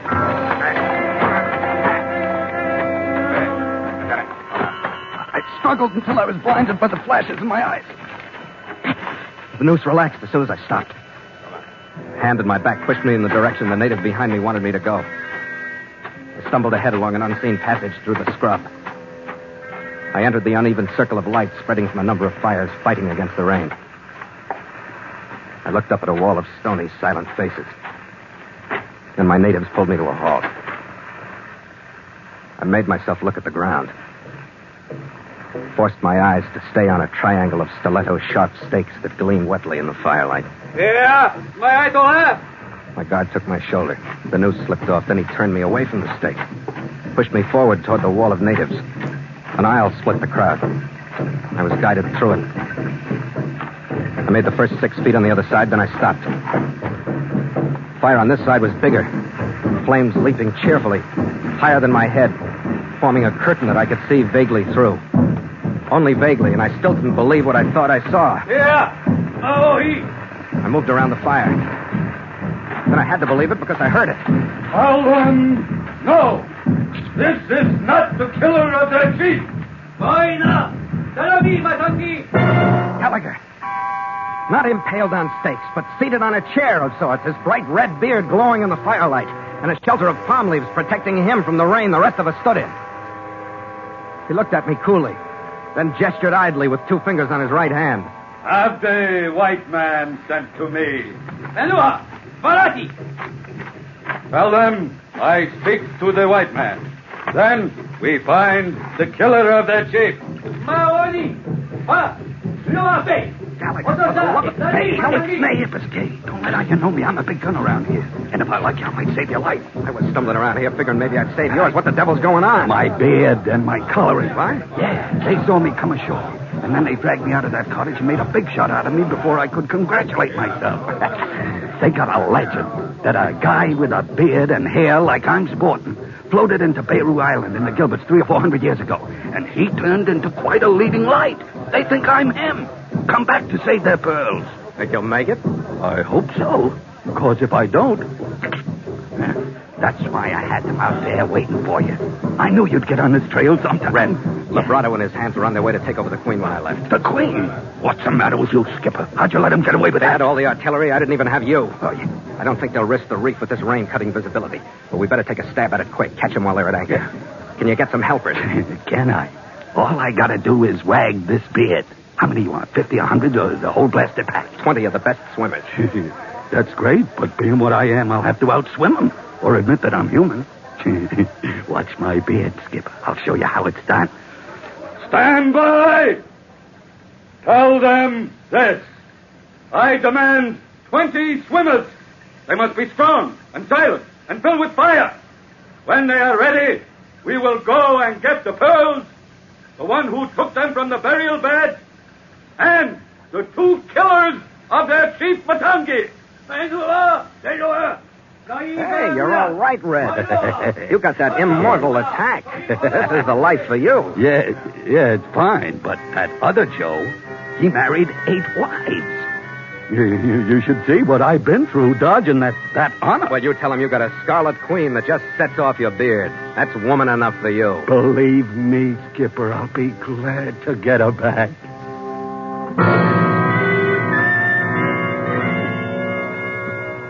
An hour later, Gallagher and I had led our 20 natives to the edge of the lagoon, a safe distance away from the pier, and stripped down the dungarees. We slipped into the water, stroked silently with our arms submerged, with only our heads breaking the surface. We reached the Queen, rested on the port side. We found both Thorpe and Burrell standing watch on deck. According to plan, I submerged, swam under the keel. Came up on the starboard side, waited there for the disturbance that was to take them to port so I could board. I didn't hear the sound, but I saw Thorpe's head lift and swing toward it. I was halfway over the rail by the time they started to move. And I was behind them as they reached the rail. I dropped to the deck and lifted their feet. First Thorpe, and then Burrell. They were fished out by waiting brown arms that quieted their struggling and started towing them to shore. Gallagher came aboard. We didn't wait for Labrado. We went after him. He was sitting on the edge of my bunk, idly picking an untrimmed thumbnail. When he saw us, his mouth dropped open. He lunged to his feet and his hand streaked toward the automatic at his waist. Hey, what the devil? Without the gun this time, Labrado. Go! I take his gun, Red. I'll take him. Hey, what do you think you're doing, Carl? I don't know what to do without that automatic in your fist. Do you, Labrado? You don't like it when you're unarmed like that native chief. Oh, Ernie! I don't think you knew what else to do with a guy who had enough guts to walk up to you and your 2 riflemen. You don't understand guts, do you? Scares you to death when you see them in somebody else. Oh, that's enough. Not quite. All right, now get up. I'll help you, Skipper. All right, I got him. What's this? It fell out of his shirt. That's the pearls, Red. You bring them. We'll give both the pearls and Labrado to our friend. Don't let those crazy fools get me. Shut up, Labrado. No, please, Sonny, don't let them get me. All right, Gallagher. Be the big chief. Hand the pearls over to your loyal subjects. Right, Skipper. Hey, you! Here! Act! Sonny, what are you going to do? Hey, down there! No, Sonny! Your mighty red god has another gift for you!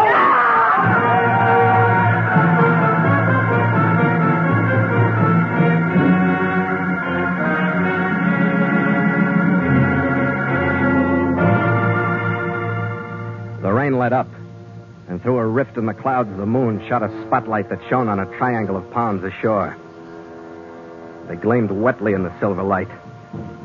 and they reminded me of the triangle of glistening stiletto-sharp steaks that were now waiting for Labrado. I went in to clean myself up before I hit the sack.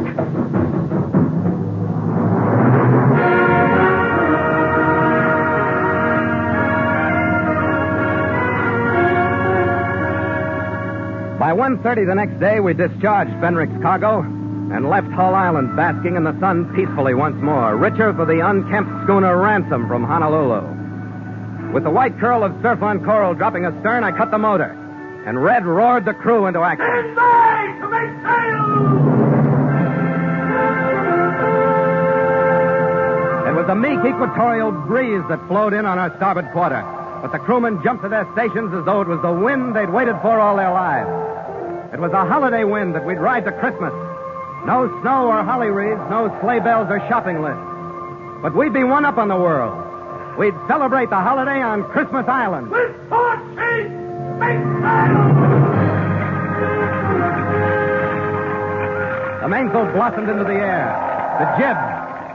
Then the mizzen swung across my head and its expanse went to work. The Scarlet Queen, unimpressed by the meager wind she was getting, settled lazily on her course and nestled into the long blue-green swells that stretched endlessly ahead. Hey, Skipper, I got something to show you. How are you, oh mighty bearded one, pride of the Gilbert Islands? Yeah, you think it's a gag, huh? Here, look at here, look. The Pacific Islands Handbook. Page 1 to you. Go ahead. Read. Right. Look at that. The Spanish explorer Mendaña was in these waters in 1567. Yeah. And it's believed that he may have sighted the Gilbert group. That's my outfit. Yeah. Strong native tradition has it that between 1550 and 1600, a man with white skin, red hair, and red beard came ashore at the island of Beirut, Gilbert, in a boat like a box in a famished condition. Yeah. He recovered, took as wives the 8 sisters of a local chief, and had 23 children, whose descendants are now scattered throughout 14 of the 16 Gilbert Islands. He may have come from Mendaña's ship. How do you like that? It's right there for anybody to read. Oh, Red, it's a great beard, but with the name Gallagher, it somehow doesn't point back to a Spanish explorer. Yeah, well, funnier things have happened, and besides, it worked, didn't it? We got out of there. With your loyal subject pushing 8 wives at you, you had to get out. How'd you defend yourself, Red? Just like you said. I told him I had a Scarlet Queen that just set off my beard. Here, Skipper. To the Queen? Yeah, after what she got you out of, to the Queen. After you, mate. After you.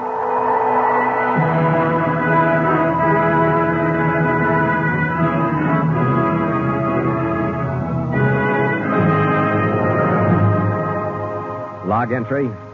The Ketch Scarlet Queen. 5:30 p.m. Wind light. Sky fair with cumulus on eastern horizon. Sea calm with low swell. Ship secure for night. Signed, Philip Carney, Master.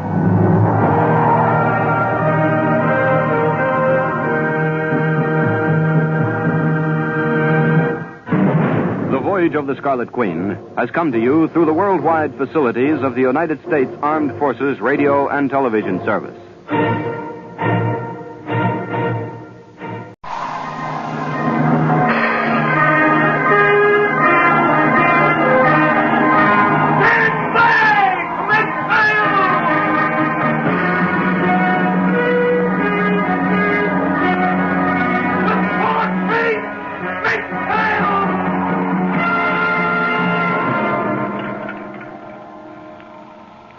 Log entry, the Ketch Scarlet Queen, Philip Carney, Master. Position, 14 degrees, 20 minutes south, 170 degrees, 40 minutes west. Sky fair, wind brisk. Remarks, departed Pango Pango, island of Tutuila, after involvement in murder. Reason for involvement, Hattie McCormick and the patient Stowaway.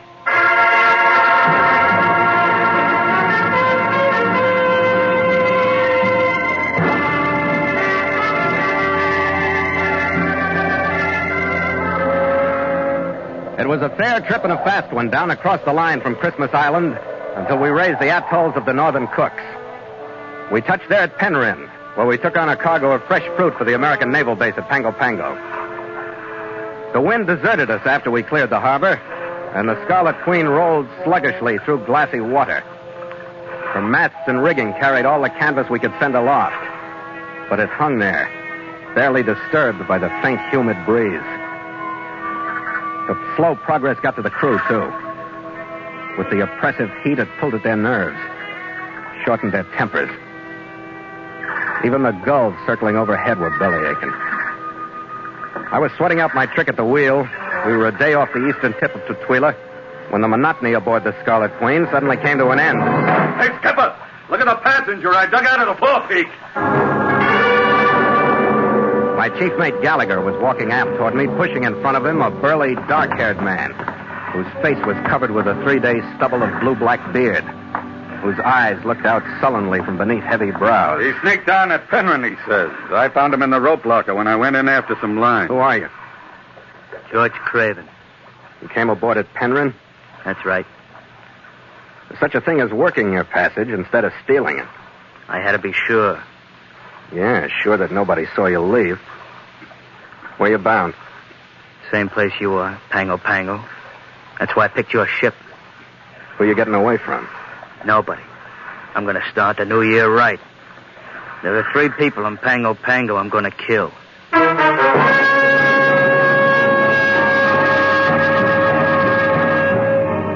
And so Mutual continues The Voyage of the Scarlet Queen, written by Gil Dowd and Bob Tallman, and starring Elliott Lewis.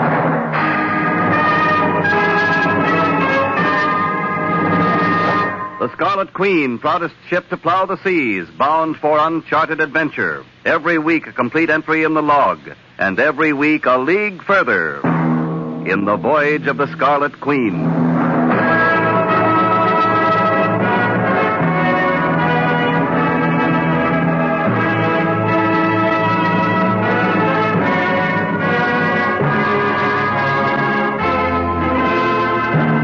Take the wheel, Red. Okay, Skipper, got it. Go on into the cabin, Craven. Sure. That way. All right, through here. Sit down. I don't know what you're going to start in on, but you can save your breath, Captain. Nobody's going to keep me from getting in that dame and her flunkies. Who? I don't mind telling you. She's a big fat chiseler named Hattie McCormick. She runs a joint in Pango Pango called the McCormick House. You or nobody else is going to stop me. Sure, that's all fine. But look, you're a stowaway. This is an American ship going into an American port. I want to stay out of trouble. To do that, I turn you over to the naval officials when we dock. That's all right. I expected it. I'm going to get this into my log. When'd you come aboard at Penryn? Your last day there. Boarded December. Wouldn't have found me if that wind hadn't have dropped and that blasted heat hadn't driven me out of that hole for some air. Yeah. Where are you from? I said, where are you from? Just put down a log. I don't feel like answering no more questions, Captain. You like to make it tough for yourself, don't you? You don't make friends very fast. I ain't had much practice. I'll talk to the Navy. All right, Craven. We'll be in tomorrow. In the meantime, you'll stay on the afterdeck during the day where we can see you. And you'll spend tonight under guard and locked in the cabin through that passageway. You don't have to worry. It's taken me 11 years to get this close. I'd be nuts to waste them by causing you any trouble now.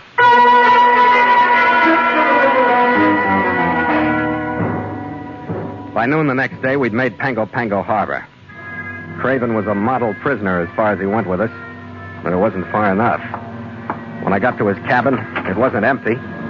But instead of Craven, the man inside was my crewman who'd been on guard. Nielsen! He'd been slugged and he was bound and gagged. I didn't know where Craven had gotten the tools or the education, but the lock on the door had been neatly jimmied.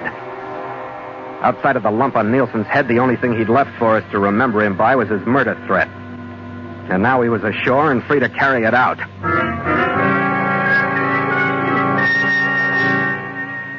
20 minutes after I'd put Gallagher in charge of the Queen, I'd located the McCormick House. It was a typical island building, 2-story frame with a corrugated tin roof. Most of the ground floor was taken up by the bar room.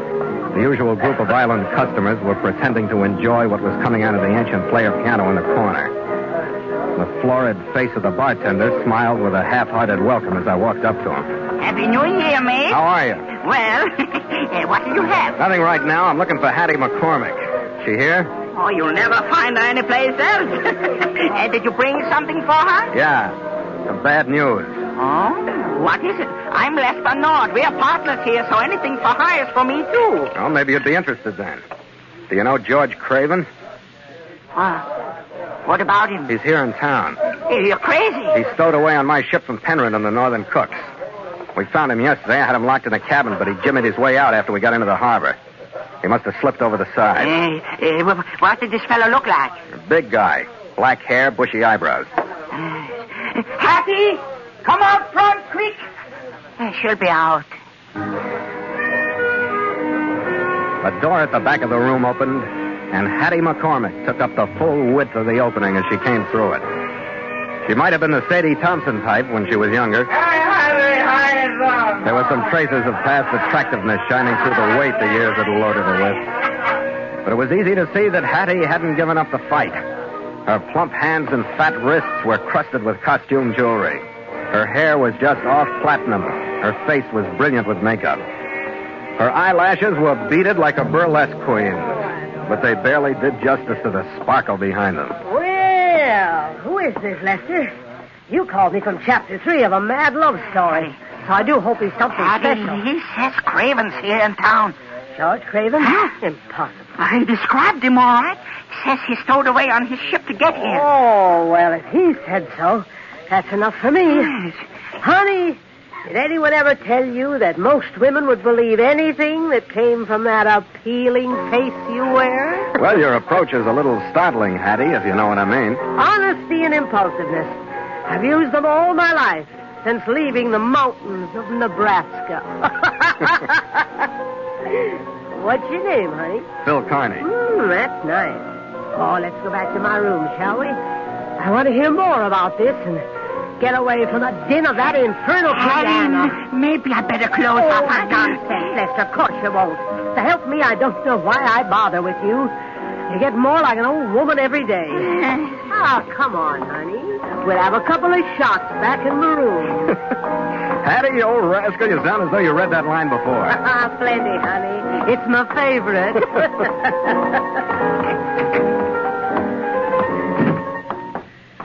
The bottle's in the cabinet, honey. Bring it over, will you? I'll just sit down. All right, Hattie. Oh, George Craven. Now he's back, huh? Man. Oh, if one day one would pass without a man causing me trouble, You look like you've thrived on it so far, Hattie. Yes, I guess I have. Bless them all. Oh, I've loved a lot of men in my 35 years. Oh, but tell me, honey, what did George Craven have to say? You won't like it. Huh? He said he was on his way here to kill 3 people. Idiot. He made that statement to you? Yeah, and it sounded like you were number 1. But it doesn't have to ruin our drink. Here, let's get this down. All right. You work for money, Phil? That sounds like the build-up to an offer. You're right, honey. I need help. Oh, I'm not exactly afraid of George Craven, but I'm not as fast on my pins as I used to be. I'd like to hire you to be my bodyguard. That could be quite a chore, honey. Well. Tell me, why's Craven gunning for you? Oh, he used to be married to my niece. He's no good, Phil. Huh? I took her away from him with Lester's help. Craven tried to get her back with a gun. We had him sent up for 10 years on an assault charge. Now he's out of stir and out to pay us back for the rap, I suppose. Why don't you go to the Navy, honey? They'll give you protection. Oh, no, not the Navy. I'm in enough hot water with them and the missionaries as it is. They'll send me back to the States if anything else happens.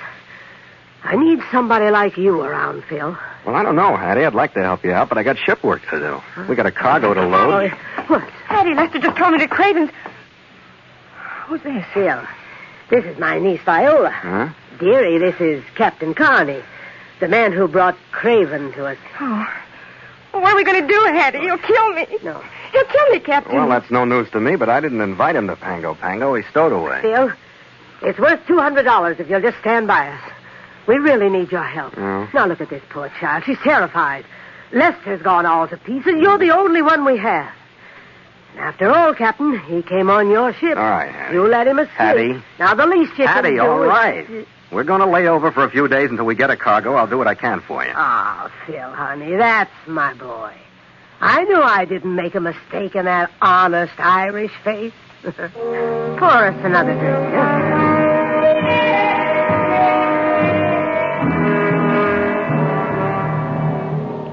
It didn't take much selling to get Lester to close the McCormick house to customers. By nightfall, we had every door and window in the place locked. And after Hattie had herded the others to their rooms and she'd gone to hers, I slipped outside to stand my watch.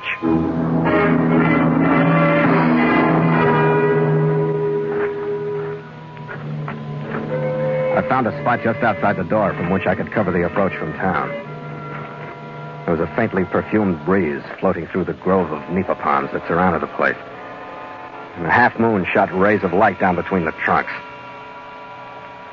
I'd been there maybe 15 minutes when I heard the door behind me crack open and the niece Viola slipped out. She was wrapped in something sheer that matched the moonlight. Her eyes were wide with fright and her fingers picked nervously at her mouth. Viola! Oh, Phil, I wanted to find you. What are you doing wandering around? I couldn't stand it in there any longer. Can I stay with you for a little while? Yeah, sure, I guess so. Sit down. Thanks, Phil. Do you think you'll come, Phil? You know him better than I do, don't you? I know him better than anybody does. Well, you think he'll come? I know he will. If he comes to me first, I think I'd go back to him if that's what he wanted. Maybe you should have thought of that 11 years ago. You can build up a pretty good hate during a 10-year stretch. I know you can, Phil. I don't think I would have done to him alone, but I was just a kid. And Hattie and Lester. And, I don't know, Phil. Yeah. Well, relax, Viola. Phil, have you seen anything? With all these shadows, you might have slipped past. Nobody slipped past. You're all right. Yes, I guess I am. Now that you're here. Phil. Yeah, look. I was thinking maybe instead of sitting here watching you get the jitters, I ought to go find him and turn him over to the authorities. Phil, he hasn't done anything He's yet. stowed away on my ship. Slugged my crewman. Don't leave. Oh, Phil, I do feel better with you here. Like this. Mm-hmm. Don't leave. Phil, did you see that? Where? Over there on the other side of the house. I didn't see anything. Oh, I'm sure, Phil. Oh, Phil, I'm so frightened. Well, I think it's your imagination, but if it'll make you feel any better, I'll take a look. Don't leave me here alone. Wait for me, Phil.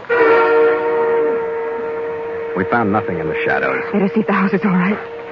Phil, I'm so frightened. We walked slowly around the house. I checked the windows. Everything was secure on 3 sides. But on the 4th, we stopped. Phil! The job wasn't as neat as the one on my cabin door, but it was just as effective. The window was raised, and I looked in on a ground floor hallway. I ran my fingers across the bottom of the window and felt the torn grooves where a bar had been pushed in and forced upward to break the lock. Hattie's room was at the end of the hall, and I headed for that first. Hattie! The first sound of life was the creak of bed springs under her weight. Then the lights went on. Phil, what in heaven's name is the matter? Somebody forced the window at the end of the hall. Where's Lester? Upstairs his room, I think. Wait till I put on some slippers and get something around me. I'll go up with you. I'll meet you up there. Phil, don't leave me alone if that maniac's in the house.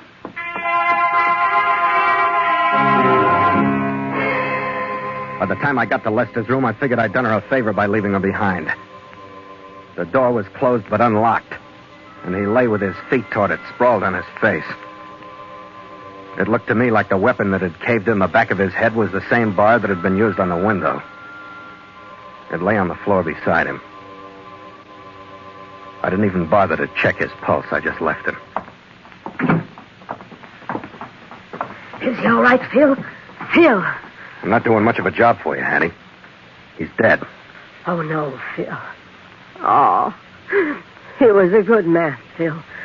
Lester was a real good man. I'm sorry, Hattie. Will you be all right? We was together for a long time. Sure, honey. I'll be all right. I think I saw Craven. He was running away. What? What are you going to do? I'm going after him. I think it's about time, don't you? Oh, gee, honey, don't do that. Why not? I'd rather you'd stay here. I hired you as a bodyguard, and I need you. Look, Viola's hysterical. And now with poor Lester. Oh, I need you more than ever. Don't go, Phil. You got a gun, haven't you? Yes, Well, get it in your hand and keep it there. Phil, you don't even know where he is. He can't be far. Rest easy, Hattie. I'll be back. Not easy, honey. But I'll do the best I can.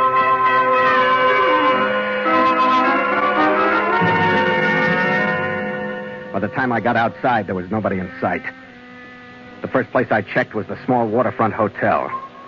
Not only was George Craven registered under his own name, the desk clerk told me he was in. I didn't bother to knock when I got to his door. All right, Craven, just stay in that chair. Connie, who's chasing you? Stow it and settle down. You and I are going to have a talk about a murder. Oh, we are? What murder should we start I told with? you, stow it. You're the guy who started all this murder talk, remember? Yeah, I think I do. But you're wasting your time, Connie. I got more alibis than teeth. I got one for everything you can think of. There's a way to take care of alibis and the teeth along with them. Come on, Craven. Spill. Get out of here, Connie. I don't know what you're talking about. Are you going? Look, Craven, I'm being paid money to get the story you're going to tell me. And we're leaving together. I ain't being muscle tonight. Come on, Craven. Make it easy for yourself. You aren't going anywhere this way. Keep away, Connie. Keep away from me now.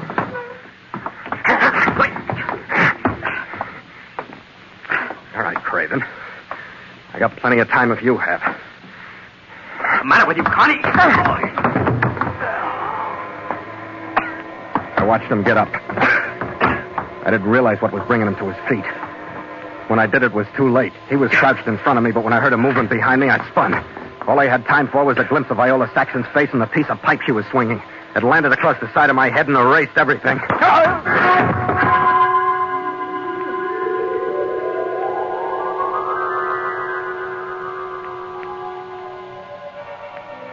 The first thing that found its way through the pounding in my head was a question. Why Viola Saxon? I got to my feet, still working on the question. But when the room settled into focus, I knew she'd never answer it. Viola Saxon was still there. She was lying next to a toppled chair. She'd been killed by the same piece of pipe she'd used on me. I started digging for some new answers. In a woman's purse, I found one. A bank book on a New Zealand bank, $140,000 balance in the name of the McCormick Company. In an envelope I found in a dresser drawer, there was another. Craven's prison release form. I shoved both answers into a pocket, covered Viola's body with a blanket, and left. It somehow didn't surprise me that Craven was sitting at a table in the hotel bar instead of hiding out somewhere. I didn't bother trying to talk to him this time. I sent a note in to him. Then I went back to report to Hattie McCormick.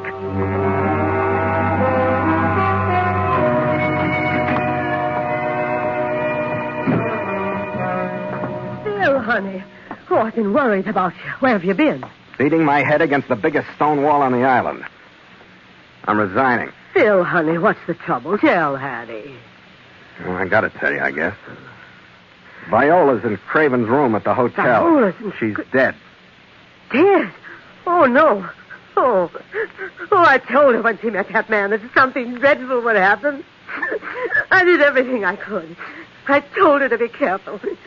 You know, Phil, we had to have him arrested once. Yeah, I know, for assault.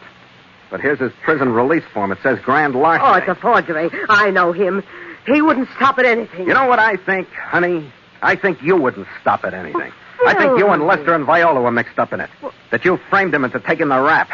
I think that's what he came to Pango Pango to pay you off for. Phil, honey, what in the world makes you say that? A bank book. A bank book? With a $200,000 deposit in the name of the McCormick Company the year Craven went up. And enough balance to make murder worthwhile. Where did you see it, Phil? That bank book? Viola took it to him. By that little cheat. Excuse me, honey, I'll have a look. You could see her blanch even beneath the layers of powder when the bank book was mentioned. She waddled toward a roll-top desk in the corner. When her back was turned, I scooped up the .38 revolver she'd left on the table. I broke it, emptied the shells into my pocket, snapped it closed again, put it back on the table before she moved toward me. It's gone. It's gone. I've got to have that bank book. I think that bank book's caused about enough trouble. That fiend, that maniac. It's dangerous letting him run around loose. Phil, you've got to go to the officials immediately and have him arrested. You mean it? You've got to help me, Phil. It may mean my life. Oh, how right you are, Hattie. All right, I'll go. But here's the story I'm going to have to tell him. To begin with, Craven didn't kill Lester Nord. Phil, what are you talking about? Lester was killed from behind by somebody he must have trusted. I don't think he would have turned his back on Craven. You want more, Hattie? Good heavens, Phil. Then Viola must have done it. You know, honey, I think you're half right. But Viola must have lost confidence in you, Hattie. Huh? After you two knocked off Lester, she followed me to Craven's room and laid a pipe across my head to keep me from turning him in. Why, Phil, honey, that's the most... All right, Craven, come on in. You're double-crossing me, Phil. You're double-crossing me. But you won't get away with it. Her move for the gun on the table was the fastest one I'd seen her make. She held it at her generous waist and backed into the middle of the room as Craven came in. Hello, Hattie. You haven't changed a bit. Last time I saw you, you were holding a gun on me. I was your patsy for that little haul that you masterminded. Things have changed, haven't they, Hattie? Don't come any closer. Either one of you. You had a good idea about the murders, Hattie. A man with a revenge motive who even made a threat. You were always too greedy, Hattie. You should have been happy with Lester gone and just a two-way split. You wouldn't have had to follow little Vi up to my room and kill her. Georgie, there can still be a two-way split. You and me. Oh, no, Hattie. Vi tried it. When I left her in the room, I told her the same thing I'm going to tell you. I waited 11 years for this payoff. Money won't do it. You've taken care of the other two for me. Now I want you. That sounds like about it, Hattie. I'm only sorry for you, Phil. Thanks. I had a soft spot in my heart for you, too. All right, this has gone far enough. I'll take the gun, Hattie. No, Phil, don't try it. You'll go with Craven if you do. I warned you. Phil! You did this to me. You did it. Stop, Craven! Okay, Hattie, it's all over.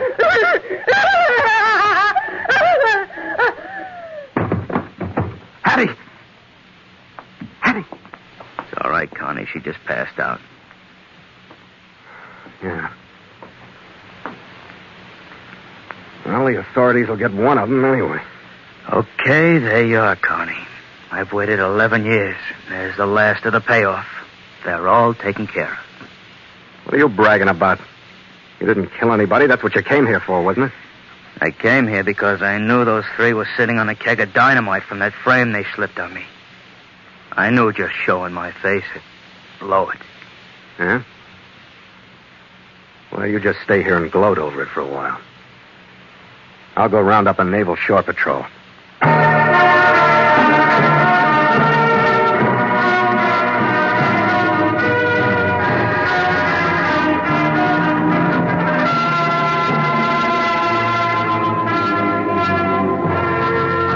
We didn't wait to say goodbye to Hattie McCormick when they loaded her aboard a ship for the States.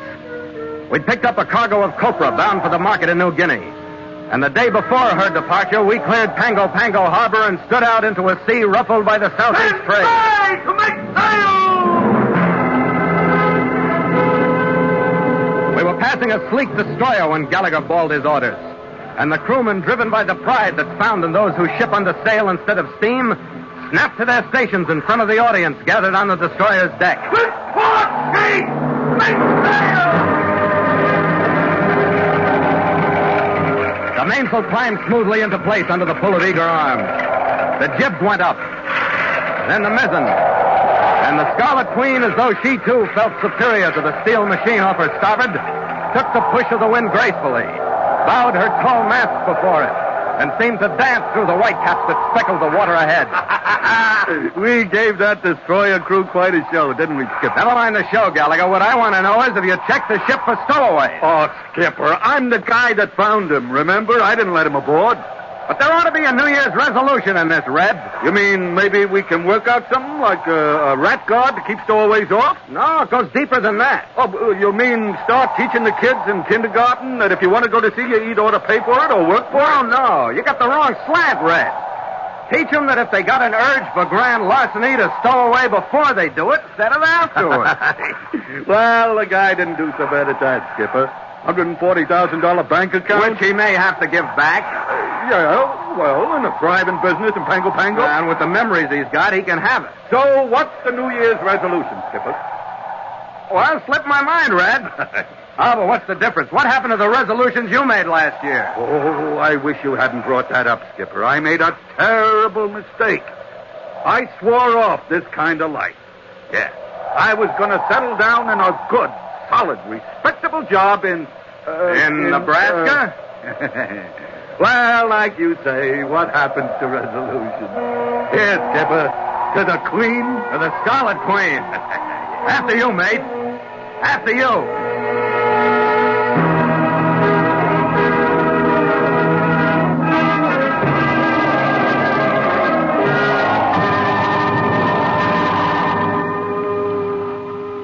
Log entry, the Ketch Scarlet Queen, 5:30 p.m. Wind, fresh to moderate. Sea cresting, mainsail and mizzen reefed. Ship secure for night. Signed, Philip Carney, Master.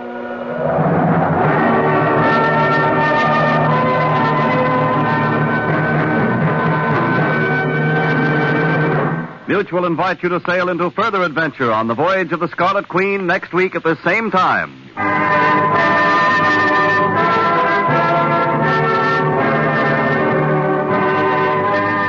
The Voyage of the Scarlet Queen stars Elliot Lewis as Phil Carney with Ed Max as Gallagher. And tonight featured Verna Felton as Hattie, Jack Crucian played Craven, and Lillian Baeff was Viola. Music scored and conducted by Richard Orant. The Voyage of the Scarlet Queen has come to you through the worldwide facilities of the United States Armed Forces Radio and Television Service.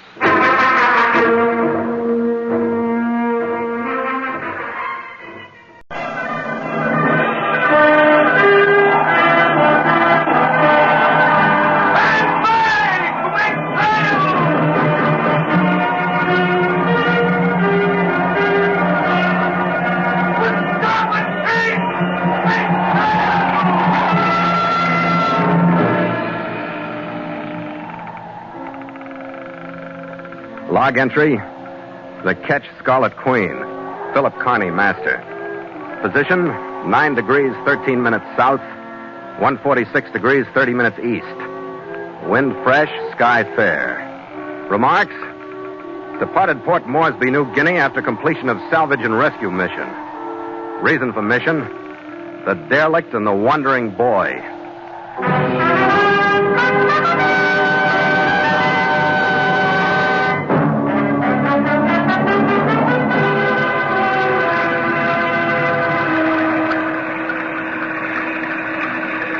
We were 50 miles off the Lewis Strait archipelago, standing across the Coral Sea when we ran into the wall of rain. It blotted out the whole world. From the wheel, I could hardly see the Queen's bowsprit or the tops of her spars. And it continued. It brought squalls with it. The drops slanted across our decks and bit at us like insects.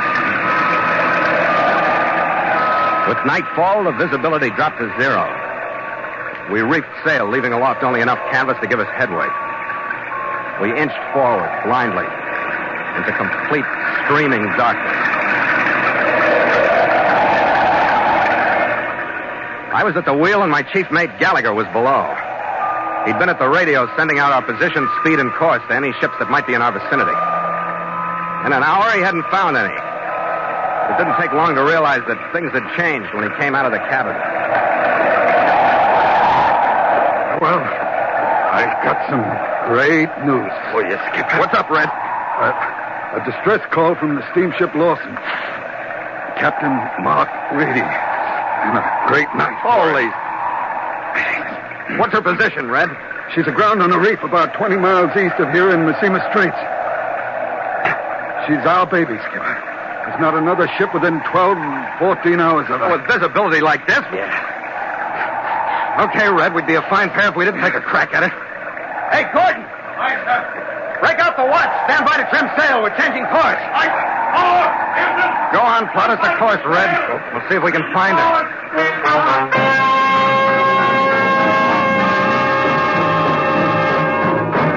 And so Mutual continues The Voyage of the Scarlet Queen, written by Gil Dowd and Bob Tallman, and starring Elliot Lewis.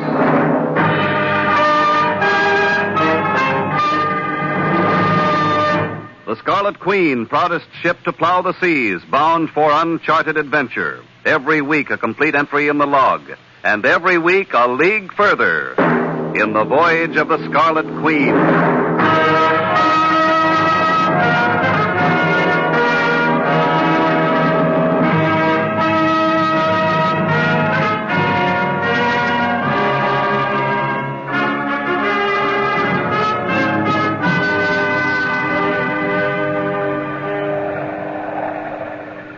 We maintained radio contact with the Lawson as we groped blindly toward her through the rain. We learned that she was a small 1,000-tonner, carrying mixed cargo and 8 passengers. She was aground by the head, a hole torn in her forward plates by the sharp coral of the reef. We requested her to rig her brightest searchlight and to swing its beam in the direction of our approach. A few hours later, when we picked our way carefully into Messina Straits, it was her steam whistle that caught our attention. Its monotonous call reached out for us across the rain-swept water. Then we picked up the faint glow of her light. And 40 minutes later, we pulled alongside.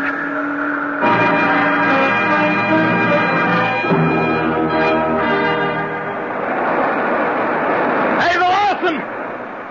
We'll put a heaving line aboard you. We're ready for you. Okay, Red, toss her aboard. Good, Red. Send one hawser aboard, Red. We'll keep a strain and stay off the reef with the engine. All right, Nielsen, that starboard bow line will do. Pull the 6 panorama, should say. Hey, Larkin! Yeah! Send a couple of men to give me a hand at the ladder. I'm coming aboard.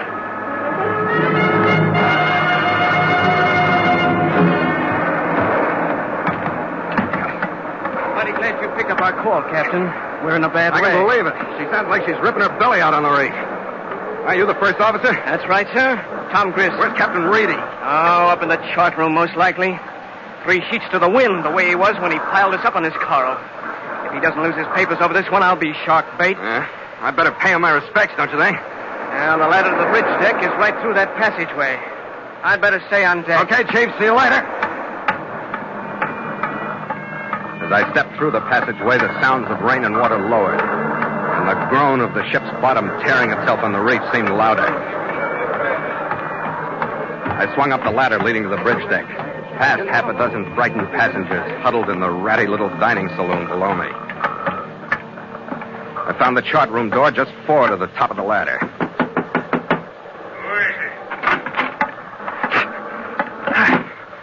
And who might you be? Captain Philip Carney, to catch Scarlet Queen. What might you be doing forcing entry into my ship's chart room? We picked up your distress call, Captain. We're standing by to Distress call? Why, that mutinous devil, he took it on himself, did he? He'll be up before the shipping board for this. Mr. Grayson! Mr. Grayson, report to the chat room! He won't even answer me. Mutinous fool. Captain Mark Reedy never sent out a distress call in 40 years at sea. Cast off your ship, Captain. Leave me alone. You better drink some coffee and get yourself back on an even keel. You got a ship breaking up under you. It's my ship. You can have her, Reedy. She won't live through a change of tide. Rising water will lift her free, so she'll sink from that hole in her bow. And she'll capsize if the water falls with her head jammed on the reef the way it is. Take your choice. Would you join me in a drink, Captain? No, thanks. I'm going down and start transferring your passengers to my ship and as much of your valuable cargo as I can handle. Oh, wait a minute, Captain. Yeah? This is my ship. I don't know what you think of me. I don't mind telling you, I think your line should have retired you 10 years ago. I don't think you're fit for a command. Sit down, son. I want to ask you one question. Make it short. How long have you been sailing these waters, son? Long enough to stay afloat, Captain Reedy. I've been navigating this run from the Solomons and Lewis Aids to Port Moresby since I was as young as you. Yeah. Drunk and sober through calm and gale. Yeah, well, you only have to miss once, you know. Just let me finish, son. I come into Messina Strait tonight the same way as I come in 100 or 200 nights before, standing the wheel myself. Now, you don't do it by chance, son. Not when you make it as many times as I have. Come on, get to the point, Captain.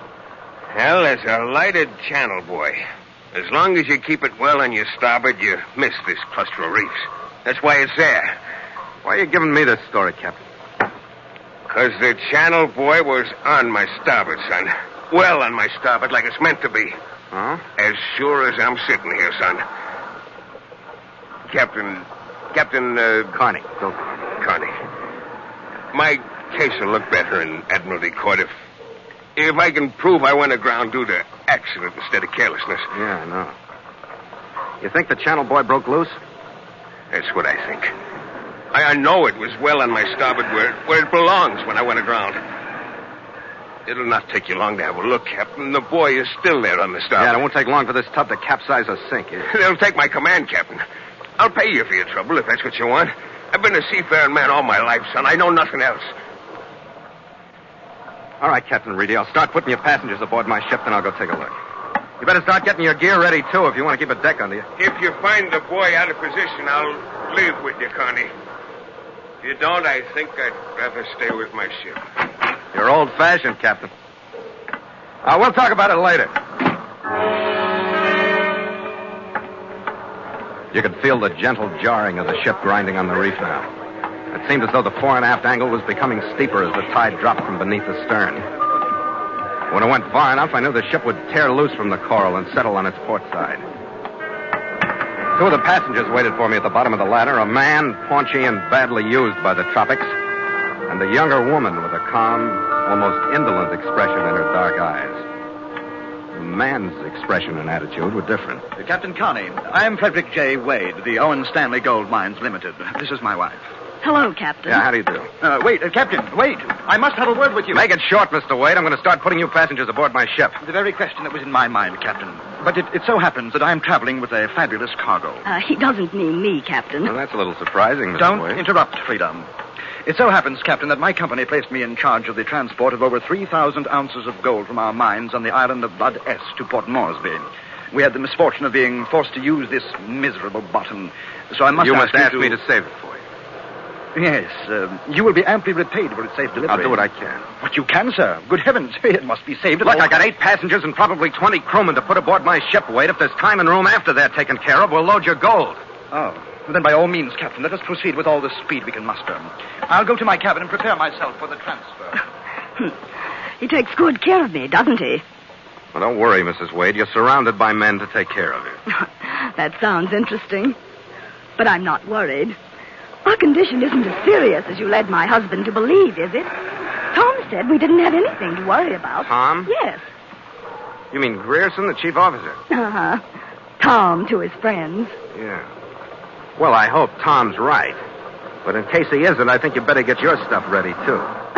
It would be quite feather in your cap to salvage as much gold as we have aboard, wouldn't it, Captain? To say nothing of the money it would put in your pocket. If you think I'm scaring you off this hulk just so I can earn a salvage fee, you better find a life jacket. We'll pick you out of the water when you find out I'm not kidding. The rain had lightened by the time I got out on deck. The clouds above were beginning to thin and silver some from the moonlight above them. Grierson stood by the ladder waiting for me. Well, did you get him sobered up, Captain Oh, Carney? yeah, Grierson. He was making headway when I left. I want you to start putting your passengers aboard the Queen. I'll be back before you finish with it. Where you going? My chief mate and I are going to take our small boat and row up and take a look at that channel light. What the devil are you going to do that for? Well, maybe your skipper wasn't as drunk as you thought he was. He seems to think that boy broke loose and is out of position. He's crazy. And you must be, too, to go along with that. He was just drunk, that's all. It won't take long to find out, Grierson. If it's true the boy broke loose, he won't lose his master's ticket. So at his age, I guess he deserves somebody looking into it, huh? It's your time, Connie. Go ahead and waste it. Thanks. I like to see an officer support his captain the way you do. Go on, get started with the passengers. Gallagher! Yes, skipper! Get Nielsen set to receive passengers! You put the small boat over the side! We're going for a short trip!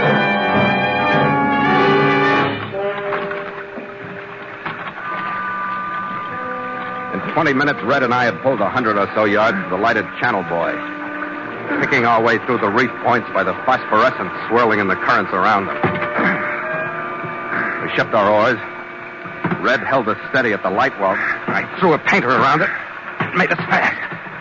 Yeah. It broke loose, all right.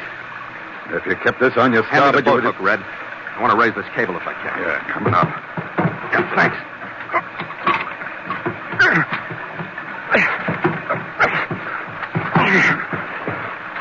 Red. What do you got, Skipper? That drunken captain didn't know how right he was. Why, what do you got? It didn't break loose, Red. Somebody moved this boy. The metal cable usually used to anchor buoys had been cut, and a heavy manila line bent on in its place. That meant that the Lawson had been deliberately sent aground. And with $100,000 worth of gold aboard her, it wasn't hard to figure why.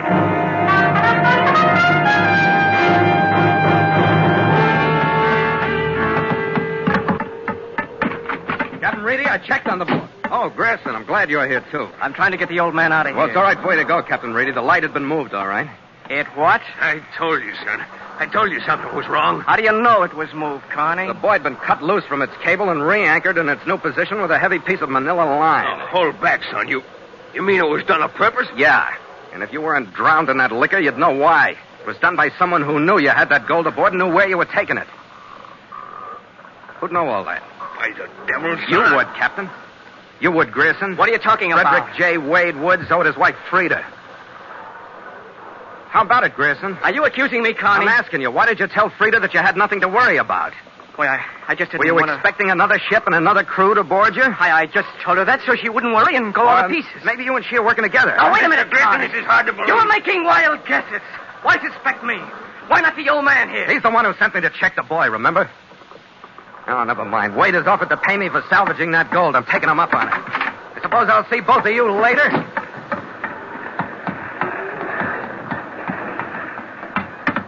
Captain Connie, are we in danger? Wade. I saw you rush up to the bridge deck. I've been waiting for you. I thought you'd be aboard the Queen with the rest of the passengers. Oh, Frida and I stayed here. I wanted to be sure you'd move my gold aboard your ship. And Frida, I suppose, wanted to be near that scoundrel Grierson. Well, that's her affair, not mine. Where is Frida, Wade? Heaven knows. With him, I suppose. Why? Wade, this ship being aground is no accident. There's no accident? Who did it? Somebody aboard was in on it. I figured that another ship's supposed to arrive to take your gold off. Good heavens. Oh, but surely... You said yourself she was paired off with Grierson. It would be a good enough haul for anybody. Oh, no. Oh, but, Captain, you are going to salvage my gold. Well, like I told you, I'll do what I can. Look, you can help. Oh, anything you say, Captain, and I can assure you, you'll be generously rewarded by my company upon the successful completion of the operation. All right, Wade, where is your gold? Locked in 2 strong boxes in the purser's office, to all of which I have the key. Give me the one in the office. Then get aboard the Queen and tell Mr. Gallagher to douse all lights and get ready to receive your boxes. I'll get some steam into these winches and send them down to you. As you say, Captain, right away. I watched his portly figure disappear through the passageway. Then I started to work. If there was another ship in on the deal, I figured that the bad visibility had slowed her up. The sky was clearing now. I decided to give them as little help in finding us as I could. I found the master light panel. I killed all the deck lights first. Then I started on the main house. Just as I was reaching for the switches to darken the saloon, I heard a step scuff the deck behind me. I pulled the switches, threw myself prone before I even looked. First shot screamed off the bulkhead just above me. When the flash died, I rolled into a new position. Second one missed me by a more comfortable margin. Then I heard steps fading aft down the companionway. I got to my feet, made what speed I could through the pitch darkness after them. I heard a door slam just ahead of me and to my right. I groped for it. Found it. Went in. Tom? Drop the gun, Frida. Who is it? I can't see you. Drop the gun. I haven't got a gun. Drop. I haven't got a gun. I didn't have one. Then who threw the shots? Don't know. Oh, it's you, Captain Connie. Yeah, who threw the shots? I don't know. How should I know? What's happening, Captain? Why don't you drop the act, Frida? Is your boy Grierson gunning for me? Tom, why should he? Maybe because I'm taking the gold off and messing up his chances of you two doing a fast disappearing act with it. Captain Connie, what are you saying? Oh, look, you weren't kidding anybody, especially your husband. I never tried to kid anybody. Frederick knew I was going to divorce him and marry Tom. But the gold... Somebody arranged things so that this ship would go aground. The best motive is the gold. Oh, no, he couldn't have. He couldn't have done that. Then what? Oh, he was so determined to get a ship command, and he hated Captain Reedy. But he wouldn't have done this to get one. For my dough, I wish that was behind it. Look, if you don't want to slide off into 30 fathoms when this hulk lets go of that reef, you better get over the side onto the Queen. Not without Tom. Where is he? I'd feel safer if I knew, Gorgeous, but I don't. Come on. Get out on the deck. Let go of me. I ought to, but I took on a rescue job and you're part of Tom, I won't go. You won't have to, Frida. Tom, darling, where are you? Don't try to find me, honey. Step away from me and get away from Connie. I don't want to hit you. All right, darling. It's time you and I settled this, Connie. It's not too much time. This hulk is slipping. I heard what you told Frida, and I've taken enough of your meddling. As far as I can see, you haven't got anything on anybody aboard this ship. I'm stealing a man's wife, but that's no crime in any law book. You're so clean, why don't you save your story for the lawyers, Grayson? Because I want you squared away before I leave here. I'm not going on the block for this wreck. You keep forgetting that I'm the guy who ordered that distress message sent out. The lawyers are going to like that, aren't they? It's a good thing you did. Maybe with that bad visibility, the other ship couldn't find you. Wait a minute, Grayson. Don't try anything, Connie. I warn you. If you do, this gun goes off. Oh, wait a minute. Skipper, where are you? Don't answer, Connie. I didn't have to. I saw the beam from a powerful flash streak into the dark companionway. I kept my back to it. When I saw it hit Grayson's face, saw his eyes wince from the sudden light, I moved in on him. Give me the gun.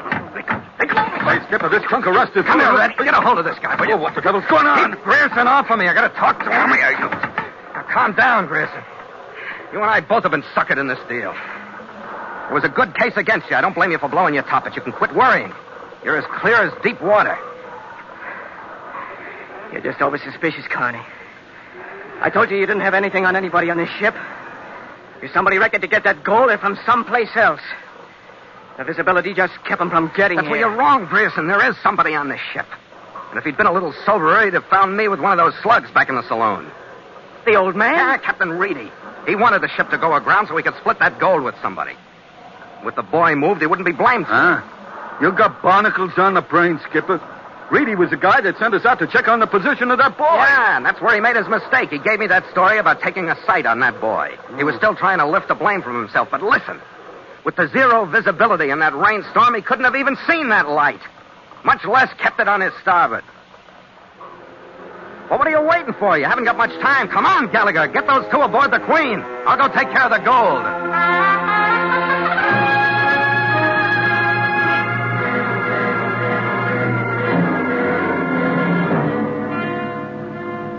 We slung the two strong boxes over the side and onto the decks of the Scarlet Queen with as much speed as we could get out of the rusty winches and the dying steam. The tide was still dropping, and the decks of the Lawson were beginning to angle to port as well as steeply down by the stern.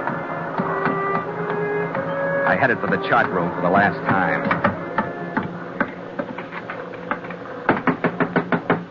Get away from that door. Come on, open up, Reedy. Time to go. I said get away from that door. Come on, you rumhead. Look, what's a prison term to a worn-out old sea dog like you? They'll feed you better than you ate on this scow. Get away!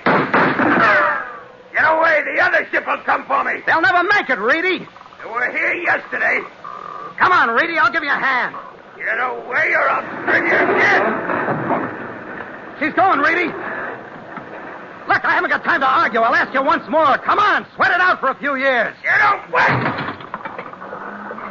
Okay, you old pirate. Okay, old pirate.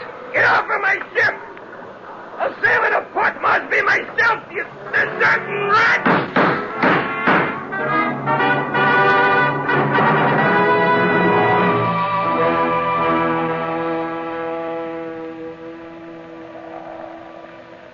Red and I stood on the deck of the Queen, 50 yards off the reef, and watched. The tide had dropped so far that only the after half of the Lawson was in the water. The swells lifted it, twisted it, and dropped it, a little lower each time. Finally, it couldn't hang on the reef any longer. It twisted a little more to port, enough to let the water rush into its after holds. The moon broke through the clouds for an instant. I saw the figure of Captain Reedy on the bridge deck, from where he'd commanded his ship for so many years. He stood there, pushing his weight against the list of his ship, looking out over the bow.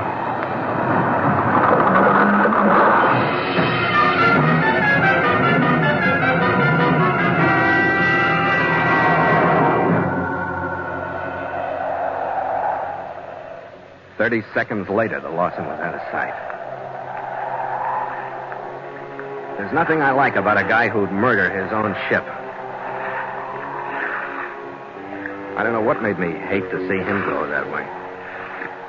That crazy old sea dog. I did everything I could to get him off, Fred.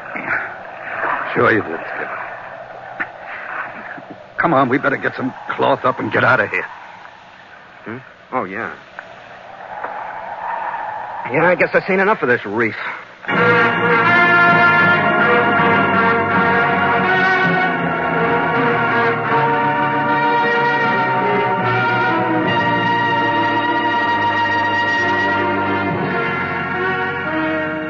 The morning broke fair and brisk, and that afternoon we found our berth at Port Moresby. We put off our passengers and Frederick Wade's gold. The generous payment we received wasn't quite as generous as his build-up had been, but split among the crew, it was enough for everyone to send a few trinkets back to the States. 2 days after that, we discharged our cargo and taken on another, coffee and rubber for the warehouses of Darwin. We stood out of the harbor under power, found the wind, and put our figurehead onto a course up through Torres Strait and out of Fura Sea.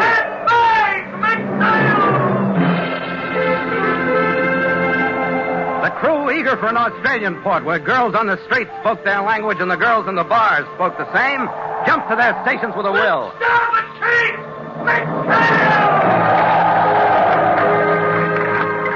The throat and peak halyards heaved the big mainsail into its working position. The jibs went up.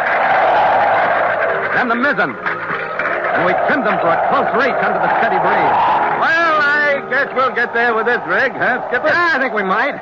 If nobody moves a channel buoy on us. Well, not having anything more valuable in our holds than a few thousand pounds of raw coffee and raw rubber, I guess there's no danger of that. Or passengers, Red. Passengers will cause trouble when a cargo won't. Yeah. That Dame Frida, for example. Oh, yeah. If she'd had a different type husband, the fur would have been flying. I don't know. With a wife like that, why should he be so interested in gold? Search me. But that Grierson brought up an interesting point. Huh? Stealing a man's gold is a crime, but stealing his wife isn't. How do you like that? Well, let somebody else worry about it. The saints be praised, we aren't bothered by either. Oh, I don't know. We aren't exactly unattached. No, but she'll never leave with another first mate while I'm alive. To the Queen, Skipper? To the Scarlet Queen. After you, mate. After you.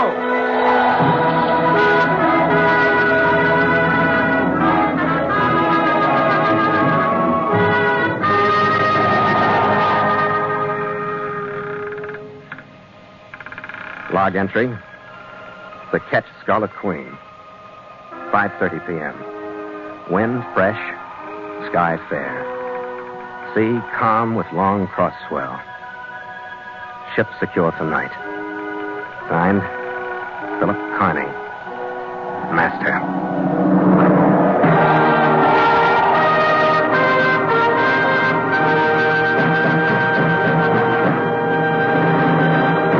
Mutual invites you to sail into further adventure on the Voyage of the Scarlet Queen next week at the same time. Port o' call, Darwin.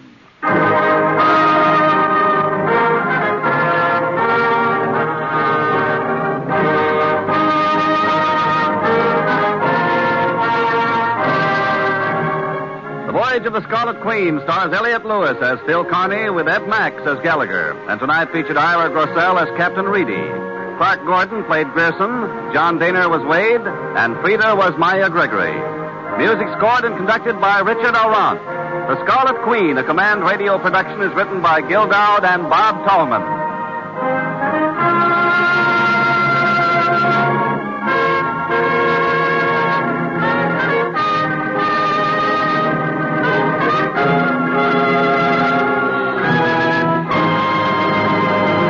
The Voyage of the Scarlet Queen has come to you through the worldwide facilities of the United States Armed Forces Radio and Television Service.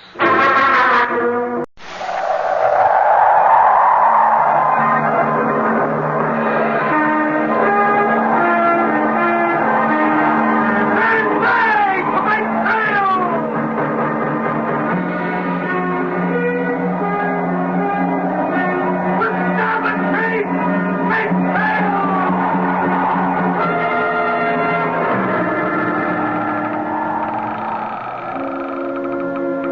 log entry, the ketch Scarlet Queen. Philip Carney, master. Position 12 degrees, 12 minutes south, 130 degrees, 4 minutes west. Wind fresh, sky fair. Remarks, cleared Darwin, Australia after altercation in Bannock Hotel. Reason for incident, the FANG rubies and the black Siamese.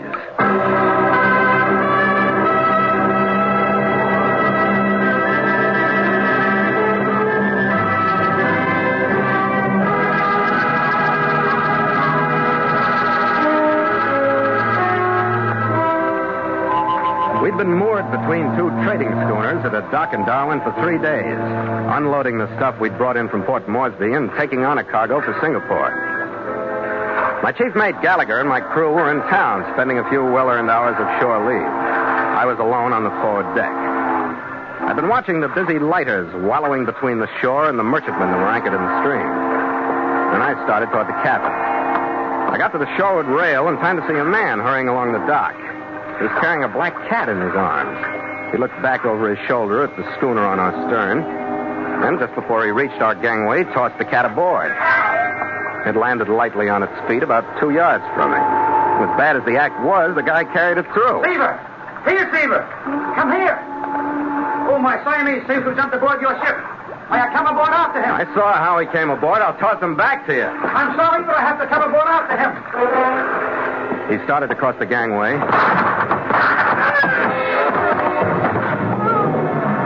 The second shot caught him and slammed him into the guardrail. He careened off of it and hit the deck in front of me. By instinct, I headed for cover and waited for more shots. I didn't think. After a few seconds, I moved over to him. Can you hide me? Sure, I'll hide you. And don't let my sister know until I feel better. Yeah, all right. Until I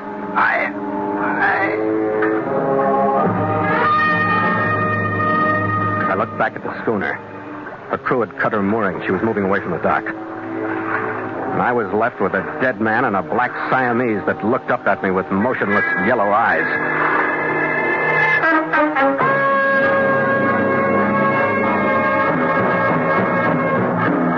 And so Mutual continues The Voyage of the Scarlet Queen, written by Gil Dowd and Bob Tolman, and starring Elliott Lewis.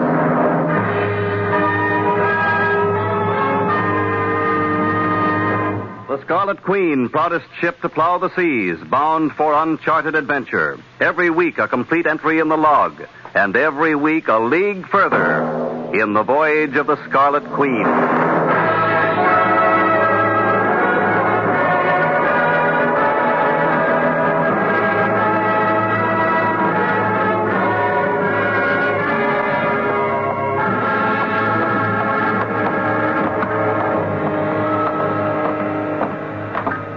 Inspector Tompkins, Criminal Investigation Department. Captain Carney? Oh, yeah. We're much obliged to you for notifying us of this incident. That's all right. We're obliged that you didn't give him the heave-ho into the water, which is becoming a habit in this part of the city. Well. So you've been shot, have you, Chappie? You're a bit of a mess, aren't you, Chappie? I haven't touched him except to put the sailcloth over him. Well, now, let's, you've got a pocketbook, eh? Well, we'll have a look at that. Carroll Scott Blakely Square, Canberra. That's better. Ashenden? Yes, sir. Cart him off, Ashenden. Yes, sir. Now, Captain, suppose you give me your version of the incident in chronological order. I don't have much of a version, Inspector. He came along the dock from the stern of my ship carrying a black Siamese. He tossed the cat aboard, then pretended it had jumped, and that he was chasing it. And that's the cat. He's been sitting there ever since. Oh, that's an odd one. The guy got halfway across the gangway. Somebody on the schooner got him with a rifle. Tell me, what was the name, registry, description of said schooner, and in what direction did she proceed? What? Well, I don't know her name or registry. She's gaff-rigged, painted gray above the waterline between 50 and 60 feet overall. She hugged the shore after she left here. I lost her behind the warehouse there on the point. Oh, the CID is obliged to you, Captain. Mm-hmm. Of course, since you're an eyewitness to the crime, you will remain in Darwin and keep the department notified. No, not a chance, Inspector. I got a time contract on this cargo we're doing Singapore. Then I shall have to station CID guards upon your ship to prevent you sailing. Why don't you take your CID guards? I'll have the guards here in a jiffy, Captain. Hey! Eh? The cat! The least you can do is take him. A gift to you, Captain, from the department. Thanks!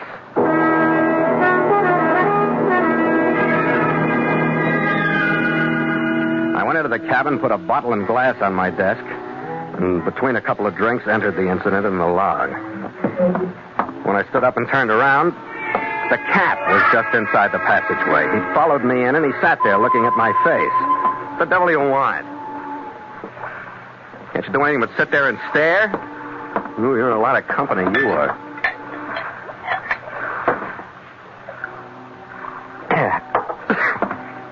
Hey, get off of that bunk. Who do you think you are, anyway? Come on, get off. And stay there. He tossed me a quick look after I'd pushed him to the deck, twisted around, and with his tongue washed the place where I'd touched him. Then he jumped back on the bunk. After 3 more tries, I gave up, and he went to sleep on my pillow. After a few more drinks, I gave up again. The CID men had arrived to guard the Queen, and everything aboard was secure, so I packed some personal gear for shore. Flipped a coin to decide whether I'd take the cat or leave him. Tails, so I picked him up and went ashore.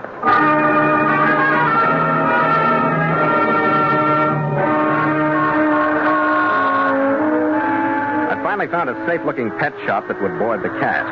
And with Siva in tender hands, I rode a bus to the middle of town. I located a room at the Queensland House, checked in, and after reporting my address to the CID, had dinner and went to my room. I stretched out on the first double bed I'd seen in months. I must have dozed off, because it took me a while to realize that the sound I heard was a knock on my door. Yeah. Who is it? Yeah, all right, wait a minute. Yeah, what? Hello. Are you Philip Carney? That's right. I've been to the police. They told me where you were. I'm Paula Scott. Harold Scott was my brother. Oh. Well, you want to come in? Yes, thank you. I'm sorry about your brother. Thank you. You were with him, weren't you? Well, for a few minutes. Well, I don't think it was bad. The way he went, I mean, things like that just sound as though they're awful rough. You're telling the truth, aren't you? Yes, I am. If it helps any, and I don't suppose it does, he didn't even know he was going. He just stopped talking.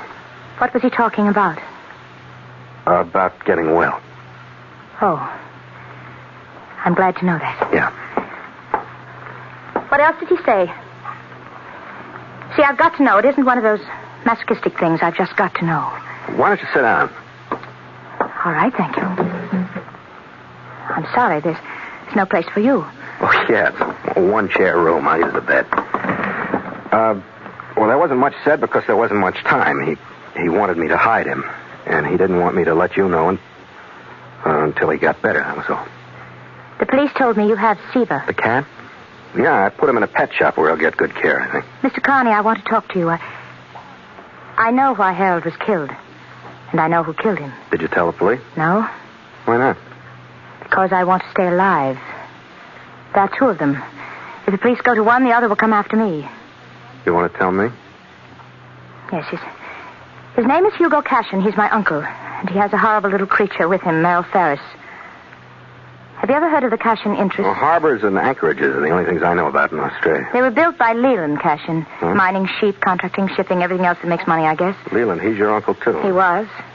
He was killed in a motor accident near Canberra 2 weeks ago, leaving Harold and me the entire estate. Hugo Cashin is alive. When we die, it goes to him. But he has only one left to outlive now. Look, I don't like despairing women. Do you want me to try and help you? That isn't why Never mind why you came. If you want me to help you, act normal. Cry, pull your hair, get drunk, do something. Don't sit there looking as patient as one of your estate sheep. Yes, I'm sorry. I want you to help me. All right. Somebody should have taught you to cry when you were young. You'd feel better. I can't help it. Sure. You learned early not to let your feelings show. You want anything to eat? No, Well, go on in and wash your face and comb your hair. I'll have dinner sent up.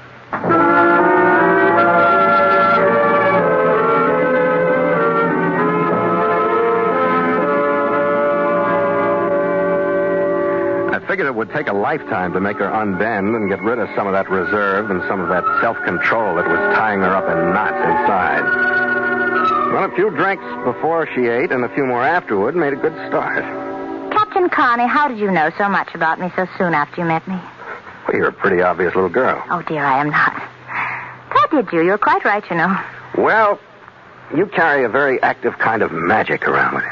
You're afraid of it and the reaction it has on guys like me, so you've developed a fine, icy attitude to hide that rare emotion. Oh, you make me sound, well... Conceited? I'm not, really. I wonder what it is. I'm certainly not beautiful.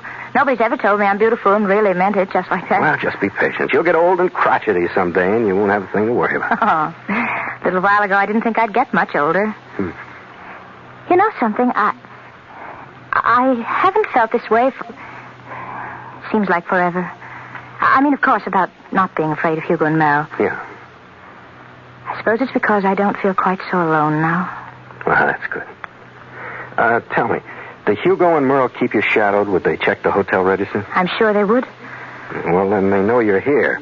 But how? Because I took a room for you in your name when I ordered dinner. It's down the other end of the hall. Oh, Captain, I wait can't a minute, stay. wait a minute. I'm going to stay in that room. You're going to stay here. I changed the registration of this room, too. It's under the name of a very dear friend of mine on the police force, Inspector Tompkins. Oh, but they'll come to that room. I know they will. Well, that seems to be the best way to contact But I really... Here's the key to this room. Leave the key in after you've locked the door. Jam one of your hairpins in with it. Yes. Yes, all right, Captain. Swell. You going to go now? Well, yeah, it's getting late. I see. I don't think I want you to go. Well, I've got to. You'll be all right. Wait. What for? I just want... Now, look. If I don't have some news for you tonight, I'll see you in the morning. Keep your door locked. Yes, all right. Good night. Good night, Captain.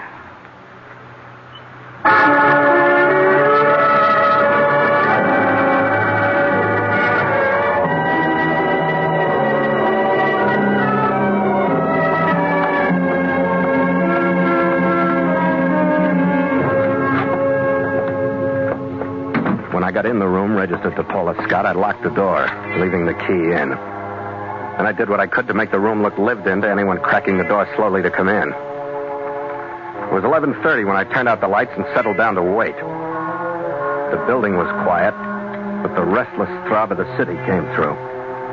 Now and then a deep-throated call from the harbor. I'd looked at my watch at 1:15 a.m., and it couldn't have been 10 minutes later that I caught a sound so faint that I felt it rather than heard it. Then I waited for the key to be pushed out of the lock. There was a long silence before I heard the lock click. And another before the door started to swing silently open. A slim, bare arm came in first, shadowy in the faint light from the hall. A slight figure followed. Then I caught the flicker of a knife blade. I moved just before he got all the way. All right, cut the shiver. This elbow bends backward for the rest of your life. Now, what's your elbow? Lay out! Not yet. Move back to the door. This way. I want some light on you. You're breaking it. I might at that. You're an ugly little guy. What are you carrying besides that knife? You go well heeled, don't you? 25 caliber. You must be a marksman, huh? Playing with that small caliber? That service automatic. That one I'll keep. Any more? I go. That's all. Now get your leg up. That's for lying to me. Give me the leg again. Throwing knife. You do that too, huh? You're a regular blasted artillery battalion, aren't you? Any more? There ain't any more. Lay go now. All right, as soon as I get you safe in that corner. No, lay off. No. Stop! Now stay there. Don't worry. I'm not getting up. Just a punk kid, aren't you? How old are you? Old enough to get stupid. You sound like stateside. Tell them when you see them to cancel the time I got coming, I'll go back. You're Merle Ferris, huh? What'd you come up here for? Look, Ferris, talk or I'll start sea-booting you around this room until you do. This goddamn, that cat. What makes you think she's got the cat? Somebody's got it. She's got the rest of the stuff they took in with her brother's body. I got the cat. You'd have money in the bank if you did. Huh? What makes the cat so hot? What's the difference? If you got it, Cashin will give you enough for it so you can hire guys like me for you to knock around. That sounds good. Come on, get up. Where is Cashin? A hotel, 4 or 5 blocks down. Hey, are I getting my stuff back? You and me will get along all right now. You go like you are, and I'll keep the .45. Then I know we'll get along.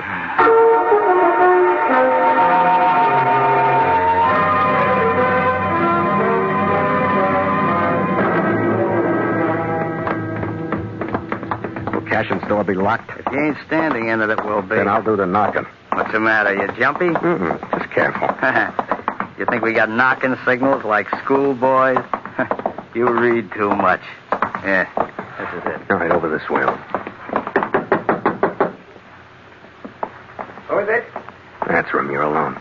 It's me, Mr. Cashin. All right, get over here in front of me.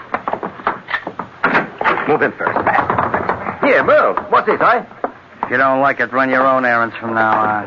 Both of you stay in the middle of the room. Perhaps if I understood, young man. He got the cat. Scott gave it to him. So, Paula didn't get it. Well, young man, you and I must reach an agreement at once. I will pay you fabulously for the black Siamese. I'll have to know why you want him before I sell. Certainly. With that cat in my possession, young man, I will prove that Paula Scott is guilty of murdering my brother, Leland Cushion. Are you nuts? That cat's a valuable bit of evidence. With him, and with him only, we can prove that Leland was killed, not in a motor accident, as is believed, but cold-bloodedly in his home by that girl and the deceased brother, see? And the cat will clear everything up, huh? The cat, together with a certain document which Leland was carrying at the time he was killed, see? Where is the certain document? Well, Paula has it hidden. But, with the cat in our possession, we'll rout it out, and her with it. Yeah, okay. I'll make a deal with you. I'll be back here with the cat in an hour and a half.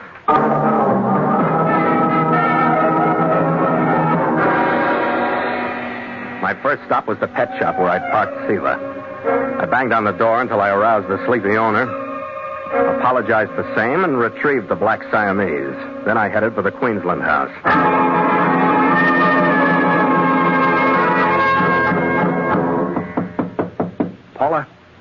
Paula, still. Just a minute. I'll be right there. Captain, nothing wrong? And Seaver. Yeah, here's the cat. I didn't know you were going to bring him here. Why did you lie to me, Paula? I didn't mean... Was it all an act? Oh, you can't mean that. What's the real story about your uncle's death? I see. You've seen Hugo Cashin. That's it. You see, I didn't know what to tell you. What if it was murder? What good would it do to have it all stirred up again? Depends on who did the murdering. What do you mean? Who killed him, Paula? Why, Hugo Cashin and Mel Ferris. Oh, it really hurts me to tell you this. My brother was involved, yes. He didn't do the actual killing. But after it was over, he was the one who pushed the car and the body off of Canberra Hills. He found some evidence in Uncle Leland's breast pocket that would prove murder, no matter how hard they tried to hide it. I want to see that evidence. Cashin told me it would prove that you and your brother committed the murder. He's lying. All right, what's the evidence? Part of it is the cat. The other part is in my handbag. Yeah? Here it is. Here, it's the pedigree Uncle Leland was carrying in his pocket. And see? The bullet hole? The piece of folded paper she handed me would have fit tightly into a legal-sized envelope. The bullet hole was roughly in the middle. The angular pedigree lines trace Seela's family back to an ancestor living early in the 1700s. At the top, there were 4 photographs of Seela. One of them showed him with his mouth open in a yawn. You could see 2 tiny dark stones that were set, one in each of his upper fangs. She put the cat in her lap and opened his mouth. There. You see? There are the fang rubies that show up in the photograph. Oh, yeah.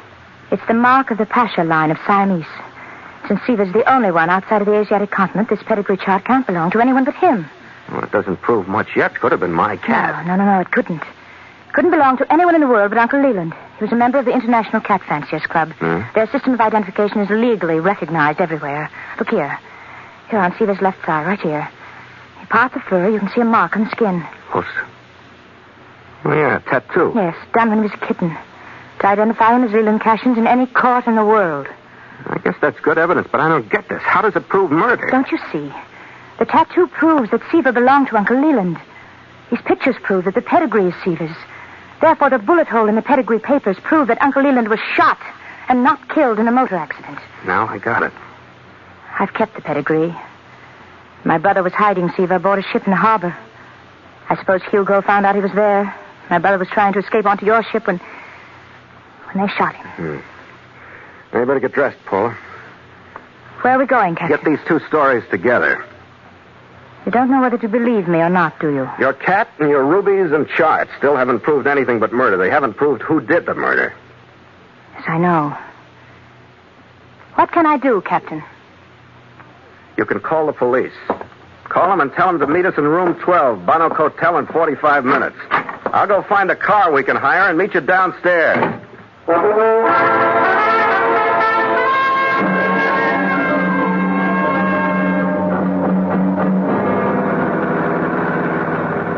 A few minutes later, Paula, Siva, and I were riding to the Bonnock Hotel in silence. She took the cat when we got there, and I pushed her behind me as we climbed the stairs.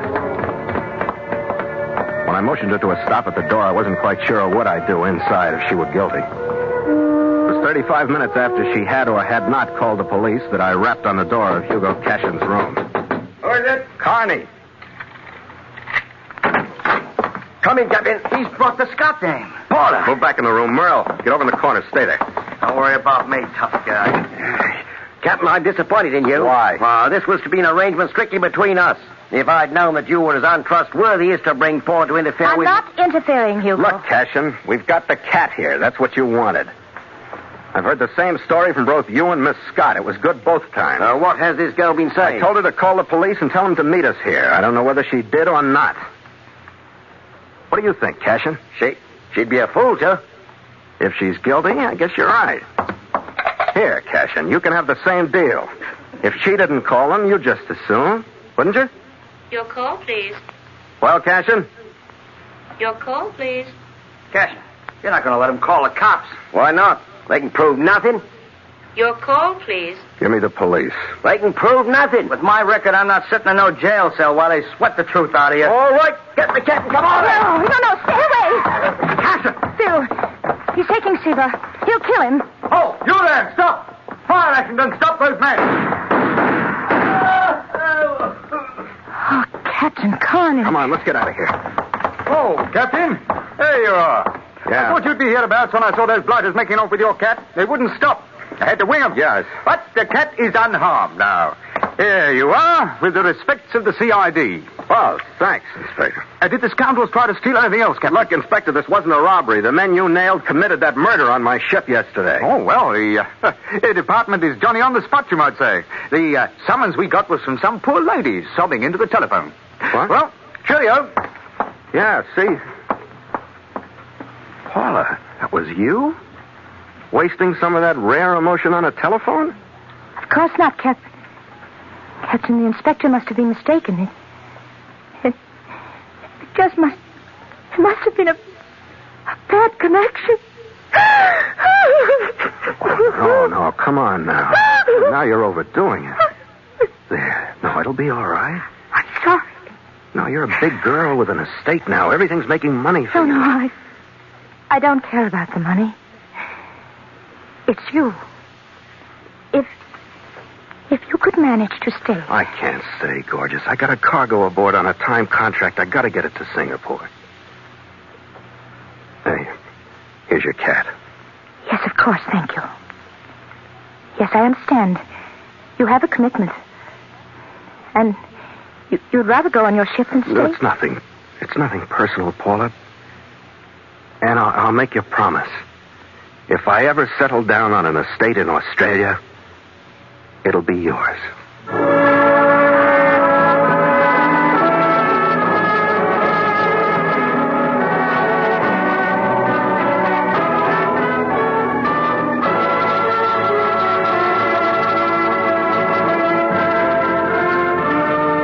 2 hours later, using the first faint light and the first fresh breeze of dawn, we stood out into the harbor. Stand by to make sail!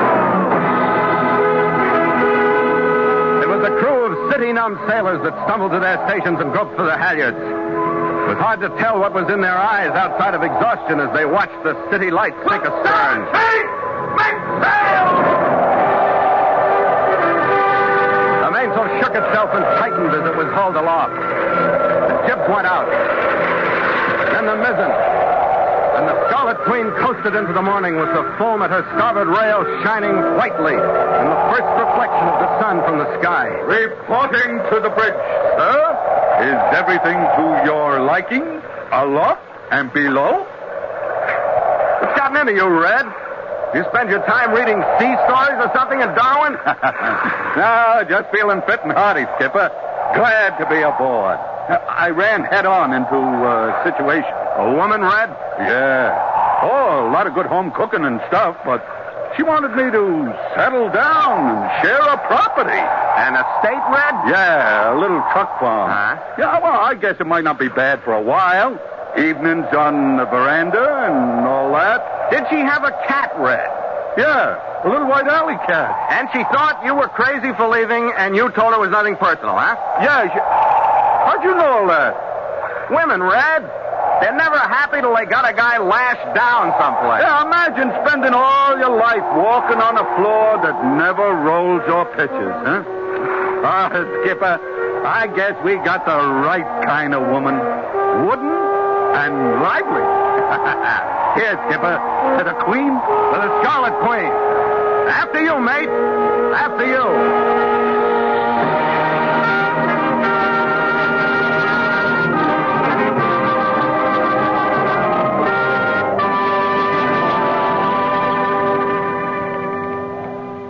Log entry. The Ketch Scarlet Queen. 5:30 p.m. Wind fresh. Sky fair. Sea calm with long cross swell. Ship secure for night. Signed, Philip Carney, Master.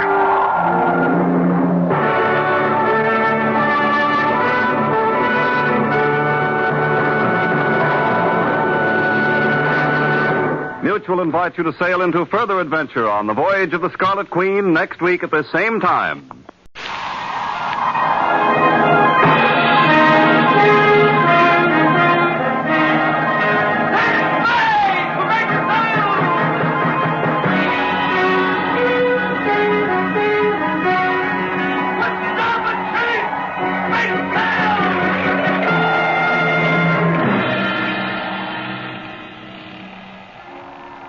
Log entry.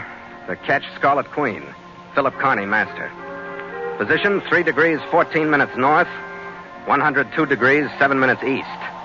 Wind brisk, sky hazy. Remarks: cleared Singapore Harbor 9 a.m. after involvement in international crime. Reason for involvement: the ambitious hostess on South Bridge Road.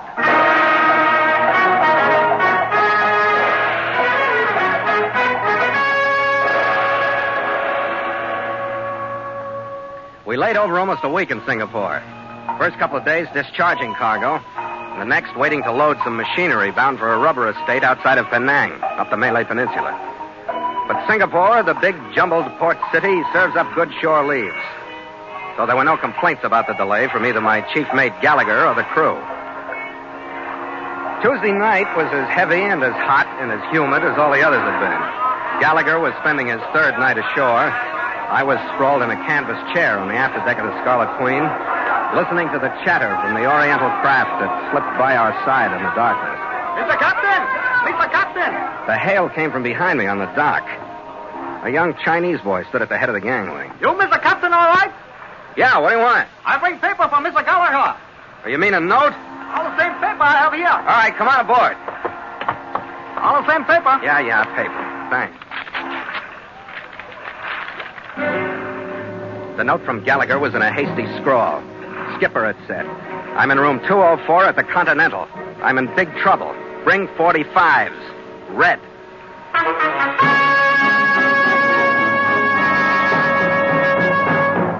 And so Mutual continues The Voyage of the Scarlet Queen, written by Gil Dowd and Bob Tallman, and starring Elliott Lewis.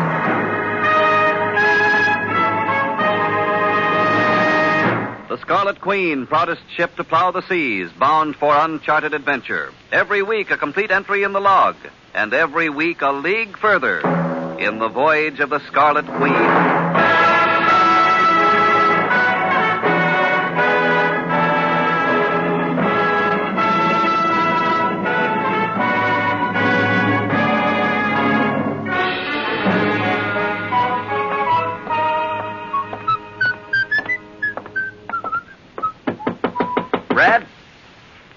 Red, it's me.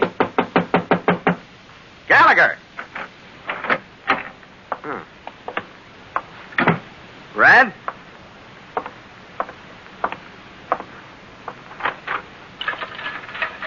That's his coat.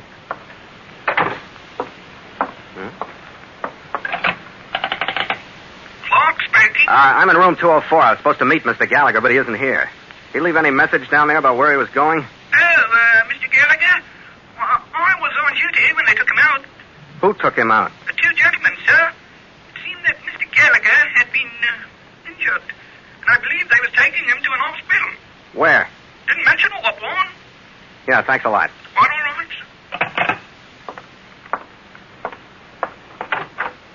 I opened the closet again. Went through his coat. All I found was a crumpled note that said, "Meet you for dinner." It was signed Cy. 4 words and 2 letters of a name when I needed a book. But it was all I could dig out, so I shoved it in my pocket. Went down to the bar on the main floor.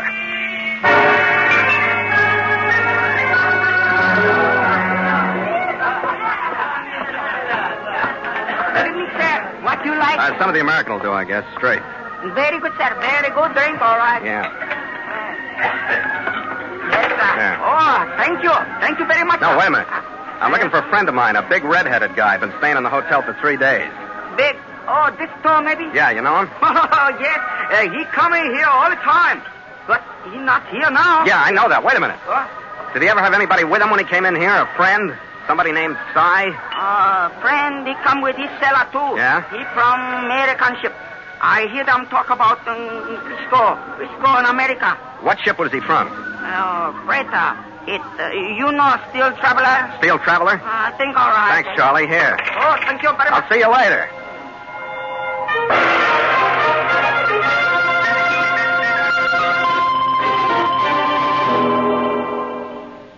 I called the port captain. Yes, the American steamship Steel Traveler arrived from Hong Kong yesterday. Where's she tied up? At the Southwest Rubber Company's docks. Now, that would be PARE.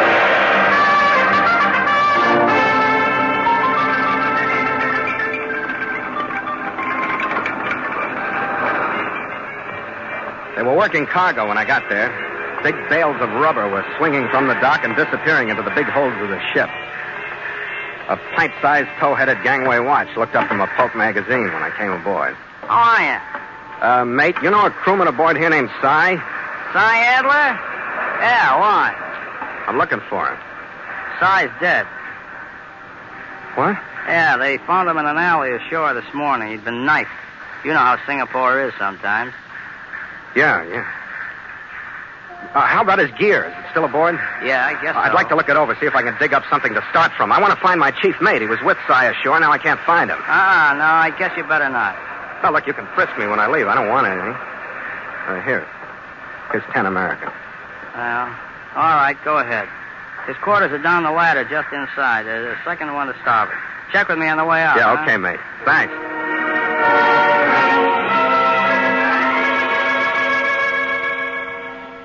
Cy Adler's quarters didn't offer much more than Red's hotel room had. I went through his locker and wondered if he'd always been so careless. It was unlocked, and on the top shelf in a cigar box there was a stack of crisp, new U.S. $50 bills that would have tempted his best friend. Stuck to the inside of the locker door, there was a picture of a girl signed, "With all my love, Gina." In the photograph, she looked beautiful enough to give the words meaning. From her high cheekbones, the shape of her eyes and mouth, the style of her dark hair, I tagged her for Eurasian. In a shirt pocket, I found 2 bar checks with Cy Adler's signature on them. They told me that he was well enough known at a place called Conover's Bar on South Bridge Road to rate a charge account. That was the best lead I could find.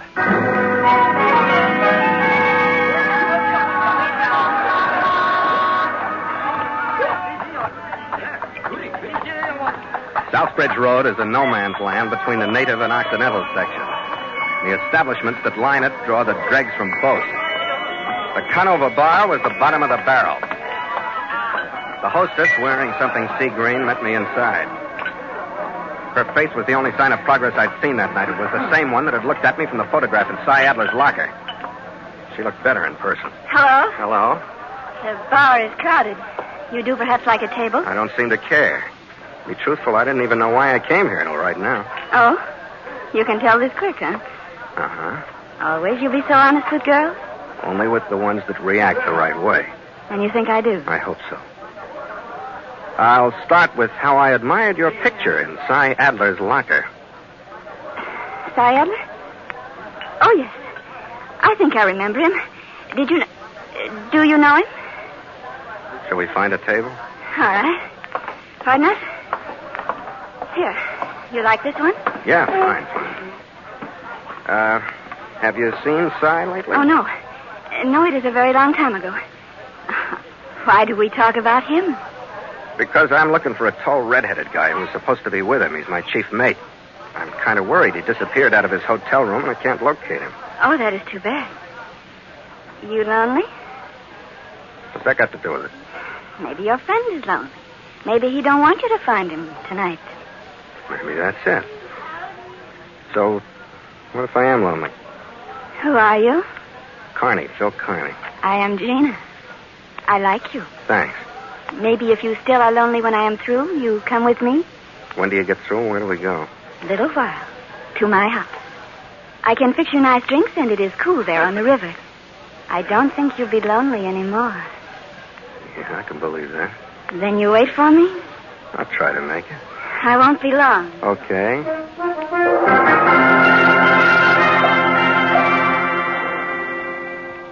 Our house overlooked the Singapore River. The lights of the boats below flickered like fireflies, and the silence after the din of the Conover bar was peaceful. You sit down, Phil. I come right back. All right, Gina. She moved through some soft reed drapes that whispered after her. When she came out, she was wearing something that wasn't sea green. And a heady scent swirled around her as she stood there smiling at me. She was a good actress, even with the dangerous lines. You sit down now. Over here with me. Mm-hmm. Oh, your guns, Phil. They will be uncomfortable. You're really observing, Gina. You see a lot. Working on Southbridge Road, that is the first thing we notice about a man. But here you can relax, Phil. All right, Gina. I do feel better here. I help you with your coat. Yeah. I hang it here. And you can put your guns on the table if you want. Oh, that'll be fine.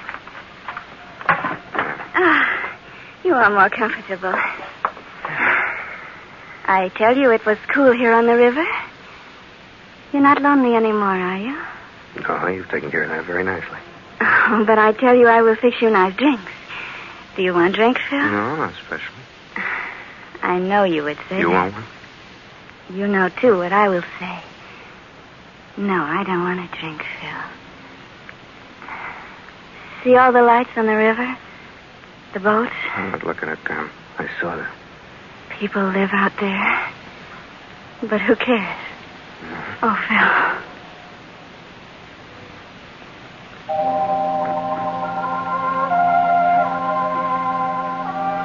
If her purpose was to keep me there, she was successful.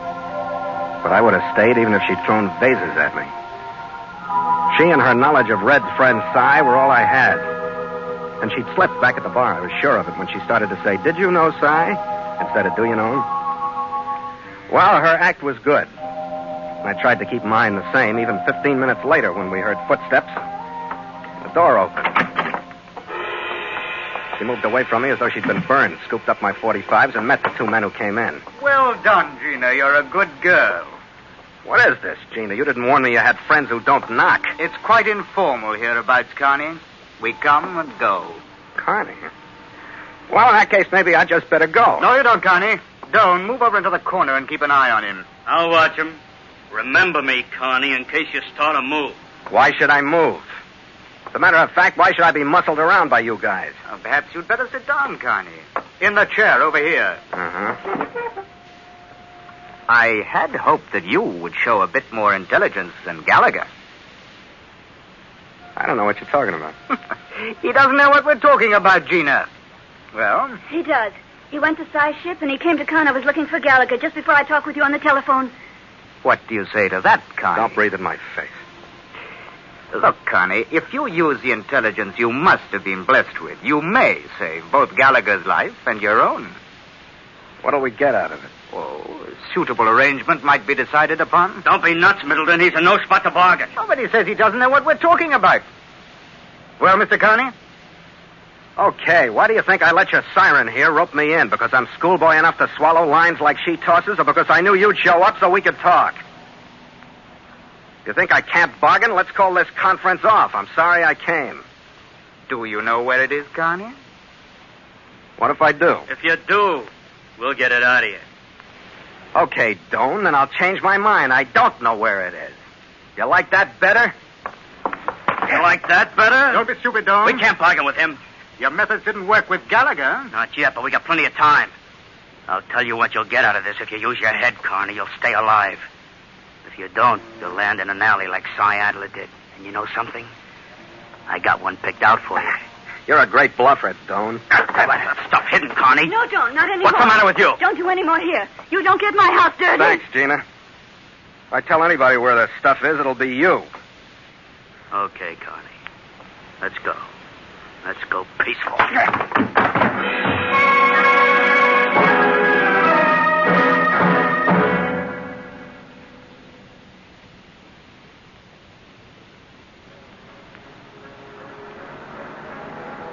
I came back far enough a couple of times to realize I'd been tossed into the back seat of a car. A car that was going someplace. The third time I was out of the car and on a wooden floor, someplace where I could hear the harbor. When my eyes had been open long enough, I made out the crack of light around the door. Then I got to my feet. Stumbled over a body. Red! Red, come on. Come on, Gallagher, come on. It's me, Red. I'm a little late, but I finally got here. Who? It's me, Red. Come on, snap out of it. Skipper. Yeah, Skipper. Oh, that Doan. Yeah, Red, I know. Come on, let's try to make sense, shall we? Skipper, how the devil you get here? You sent me a note, remember? Yeah, 10 years ago. Oh, that Doan worked me over again when they brought you in. What's behind it, Red? What about your old shipmate Adler? Yeah, he was mixed up in something. Well, whatever it is, they're looking for it. You and I are supposed to know where it is. Do you? Sure, I know where it is. You do? Sure. I hid it. It's in a house by the river. Belongs to a dame named Gina.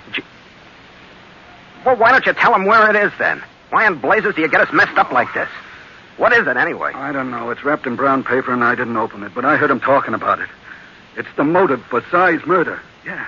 They're trying to frame me with it, and then with all the witnesses that saw me and Adler together, it's going to take a better story than mine to talk me out of it.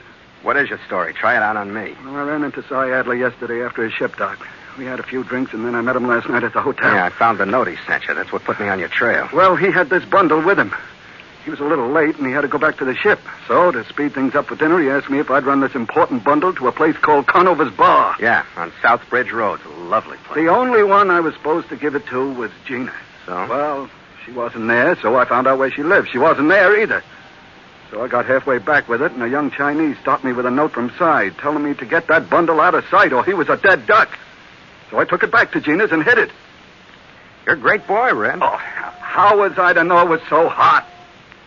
Where I made my mistake was in keeping Cy's note. Middleton and Doan found it, and it made my lies sound weak. But it's better than one of those Singapore murder trials. Not for me, it isn't. Come on, let's take a look at this door. Why, you're wasting your time, Skip.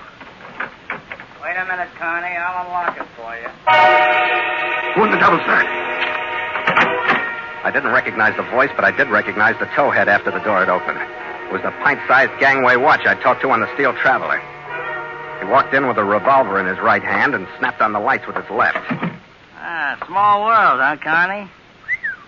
You got a couple of sweet-looking faces, both of you. I didn't think there was room enough in this deal for anybody else. Yeah, where do you fit? I guess it doesn't make much difference. I'm looking out for myself. Maybe I can help you boys. What do you want? Well, don't be coy, Carney. You know what I want. You forget too easy, like Middleton and Doan. We don't know where it is. Well, that's too bad. Why is it too bad? What do we get out of it if we deal with you? Well, I could hold the other two off of you. Where are they now? Down on your ship. You think they'll find it down there? Would I be here talking to you if I did? Why don't you boys get smart? Now, there's a way out of this for the three of us. Say, redhead. I couldn't believe it when he turned his back on me, but I didn't take time to think. He made a few steps toward Red, and I rushed. All right, he'll stay there for a while. Pick up his gun, Skipper. Let's get out of here. Right.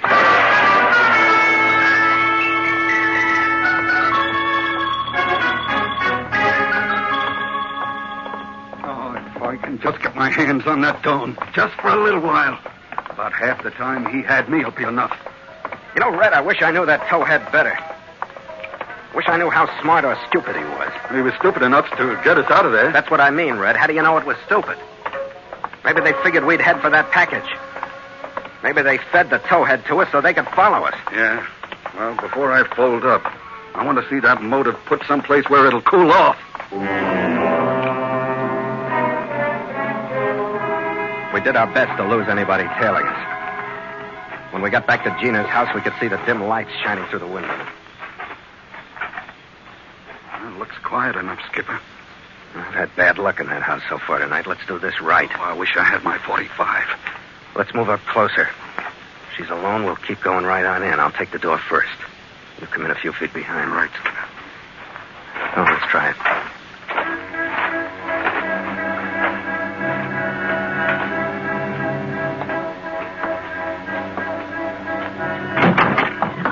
Shut up, Gina. Take it easy. Phil. Stay right there now, Gina.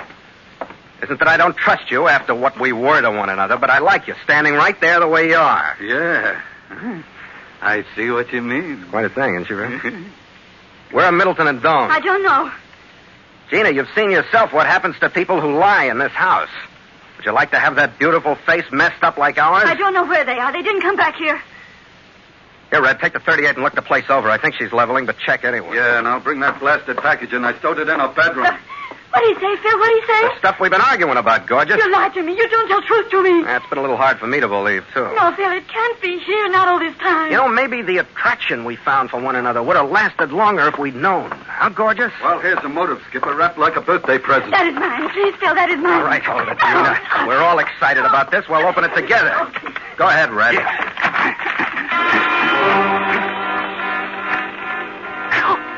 Look at this, Skipper. For Red and me, the realization soaked in sort of slowly because we'd never seen so much money in all our lives. They were the same kind of bills I'd seen in Cy Adler's locker, U.S. 50s. There were 50 bundles of them.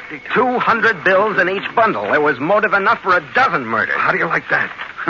You can't say we don't pick them with money, Skipper. Yeah, counterfeit or not. Let's talk, shall we, Gina? Where'd this stuff come from? The money they are made in China. Cy brought them here. Middleton, he was going to take them to America, but Cy stole them to take to America himself. He was bringing them to you, beautiful. Weren't your shapely little fingers in the pie someplace? I don't lie to you. Cy, he was my husband. We were going to be very rich. We could be very rich now, three of us. Shall we go, Red? Yeah, I'll get the stuff wrapped. Phil, won't you listen to me? I did listen, gorgeous. Shall I tip her 50, Skipper, for her trouble? Hey, Red, we got callers. Get that stuff out of sight. We should have gotten out of here. Come here, Gina. You're not going anyplace.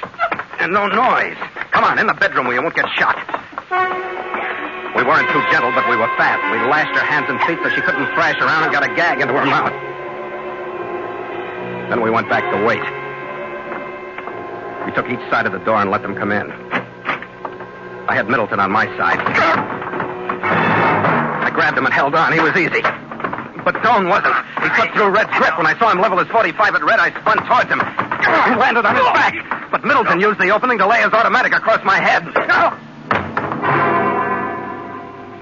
Get up, Connie.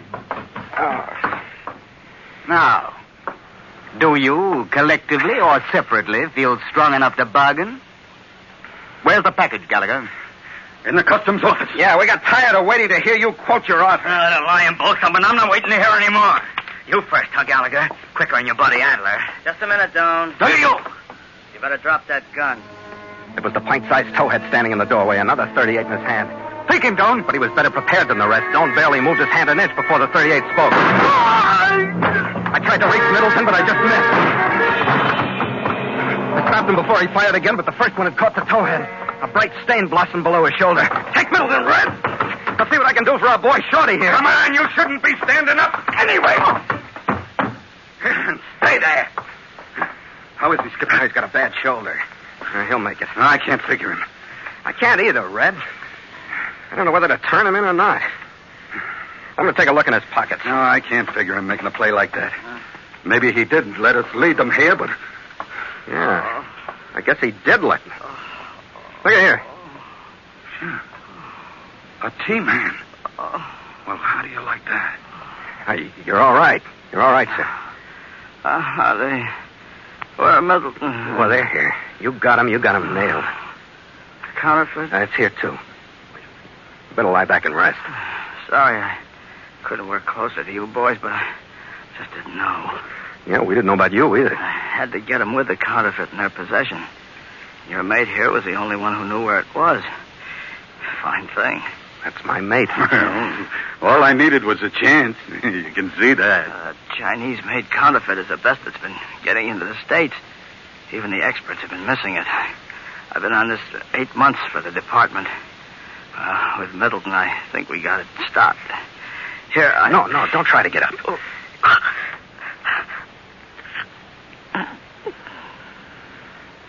He's got too much guts for his build. Go call the British Customs Office in someplace. Will you, Red? I'll stick around. I want to see that our Treasury Department doesn't come out on the short end of the credit for this. Wait till Washington hears what I tell him about this bantamweight.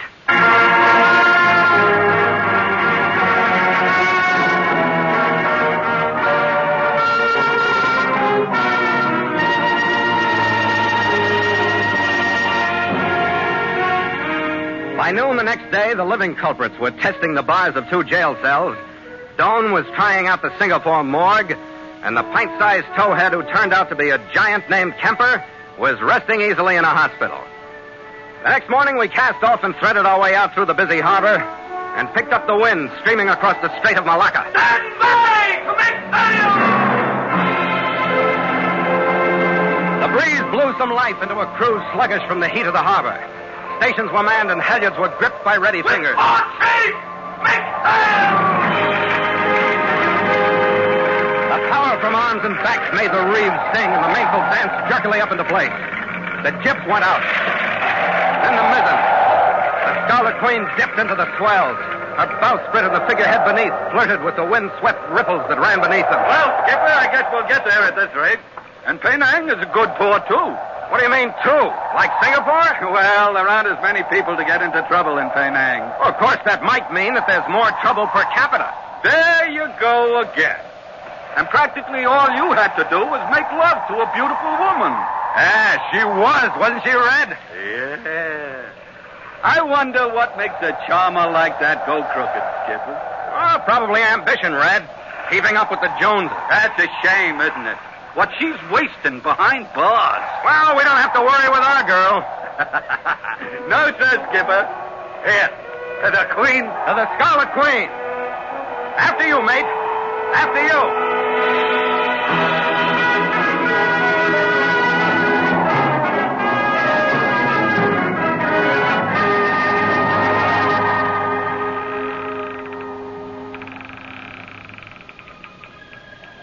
Log entry. The Ketch Scarlet Queen. 5:30 p.m. Wind brisk. Sky hazy. Carrying full sail. Ship secure for night. Signed, Philip Carney. Master.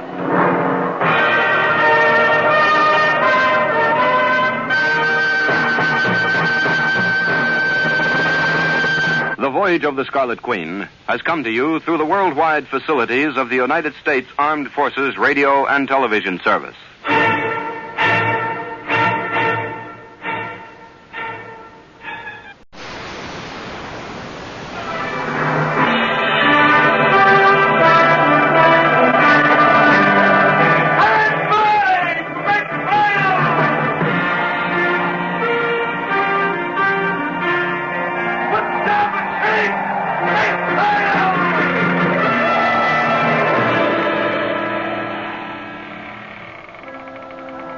Log entry. The Ketch Scarlet Queen. Philip Carney, master.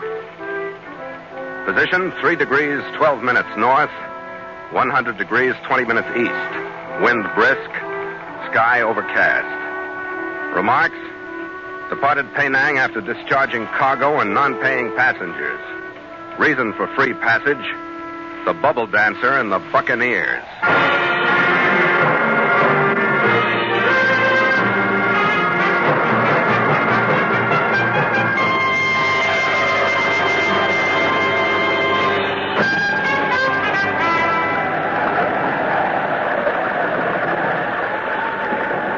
In the 4 days that had passed since we'd cleared Singapore Harbor, weather conditions had changed from calm and fair to roaring gale. And on the 5th night, we were still feeling our way northward through the Malacca Strait.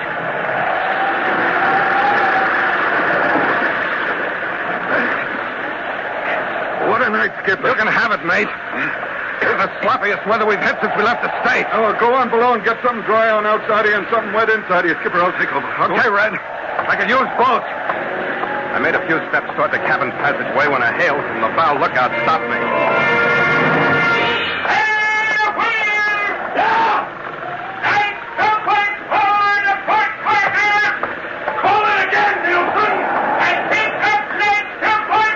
Reporting lights ahead, Red. We're farther out of position than I thought. There it is. The devil, there's a string of them. It's Voyage right at the harbor. The harbor. Well, we can use it. Streets be free. Yeah, Nielsen. Yeah. What you got, Nielsen? I'm not sure, sir. It looks like a life raft.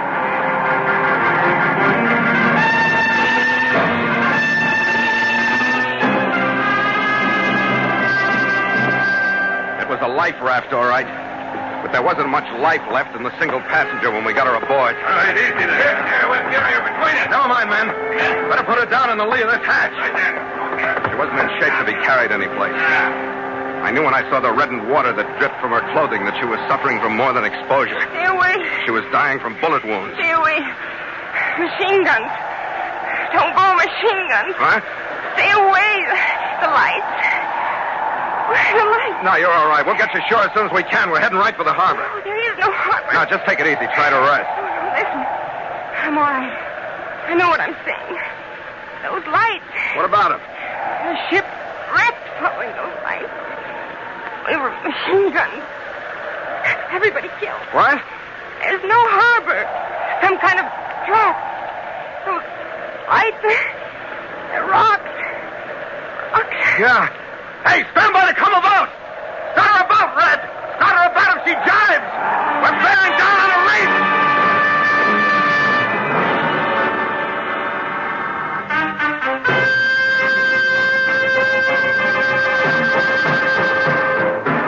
And so Mutual continues The Voyage of the Scarlet Queen, written by Gil Dowd and Bob Tallman, and starring Elliott Lewis.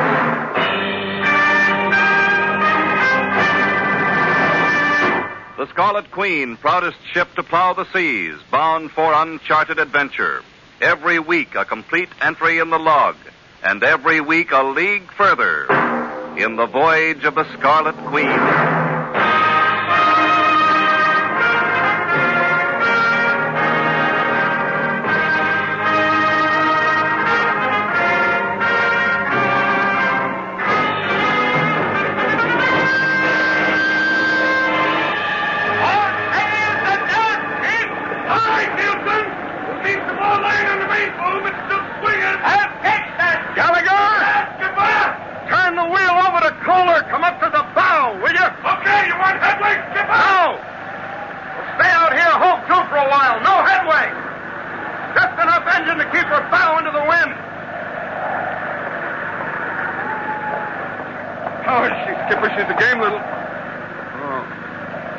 Gallagher, she's dead.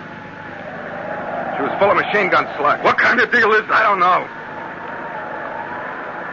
Let's go in the cabin and have a drink, shall we? Yeah. Are you just going to leave her here on deck, Skipper? I'll have the crew wrap her in some sailcloth. Afraid that's the best we can do for her now.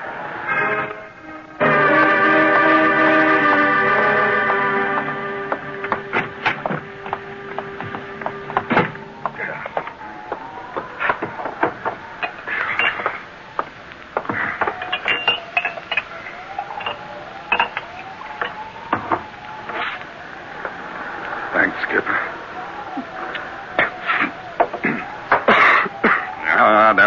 devil of a deal, that poor dame.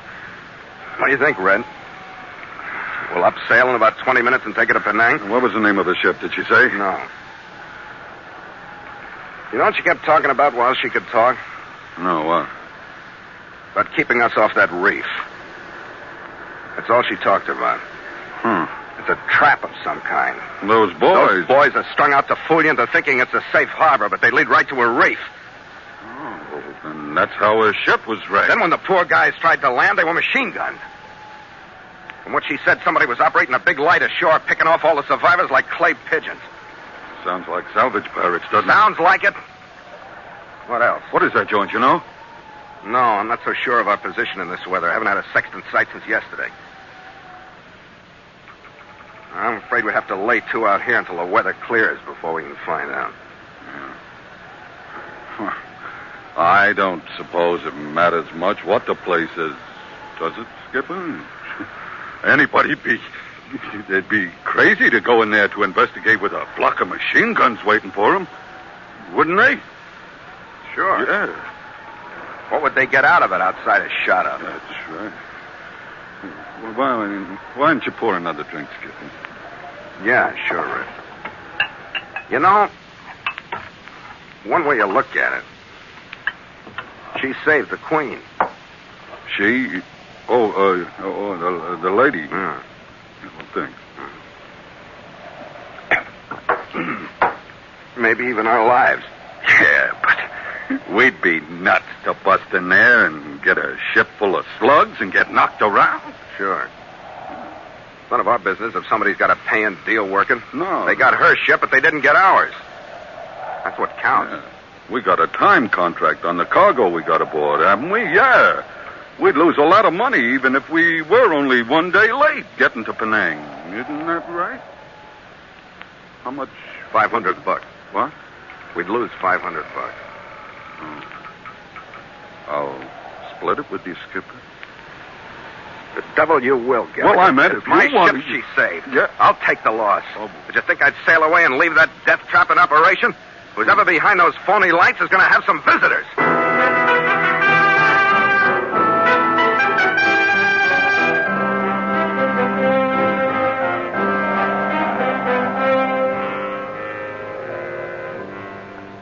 The morning broke grim and lowering. The wind had lightened. We stood in toward the island. Giant rocks with razor-sharp edges crouched near the shore like sea monsters with open jaws. We saw the false Voyage leading straight for the rocks. One light even mounted on a cliff ashore. And some wreckage from a ship bobbed in the water. The cliff that faced us had blotted out any view of the other side of the island.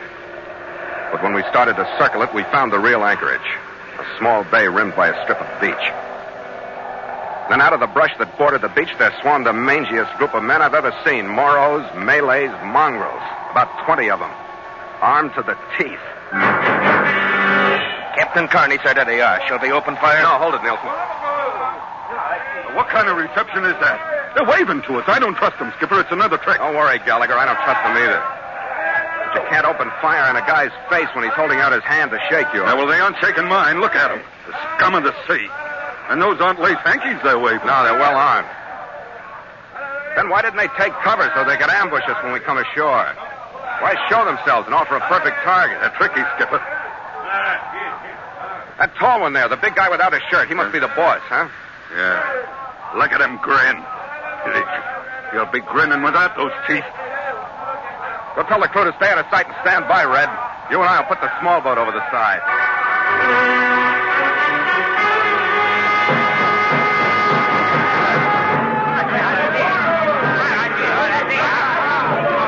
Okay, lay off. Lay off the boat. We can get it up on the beach ourselves.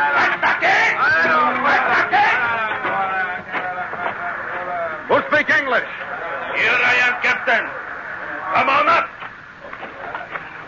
It was the tall one we'd spotted from the deck.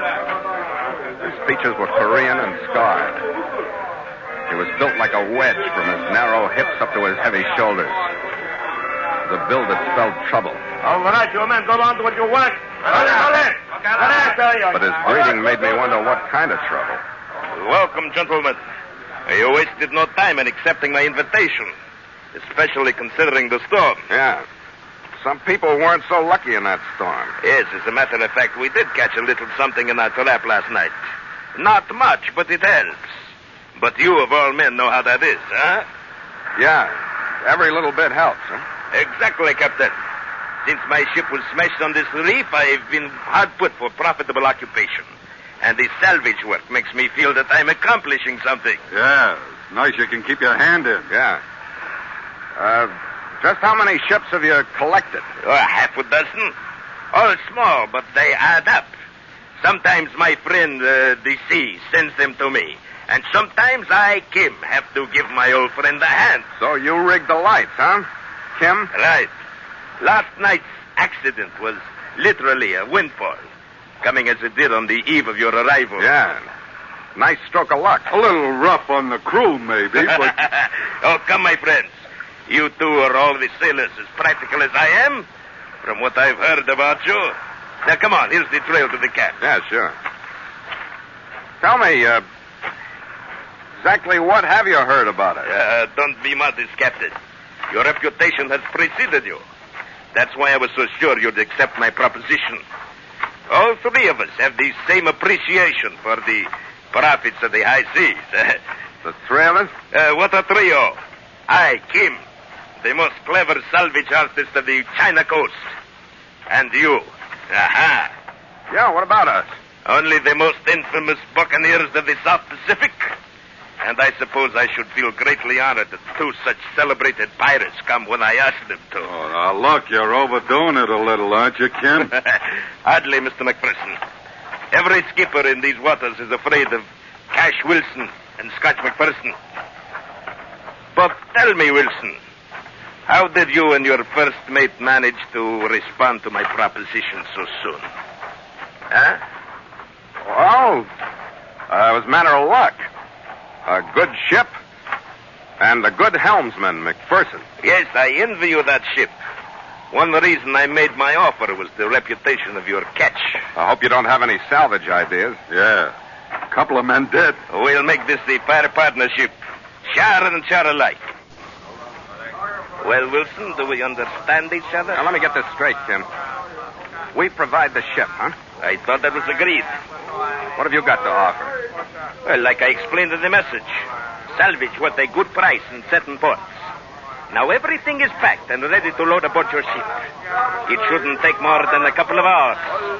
And then we'll leave. I see. Wang Kuchot! Jungil Bungdal! Jungai Kuchot Kamamawit!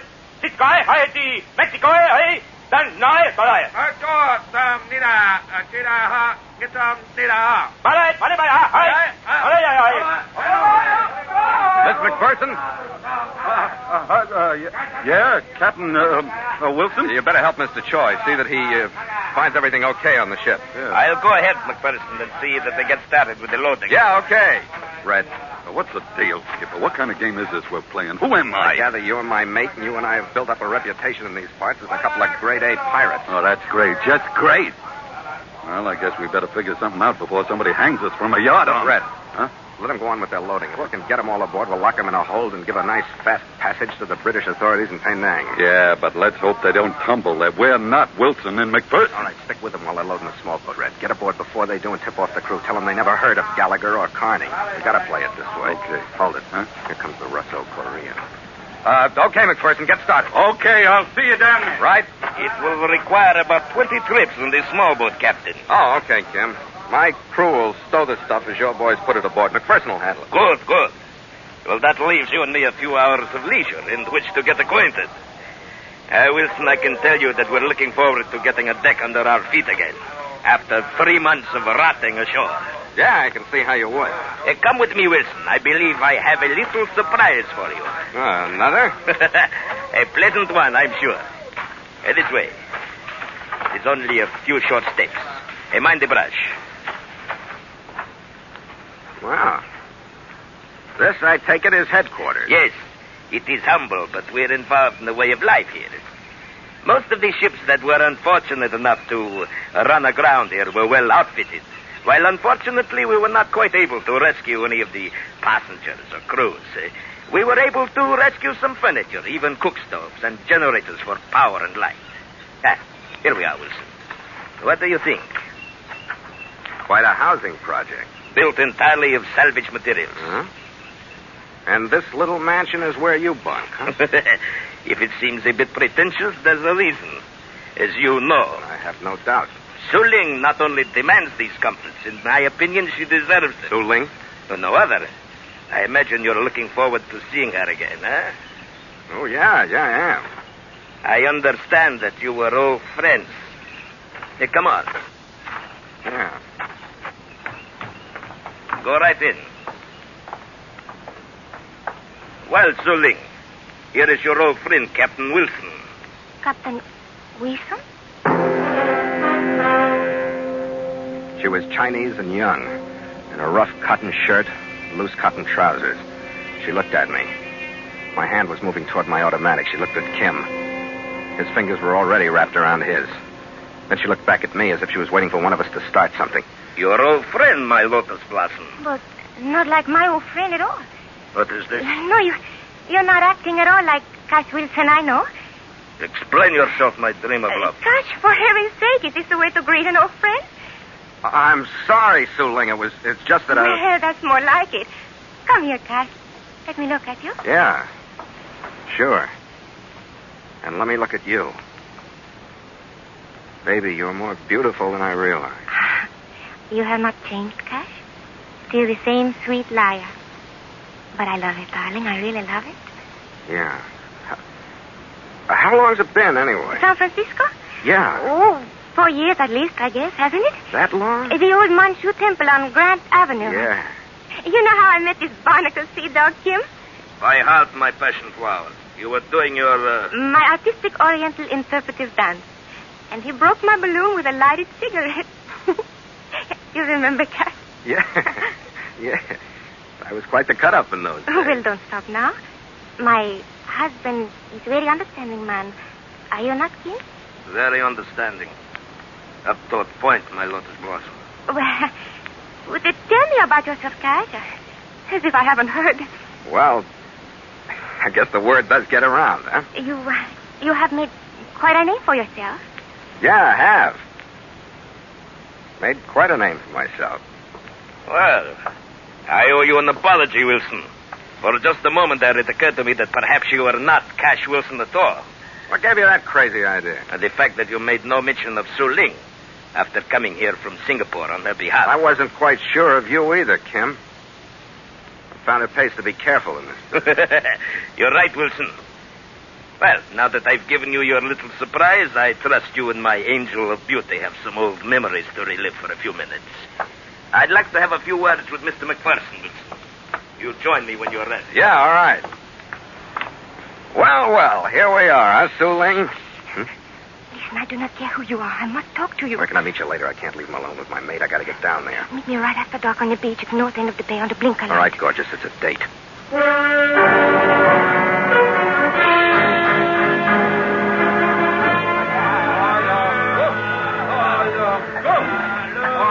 How we doing, McPherson? Doing all right, Skipper. We'll be loaded by sundown. Good, then we'll leave at dawn. We'll have to destroy the Voyage. I don't like loose ends. Oh, that's easy. Puncture the boys. We'll let the sea cover up for it. How about the big light up on those rocks? Never mind. It was here when we came. It's a ship's blinker. Who knows? It may serve a useful purpose in some future emergency. It may even save a life. You're getting charitable, Kim. I'm a very charitable man when it does not interfere with my profit. You got a great code of ethics. Like your own, Wilson, it serves my purpose. And I'm honest in my way. That's why I don't bother to remove that blinker light. It's the property of others.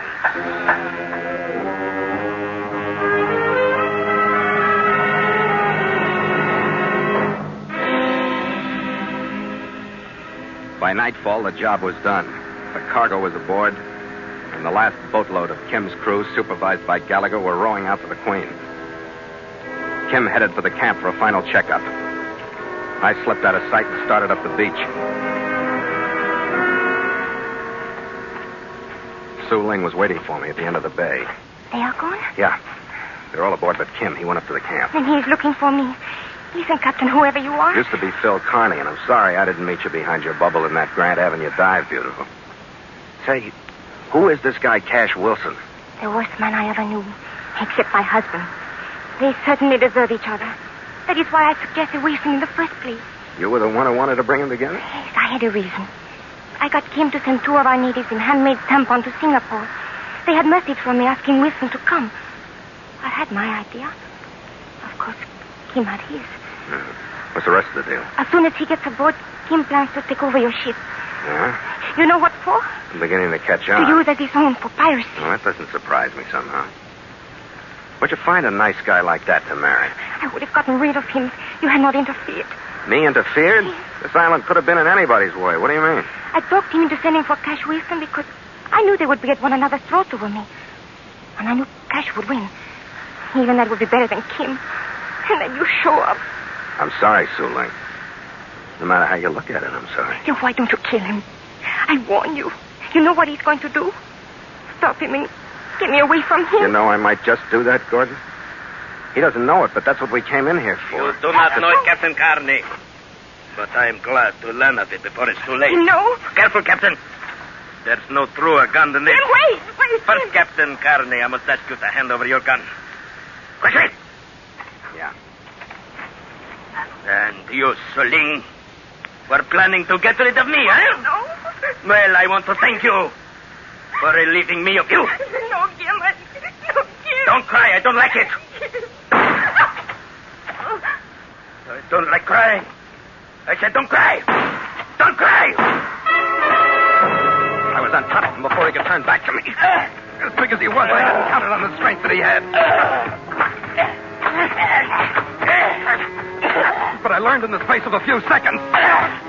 His right arm was a club and it sent me collapsing into the brush. I didn't go back to the beach. All I could think of was getting away.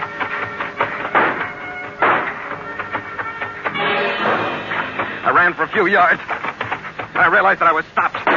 The cliff loomed ahead of me. I had to turn and face Kim's bullets or climb. I climbed.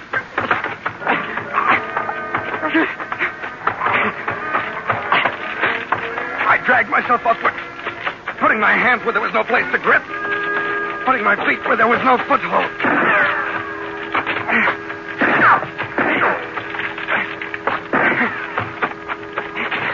When Kim stopped firing, I knew why he was starting up the cliff after me. You won't get away, Carney. I moved faster. Reached the top and scrambled over the edge. And I stopped. The big blinker light was a few feet away, blinking out in the straight. The light that Kim had so charitably said might save someone's life. Kim was nearing the top now. I could hear him scrambling up the cliff. I got to the light. I swung it around. I put my shoulder to it. Tilted it down. Till it shone into his eyes. Carney, what are you doing? Blinded by the thousands of candle power, he hesitated momentarily, long enough for me to pry loose a boulder with my heel. I kept the light in his face. I'll get you yet. I worked the boulder to the edge. I'll get you. It balanced for a moment, and then I sent it crashing down. Kim reacted to the sudden pain and missed his foothold. He plunged to the rocks below.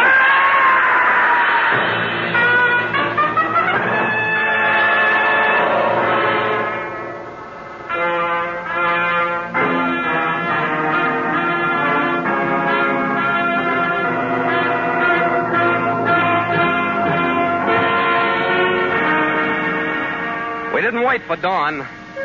With the incoming tide, we left the bay and headed out into Malacca Strait with more cargo than we'd entered with. The next afternoon, we docked at Penang, discharged our cargo consigned and salvage, turned our free passengers over to the authorities, and stood out with empty holds in an order to pick up Silicon in Surabaya. Stand by to make sail!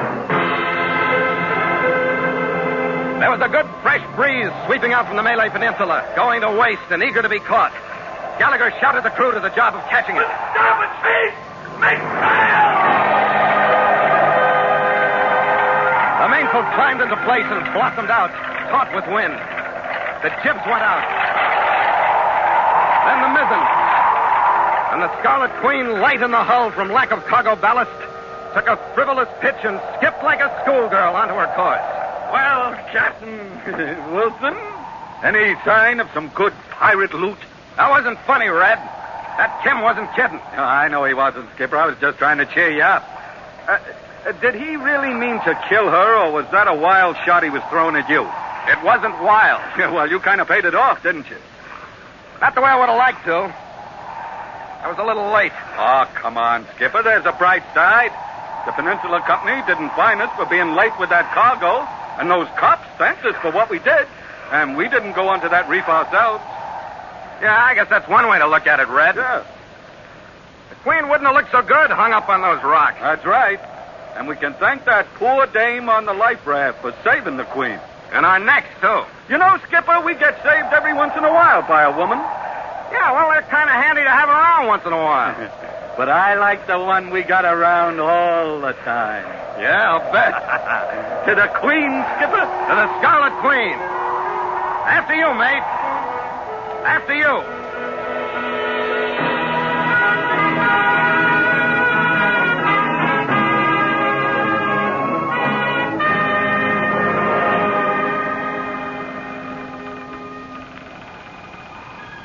Log entry.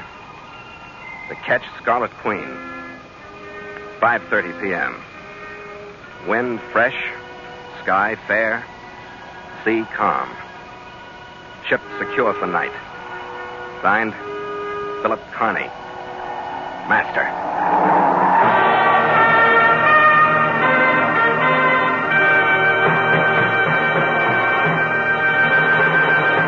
Mutual invites you to sail into further adventure on the Voyage of the Scarlet Queen next week at this same time.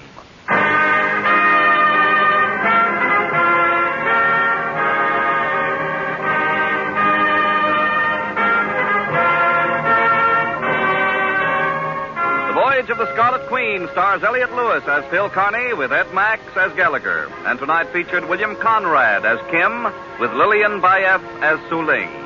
Music scored and conducted by Richard Orant. The Scarlet Queen, produced by James Burton, is written by Gil Dowd and Bob Tolman.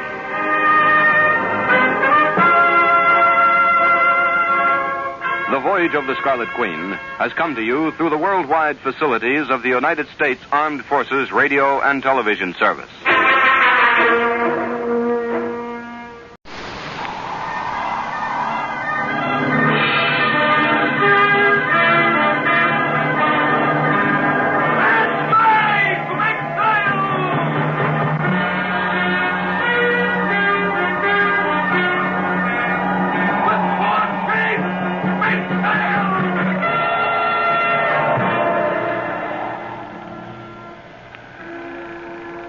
Log entry. The Ketch Scarlet Queen. Philip Carney, master. Position, 8 degrees, 4 minutes south, 112 degrees, 20 minutes east. Wind fresh, sky fair. Remarks? Cleared Surabaya, Java after losing valuable cargo. Reason for loss? The peg-leg skipper and the Iberian blade.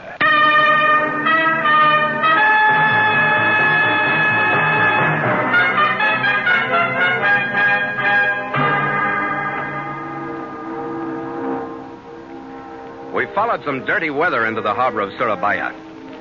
But as soon as we tied up to the Semarang Trading Company's docks, the skies cleared. Then the port's business renewed. Harbor craft skittered to and fro.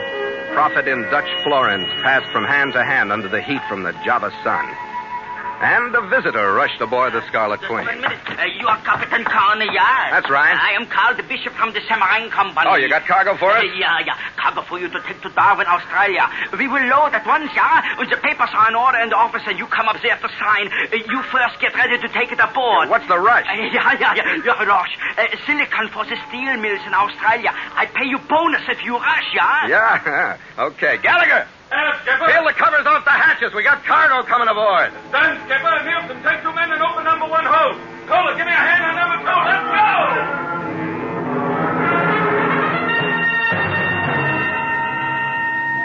The papers were in order, and even before I'd come back to the ship, the cargo was streaming aboard. As per the bills of lading, the boxes that were dropping into the holds were marked Silicon to Semarang Trading Company, Darwin. Hey, what is this stuff, Skipper? Silicon? Yeah. That's a hardening chemical used in making steel, Red. How we doing? Just about all stone. Good, we can use that bonus. I'm going below and get our clearance papers ready. And just about then, we had our second visitor. I heard him before I saw him. And then he was entering my cabin. He was a seafaring man from his looks. In place of his left leg was a wooden peg. He was past middle age, bloated.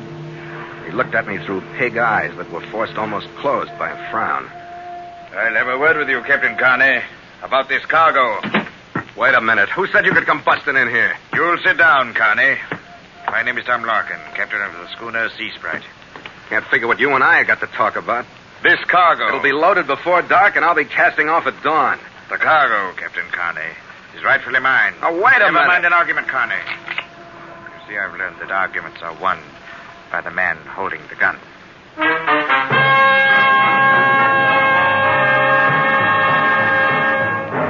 And so Mutual continues The Voyage of the Scarlet Queen, written by Gil Dowd and Bob Tallman, and starring Elliott Lewis.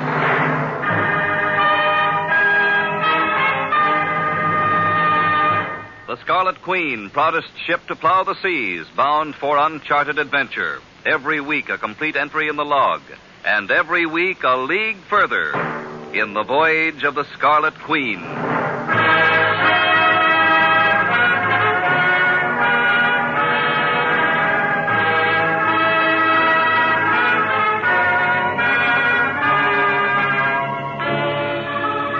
No arguments, Carney. The cargo is mine. That isn't what the papers say. They're signed by Carl the Bishop and me, and they say the cargo is consigned to me. What do you get off pushing in here with a pistol in your fist saying it's yours? I have a contract with the submarine company. I've sailed under their flag for 25 years. It's my cargo. I was delayed by heavy weather in the Straits. Instead of waiting for me, that the Bishop gave it to you. You'll be paid a bonus for your trouble, and the affair will be settled with new signatures. If it's as simple as that, what's the gun for? I've been dealing with men for a good many years, Carney. Like I say, I learned that more arguments are won by the man holding the gun. I lost a leg as well as an argument one time when I didn't have a gun. It was a strong lesson. All right, how does this argument wind up? You'll come with me up to the Bishop's office where the contracts will be re-signed and the cargo will be transferred to my ship. Yeah? Well, we'll see about that.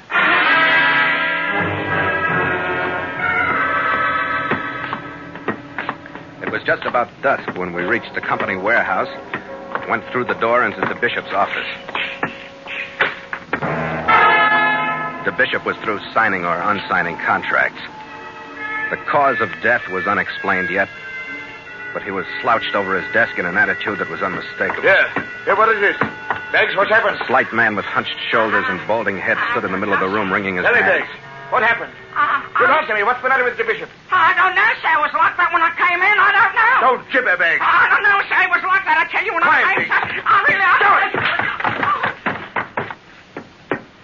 The Bishop? The Bishop, what's the... blast you. He lifted the body to an upright position. Blast you for a worthless cat. And he shoved it. The chair upset and the body crumpled to the floor with it. Larkin stood looking down at it. So did I. Looking at the ornate Spanish silver hilt of the Iberian blade. It was protruding from just above the Bishop's heart. I'll see to the transfer of that cargo, Carney. What makes you think I'll stand by anything you see to? I've got the authority now that the Bishop is dead, and I use it. Look, Larkin, I got a contract with the Samarang Company. They're going to release me from it, or nobody is. That's law in Java or the Malay States or Australia or any place else. I'll take care of that. Not with me, you won't. Get in touch with the Darwin office. Tell them to notify the port captain here. I'll take my orders from him. I'll take care of that, Captain Carney. You, Beggs, come here. Yes, sir. What's your tie-up with this? Well, With the office, the company. I'm a clerk, What was sir. the murder for? I don't know, sir. He was like that just sitting there when I came What in. about that cargo? Why's Larkin so hot to get it aboard his ship? I don't know, sir. I don't know nothing about Captain Larkin's interest in it. Sniveling. You better report this murder. Somebody ought to be interested in poor the Bishop.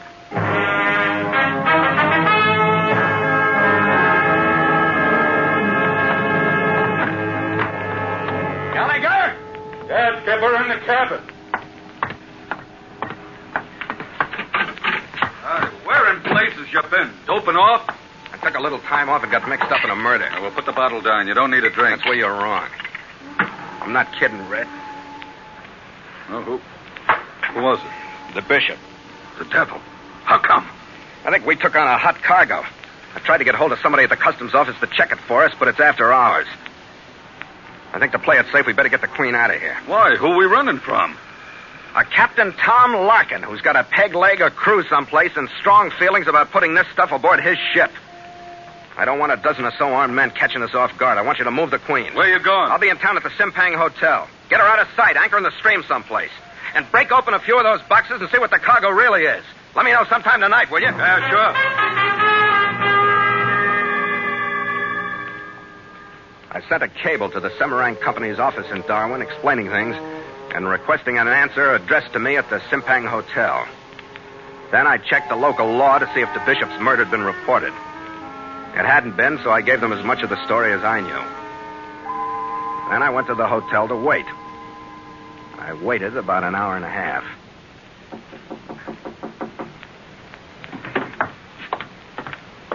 Yeah?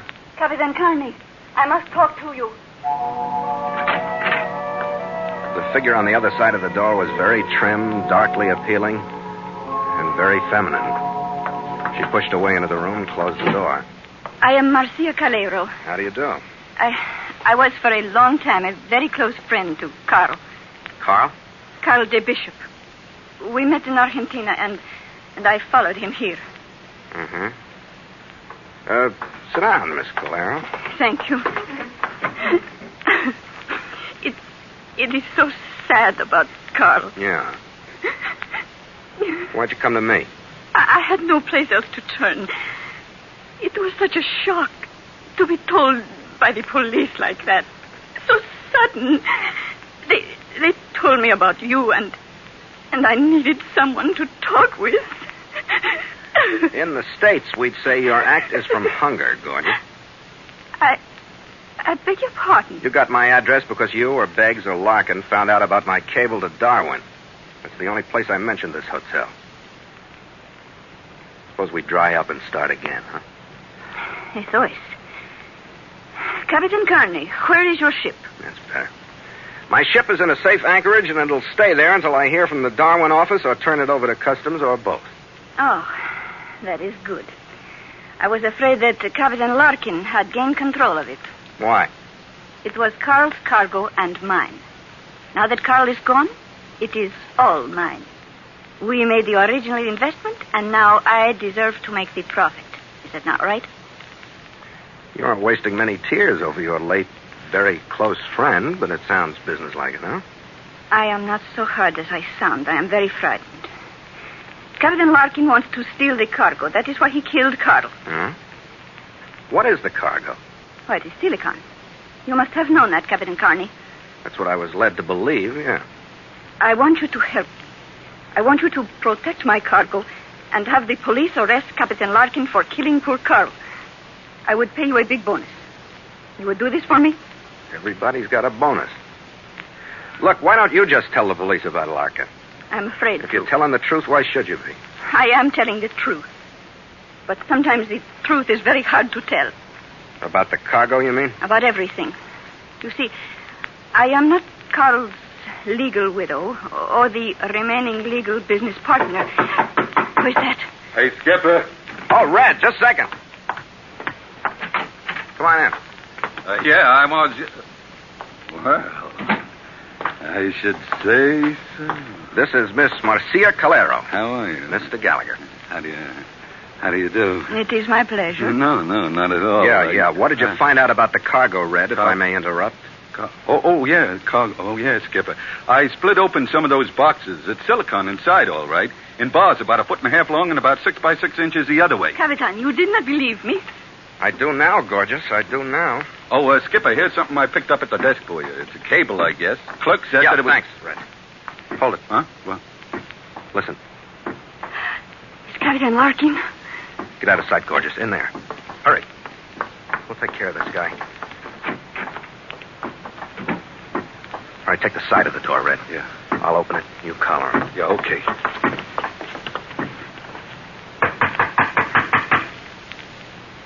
Who is it? You'll open the door, Connie. Oh, yeah. For you, I will, Larkin. All right, Uncas, get inside. Hey, what's the crew for, Larkin? Hey, what is this anyway? Get inside. Look out! Look out!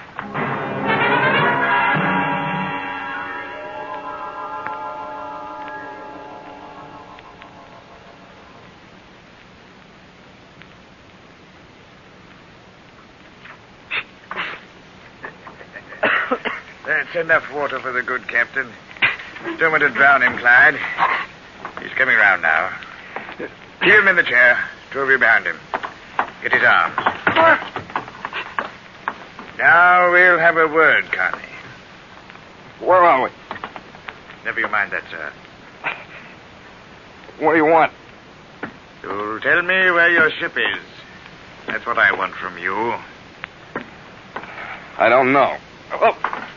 You'll be stupid if you want to, Connie. But look round you. The sight may change your mind. I looked at the strange room for the first time. Gallagher was on the floor out. The little bald clerk, Beggs, slumped forward against the line that lashed him to a chair.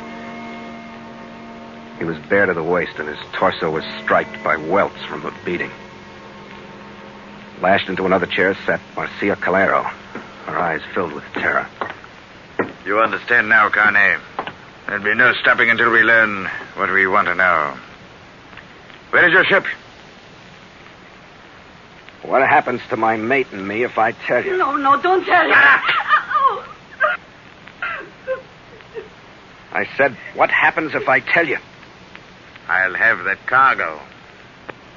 And what'll we have? My mate and I. You'll not go together to show me where your ship is. It's all right. My mate stays here. I'll take you. Then what do we get? No, you can't. Once the cargo's aboard the Sea Sprite, and we're well out of the harbor, you'll be put over the side, and I'll be through with you. I'm supposed to believe that, huh? All I want is the cargo, Connie. You and your mate can go hang after that. Well? All right.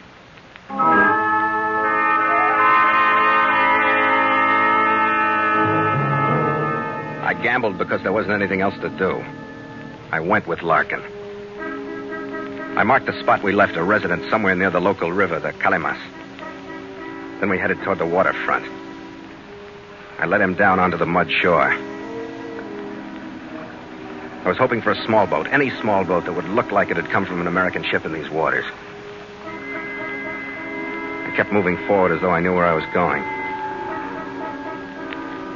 And a few hundred yards down... here's the boat. All right. Get in, sir. Now, start rowing. And remember, Captain Carney, I'm the man who's holding the gun.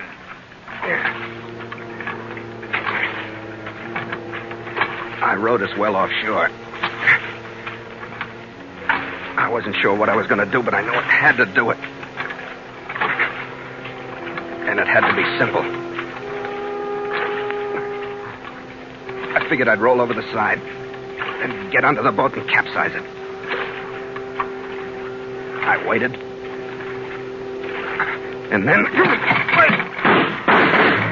I heard his shots just as I settled into the water. I went under the boat, reached up for the port gunnel and pulled down. Threw him off balance, and before he could regain it, I hit the starboard gunnel and pulled that down. Careening back to the other side, he tumbled out of the boat. I heard him come to the surface. He was working well. I got me his gun went. But I'd made a mistake. I underestimated him. Come ahead, Carney. I'm waiting for you. I'm coming, Captain. I approached him head on and started to circle. I was barely able to see him in the dark. When I circled to close in, he moved toward me. He flipped over on his back and lunged out at me with his peg leg. Caught me in the solar plexus, knocked the wind out of me, doubled me over. He climbed onto my shoulders and pushed me under. Then the peg kept jabbing down at me. I felt it sear along my face as it took a gouge of skin and flesh from my cheek. And with almost my last bit of consciousness, I grabbed out for it. I held on to it. I fought my way to the surface. I kept my grip on it. Using it as a lever, I held his head underwater. His right boot thrashed into my face, my chest, and my belly. But I held on until the kicks got weaker and stopped. And I had to fight with myself to keep from passing out.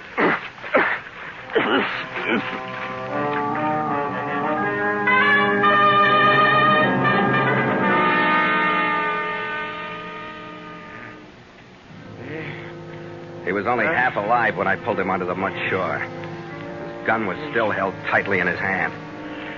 I took it away from him. We rested for a while. He was able to talk by the time I got him into the bishop's office in the Semarang warehouse. Now, like you say, Larkin, we'll have a word, huh? Sit down.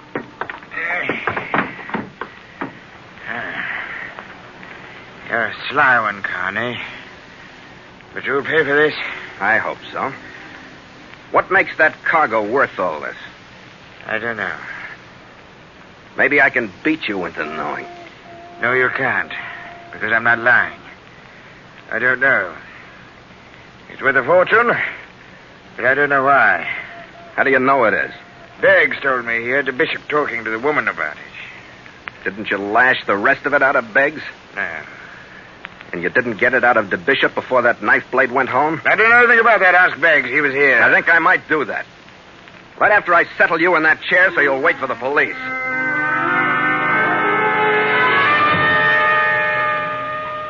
He wasn't comfortable, but he was secure by the time I finished lashing him into place.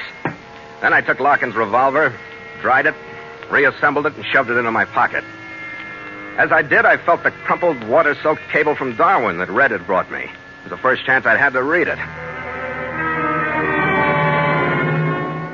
I stopped once before I got back to the residence on the Kalimas River to pick up a likely-looking stick of wood I saw lying by the side of the road. And when I walked down the hall to the room where I'd left Red and the others, I used the stick. With it, I sounded enough like Larkin to fool myself. I hoped my voice would sound enough like him to fool his crewmen. You'll open the door, men. I'm alone. Hold it, all of you. Stay where you are. Larkin, I said hold it. Drop your guns. Get your hands on your head. Keep them there. Right, turn around. Get up against the wall. Captain, how wonderful you are back. Glad you like it, gorgeous. Oh, I do. You will free me now. In a minute, Marcia, as soon as I get my mate on his feet. Hey, Red. Gallagher. The devil are you doing? You all right? No, I'm not all right. But I learned enough to play possum after they clubbed me the last few times I came to. Give me a lift up, will you? Yeah, sure. Come on, mate, on your feet. There you are. Well, what happened to your face? I got tangled up with that peg leg of Larkin. Captain, you will free me Don't now. get anxious, Marcia. Beggs is in worse shape than you are. Here, hold the gun on your friends, Red. I'll cut him loose. Beggs? Come on, Beggs. We'll have you back on your... What's the matter with him? He wasn't built for a flogging like that. Oh, he's dead? He's been sitting there. Come on, Marcia. I'll cut you loose. Gracias. I can go with you, Captain. You will stay near me. I'm not so sure you'll want to go with me. Oh, but I do. You have to take me. Okay, remember that you asked me. We're going to my ship to get a few bars of your silicon and then to the customs office. Red, take care of your friends, will you? I'll be back.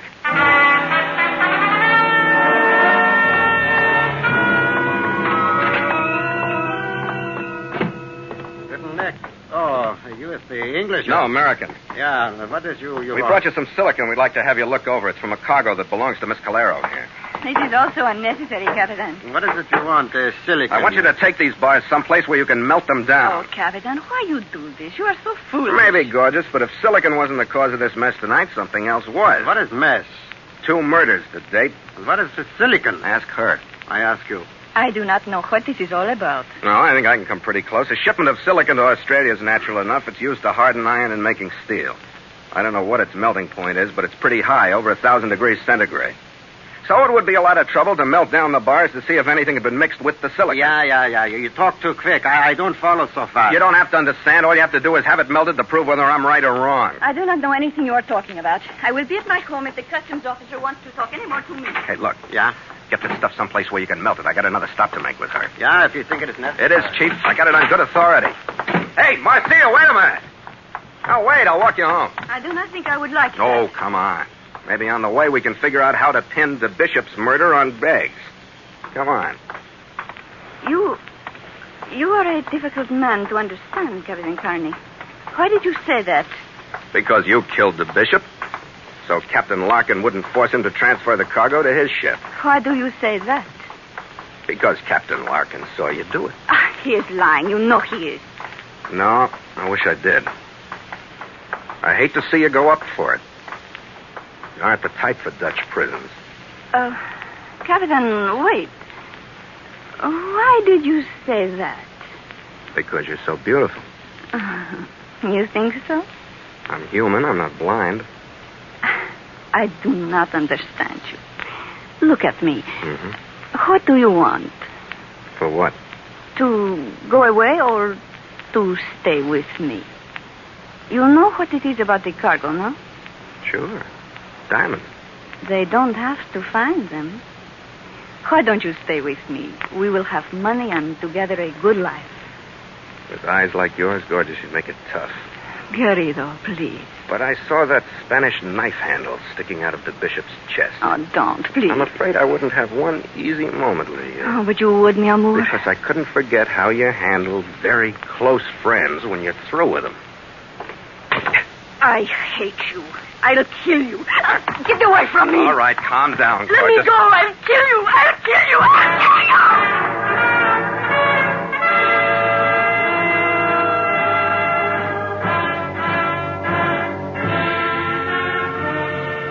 The hours between the time I dropped Marcia into the hands of the local homicide boys and our departure from Surabaya were busy ones. Customs took the rest of the silicon off the ship and melted it down. The diamonds hidden in it were worth enough to buy and sell the Queen 3 or 4 times. We took on a legitimate cargo the next morning, and by noon we'd cast off and nosed out into the wind, sweeping down across the island of Madura. To make sail!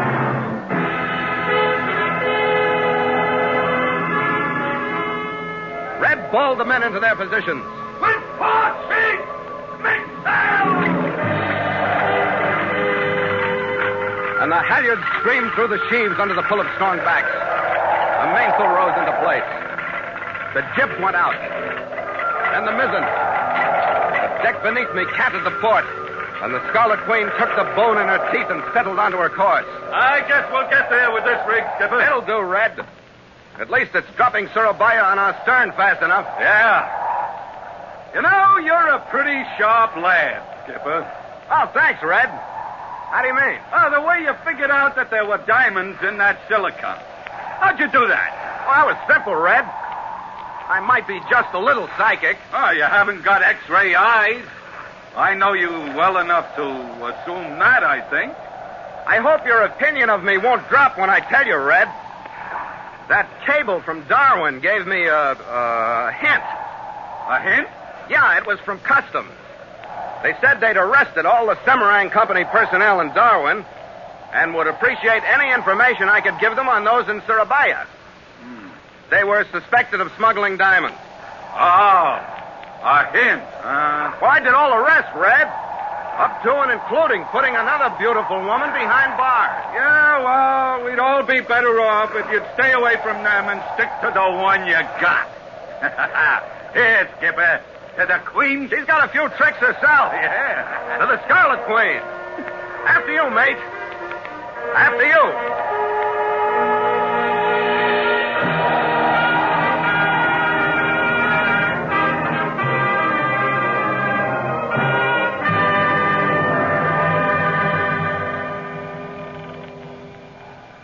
Log entry. The Ketch Scarlet Queen. 5:30 p.m. Wind fresh, sky fair, sea cresting with high cross swell. Ship secure for night. Signed, Philip Carney. Master.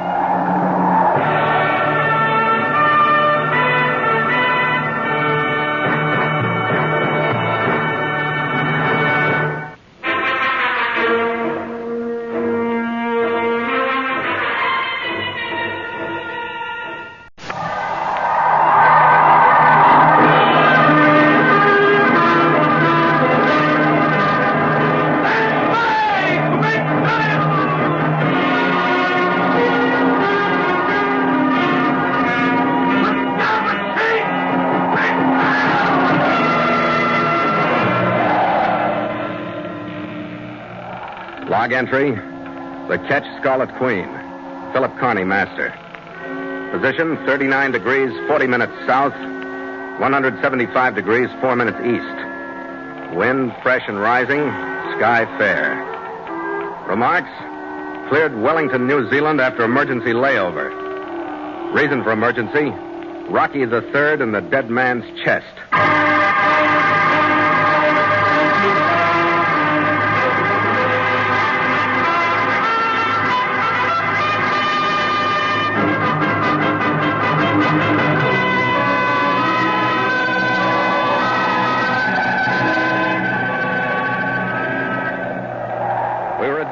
Out of Auckland, bound for Christchurch, South Island, New Zealand, loaded with crated cotton goods, paper, machinery for the coal mines. It was an easy run, an endless expanse of sun-dappled water smiling from starboard, and the western coast of North Island beckoning with white beaches and waving palms on our port. I was standing my trick at the wheel that afternoon, half my mind on the job, the rest of it wandering back to the other palms on other beaches on other afternoons. They were good memories. But Nielsen's hail brought me back to the present. Captain! He was heading aft toward me from number 2 hold. Captain Carney, sir. Yeah, Nielsen, what's up? Number 2 hold, Captain. I was checking the cargo, and I heard something thumping inside one of them crates that was marked cotton. You sure, Nielsen? Yeah, sir. It wasn't just shifting from the roll? No, sir. It was thumping, all right. Here, take the wheel. Mr. Gallagher and I will get down and have a look. Red's flashlight made a little yellow moon with a big ring around it playing on the boxes in number 2. Nielsen hadn't said which one was thumping, but that wasn't hard to find out. Here it is. Hand me the crowbar, Red. Yeah. Maybe you better cover me from where you are. Okay, Skipper. Yeah. All right, Red. Here it comes. Watch it, Skipper. It's coming out. Oh, thank you so much. What? Gallagher, it's a kid. I'd begun to think you were never going to come. Oh, and it was getting quite stuffy in here. Well, get out. How'd you get in there in the first place? My name is Rockingham Wells III. Some of my friends helped me exchange myself for the cotton goods in the box before you left Auckland. Well, I'll be... What was the idea? Sir, I have launched on the great adventure of my life. I hope it won't inconvenience you too much.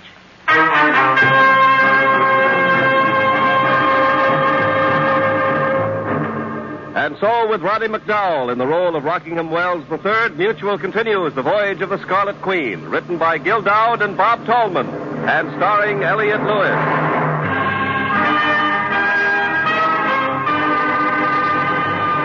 The Scarlet Queen, proudest ship to plow the seas, bound for uncharted adventure. Every week, a complete entry in the log, and every week, a league further in The Voyage of the Scarlet Queen.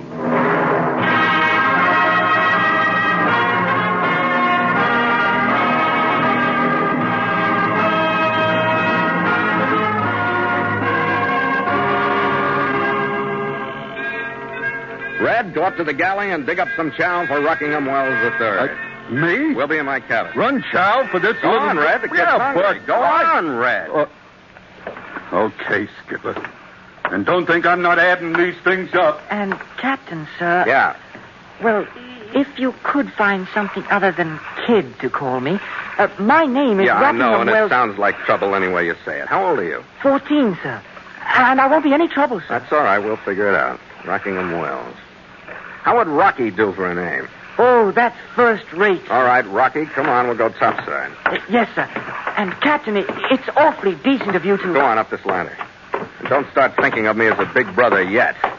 You've got a scupper full of questions to answer. Rocky was a gentleman in the original sense of the word, so I couldn't quite bring myself to wring his neck.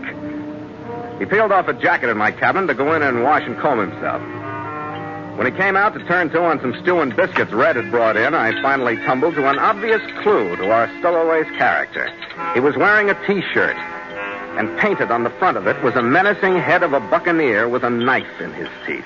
I trust the stew is all right, your lordship? Oh, yes. Quite, thank you. Yeah. But I'm not titled, you know. He's not titled. That's enough, Red. Well, what is this? Treating a stowaway like a king? Never mind. But he's right, Skipper. Skipper? He is? Yes, I should be lashed to the mast for 20 strokes with a cat and stowed below with iron. Yeah, we'll come to that. Oh, I didn't mean that. Give the prisoner another ration of grog, Red. Grog? The milk, Mr. Gallagher. Pour him another glass of milk. Oh. Yes. Thank you, sir. Yes. Now then, Rockingham. What black brand of skullduggery brought you aboard, huh? Yes. Here, sir. Would you mind reading this letter, please? All right. Probably penned in the blood of... Oh. Your dad? Yes, sir. My father. That's too bad, sir. What is it, Skipper? Note's addressed to Martin Wells. He's my uncle. Says, regret to inform you of the death of your brother, Rockingham Wells II at sea. Here's the date, cause of death. Comes from port authorities at Wellington. Yes, sir. But it's the list that's important now, sir. What list? It's a list of his personal effects left in the hands of his first mate, Joseph Ryan Pagali. Clothes, logbook, map, sea locker. Yes, sir. But it's the map. What about the map? Well, Joe Pagali's in Wellington, you see, and he has the map along with the other things. Yeah, it says that here. But my Uncle Martin wouldn't have told me. You see, he'd have taken it all, though it's rightfully mine, so I just had to steal the letter and run away. You're a little hard to follow. We were talking about a map. Yeah, what map? Well, the one Joe Pagali is holding in Wellington. Gentlemen, it is a map that shows the place where my father buried a great and secret treasure. Sure, the adventure of your life, so what else but a buried treasure? Look, Rocky, I got maps, too, but not one of them leads to a treasure. Oh, but this one does. I heard them mention it. You see, Father and Uncle Martin were in the export-import business together in Auckland. And when you handle strange foreign things, you find maps and other things. Sure. Hey, you want some more chow, Rocky? No, thank you. You see, Uncle Martin worked in the office, and Father was the captain of the ship. They didn't show me this letter when it came, but I heard them talking about it and watched Uncle Martin hide it inside his desk. Does he know you snitched it and stowed away on my ship? Oh, I left him a note. I told him I was going after it. So if you could just put me ashore in Wellington... Look, then I've got a cargo consigned to Christchurch, South Island. I got to discharge that cargo day after tomorrow morning. I'm not stopping at Wellington. Oh, then how in the world am I ever going to find Joe? And the map? And the treasure? Oh, look, you better get a grip on your imagination, You can't kid. go running around the ocean chasing rainbows. Stowing away on somebody else's ship is... Against the law? Yeah, that's right. But you just got to hunt treasure by going to sea. Oh, nuts. Go take the wheel, Red. We're changing course. Stand into the bay for Wellington. Oh, We'll lay over just long enough to get you started back home. You're going to run into Wellington? Yes. Go ahead, Gallagher. Okay, it's your ship, Skipper. And if we're going to play pirate, I better run up to Jolly Roger.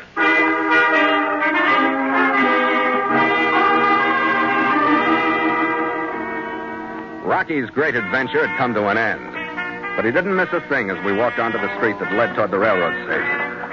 It was getting dark, and he was looking back toward the harbor. I was watching. So neither one of us noticed the strange pair of half-shadows that materialized in front of us. First, I heard a soft, pleasant voice. You will stop, please? I stopped because he was pressing the hard, unpleasant business end of a pistol against my ribs. Yes, now do not make outcry, please. He was Oriental, short, very neat, and very pleasant. His countryman who stood beside him lacked the element of mystery. He was simply the biggest Chinese I'd ever seen. The tongue of my friend is inadequate. He hears, but he speaks only with his strength. Your young companion is Rockingham Wells? What's that to you? Ling! Get away, Rocky! Run for the Queen! Aye, sir, at once! Ling! But I can't! Tell him to let go. You let Boy get away. Sure, I let him get away. Come on, call off your strong-arm man and tell me what this means. No, I think it wiser if another one enlightens you. You'll come. Wait a minute. Come, please. No, I'm not going for any... Ling! You learn you go where Ling wants you to go. Yeah. That's better. In that automobile, if you please. I shall drive. You will sit in the back seat with Ling. Had more attractive dates. Now, inside, please. You're in quiet. All questions will soon be answered.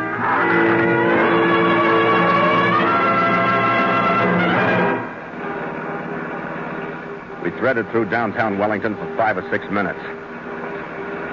Then we pulled up in one of the darkest streets in front of what looked like an office building. I'd learned better than to fight Big Ling. So I let him save himself while he shoved me ahead of him into the building. The white man who waited inside lounged in a chair and looked at us out of watery eyes as we came in. He stayed in the chair. Where's the boy? Because of Pigali, he disappeared. We could not bring him in. That was stupid, Chong. Then for you, Pigali, it will be unfortunate. Put him in the chair. Wait a minute. You're off course if you think I'm Joe Pigali. Silent, Ling! That will be enough, Chong. Now, Pigali, the map, please, from the locker of Rockingham Wells. The third? The second. Come, this is a waste of my time. And my energy, I don't have your map. The good captain's personal effects were left in your custody, the map among them. You got the wrong man. Chong? This is the man who was with the boy. Well, there are ways, then, to get cooperation, Chong. Yes. There's a certain teakwood box on the shelf in the next room. Yes. Bring it me, please. We shall see. Yes, honored sir. It is done.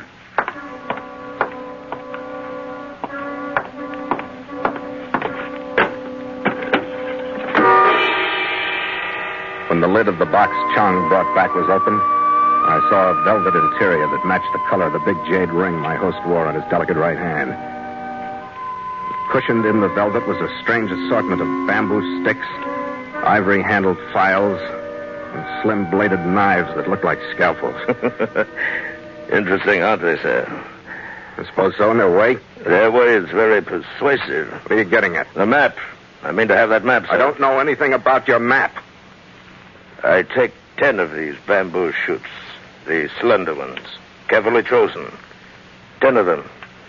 One to be forced under each fingernail, huh? You can't make me tell you something I don't know. Oh, come now. You were first mate of my brother's ship. I didn't even know your brother. I didn't know you were the boy's uncle until right now. Why do you make this feeble attempt? Look, you know I was found with your nephew, that's all. We discovered him aboard my ship when we put out from Auckland. Yes, of course. But where is the map? I never saw the map. And I never saw the mate who's supposed to have it. And I don't see why a grown man wants to get so excited about a map that a kid's imagination is magnified into a search for buried treasure. Will you hold his shoulders, please? Now, get away from me. Truthfully, Ling is invincible. Struggle is fruitless. Now, just be more calm. You'd make sense, maybe I would. You know about the Ming birds, admit it. Never heard of them. I have very good reason to believe that you were present at the beginning. My brother sailed Oriental waters for 20 years. By dint of a deep and justifiable gratitude he received from a warlord in China 11 years ago the missing Ming birds of paradise. Good for him. He did not sell them. I watched the markets carefully. I knew he had them. Therefore, I know he hid them somewhere. The map I want from you will show me where. If I had a map, maybe, but I don't have it. Ling, his left hand. What do you... Listen, I'm no hero. If I knew where your precious vases were hidden, I'd tell you. Oh, my good man, they are not vases. Oh, whatever they are. They are 4 matched screens of jade, carved by the greatest of all the Ming Dynasty artists. Each is the lifetime work of a man who slept with the priceless jade next to his own flesh to give it warmth and depth of color. And during the light of each day of his life on Earth, he worked with infinite loving care, coaxing out the design of birds of paradise. Sure get worked up over these things, don't you? And you will, too. The first bamboo stick. Hold out his left hand, Ling. You will understand my interest when I tell you that I know each of these screens to be worth the king's ransom singly, and a set of 4 together. I'm beginning to think I'd like to have them myself. The hand a little higher, Ling. Oh, maybe you've decided to tell us, Pigali. I'm not your brother's first mate, Wells. You know from the letter his name is Joe Pigali. I'm Phil Carney, and I don't know where Pigali is. You're making this difficult. Hold his hand.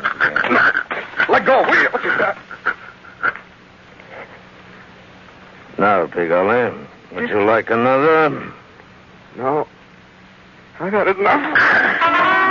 I didn't start it to win. I just wanted somebody to hit me hard enough to put me out. I couldn't get my arms free from Ling, but I lifted my legs and smashed both feet into Martin Will's simpering sadistic face.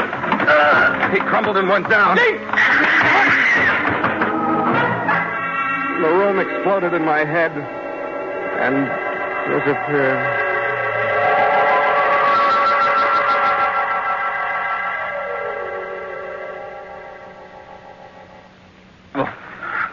How'd I get here? I don't remember. I don't know. You were just staggering down the dock. Where did they take you, Skipper? Were they pirates? When I brought Mr. Gallagher back, you were gone. Sure was. Guess we better get going. Where, Skipper? What's it all about? Rocky, you still got that letter in your pocket? Yes, sir. Here. Attaboy. Port Authority, 223 Waterfront Avenue. I guess that's our first stop. Am I to come too, Skipper? Yeah, you're only in this up to your neck. I am? Oh, splendid. Coming.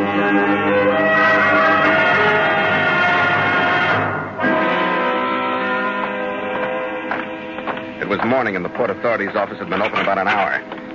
We walked in and asked the clerk what he had on Joe Pigali. He's at the King George Hotel, room 222. Is Pigali in trouble? Maybe. Why? Yours is the second inquiry for Joe Pigali this Second? morning. I say, who was the first? A well-dressed chap, about 50. Not too That's tall, enough. but... I'll lay odds, Rocky, that's your uncle, Martin Wells. Really? I must have done something along the line to convince him I wasn't Pigali. Uncle Martin is after the man. And he's got a fair start. Come on.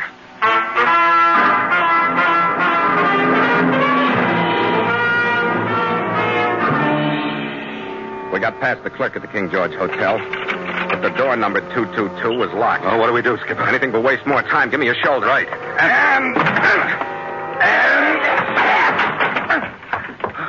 I say, that's Joe Pigali. Stay right where you are, Rocky. Come on, Red. Yeah. Looks like they got here first.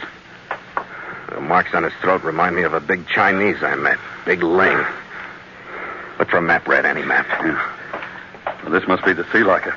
His logbook. Logbook? Take that along. Hey, look. What? In his hand, a torn piece of paper. Red, it's a piece of a map. Yeah. Not much left, is there? No. No, but there's enough to lead us to the killer of Joe Pigali. Position on this map looks like Cloudy Bay. That's just across Cook Strait, 20 miles from here.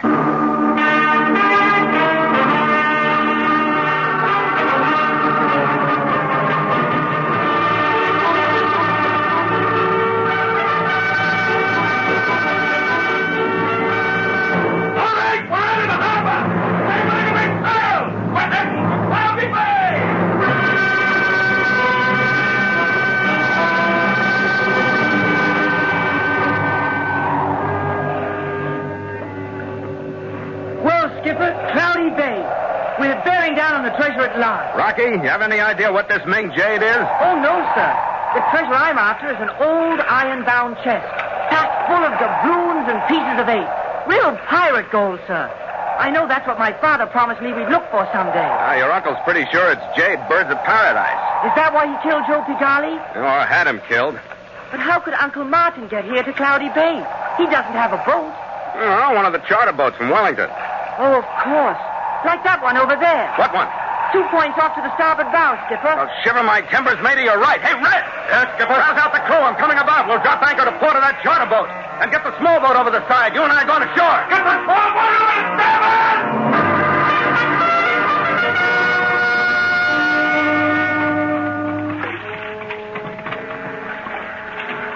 We left Rocky aboard the Queen and headed toward shore. When we spotted another small boat, we beached ours near it. Well, there you are, Skipper. Footprints leading into the brush. That's good enough. Come on. Yeah. I'll hold it, Red. Yeah. Let's slow down. Try to get in close. Yeah. Sail turns north. Yeah.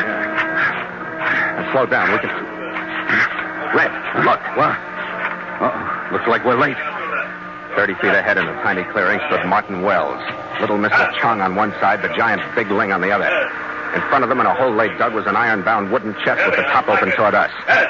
From what we could hear of some very hot words, Wells thought he'd been double-crossed. Then Chung reached forward and slammed down the top of the chest. Wells made a dive for the little man, but Chung had different ideas. Come on, Red. I'm with you. We moved in as Big Ling's hand made an arc side downward and landed behind Martin Wells' ear. Uncle went down hard, and Chung swung his automatic toward us. We parted to get them from two directions, but Mr. Chung didn't pull the trigger. He pulled the switch. Ah, yes. Good afternoon. Oh, what's this place, Skipper? Keep your eye on the big one. He's tough. Captain Connie, please to forget the unfortunate past. We have no further wish to fight. We are leaving. You think so? It is discovered that the contents of the buried box no longer merit our concern. The jade isn't in it, huh? No, and so we depart. Your boss is going to hate you when he wakes up. Mr. Wells? Oh, perhaps you do not understand. The Ming jade screens were given in gratitude to a friend by one who unhappily had no right to give them. We were sent 11 years ago to bring them back. Sometime later, Mr. Wells made inquiries in various markets. This we learned and therefore believed he had some knowledge of the screens. Does he mean they've been spying on Wells all the time? We came to gain his friendship, to watch and wait. But now, there is no jade. Mr. Wells was wrong. We were wrong. We go. Oh, no. Big Ling has the murder of Joe Pagali to answer for. You're an accessory, Mr. Chong. For what? Well? Martin Wells was conscious, firing from the ground. His first slug caught Big Ling in the shoulder and set off a sudden bedlam. The second shot caught Ling turning as Red and I moved forward. I got hold of Chong's gun hand. Wells was crawling away, but he made his shots count until Gallagher's shoulder sent Ling falling out of the line of fire. The fourth one was meant for me, but Chong's body jerked and relaxed in my arms. I dropped him, turned to put Martin Wells out of action, but Big Ling had beaten me to it. The giant Chinese was kneeling on Wells' back, a massive hand cupped under Wells' chin. With the last ounce of his strength, he was forcing their head back. Then they both collapsed. You all right, Skipper? Yeah, okay, Red, but those three aren't. They'll never give anybody any more trouble. Come on, Red, take a look at that chest. Roger, Skipper. I say, Skipper. What? Mr. Gallagher. That's the kid. Are you there? Over here, Rocky. Oh, my word. I thought I'd lost you. What have you found? Is it the treasure? How'd you get ashore? I swam. What is... Uncle Martin. Yeah, Rocky, Uncle Martin. Look at him and then forget him. You don't deserve him. Maybe I should have put it the other way around. Come on. And, did you find anything, sir? Treasure? We tried to tell you, Rocky. You let your imagination get mixed up with the facts about finding treasure. Things like that are only accidental. If you're going to follow the sea, you got to learn to take things as they come. Get Captain Kidd and Long John Silver out of your head, Rocky. Learn to steer by the stars, but don't try to reach them. Aye, sir. The chest is here, but... Yeah, but nothing... Skipper! The chest! It's filled with these. Look. What? Yeah. Doubloons. Oh, I thought it was much more difficult than this. Red, you're crazy. It can't be. Well, look at them. Feel them. Red, a whole blasted chest full. My word, it is full, isn't it? Look at the stuff. Please, would one of you mind moving over so I could feel them too? Oh, yeah, Rocky. Here's room. Isn't it exciting? Oh. But I thought treasure hunting would be much more difficult than this. Never mind, Red. Don't say it. Now we can cover them up again and make a map of our own. Cover it up? Cover it up? Nothing. We'll take it and cash it. What makes you talk like that, Rocky? What's the matter with you? Well, I thought we could come back for it later. And in the meantime, well, we could sail away in your ship and find some more. Oh, it's great fun, isn't it? Look, Rocky, this just happened to work out this way. It doesn't usually. But I'm sure there's more of it. Pirates buried loads of treasure. But it's just legend, Rocky. It doesn't But mean... you didn't believe me this time, did you? No, Rocky, I didn't. But it wasn't a dream. You didn't believe it, but I was sure of it every minute that we'd find the treasure. Maybe that's the difference, Rocky. We've forgotten how to believe as strongly as you do. Maybe if we hadn't, we three could find all the treasure in the world. You know, I do wish there was a way to make you both 14 again.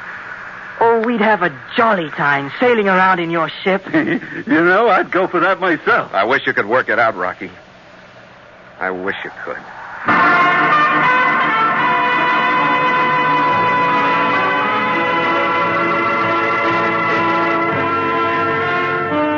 Before we stood out of port the next afternoon, we turned over the iron-bound wooden Buccaneers chest full of pieces of 8 and doubloons to authorities in Wellington. After the customary report to the Crown, Rocky stood to keep a third of it all for himself, taxes deductible. We put him on the train for Auckland, wired his aunt, and turned Martin Wells and the Oriental pair over to the local morgue. Maybe they should have used more of Rocky's brand of belief and less of their own brand of violence. Stand by to make trial! I got ready to cut the motors, and the men swung rhythmically to their stations when Red balled them into action. Starboard, Chief! Make trial! The halyards sang, and the big stretch of mainsail climbed to catch the full-toned breeze. The jibs cracked out. The mizzen blossomed and filled. And the Scarlet Queen bowed to the music of wind and rigging and danced through the lace-tipped crests as if all the world was watching. How will she take, Skipper? Yeah, riding to it like a feather, Red. Good. Some kind of a different feeling about her today. That's not hard to figure out. What do you mean? He was a mighty good kid, Skipper. A dreamer, but plenty of guts in the pinches. Rockingham Wells III. Yeah, but there's one thing I can't figure out. What's that, Red? Just how did he know that chest was going to be full of doubloons, huh? How did he know the chest was even there? I don't know, Red. Near his age, imagination gets mixed up with reality. You can't always tell which is which. I don't know. With faith in your dreams, maybe there's no difference. Yeah? I wonder how come the Queen let him aboard in the first place. Well, maybe he talked to her. This little lady knows what she's doing. Here, Skipper. To the Queen? To the Scarlet Queen. And happy treasure hunting. After you, mate. After you.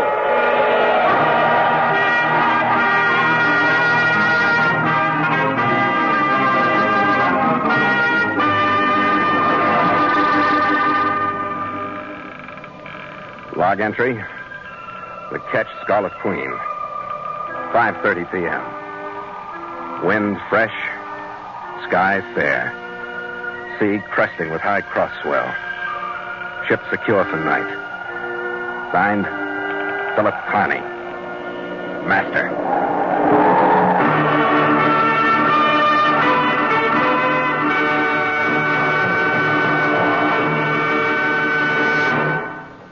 This is Elliot Lewis. I want to thank Roddy McDowell for being with us tonight. Glad to have you aboard the Queen, Roddy. My pleasure, Elliot. Phil Carney is a favorite radio hero in our household. Well, you're still able to give a mighty convincing performance of a 14-year-old stowaway, even though you're now 19, and an associate producer with Lindsley Parsons Productions for Monogram. What's your latest picture? Well, our latest, Elliot, is The Story of a Dog. And, by way of coincidence, the title of the film is Rocky. Well, I hope tonight will prove itself a good omen. You did yourself proud as Rocky III. Thanks, Skipper. Good night, Roddy. Mutual invites you to sail into further adventure on the Voyage of the Scarlet Queen next week at the same time. Port o' Call, Sydney, Australia.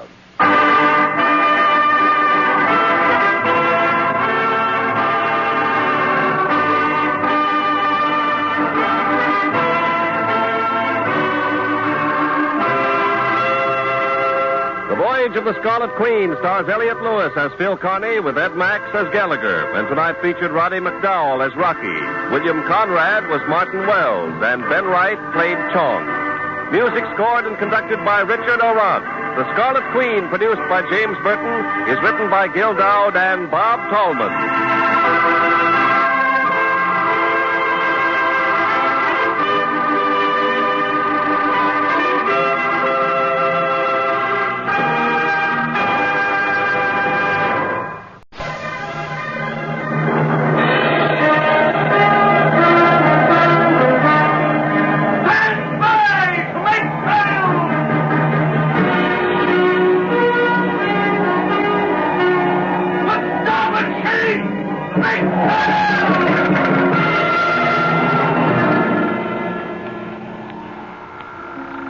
Log entry, the Ketch Scarlet Queen.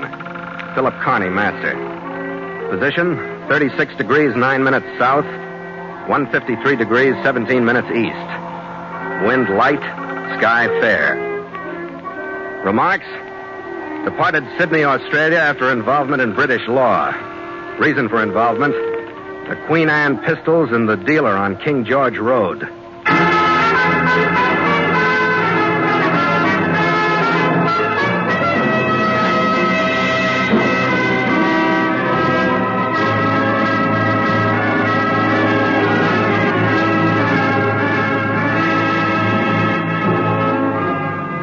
We spent 3 days in the bustling harbor of Melbourne on our run up the eastern Australian coast to Sydney.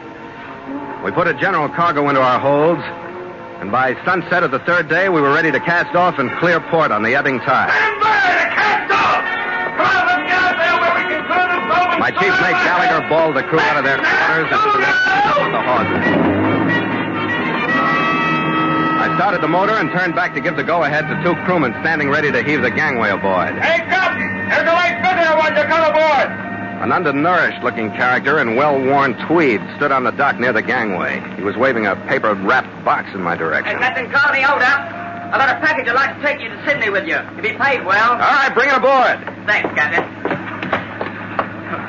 I'm Leonard Bonney, Captain. I learned in the shipping office in the nick of time as how you was journeying to Sydney. Oh, did you clear the package through the office? Oh, yes, here's the papers. Uh-huh. I'd express it, you know, but they handle things so badly, and I'd like to have it delivered personally. To who? An antique gun shop at 272 King George Road, Sydney. Bloke's a fat gent named Arthur Worthing. He'll pay you handsome. That's fair enough. What is it? Yeah, just a small box, Captain. But have a care.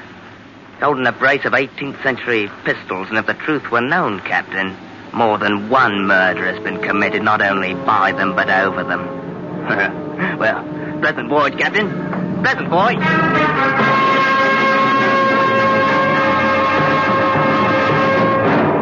So Mutual continues The Voyage of the Scarlet Queen, written by Gil Dowd and Bob Tolman, and starring Elliott Lewis.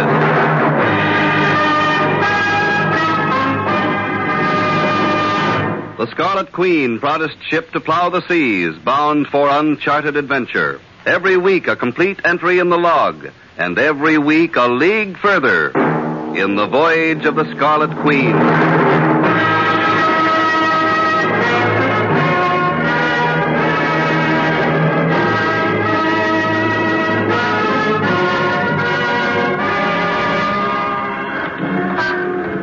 The address in Sydney that Leonard Bonney had given me was easy to find. But except for a sign and a few dusty weapons in the window, the establishment behind it looked more like an office for rent than a gun shop.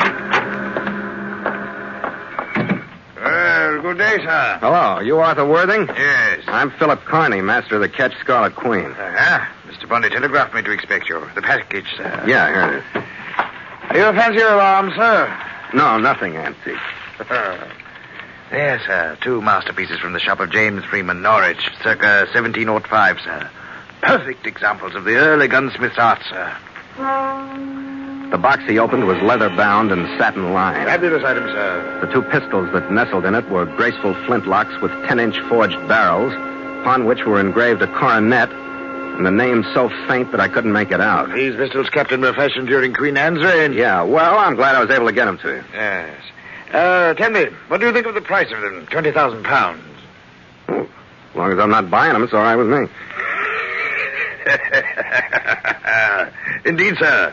A shrewd return. Now, your payment. Considering the outlay of personal time and interest, shall we say the equivalent of $100, sir? No, that's more than enough, Worthing. Indeed, but there's a purpose behind my generosity. Oh? You're perhaps not familiar with the plots and counterplots of those who haggle over objects of extreme value. Secrecy is a most valuable adjunct. Do you follow?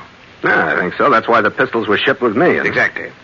Now, if I were to step from this establishment, sir, to make the final transfer, my adversaries would become immediately aware of the presence of the Queen Anne pistols here in Sydney. Oh, and since I'm a stranger... Exactly.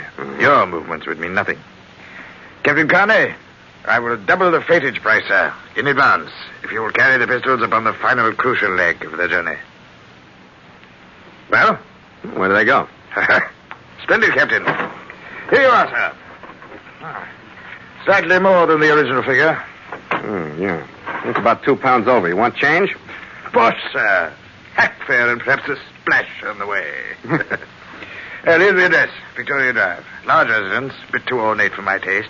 On the left flank as you approach it from the east. Yeah, I'll be able to find it. What's the name? Mr. and Mrs. Jack Rawlins Hartford. Ask for either one. But give the pistols to nobody else. Yeah, and the money for them, that 20,000 pounds? Sir. The collection of that is up to me. Tell them that either Mr. Bonney or myself will contact them at the earliest opportunity. Agreed? Well, fair enough. Oh, and one thing more, Captain. Yeah. You will be followed and watched, sir, until the delivery has been completed.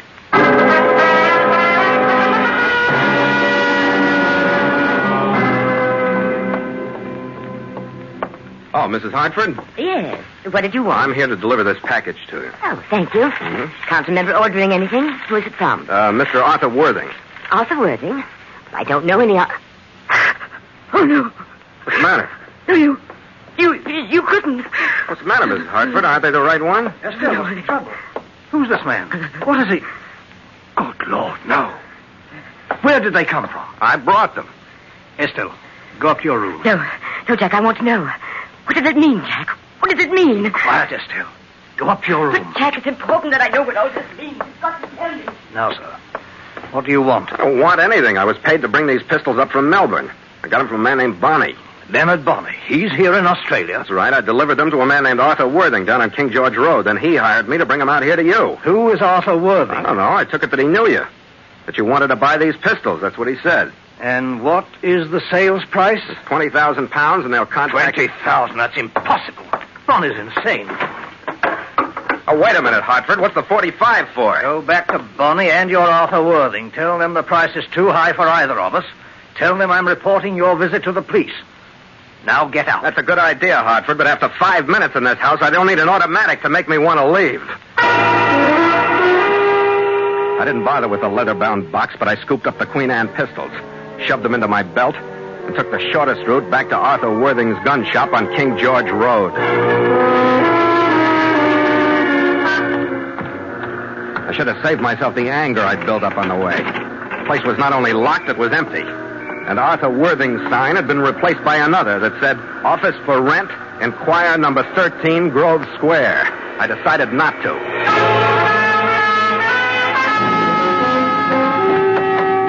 Instead, I went back to the Queen and tossed the pistols into my desk drawer. Gallagher? Hey, Red! Captain Carney, the tip in the Mexico's corner shore. Oh, okay, Kohler. I hope they have better luck than I did. No good, sir? Rotten. Everybody's nuts in this port. Now, you're lucky to be aboard. Hey, I may have a visitor or two. Give me a hail before you let them on, huh? Okay, sir. I looked the pistols over, but I couldn't find anything that would make them worth either 20,000 pounds or the trouble of a mysterious disappearance. They were just what they looked like, a pair of old pistols. Under a strong light, I did make out the engraved name that I hadn't been able to read when Worthing showed them to me. It was Hartford, as in Mr. and Mrs. Jack Rawlins Hartford.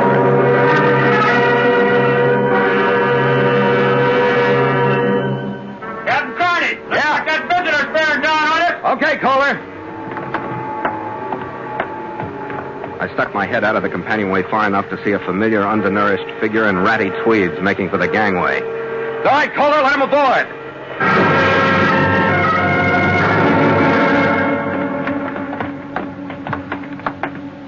Well, Mr. Bonney, come on in. What I had in mind, Captain, I want to talk to you. You got that wrong. I want to talk to you. Come here. Now, what's all this? I looked at too many guns today to let you keep one that I don't see. You let go of me. Sure. We'll feel a lot easier about one another with this Webley out in the open. All right, sit down. All right. What makes those Queen Anne pistols so important, Bonnie? There's them that likes old things, you know. Worthing told you they was worth 20,000. Yeah, and more from what I've seen and heard. You shipped those pistols up from Melbourne with me and then arrived a few hours later yourself. Why? Because it wasn't healthy for you to arrive together? Blimey, you've got an head on your shoulders, haven't you? Now, why don't you use it, matey? Harper didn't take them pistols, so you must still have them. What about handing them over? No. Yeah, no. What do you want, chum? A share for yourself? I might. But first I want to know how I can keep myself clear. I don't know why, but I know they're hot. That puts me in a bad spot. How do I know the local bobbies won't be calling on me? Well, come to think of it, I don't suppose you do know, do you? $200 of Worthing's money in your pocket for bringing the pistols and calling on the Hartfords. I don't suppose you'd like it if they did. Now, would you, huh? Especially considering the stories Worthing and me would tell about you if we was pinched along with you. Who rehearsed you in that pitch, Bonnie? And where is the fat boy? Oh, he's waiting, patient at the hotel. Fetch the pistols, Captain, and we'll go find Without the pistols, Bonnie. I think I can talk louder if they stay right where they are.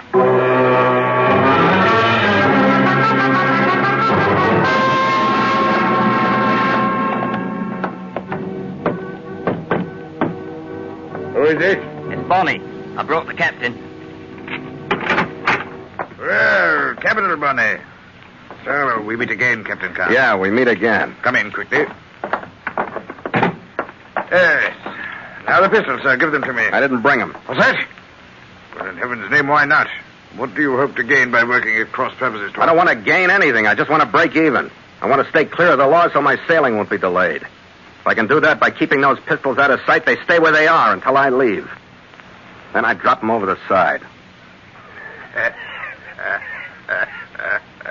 All right, sir. I may as well tell you. The pistols are of no consequence whatsoever. Half a mo now, Worthing. They were important enough right enough in London when first we talked about coming out here with them, weren't they? Of course they were, Bunny. Of course they were. But now they've served their purpose. The Hartfords have seen them, my boy, and now they know that we are close upon their heels. We put the fear of the devil into them. Now, Bunny, it only remains for you to collect the money. Yes, the end of the path, Bunny. So you see, Captain, you may have your precious pistols. Yeah, I see quite a few things. Blackmail, huh? Of the grossest sort, sir. But intricately and patiently contrived by Bunny and me, so that now its profitable culmination is at hand. We will be handsomely paid by the Hartfords to keep secret a murder of which they are guilty. I think we need them pistols. Nonsense, my boy. They have no consequence. Eliminate them from your mind. And I guess that leaves me out, doesn't it, Worthing? I can go? Uh-huh. To clear yourself with the police, indeed you cannot. You value your ship's schedule too highly, sir, for me to allow you your liberty now. Now, the finish be brought into such sharp focus. Now, see if the captain has come bearing arms, Bunny, whilst I control him with my own. Right you are, and with pleasure, too. All right, you can save yourself the trouble. Well, just have a look to be sure. No tricks now. I hope the judgment will hold you in check, Captain. If he does not, I shall be forced to kill you. Upon my word, sir. I mean that. Save the threats, Worthing. Get this punk off of me. He's not carrying anything, not even a blade. What now, Worthing? Unless you really want to use that gun, don't push me too hard. Oh, come now, Captain. Change your attitude. I said what now, Worthing? I'm afraid, sir, that your ship is an ideal rendezvous for a final meeting between Mr. and Mrs. Hartford and myself. My ship? The city of this size? How far am I supposed to let you drag me into this? Surely, sir, since you have no choice. One more step is hardly a point over which to argue. And I will be alone with you. Perhaps you will find your chance to attack and overpower me. What do you think of that, sir? Maybe it'll be worth it. Hold on now, Worthing, hold on. Where will I be while this here meeting's taking place? You, Bonnie, will be right here, waiting word from me. When you receive it, you'll go straightway to the Hartford residence, where they'll be waiting for you with the initial payment of our £20,000. The game is won, my boy. Right you are, Worthing, and a long one it's been, too. Yes, indeed it has, Bonnie. What a splendid quest. Now the Hartfords will be waiting for my phone call, ready to purchase from us a peaceful future for themselves. Power, Bonnie. Power as is held by few men. The power to deal in freedom. Indeed, more than that, the power to sell life itself.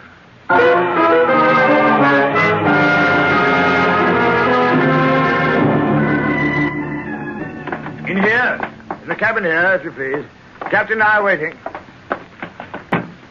Oh, well, Mr. and Mrs. Hartford later Norwich. Most distasteful. Our powers meet at last. I'm Arthur Worthing. You don't know me, but I assure you shall. You remember Captain Carney, of course? Oh, yes, quite. Yeah, they probably do. Yes, will you remember the captain? I'm afraid I have distressing news for you. News directly attributable to Captain Carney's interference. He has gained possession of the pistols. Steadfastly refuses to part with them. He's a thorn in my side. Do you expect sympathy from us, Mr. Worthing? I expect nothing from you, Mrs. Hartford.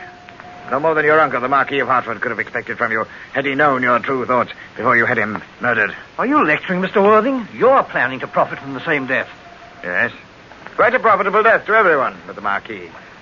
His estate is fortune to you, and to the others of us who nibble at the edges, a small share. Even to the captain here, some $200. If I do anything with it, I'll post it as a reward on your head, Worthing. Indeed, yes, I believe you would, sir. Dead or alive, no doubt. All right, cut this short, will you, Worthing? It's too rich a diet for me. I'm going to be sick any minute. Yes, sure. Well, now, Mr. and Mrs. Hartford, you both understand the terms that Leonard, Bonnie, and I have decided upon. We will maintain complete silence in regard to your responsibility in the matter of the murder of your uncle, the Marquis of Hartford, between 6 and 7 p.m. Greenwich Mean Time, October 8th, 1945. At which time, according to the knowledge shared by all of us here, a killer, hired by yourselves, did shoot said Marquis to death. Understood? How can we be sure of your silence if, as you say, Captain Carney refuses to give up the pistols? Yeah, have you thought of that, Worthing? Indeed I have, sir. Unfortunate, but of minor importance. The theft of the pistols, according to your plans, was to be the generally accepted motive for the murder, in view of their great value, since they did indeed disappear. But why worry? Who would correlate them with the true story? Except us. We could never be sure. My word will be kept. But that blackguard Bonnie, I readily admit I don't know. The proof of your guilt lives with him. He may decide that he needs more money one day, but... Yes, well, back to the matter at hand. The cost to you, Mr. and Mrs. Hartford, is £20,000. 5,000 of it to be paid tonight to Bonnie, who will meet you at your home. The rest within the next 7 days. Well, I don't see how that's going to be possible. Oh, come now. It must be possible. Let's just spend the rest of your days in the murderer's cage. Surely rather than sacrifice the gracious life you've now lived. I don't know. The time is so short. We'll manage, Estelle. There must be a way. We have the 5,000. Bonnie will arrive at your home soon after you to collect. But now Captain Carney has heard the story. You don't think for a minute that it was by accident, do you? But he knows. What good is buying your silence when first he knows, then someone else, and then someone else? I can't stand it, I tell you. Convince her, Hartford. Convince her that there's no reason to fear Captain Carney's knowledge. I have my own plans for him. He'll not use his knowledge. You may be sure of that. I shall see to that myself. Take her now and go to meet Bonnie. Yes, come, Estelle. We'll go and meet Bonnie. And now, Captain Carney. I hit him. I'd waited for the first show of carelessness in him, and it came as the Hartford left the cabin, as though a whole attitude dropped from him. Carney, wait! You fool! Wait! Wait, Worthing, I'll wait. Stop! Sure, Worthing, why not? Sure, I'll... I stood over him, looking down at the red trickle from his flabby mouth. I started toward the companionway with my keys out and ready to lock him into the cabin while I headed for the law. But I stopped. Because I suddenly realized that he'd done nothing but try to keep me from hitting him. I leaned down and pulled his collar loose. He hadn't even tried to use the gun on me. I decided to find out what I could myself before I nursed him back for questions. The wallet in his hip pocket held nothing but money and a card with his name on it. His inside coat pocket gave me a week-old receipt for the weapons with which he'd dressed up his fake gun shop. I patted his side coat pockets. Down at the bottom of the right one, I felt a thin rectangular object. It was inside the coat lining. I got my fingers into the seam and ripped. The object was a card set into a plate of transparent plastic. It had his picture and his fingerprints, and it said Arthur Worthing, Special Investigator, Homicide Bureau, Scotland Yard.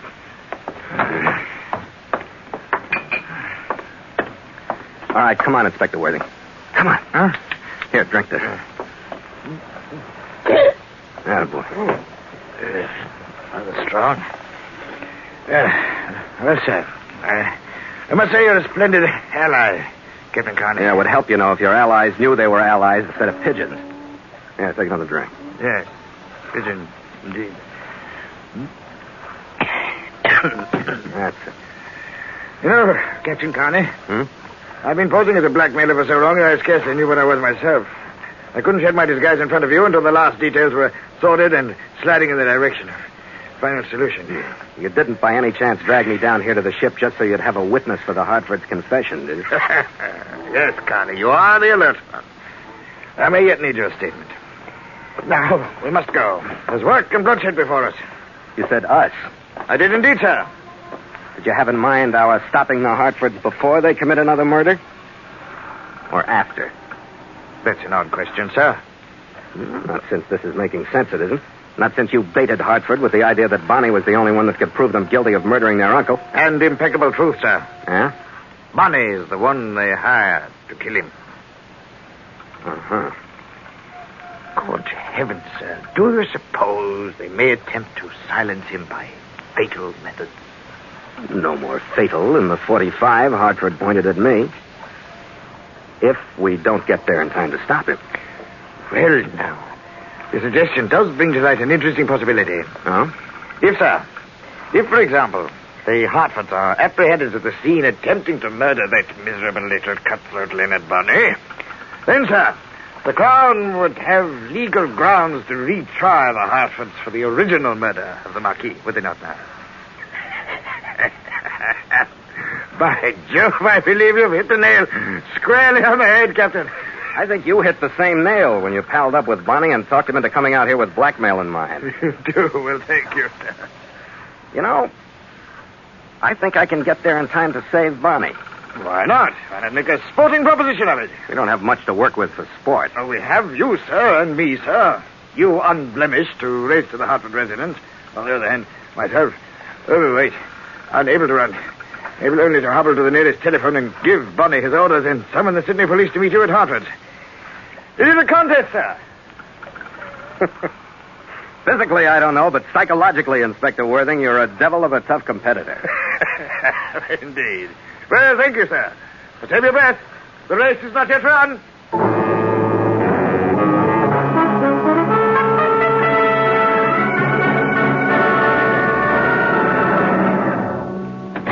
Here you are, driver. Thanks, Chump. Some evening to you. Yeah, good night. I dropped my cab a half a block down from the Hartford address. When I got abreast of the grounds, I left the sidewalk and skirted through the shrubs. I kept my eyes and ears open for sight or sound of the police, but I didn't spot any. There was a light in the library where I'd been received earlier that day, and I angled over toward it. Suddenly, in the faint glow from the street lamps, I could see a swarm of uniformed figures slipping silently toward the house. I don't know how Worthing timed it. Maybe he'd ordered Bonnie to spot me on the sidewalk before he went inside. Now, wait a minute, Hartford. Through the window, I could see Bonnie standing rigid with fear. Hartford was at ease, holding the .45 in a steady hand. I started to run, still hoping I could stop him. No, Hartford. I'll give it up. Wait a minute, Hartford! Go to England. Hartford, you'll never get out. Hartford!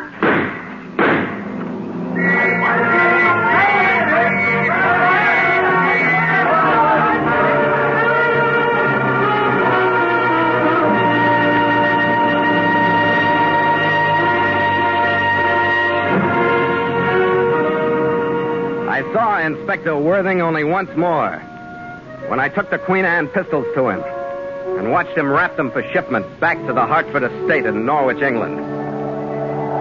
By 3 that afternoon, we battened the hatches over a new cargo and headed out of Sydney Harbor into the Pacific wind.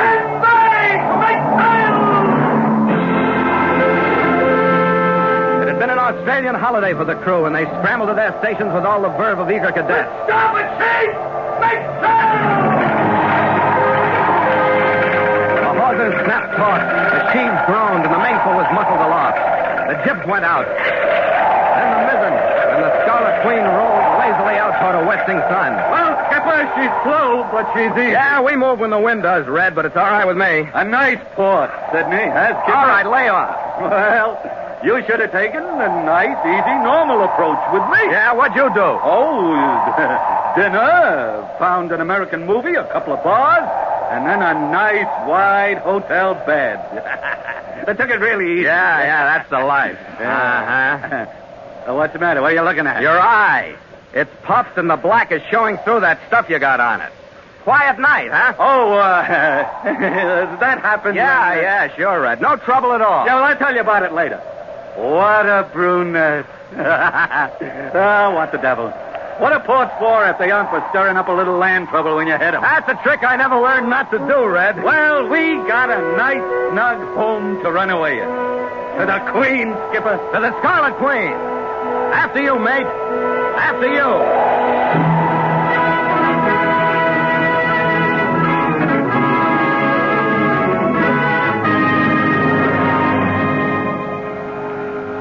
Log entry, the Ketch Scarlet Queen, 5:30 p.m. Wind light, sky fair, sea calm with easy cross swell. Ship secure for night. Signed, Philip Carney, Master.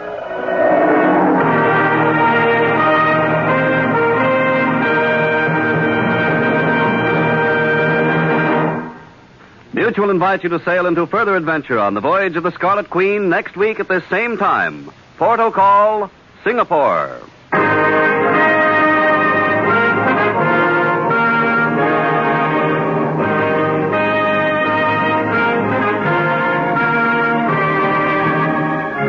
The Voyage of the Scarlet Queen stars Elliott Lewis as Phil Carney with Ed Max as Gallagher, and tonight featured Barry Kroger as Worthing.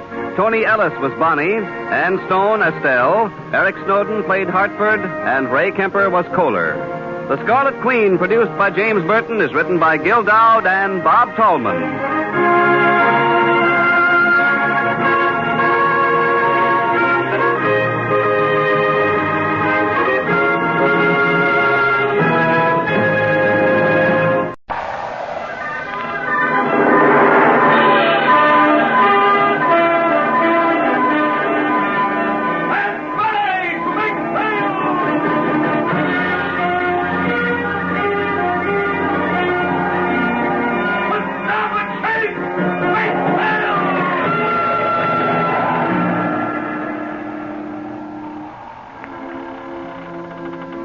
entry, the ketch Scarlet Queen.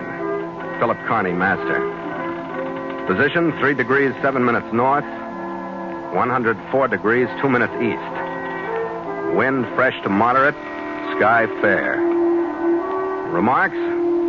Departed Singapore after being guest at unsuccessful wedding. Reason for failure? The Winchester rifle and the ambitious groom.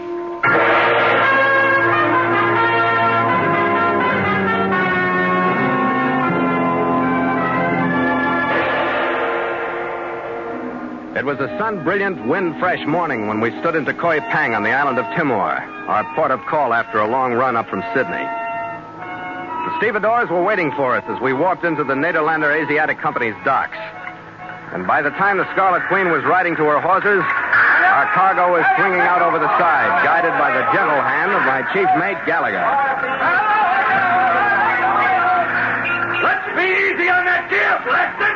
You bang up that rail any more, we'll replace it with your rib. A few moments later, a portly messenger waddled aboard the Queen. You are Captain Carney, yeah? Yeah. I have here cable for you from Singapore, yeah? Oh, thanks. The cable was from the Singapore offices of Tang & Sons China Traders, the company under which the Scarlet Queen had set out on her voyage and under which we were still sailing. But the cable didn't have to do with business affairs. Hey, Gallagher, come here. Yeah, what's up? Just get that stuff off in a hurry. You and I are going to a wedding. We're going to a what? Hey, look. It's addressed to you and me. Says, my son, request the honor of your presence at the marriage between my daughter, Nanhua, and the Honorable Yu Lang at my home on the 26th instant. Affectionately, Kuji Kang. Nanhua. Yeah. Come on, let's get moving, shall we? Watch me move cargo. I'd miss your wedding before I'd miss hers. Hey there!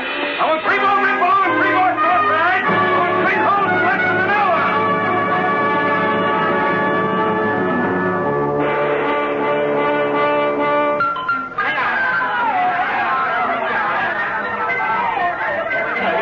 The ceremony at Tang's house was a success. Everything fit, except the expression on Nanhua's face. It should have been happy, but it wasn't.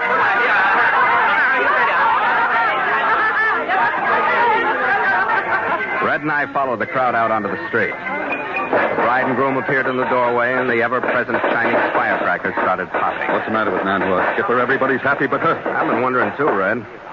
I don't know. The scene of gaiety suddenly changed. Yu Lang and the groom stiffened, crumpled at the screaming Nanhua's feet.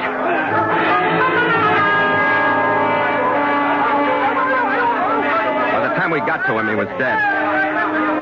When we rolled him over, we saw a bullet hole in his forehead, just over his right eye.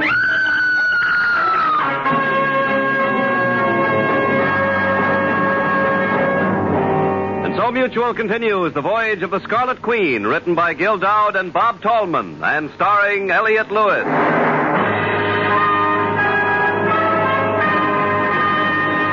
The Scarlet Queen, proudest ship to plow the seas, bound for uncharted adventure. Every week a complete entry in the log, and every week a league further in The Voyage of the Scarlet Queen.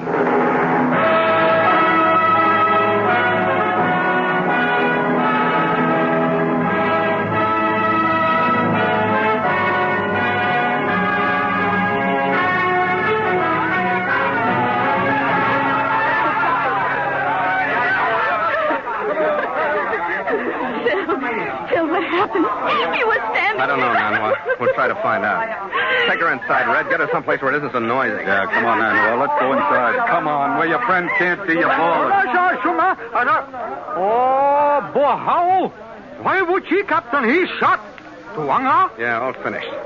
Other man, Li Chen-si, he shoot, I think. Huh? Who's Li Chen-si? He outside from Nanhua. She married this man. He talk hate on this man. Now much sorrow he do. I call Shung Jin. Police? Yeah, somebody should call police. Philip, my son, I was in sight. What is it? Afraid it couldn't be worse, Kang. He's dead. I was told that, Philip. But how? Somebody used the noise of the firecrackers to cover the sound of the shot. How could it be, my son, such sadness in a night so recently noisy with happiness? I don't know, Kang. I don't know. Lord, what's happened to Liu Yang? I saw him stand... He's been shot. Yes, Ralph. Tell me, what in heaven's name happened? This is Ralph Clayton, Philip, my assistant here in Singapore. Hello, Mrs. Clayton. This is Captain Carney, Ralph. I think he knows more than anyone about what happened. I don't know anything. I just saw him fall. Kang. Yes? Who owns that house across the street? Why, an aged one named Kuo Feng, Philip. Huh? I'll see you in a few minutes. I'm going to cross and take a look at that house and see if I can find Kuo Feng.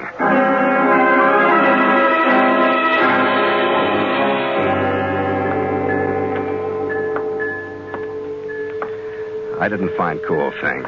The house was dark and nobody answered my knock. I forced my way in. I climbed to the second floor. The two front rooms looked out across the now deserted street toward Kang's doorway, in which Nanhua and her groom had been standing.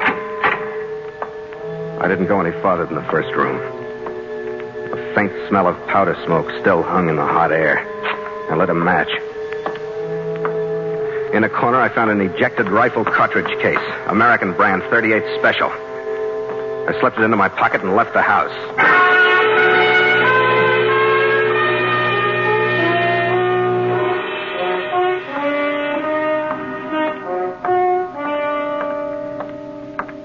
Philip, my son, did you see Kuo Feng? No, Kang, there wasn't anybody home.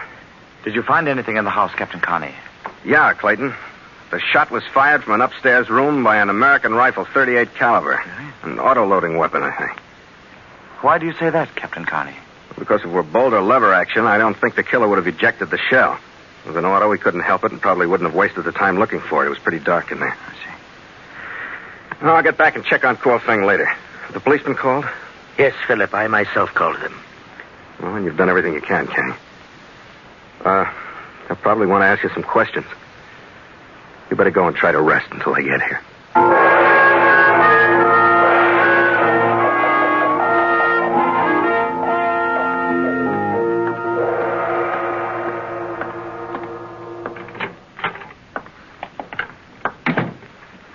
Red?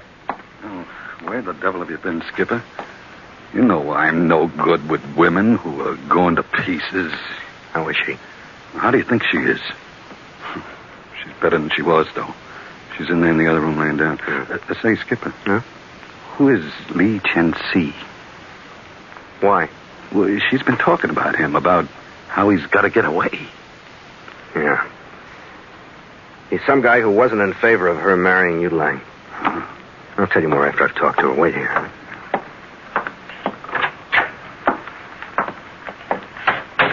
Hello, Phil. Hello, Nanhua. Kind of a rough sea tonight, huh? Yes, it is. But rougher for Yu Lang than for anyone else, don't you think?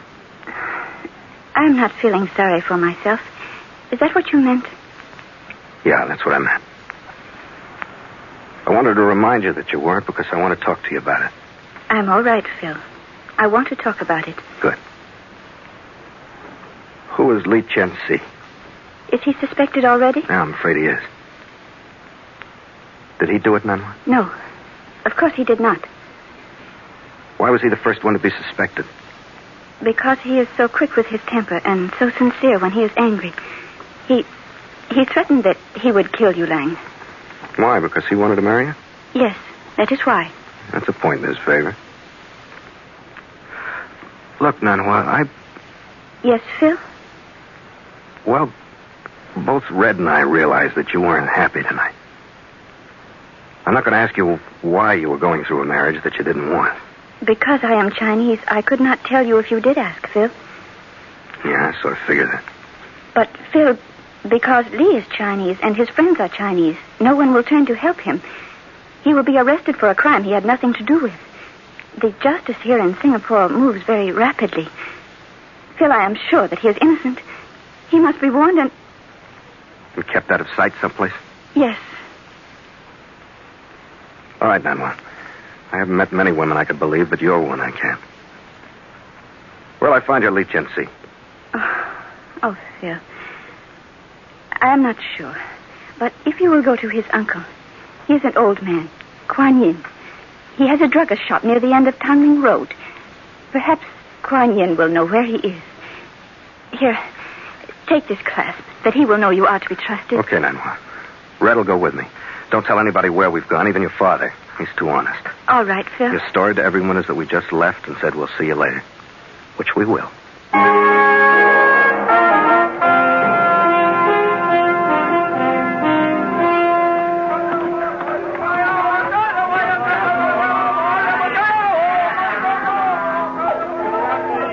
Red and I swung down toward the end of Tangolen Road, a street typically noisy and crowded. Kuan Yin's apothecary was dimly lit and filled by the odors of the strange and nameless things prescribed to maintain the Chinese health. A wizened little figure stood up behind a counter as we went in. Yes? You wish Chinese medicine? No, thanks, Doc. Red. We're looking for Li Chen-si. Nanhua told us you might know where he is. Oh, no. I am not know. Kuan Yin, we friend with Nanhua. She friend with Li Chen-si. I not know where Li Chen-si. Here, clasp Nanhua send to show we friend. Oh. Why you come? To help Li. He in big trouble. You hear about killing? Oh, I hear. News of death come quick, like death come. What you want? We want you to tell us where Li is. Not do. We want to help him. Police will come soon, Kuan Yin. All people think Li killed man. We hide him. Police? Come here? Very soon. You come. All right. He shuffled ahead of us, leading us from the dim main room into an even dimmer hallway in the rear. Li Chen-si, 这里就能拿着药。大姨，我头，医生哪里住？这能难我。啊，正上马里讲。Go there. He opened door. Thanks, Kuan Yin. If police come, you talk loud, huh? We hear, then we go. Oh, yes, I do. Good. Come on, Red. Yeah.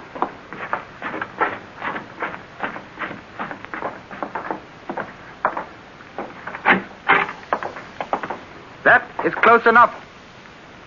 Who are you? Well, put the gun away, Lee. This is Red Gallagher, and I'm Phil Carney. We sailed for Nanhua's father. Oh, Captain Carney and Mr. Gallagher. Nanhua has told me about you. I'm sorry. It's all right. Come into my hiding place. Come on, Red. I am, as you Americans say, on a bad spot. No, I've been on worse ones myself. We're going to see what we can do to get you off of it, Lee. I'm glad there are at least 3 people in Singapore who think that I didn't kill Hold it. Yung Lang. It's the police. Police here? They didn't give us much leeway. They must have followed us. Is there a back way out of here, Lee? Yes, through the window to a roof below and then to the ground. All right, go ahead. We'll follow you out and talk later. All right, go ahead, Red. I've had lots of practice with windows, Skipper. Yeah, sure. All right, let's go.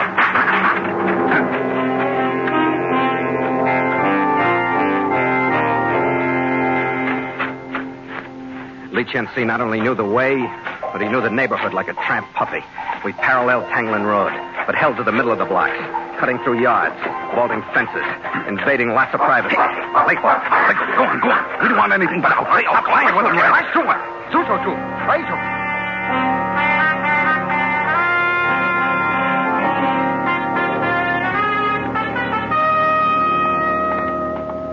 When we traveled 7 or 8 blocks and were down toward the Singapore River, we stopped. Lee led us through a narrow doorway and into a room in which a few Chinese sat, some with glasses and bottles, some with newspapers. We slid into a curtained booth and sat down. Well, nobody will follow us. We can be sure of that. Are you safe here, Lee? For a little while, I think. No. All right. Do you know who killed you, Ling? How can I say? I wasn't there. But you have a good idea. Is that what you mean? With my stupid threat spoken in front of some who were friends and some who perhaps were not, I gave anyone who wanted you long dead a good excuse to kill him. Yeah, you sure did. Well, that jealousy motor's been overworked, but it's always good. Are you in love with Nanhua, Lee? Yes, sir.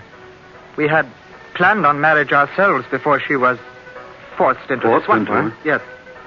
I gave her the chance to tell me about it tonight, but she wouldn't. What is it, a matter of face? Yes. Without his knowledge, a great deal of smuggling is being done in her father's organization. In KANG'S China Traders? Yes. Yu Lang, who was a very ambitious man at best, took Nanhua one night and showed her. He said he would expose it and ruin her father unless she married him. And she went through with it without saying a word to her old man, her father? But if Kang wasn't in on it, I don't see what difference it would have made. Because you're not Chinese, Mr. Gallagher. Huh? Oh. To be exposed like that would have caused such a loss of face that he would have been ruined. For the same reason, I cannot tell the police, no matter what happens to me, because of what it would do to Nanhua's father. It has to be a confession. But why was Yu Lang killed, Lee? I think because the man who was actually hiding the contraband goods in Kang's shipments was frightened because Yu Lang knew the truth. Do you know who that man is? I can only suspect. Ralph Clayton? I know only what Nanhua told me about Yu Lang. Yeah. Tell me, Lee, what kind of a rifle do you have? Why, it's an American rifle. A Winchester, 38 Special. Why, Captain? That's the weapon that killed Yu Lang. Where is it? It would take a very good friend to believe this, I'm afraid, Captain. My rifle disappeared 2 days ago. Yeah, I see what you mean. With everything else, a disappearing murder weapon is a little tough to swallow.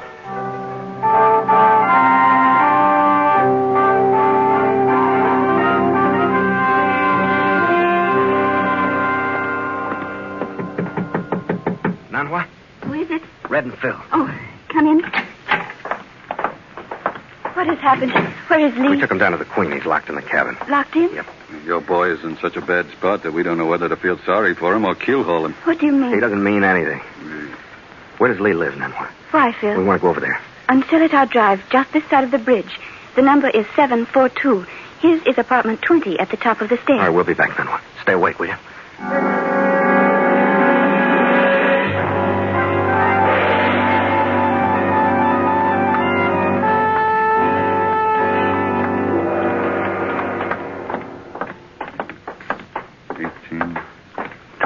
Here it is, Skipper. Yeah. I hate to make the noise, but this door's in the way. Let me a shoulder. Oh, wait a minute. What? Let me look at that, Skipper. Spring lock in there. Sure. Japanese made. It's a knife blade job. Yeah? Yeah, this'll do it. Oh, stand down and light a minute, will you? Yeah, I'm sorry. Go ahead. You know, someday, Gallagher, I'm going to ask you about your past. Pure as spindrift, Skipper. I learned this from having such bad luck losing keys. I'll bet.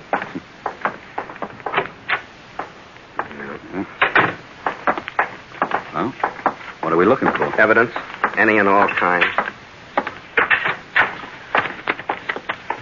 Red, look at here. What do you got, Skipper? Here.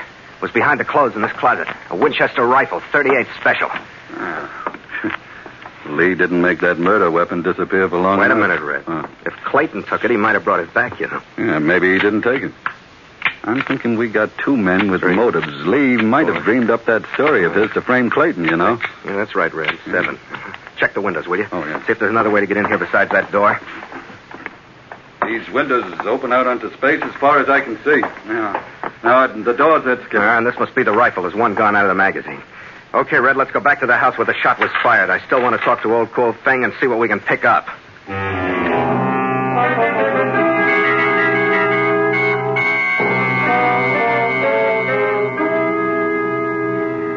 We didn't pick up anything from Kuo Feng.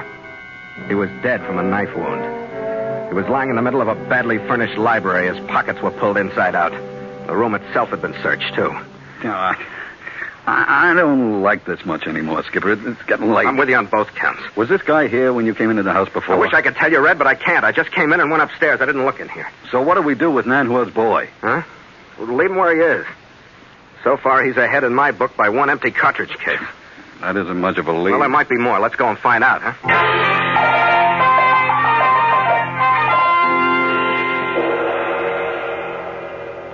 All right, now listen, Nanhua.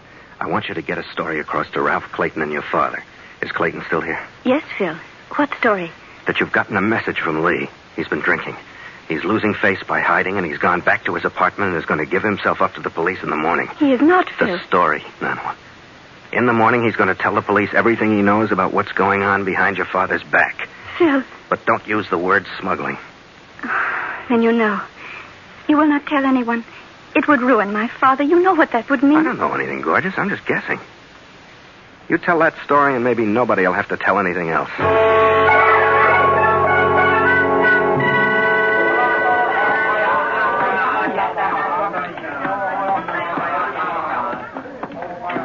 Skipper, sometimes I get a little disappointed in you. Yeah, Red? Why? Because sometimes you aren't open and above board about things. If you think somebody's guilty, why don't we go get him and knock him around until he says yes? That always works if you're patient. Brutal methods, Red. Dull and uninteresting. I don't know. This way we're hanging everything on two very small items. First, that empty cartridge case. Doesn't seem to me that anyone would eject that thing from a lever-action rifle unless he wanted to leave it. Why? To frame somebody else. Yeah, but did you ever figure that it might have taken 2 shots to drill that guy? Gallagher, you're insulting. Of course I did. Huh? I counted the slugs in that rifle. You were there. 1 fired. Yeah. Item 2, a key to Lee's apartment used to swipe the rifle and to plant it in the closet again. If somebody has it, he'll use it again to put Lee out of the way. Item 3. 2 is enough. I just thought of this. Old Kuo Feng's body and library was searched. Why? He was killed because I said I was going to talk to him, and he was searched for some dough. Paid him for the use of that room with the view of Yu Lang's forehead. So we wait in the apartment, underhanded like. What do I do? You hide in the closet. Hide? Now, wait a minute. Be on hand in case I need you. I'm going to be reeking of liquor, passed out on Lee's bed. Well, I won't say anything about you being more at home than I'll be. Now, what'll you be wearing? Brass knuckles, Red. But look, if Clayton's innocent, he won't even show up. You see? Yeah, underhanded. Underhanded nothing. The whole thing depends on him. If he doesn't want to come, he doesn't have to.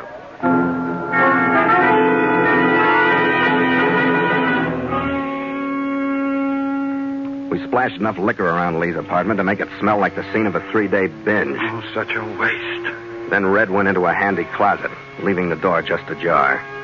And I climbed into Lee's bed, turning my back to the room to give a knife wielder a good target.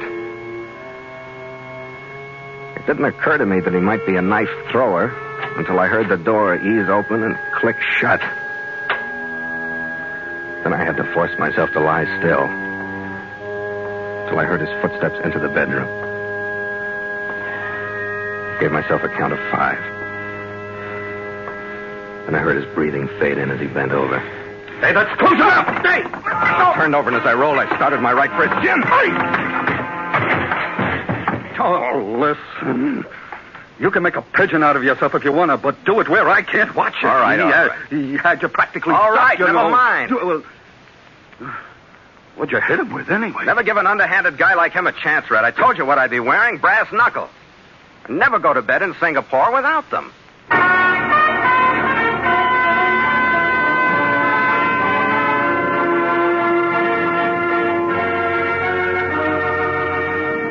There wasn't much left to be told after the police got through with Ralph Clayton. His confession about the smuggling saved Kuji Kang's face, and his confession of both murders lightened Nanhua's burden of widowhood and put Li Chen-si back on the eligible list. The last time we saw them, Nanhua and Li were holding hands, and Kang's arms were resting across both their shoulders. An odd finish for the wedding. But it looked like they'd have better luck on the one obviously coming up. An hour later, we moved out of the harbor and found the wind. Stand by to make sail! It streaked in from down across the line, and our crewmen jumped to their stations to send up the sail it whistled for. Starboard sheet! Make sail! Eager arms and strong backs glistened in the sun, and the mainsail went up smartly and bellied out. The jib shot up. The mizzen swung out over my head and fought with the sheets that held it in place. The Scarlet Queen shook under the push of wind, then dug her starboard rail into the green turmoil she caused, lifted her port side shamelessly to sun and air, and leaned into her course up into the South China Sea. Hey, we got a whopper. But she likes it, Skipper. She's flirting with us. I guess it'll treat her right, Red. As long as we can hold our feet to the deck angle. Well, I've grown lopsided learning to do it. Yeah, I noticed. You have to fight to navigate a level street. Oh, not every street, Skipper. Say, it looked like spring was blooming or something in Singapore, didn't it? Oh, not in Singapore. There aren't any different seasons. They're all the same. Skipper, I'm talking about romance. Cupid. Oh. Yeah, the name of the game. Nanhua and that Li Chen-si. Well, you got to blame it on something. Yeah. And nice kids for land people. Yeah, great. I wonder where we'll be when they get secured. I don't know. The farther, the better. But promise me one thing, Skipper. Don't ever take me to another wedding. This is the second one I've been to, and I don't like them. Yeah? What happened at the first? I got married. Oh, Red, no. Yeah. I was on a cod schooner then, fishing the Newfoundland banks. I made one trip after the wedding, and when I come back, she was gone. And do you know what she left me for? No. A desert prospector. What? He rented canoes in Central Park. And after this one, no more. I see your point. Yeah. The little woman I got now is good enough for me. Just moving up into the China Sea and leaving you alone. To the Queen, Skipper? To the Scarlet Queen. Girl enough for us, huh, Red? After you, mate. After you.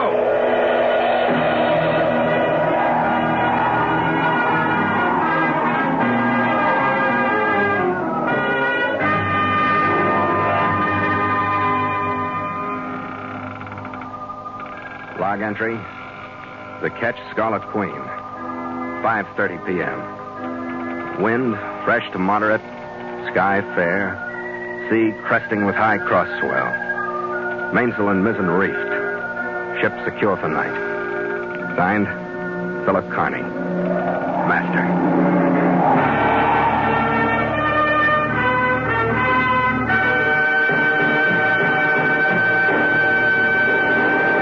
The Voyage of the Scarlet Queen has come to you through the worldwide facilities of the United States Armed Forces Radio and Television Service.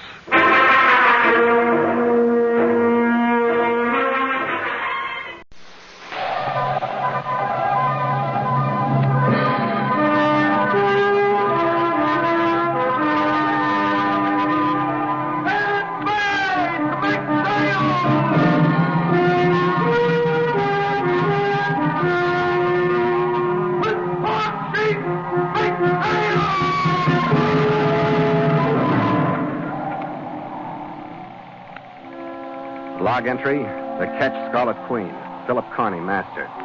Position 119 degrees 12 minutes east, 21 degrees 7 minutes north. Wind fresh, sky fair. Remarks, departed port of Swatow, China, 9 a.m. after a bout with Isabella, the Portuguese. Reason for bout, the story of the 8 historic periods.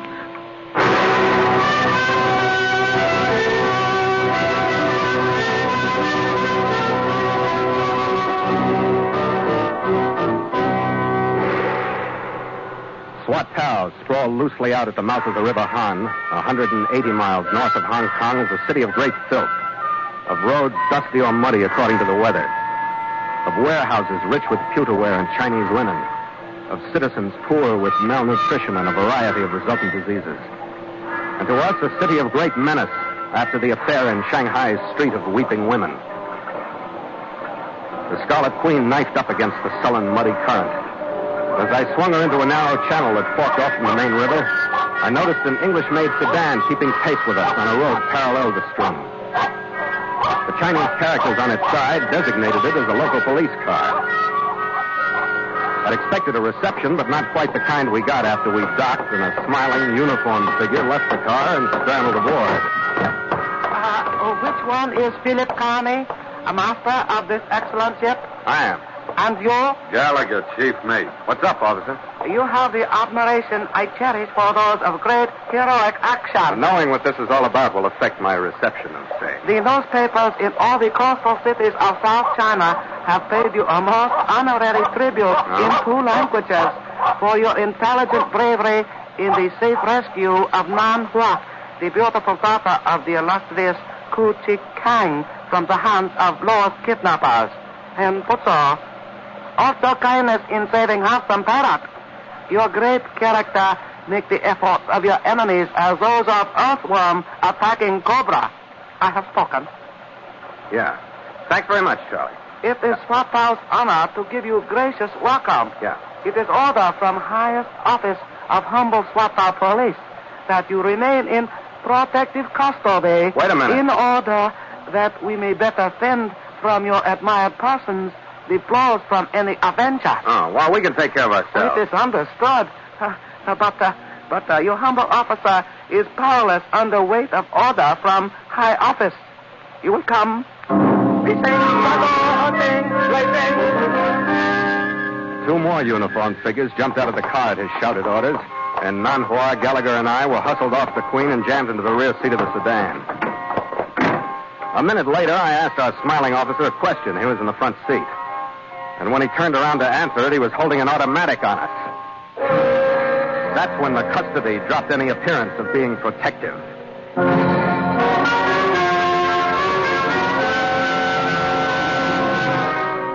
And so Mutual continues The Voyage of the Scarlet Queen, written by Gil Dowd and Bob Tolman, and starring Elliott Lewis.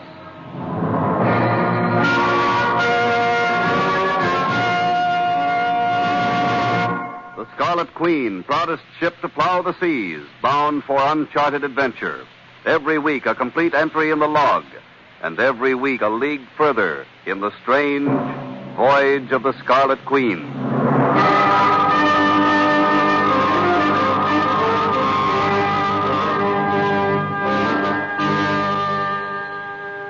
I didn't know whether the three men in the front seat were genuine Swatow cops or not when we left the harbor area. But as long as that automatic was staring me in the face, I figured it didn't make any difference. We skirted the business district and bumped along a dirt road that followed the riverbank. About 5 miles out of town, we pulled up in front of a lonely 2-story building that looked like it had once been an inn. Our guards pulled us out of the car, frisked us, and shoved us into the building. The room was fitted out with rickety furniture and 2 men. One of them was a heavy-set, swarthy Latin. The other was Nanhua's Shanghai kidnapper, Colonel Smythe Forrester. Come in. I trust you all had a pleasant sail down from Shanghai. Oh, come now, don't be of faint heart. There are accommodations for all. Sit down, we'll have a chat. I've heard you talk before. I didn't like it. Oh, it's water under the bridge, Captain. Come, Nanhua, be seated. I will stay here. Oh, relax, Nanhua. Go ahead, sit down. There you are, my dear. You may sit close under the protecting arm of your gallant captain. Mr. Gallagher? I can find my own, you. Now then, may I present one of my associates, Mr. Avila. Mr. Avila has journeyed up from Hong Kong. I am most happy to be here. All right, that makes us all great friends. It's a charming circle. What do we do with it? Come off it, Captain. And now, Captain Carney, I can make known to you the splendid news that is the subject as well as the cause of this meeting. Nanhua, this should please you particularly. Your father is well and in no danger. You lie. Where is my father? Oh, I understand your natural inclination toward distrust, my dear. But hear me out. Why don't you get off of your fancy language and say something? Mr. Gallagher, please. The news is this, gentlemen. At this very moment, Mr. Kang and Mr. Constantino are together in Hong Kong, peaceably discussing the common problem, viz., the $10 million prize that has been the basis for the many discomfitures which have befallen all concerned. There now. Is that not a stunning bit of news? I do not believe it. You are lying. Well, then permit me to refer you to Mr. Avila, who has himself just brought me the information. It is true. I saw the two together myself. They are making business together. What's the deal? It is somewhat the same as dividing the value of the treasure. If Mr. Kang will turn over $5 million, Senor Constantino agrees to return this young lady, Nanhua, to her father. And Senor Constantino will save the expense of following you, Captain Carney, over the other half of the world. And at the same time, well, there was always the chance we might lose. No, it is a good gamble from both of the sides. You got a funny idea of gambling. Yeah, I'll bet you're a real plunger in a game of stud. Talk how you like. Call it investment. Senor Constantino is paid $5 million, and he promises to forget all about the treasure. You mean he leaves Kang and the Scarlet Queen alone from now on, huh? Yeah, that is right. And we're supposed to swallow this, huh? I do not believe it. My dear girl, I ask you only to contemplate your immediate situation. If there were not clear horizons ahead for us all, would we be gathered thus in such amicable discussion? Well, I dare say you all know Mr. Constantino's tendencies toward violence well enough to realize that we would not. I still do not believe I'll you. lay off, Nanhua. But, Phil... You've said it enough. I think the Colonel gets the general idea. Drop it. Where do we go from here, Colonel? Well, as far as I'm concerned, Captain, you and your company could return to your ship, but it is the expressed wish of both Mr. Kang and Mr. Constantino that, since they are together in Hong Kong, we remain together pending the completion of the negotiations. And, rest assured, sir, Mr. Avila and I will make every effort to make it as pleasant as possible. I'll be easy. Just show me to a room that's as far away from you as I can get. Egad, sir, you're a brash one, aren't you?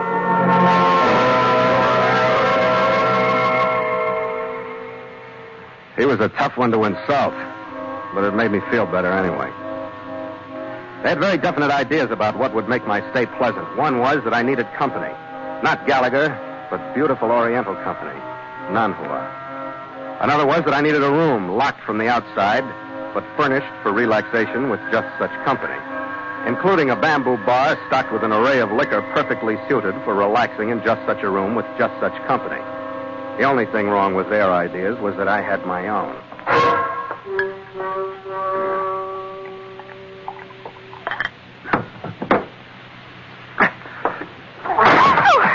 Phil. Shut up. You are angry with me, Phil? I'm fed up with you. Your father, this whole fouled-up mess. Phil. Please, Phil, don't. Why not? I'm probably being tossed into the pot along with that $5 million. You don't believe that? Why don't I? If I don't believe that, why do I believe any part of it? I've never seen anything. I've been living on word. Sounded great in San Francisco. $10 million. But in Squattown, I can't stomach it. It won't stay down. $10 million. I'll have to see it to believe it, and I haven't seen it. Phil, please. The value is much greater than Not that. from where I sit. Not from what I've been through to get where I am, locked into this hole with you. Oh, I'm sorry, So Phil. am I. When this one is finished, Tang and Son can find themselves another sailor. I don't like the way it's being played. We did not make a mistake in you. Well, then I did. But what will we do, Phil? That's up to you. I just know I've been slugged and shot at for the last time. I just know I'm through sailing after that phantom pile of junk. That phantom pile of junk. Perhaps you should know what makes up that phantom pile of junk. That in it is the story of China. That's fine. That's very pretty. In it are relics passed down through the 8 historical periods. There are 2 ivory tablets from the Yin dynasty, which existed before the year 722 B.C. Upon them are carved the first and second of the sacred formulas. Yeah, that's fine, too. Doesn't mean much to me, though. There are chests of jewels from the courts of Zhao and Jin. There are great gold incense ends from the temples of Tang. There are treasures from every dynasty. Phil, what my father is attempting to recover for our country cannot be measured in terms of money or even in terms of life and death. Perhaps if you would stop thinking of it as merely $10 million. I don't think of anything except that I'm fed up.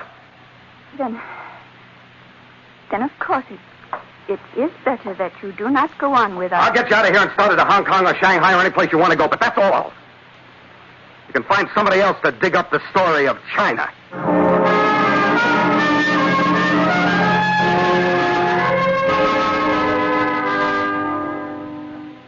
Slugging her would have been easier for both of us than the sellout. But it was my idea, so I stuck with it. The hardest thing for me to take was her acceptance of it. The cool dignity that crept over her. And the inbred pride that, like the Yin tablets with the sacred formulas, had been passed down through the 8 historical periods. But it worked. 2 silent, uncomfortable hours after dark, the door was opened slightly, and a familiar, smiling face looked in. Oh, most admirable Captain Khan. What do you want, laughing boy? My desires are simple, but I am once more waited with order from high office. You will come. How about the girl? Cherished lady will remain in protective custody. Rest easy, Nano. I'll see you later. What's up, laughing boy? Fortune smiles upon you. No? Although the smile is hidden behind fan of kingfisher feathers for sake of delicate secrecy.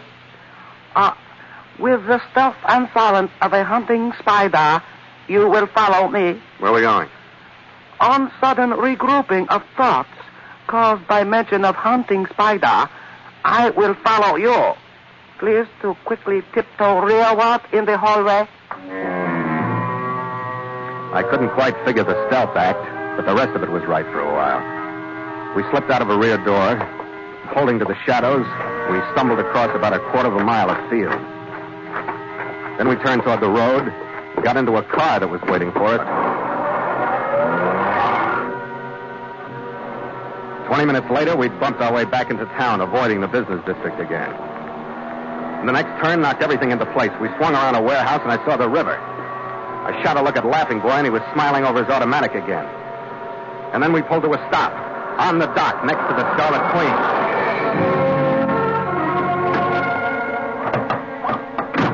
What's this? A sudden sight of ship brings great joy to loyal captain. Please to journey aboard. Where's my crew? Surrounded by most helpful conditions and honest guards in nearby warehouse. Any of them hurt? No. They are most cooperative crew in face of many weapons. Even handsome Parrot was picture of calmness. Please to remain unexcited and in the cabin, knowing that I will prevent intrusion. Come in, me Captain Carney. What are you doing on my ship, Avila? I wanted to talk to you. There are plenty of places to talk. Yes, but none so good as this. In the city, there are too many who watch and too many who listen. This meeting between you and me would not be good for them. I don't think much of it myself. You and I are men who are led by similar things, Captain. I think, too, we are pushed around by the same things. I wish you would sit down with me as a friend. I hope you know what you mean. I don't. I think you and we could be great team. How do you figure that? You've been checking my references or something? I have stayed alive for 31 years because I know men. Why don't you try making sense, Avila? This afternoon I learned to know you when I listened to how you talk to the girl, Capitan. Huh? You got a lot of tricks, haven't you? When we put you together after the story about Kang and Senor Constantino, we thought we would hear something else. What could you hear that would do you any good? The position of that Chinese stuff, maybe? Oh, that would have been very good. For us, but not for you. Could have saved all of us some time. She doesn't know where it is. You know, I believe you, Captain Carney. Thanks. And I think maybe everything could be all right. I speak of what you say in that room. You told me one thing that I like to know. Hmm? You told me that the only thing that loyalty really counts with you is the one you have for yourself. I wonder if I do know what you mean. I think you do. I have those same feeling about loyalty, so there is the similar. I am to Senor Constantino much the same as you are to Kang. High in the organization. Similar again. You say you live long enough on words and promises. I am hungry for something more myself. We are much alike, Captain. Why then are we fighting one another? We aren't. I'm not fighting anybody over it anymore. I just want to get out of Swat Tower, that's all. You can have everything I know about it, which is nothing. Again, I believe you. Again, thanks. But, Captain, don't you see the possibilities? You and I pulling the strings. It looks the same, but the big ones are now working for us. Then, after the treasure and you and I disappear, they find out, but it is too late. Yeah. And after you and the treasure disappear, I find out, but it is too late. Oh, no. It is no good that way. We work together. Who else is in on it? The Colonel. Mike Forrester? And it's no good. Too many people. Oh. Well, how about your chief mate, Gallagher? You leave him out? Yeah. It's got to be just the two of us, or it's no go. Can you send the colonel back to Hong Kong? Captain Carney, I think you don't trust me yet. I mean what I say about this plan. I will do everything I can to make you trust me. I will leave the colonel out. I will send him away tonight. Then, when you get rid of your mate, we will be partners, no? That's right, Avila. Then it'll be you and me alone. That's good with me. Linyi! One more thing for you. You call me. I hasten to obey. See, go to the colonel. Tell him to come here. Tell him Avila has a very important thing for him in the cabin of the Scarlet Queen.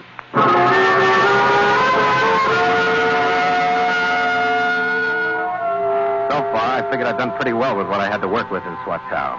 At least I'd had the right instinct about their friendly approach and their wild lie about Kang and Constantino. And my sellout act with Nanhua had the reaction I halfway expected anyway. But finding Avila on the Queen and alone instead of with the Colonel was something that didn't quite fit. It fell into place an hour later. The car got back. And we heard the Colonel coming aboard. This is big test, Capitan. This is the first thing we do together. That's right, Avila. Well, I presume we've met with success enough. Avila. Hey, what's the game, Avila? Hey, put down that weapon, sir. The Capitan, he says I must send you away. Avila. Have you gone nuts? No, you like it, don't you? The big test, Captain. I do this bad thing only to show you can trust me. Now, you show me how I can trust you. Lingy, one more trip. This time you bring the chief mate, Mr. Gallagher.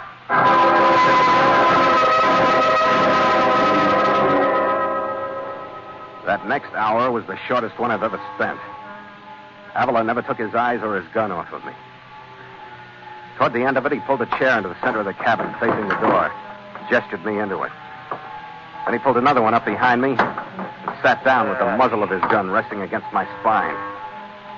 Then he handed me my own automatic. By that time, we'd stopped talking. We just sat there, waiting for the sound of Red's feet on the deck above.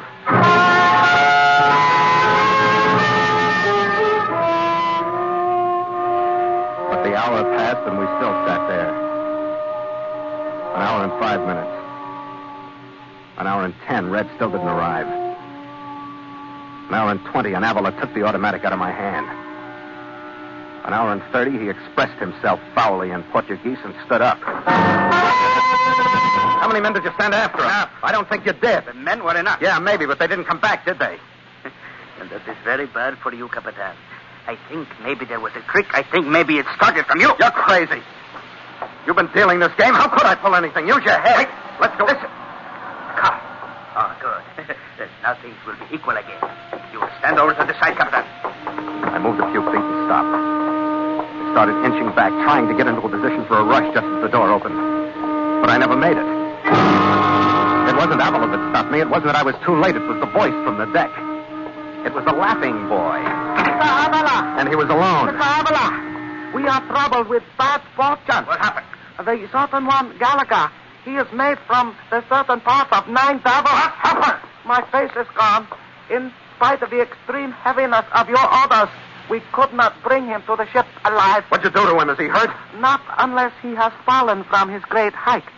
He is flying in the wings of intoxication. Stop it, fool! Get back to the car. Go ahead, Captain. Follow him. Yeah. With luck, maybe he's left a drink for us.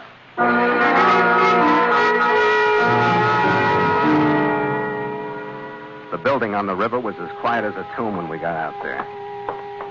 I didn't know whether Lin Yi was smiling or not as he let us in. But I knew I wasn't.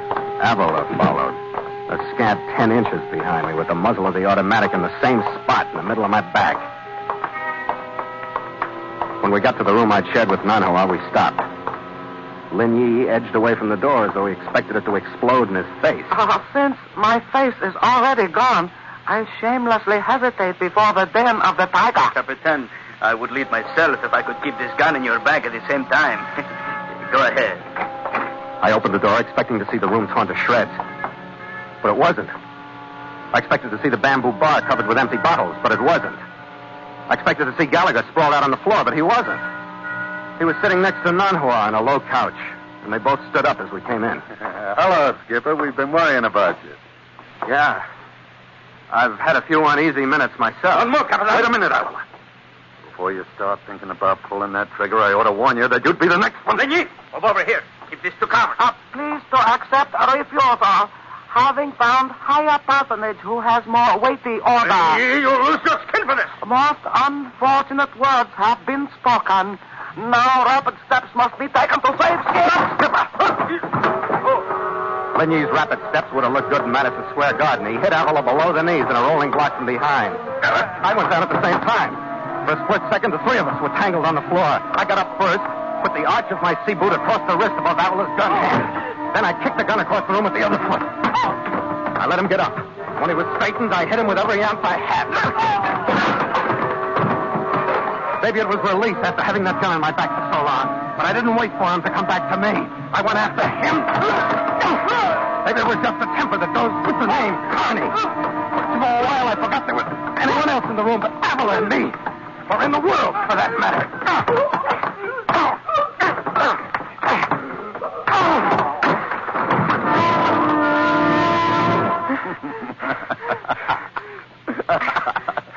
You need any help, Skipper? Shut up. Oh, gallant Captain.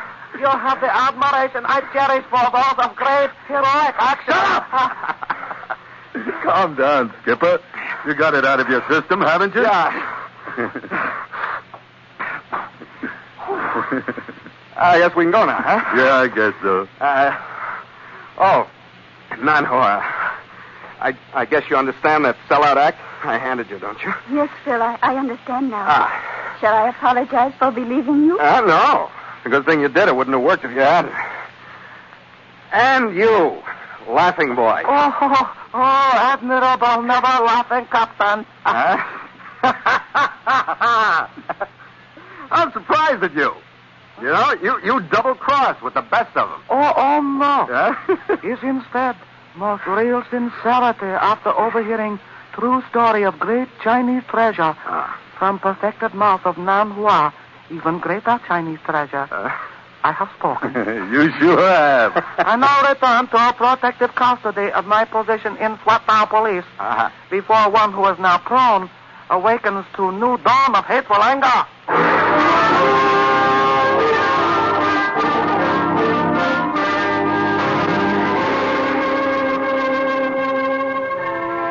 By 8 the next morning, after I'd apologized for the 12th time for my sellout act and explained for the 13th time that I knew Kang wasn't in Hong Kong selling out to Constantino, we got Nanhua's space on Air Cafe to Shanghai. I freed my crew with the help of Laughing Boy and gave him the handsome parrot as a parting gesture. And an hour later, we coasted out of the River Han into the deep rolling water of the South China Sea, and the trades whistling up from the lower latitudes. Stand by to make sail!